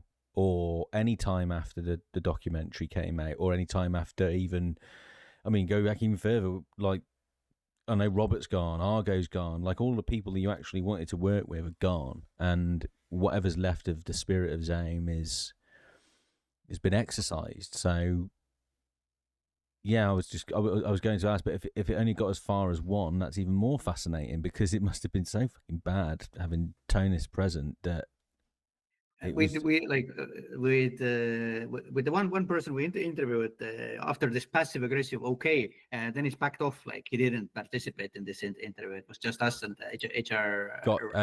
Sorry, yeah, I'm with you now. Yeah, I'm with you now. Sorry, because we earlier talked about this self-published in Amazon candidates Tõnis at Big, that this one person we interviewed was not of that category. Like I have very very good memories of them, and I think even during this call, it might have been that we literally said that things are pretty wacky here right now. Are you sure you want to join? Right. It was just before the documentary came out, and as I know, they brag that they're still getting CVs, or they were still getting them after the documentary. And I mean, I guess what surprised me is how many people there are who are just, well, kind of just, I don't know, it's hard to tell. I do feel that there's a good number of people who are just kind of career developers, like people for whom you want to build out your CV, you just want to work in a number of companies, get some experience and move on. For them, I don't think it's so personal. Yeah, so just having, it doesn't matter what the context was. If you've got a year of ZAUM on your CV, someone's going to pay attention to that. But for 2 reasons. One, they might wonder, well, that was a brilliant game. They must know something worth knowing. Or flip it the other way. Well, they survived that, so they can survive anything. So that must be a pretty resilient person. That's certainly how I would look at it anyway. So I can still see the value of having ZAUM on your CV, one way or another. And that's for me. It's difficult to say. I find it difficult to detach myself from having been there. Like, would I look at it like now when I would look at it now, I would think like, oh my God, like, but do you have a good therapist? Like, how long have you been in therapy? Like, these are the things I would ask. Like, but that's only with this inside. Like, looking from the outside, yeah, maybe it's still a good thing to have in your CV. I don't know. Yeah, no, who knows? I mean, the thing is, there are very few names, certainly the ones that I know of. There's a handful that I can see have gone on and found happy places to work. But in my pursuit of getting guests onto the podcast, there were a handful of, like what you're doing, but I'm really sorry, I'm never talking about that time in my life ever again. And obviously I was very respectful of it, of course. But it was the first time that I was waking up to the realization that there was some serious damage done to people's emotions, their psyche, like permanent damage. And I was like, it was I was really waking up to the idea. I was like, I remember a year-ish period of working under the boss I referenced earlier, who was just an arsehole, and it was all anyone talked about. And it's only now, looking back, I realised how bad my mental health and my everything about the effect it had on me. So yeah, like, it's nice to see that a lot of people landed on their feet, but I do also wonder, like, there must be some irreparable stuff there, right? Oh, like this is the thing. Like I see that you have had like a closer encounter with this, but here is a thing. Like most people's understanding when you say narcissism or even this narcissistic clusters is very surface level. This kind of narcissism. This means like a inflated sense of self importance, like. To understand this very real and, like you said, permanent psychological damage that exposure to this, like over years, does to a person. I don't think you can get it across with words. Like, it's one of those things. Like, if you have experienced it, you know that it's not a joke. It's not like a word you throw around lightly. Like, it is. It is a very, very damaging and potentially life-changing changing thing. And I can very much understand how people who've been through this don't want to talk about it. And also, maybe I already said it yesterday. I don't think I did. That if you're lucky enough to only have one of these experiences in your life, it is so puzzling because you have this conflict between the real world and this reality distortion bubble, and you can't figure it out, like, because like it doesn't make sense. There's this division inside you, this confusion, and only like after you've seen it happen multiple times and definitely read up on it, sort of watched YouTube videos, read books about it, then you start understanding this underlying mechanism. And once you understand that, you also understand that I'm not crazy, because this division in you, this conflict between the reality distortion bubble and the real world out there, this genuinely makes you feel like you're losing your mind. And with your mind, you also lose connection more and more with the outside world and the normal people, because this connection is also something that kind of drives the division further sometimes. It's so hard to explain to somebody from the outside, why are you still there? Like, why don't you just quit? Or like, it can't be that bad. Everybody has a bad boss. Like this kind of stuff. This aura of oppression, this edging away from you day after day after day. Like, it's almost like like you can't describe to somebody how a tree is growing, but if you look at like a fast lapse of it, you see it. In the same way, this damage and this psychological deconstruction happens. This is also where I wanted to talk about the power of something like Disco Elysium, something that gives you something to believe in, because I think that's the component that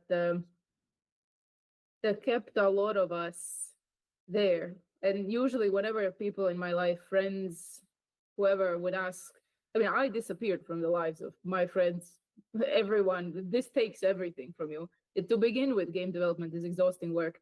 Game development plus fighting a cult is, I don't know, you just fall out of reality. You're consumed completely. And most people, when they would ask, why are you still there? Why are you doing that? It's just always because I love this thing that I'm doing, this this idea, this beauty of this artistic thing. Like, I believe in it. And the thing is that this is the thing that keeps you there. And it's not, no one should ever sort of stop being idealistic. It's just that idealism is one of those things that can be perverted, that can be, I guess, well, Kaur likes to invoke Badiou a lot, and he kind of introduced me a bit to this Badiou's evils, and how evils, according to Badiou, are like perversions of truth. So a simulacrum of something that you think you're fighting for, but it's actually like a perversion of it. It's like a warped, distorted version of it. That's an incredibly magnetic thing that you can really become drawn into. And funnily enough, I remember when I had just got the job offer from ZAUM, and I was talking with some of my friends, one of whom is a published writer who I met at the workshop, a person I really, really respect. And I remember talking in excitement about all this, I'm going to join the studio, and they're, super like progressive and Marxist and social conscious. And I remember them telling me, like, I just want you to be careful, because at the end of the day, it's still going to be you with yourself. Like, this job is not going to be this thing that like saves you or kind of changes your life. And I remember being so pissed off at that point. I was like thinking like, God, this person is just trying to kind of rain on my parade. But I think in retrospect, what I always keep in life, getting these lessons back, to come back to this one thing that I read somewhere, which is whatever you worship will never be enough. And what we all came there for was because we all needed in some way to be completed, I guess. And when we announced our creative endeavor that shall not be named, when we tried to move on, we'll get a lot of people writing to you, like, I would give anything to work with you, to join forces, to you guys are so inspiring, and this and that. And I always get this feeling that I don't want to be to others what ZAUM was to us, this kind of simulacrum, this cult, this place where we mislead you into thinking that we know all the answers, that we're going to complete your life, that we're going to give you something worth following, because whatever you worship will never be enough. And as long as you're seeking something external to complete you, you're always going to be susceptible to these cults. And by cults, we mean both organizations and individual relationships, because often people seek that fulfillment in another person, and then it can be like a narcissistic relationship, either a friendship or a romantic relationship or something else. So usually, I think it was right in the end that this job wasn't going to be the thing that was going to complete any of us. And but that's the terrible thing, is that it could have been that, and there was a day where it might have been that. But unfortunately, anything that's that powerful can just as easily be hijacked and for evil and made into its own simulacrum and perversion. What a beautiful way of describing it. And I think you hit the nail on the head, to be honest. And I'll just echo something similar that I saw recently. There's a guy, he has a YouTube channel. It's going to drive me mad now. I can't remember his name. He's an economist. And he kind of like dishes the dirt on what the world of economics is really like. But anyway, the point I'm getting to is he talks about these investment bankers who think if they just keep adding another million to their account, they might finally feel fulfilled. And the way you were talking about it made me think of that a lot and reflect on the fact that ultimately what you're seeking is, as a human being, is something to complete the spirit or the soul. And these material things, whether it is a project, I mean, like you can come away from a project and feel like you have done that if you've, set out to achieve something you've always dreamed of course. But quite often there is something a lot deeper that people are really seeking, right? Things like belonging and feeling part of something all leaned into it. And I think that's good advice. I love the quote as well. The thing that you worship. What was it? Oh, I love it that much. I've forgotten the last bit. It would never be good enough. That was it. It would never be enough. No, very, very beautifully done. I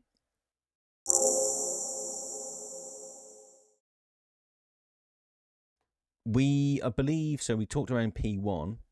There is an event in Porto around this time.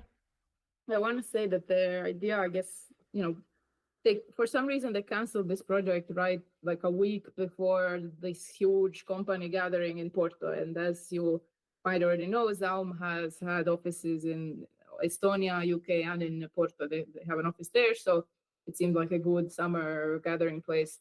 But it's very strange to pull the rug under your second largest project that was supposed to become, the largest down the line. They had, I think, several dozen people, and then face the dissatisfaction at this company event. I think they thought they would be able to quell this dissatisfaction better, maybe. But or that alcohol will fix this. Sorry? Or that alcohol will fix this. Yeah. Or, getting to be in a fancy hotel or whatever. But to us, before this event, they had informed us that so this huge project that was cut, majority of its people are actually going to be moved to our project, which was the smallest one of the bunch. So imagine you have the sinking ship and you have the small raft that cannot hold a quadruple influx of people coming all of a sudden. And this was a very alarming thing for us because I think, as game developers will know, once you increase the size of the team, this puts immense pressure on the writing team because we're already so far behind from being understaffed, from being put under pressure, from this constant mismanagement and stressors.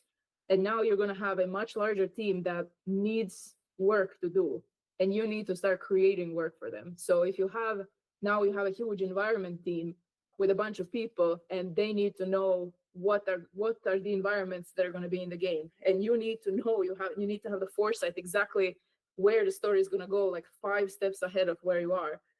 Similarly, for audio, for characters, like you need to stop writing and you need to start creating instructions, briefs, telling people how the story is going to end 3 acts from now, and you cannot do that to a satisfactory level if you haven't progressed in the narrative, in the writing. And since we hadn't had writers on board beforehand, their idea was to shift the entire team from P1. But I think this is already known also about Pioneer, that it was a science fiction project. So it was a very different genre. It was a very different type of writing, very different writers. And also there were some issues where these writers had never actually written in-game dialogue tools, or rather the project had not reached a level where they had experience with that. And if you remember, X7 was what? They didn't really know how to use artists. They had very next to no experience writing an artist. So if you remember, X7 was originally supposed to ship in August of that year, and we are already in May. So already it had been extended, I think, by a year to next year. But even then we told management, if you want us to make up for lost time and turn around this extremely tight schedule, we cannot now spend 6 months training new writers. And we need some kind of arrangement where the writers who were hired to write Disco could maybe come help out here. Like Argo said, we can go help out on other projects, but maybe we can get the writers who now have some experience with using the software, who have experience with the world, with the characters, and also who have the same writing style. And this was something where we hit a lot of obstacles with production. We were trying to explain, we need writers who have the same writing style as Elysium. And the question we kept receiving back was, what is style? What is tone? This is like a made up thing. This is not something. It was like you can just teach these people to write in this style. They didn't understand that not every writer is fit for everything. Like writers usually have voices that fit into certain genres. And this is why the recruitment process was, specifically for certain projects. So they thought we were making things up. They thought we were being obstructionist, even though we were trying to find solutions. But we were basically given, there were these very contentious meetings where I remember Phil coming into one of these meetings, and I logged on while they were joking, and he was saying something like, yeah, this is, it's like we're mom and dad who are about to have a talk with their kids or something, implying that Argo and I are like these unruly children and they're the grown-ups in the room, where their mission was to drill into us that we must accept management's decisions and, we're just being difficult. And at that point, it had been so many months in a row where I felt that when someone joins a meeting with me, comes into a conversation with me, they had been told over and over to prepare that I am whatever, difficult, or that I am going to be, I don't know, a brat, or it just felt like people came really wired, high strung. And there was this altercation where basically they had told Argo that you either have to absorb the P1 team or the project is going to get canceled, which is not what they had authority to say either way. And Phil took it upon himself to use this threat there. Honestly, my reaction to this was I'd rather have it cancelled than make a turn. By that point, this amount of factors had gotten the factors that made it seem that we are not gonna achieve anything near our initial vision. Like already by that point worked with Phil for 4-5 months, something like this, and seeing that Phil very much is this first draft is good enough kind of guy, and like we've talked earlier, like everything in it, 70% of Disco is a rewrite, 50% of that is a rewrite of a rewrite. It was never going to work. And yeah, that was my reaction. Yeah, and also like even in this moment, like I knew that I see Phil is angry. Like is this Phil's worst nightmare, this unruly creatives, not the shit again. If they had listened to me in the last company, they wouldn't have lost 15 million. Like I can see that he's angry and he's throwing shit around, and this the project will be cancelled. I knew that it was empty words back then. But this episode will come back to haunt me a little bit later down the line. Yeah, and I do remember at that moment, like after the call, telling Argo that he shouldn't have lost his temper, but now we're entering into this section where meetings started getting really bad. Like I started losing my temper. I think there were 2 meetings.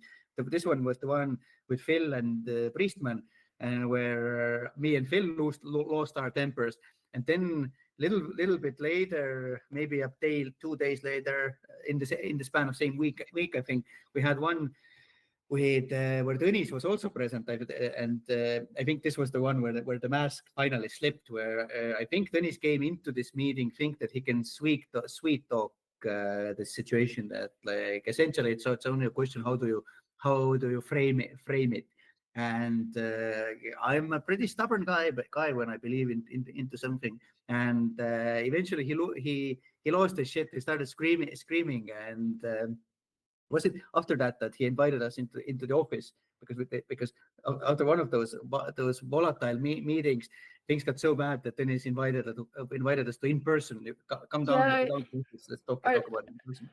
I remember it was something along the lines of he was saying, no, you know, he kept telling us a lot in those months how bad we're failing and everything. And I remember him saying, you know, you're not responsible, that you kind of made this whole big project that you don't know how to complete. And I remember explaining to him how I built in this peelable scope. So I literally had created these graphs in our planning documents where exactly if we don't have time, this is where we start cutting, and then this is where we start cutting. Like I had planned sequential cuts where you could the schedule could drift several times and we would have still known exactly what to cut, like peelable scope. And when I explained it to him, he said, oh, so you can't write, you can only cut, and this kind of stuff. It was very, very petty. And yeah, then he invited us to his office, I think, because he saw that this decision to just, you know, force a new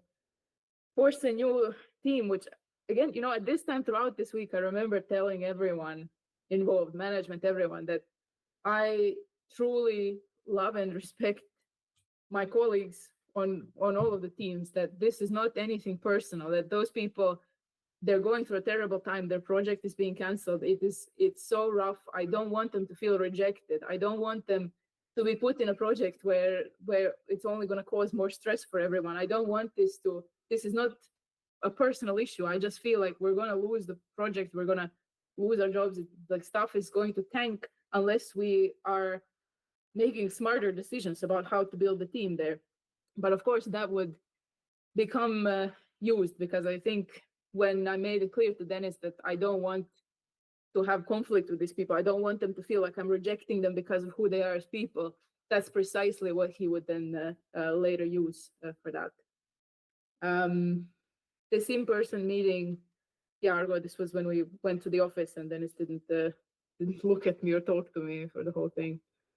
Yeah, that was super weird. Yes, we went to the office. It was right before the Porto event, and also to be clear, the PMG doc was it aired right after the Porto event. I think even in Porto we were thinking that maybe we'll watch it together if it comes out when we're there. But I remember Chris, when I asked Chris when is it gonna air, Chris said that okay, like I'm not gonna drop it on you while you're on Porto. I really appreciate that. So it was literally the next week when we got back, I think, just to stay consistent on the timeline. But yes, went to London to meet Dennis. I don't know. Was it? What was it? Did he do it on purpose? Like I tend to believe that yes, he did it on purpose. But he completely ignored Dora. Did not even make eye contact. And at that time, he started running this weird little icky campaign on me, where it culminated in Porto. Honestly, where he looks at me like a. Looks at me in this in love face and keeps telling me, Argo, only you can write this, only you can save this. While me and Dora, we have been working on this project together since the fall of 2022, and on numerous occasions I've highlighted publicly in the company, not just to Dennis, but on even these larger gatherings, that I think that Dora has done more than I have done for this. That this is it's very unfair to put this kind of this praise on one person, because already by that point it was clear that Dennis has a tendency of not crediting women very much. I was going to say, he sounds like a misogynist. No, dude, you have no fucking idea. Misogynist is an understatement. Well, I mean, I'll lay some more of my cards on the table. But at this point, I think Tonis is a complete fucking arsehole, to be honest, is my assessment so far. So, yeah, I don't think it's going to get any more glowing than that either, to be honest. Yeah, there was some strange stuff going on there. He was, mostly talking to Argo about how Argo, he's the only one who can do this, and it was a very interesting approach from his side. Again, very good social engineering, that we showed up in his office. We were ready to argue about whether people should join or not, but his demeanor was as if like this is already decided. So now we're moving into the future. Now we're like talking about the next thing. which diffused us. It's so skillful. There's a lot of good lessons to learn from Dennis, and none of them very moral. But and then I remember he was saying, "You guys going to Porto is more important than any kind of work. The most important thing is that you need to be seen there playing ball." I don't know who with or what kind of ball. I think he wanted us to be seen playing ball with him, possibly. I don't know. It was some kind of social engineering thing where we were supposed to go there and project an image of everything is great. That was when the issue was that my passport had been stolen.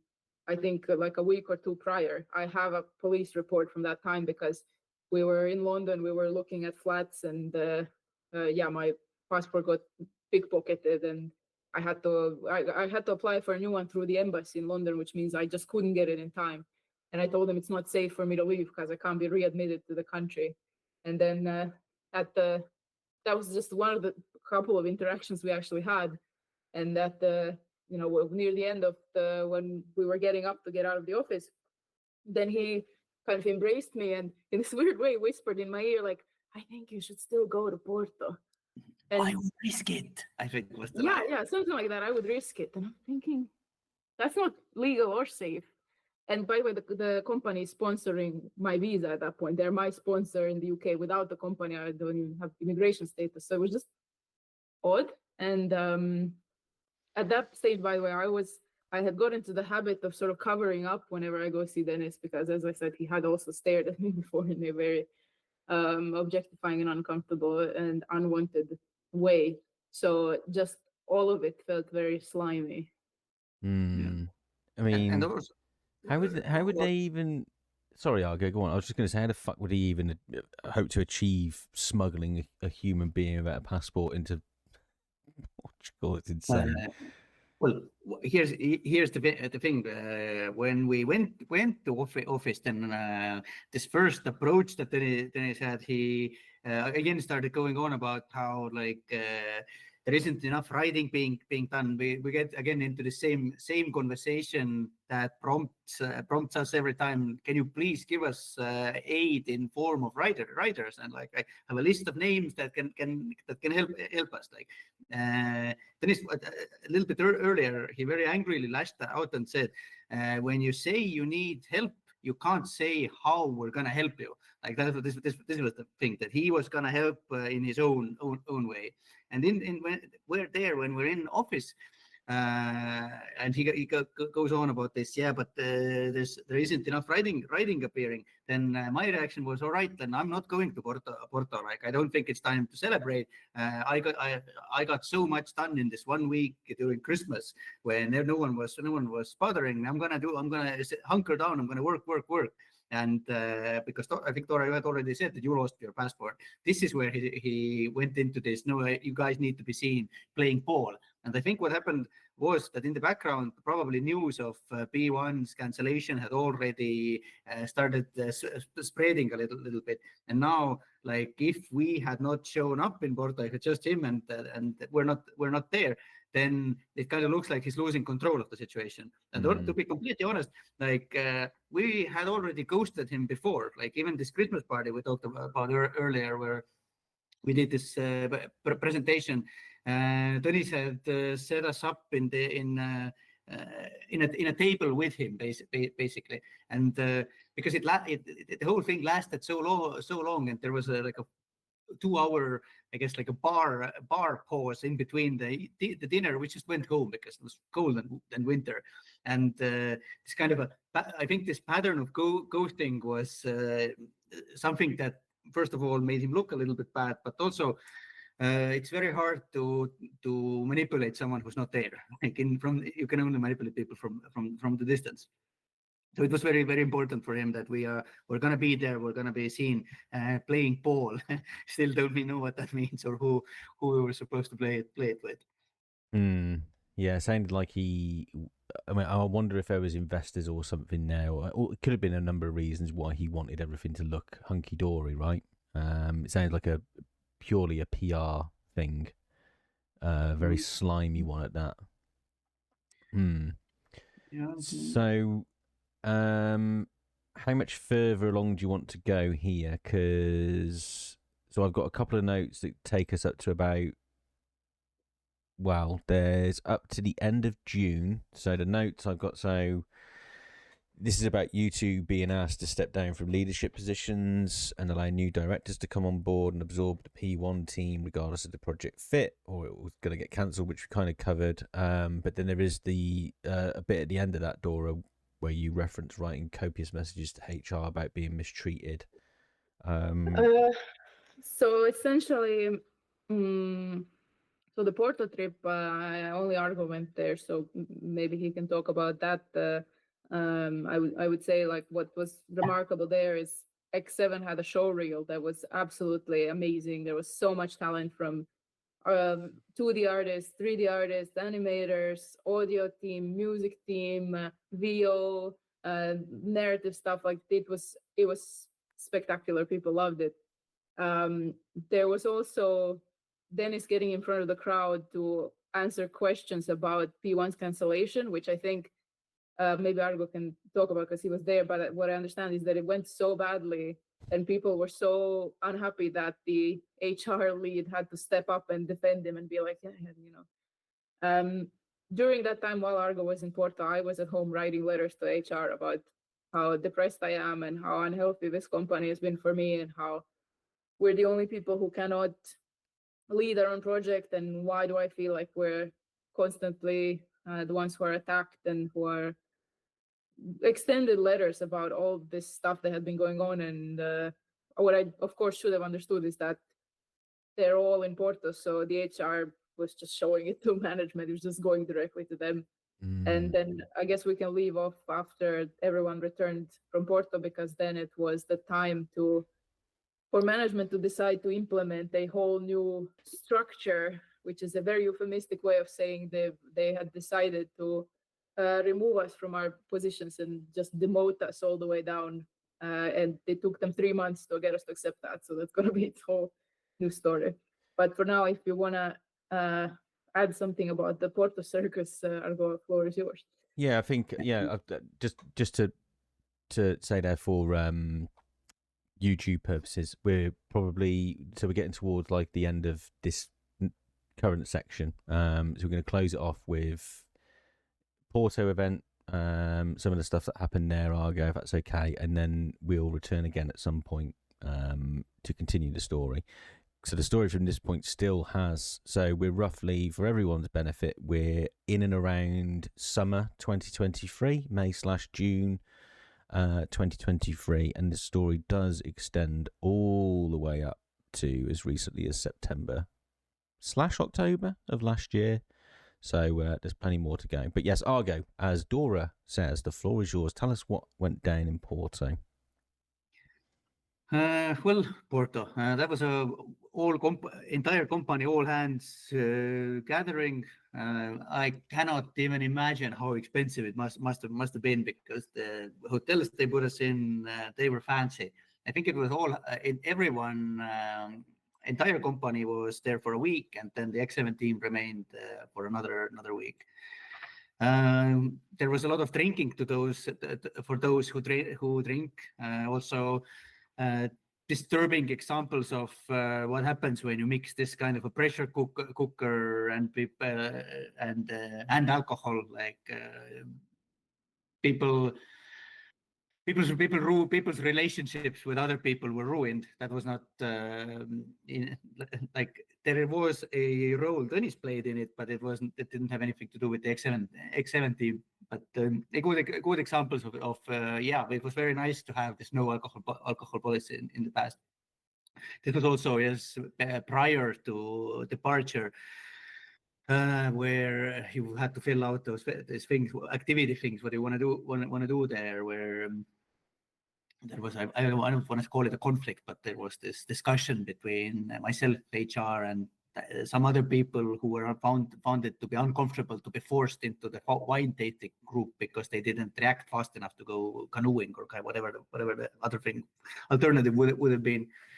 But ultimately, I don't want to get too bogged down on the details. Like a big revelation is that if you take a company that is fully remote, 360 days a year, and then for 5 days put them into one hotel together, it is incredibly exhausting. Like it's incredibly exhausting to regular people, but ZAUM has drawn a lot of neurodivergent people to get together, and kind of this was something I heard from many people later, that they just needed to find any kind of excuse to go to the hotel, to go to the rooms and just breathe, to be alone. I was struggling with this very much as well, but I think like people who didn't were a vast minority at that point. Minority, I guess, is not vast, but like a small minority who didn't have this problem.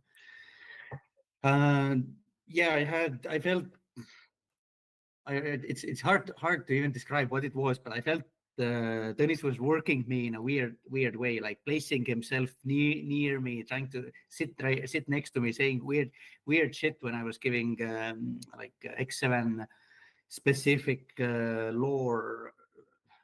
Lecture is not the word, but what is the word? Lessons. There was the little talks there. Then after these talks, he kind of crawled up to me, whispered into my ear, "I'm very proud of you." And this kind of later in the evenings, after another one of these dinners where me and a couple of other guys wanted to go home because we had to fly out next day, he tried to convince us to stay and go drinking across the river to this other place. And again in this weird, I don't want to make it seem that like he was like hitting on me. I don't think that's what that was happening. I really genuinely don't think that. Yeah, but it's still weird. We're confused. I don't understand. What are you doing here with your? I'm so proud of you, and I'm so happy that you came. Like this is still. I puzzle it in my. I think he's trying to trigger the broken boy. He's trying to trigger the daddy issues. Honestly, there was a big element of daddy there, but my dad was very different, so it didn't. That hammer really didn't miss the nail here. But yeah, honestly, that's like now that we're thinking about it, I am so proud of you. I think is something every broken boy wants to hear from their dad. Like that is something I would like to hear from my dad as well.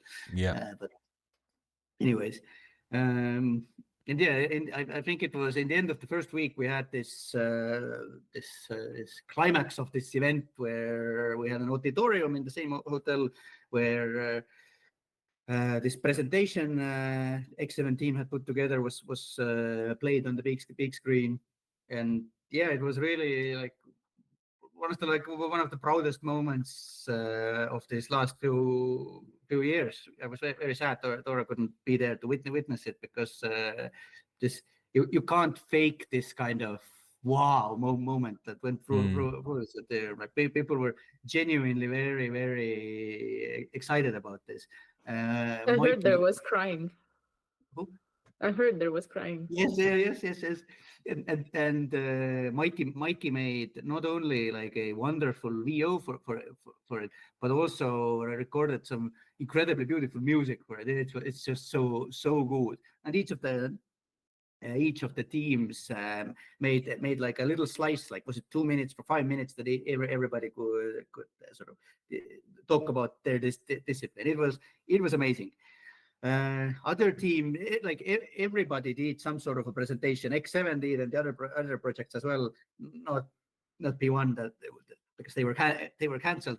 But in the end of this, Dennis agreed to answer some questions, and questions were almost exclusively about why was P1 cancelled, and more specifically, why did you keep hiring people till the last day when you knew it was going to be cancelled? Did you just decide today that you're going to cancel it? Because some people literally had joined like a week ago or 2 weeks ago, very recently.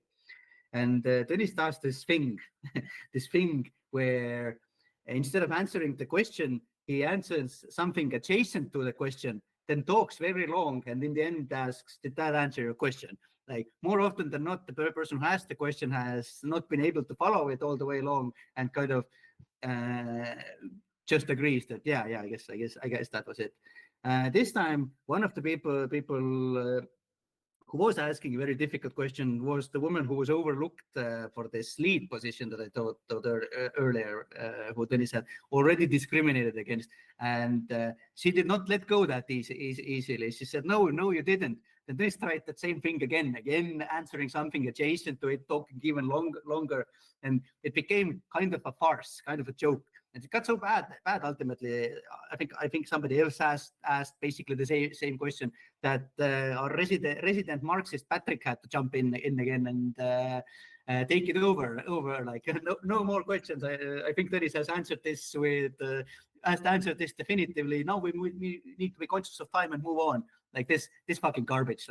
And I think it was super embarrassing because I don't think there's anyone sitting in this auditorium who's not seeing what's happening. But stone face Dennis, he just keeps going. That pretty much sums up what was Porto. Like that must have been I think absolutely to go from witnessing the real and feeling that level of positivity about, that there must have been do you know what, maybe it was all fucking worth doing in the end, and then to have like this bullshit presentation of facts in the eyes of these people must have been, it must have just immediately been, oh no, the bullshit hasn't gone anywhere. Can't imagine how it made you feel.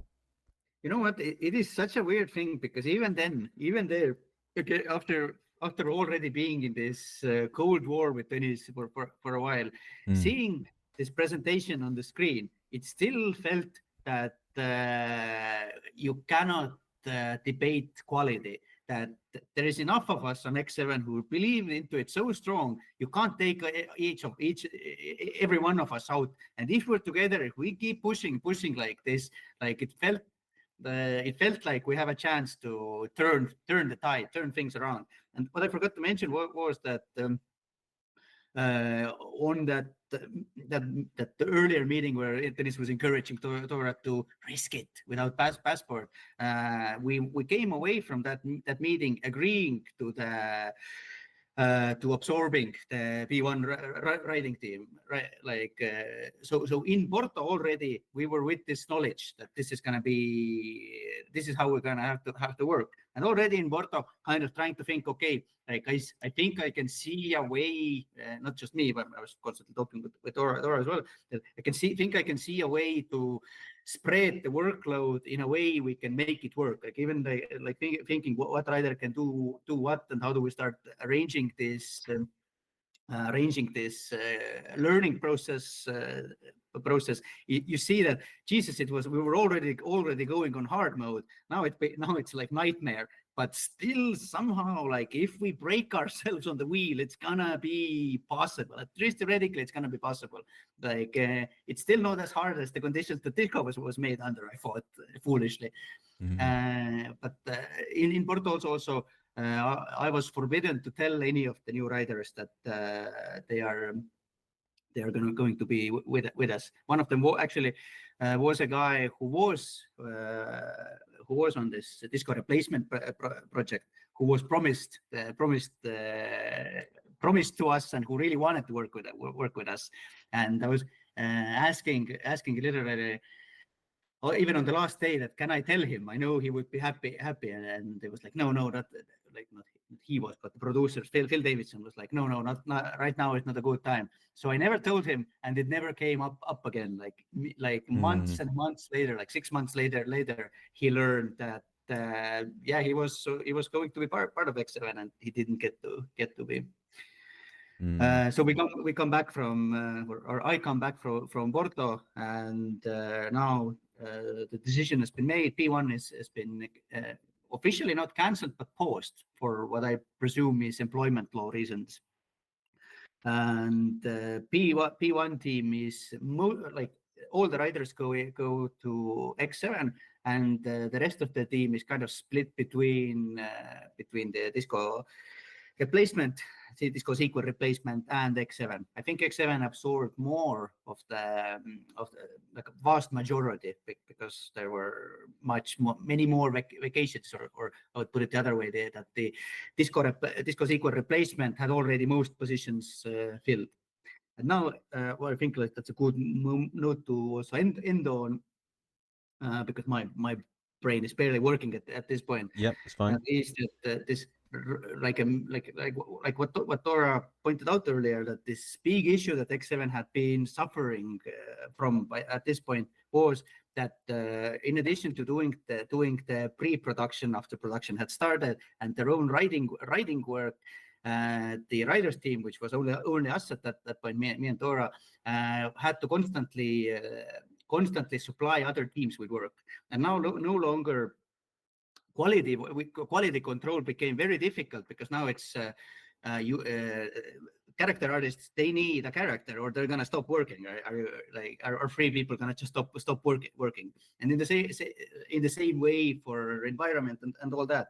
And when X7 now absorbed the P1 team, then there was suddenly twice as many artists, twice as many engineers, like everything doubled except the writing team, because for writing team, now the next step that we needed to do was to teach them this type of writing, teach them artists, teach them dialogue structures, teach them what we're going to do.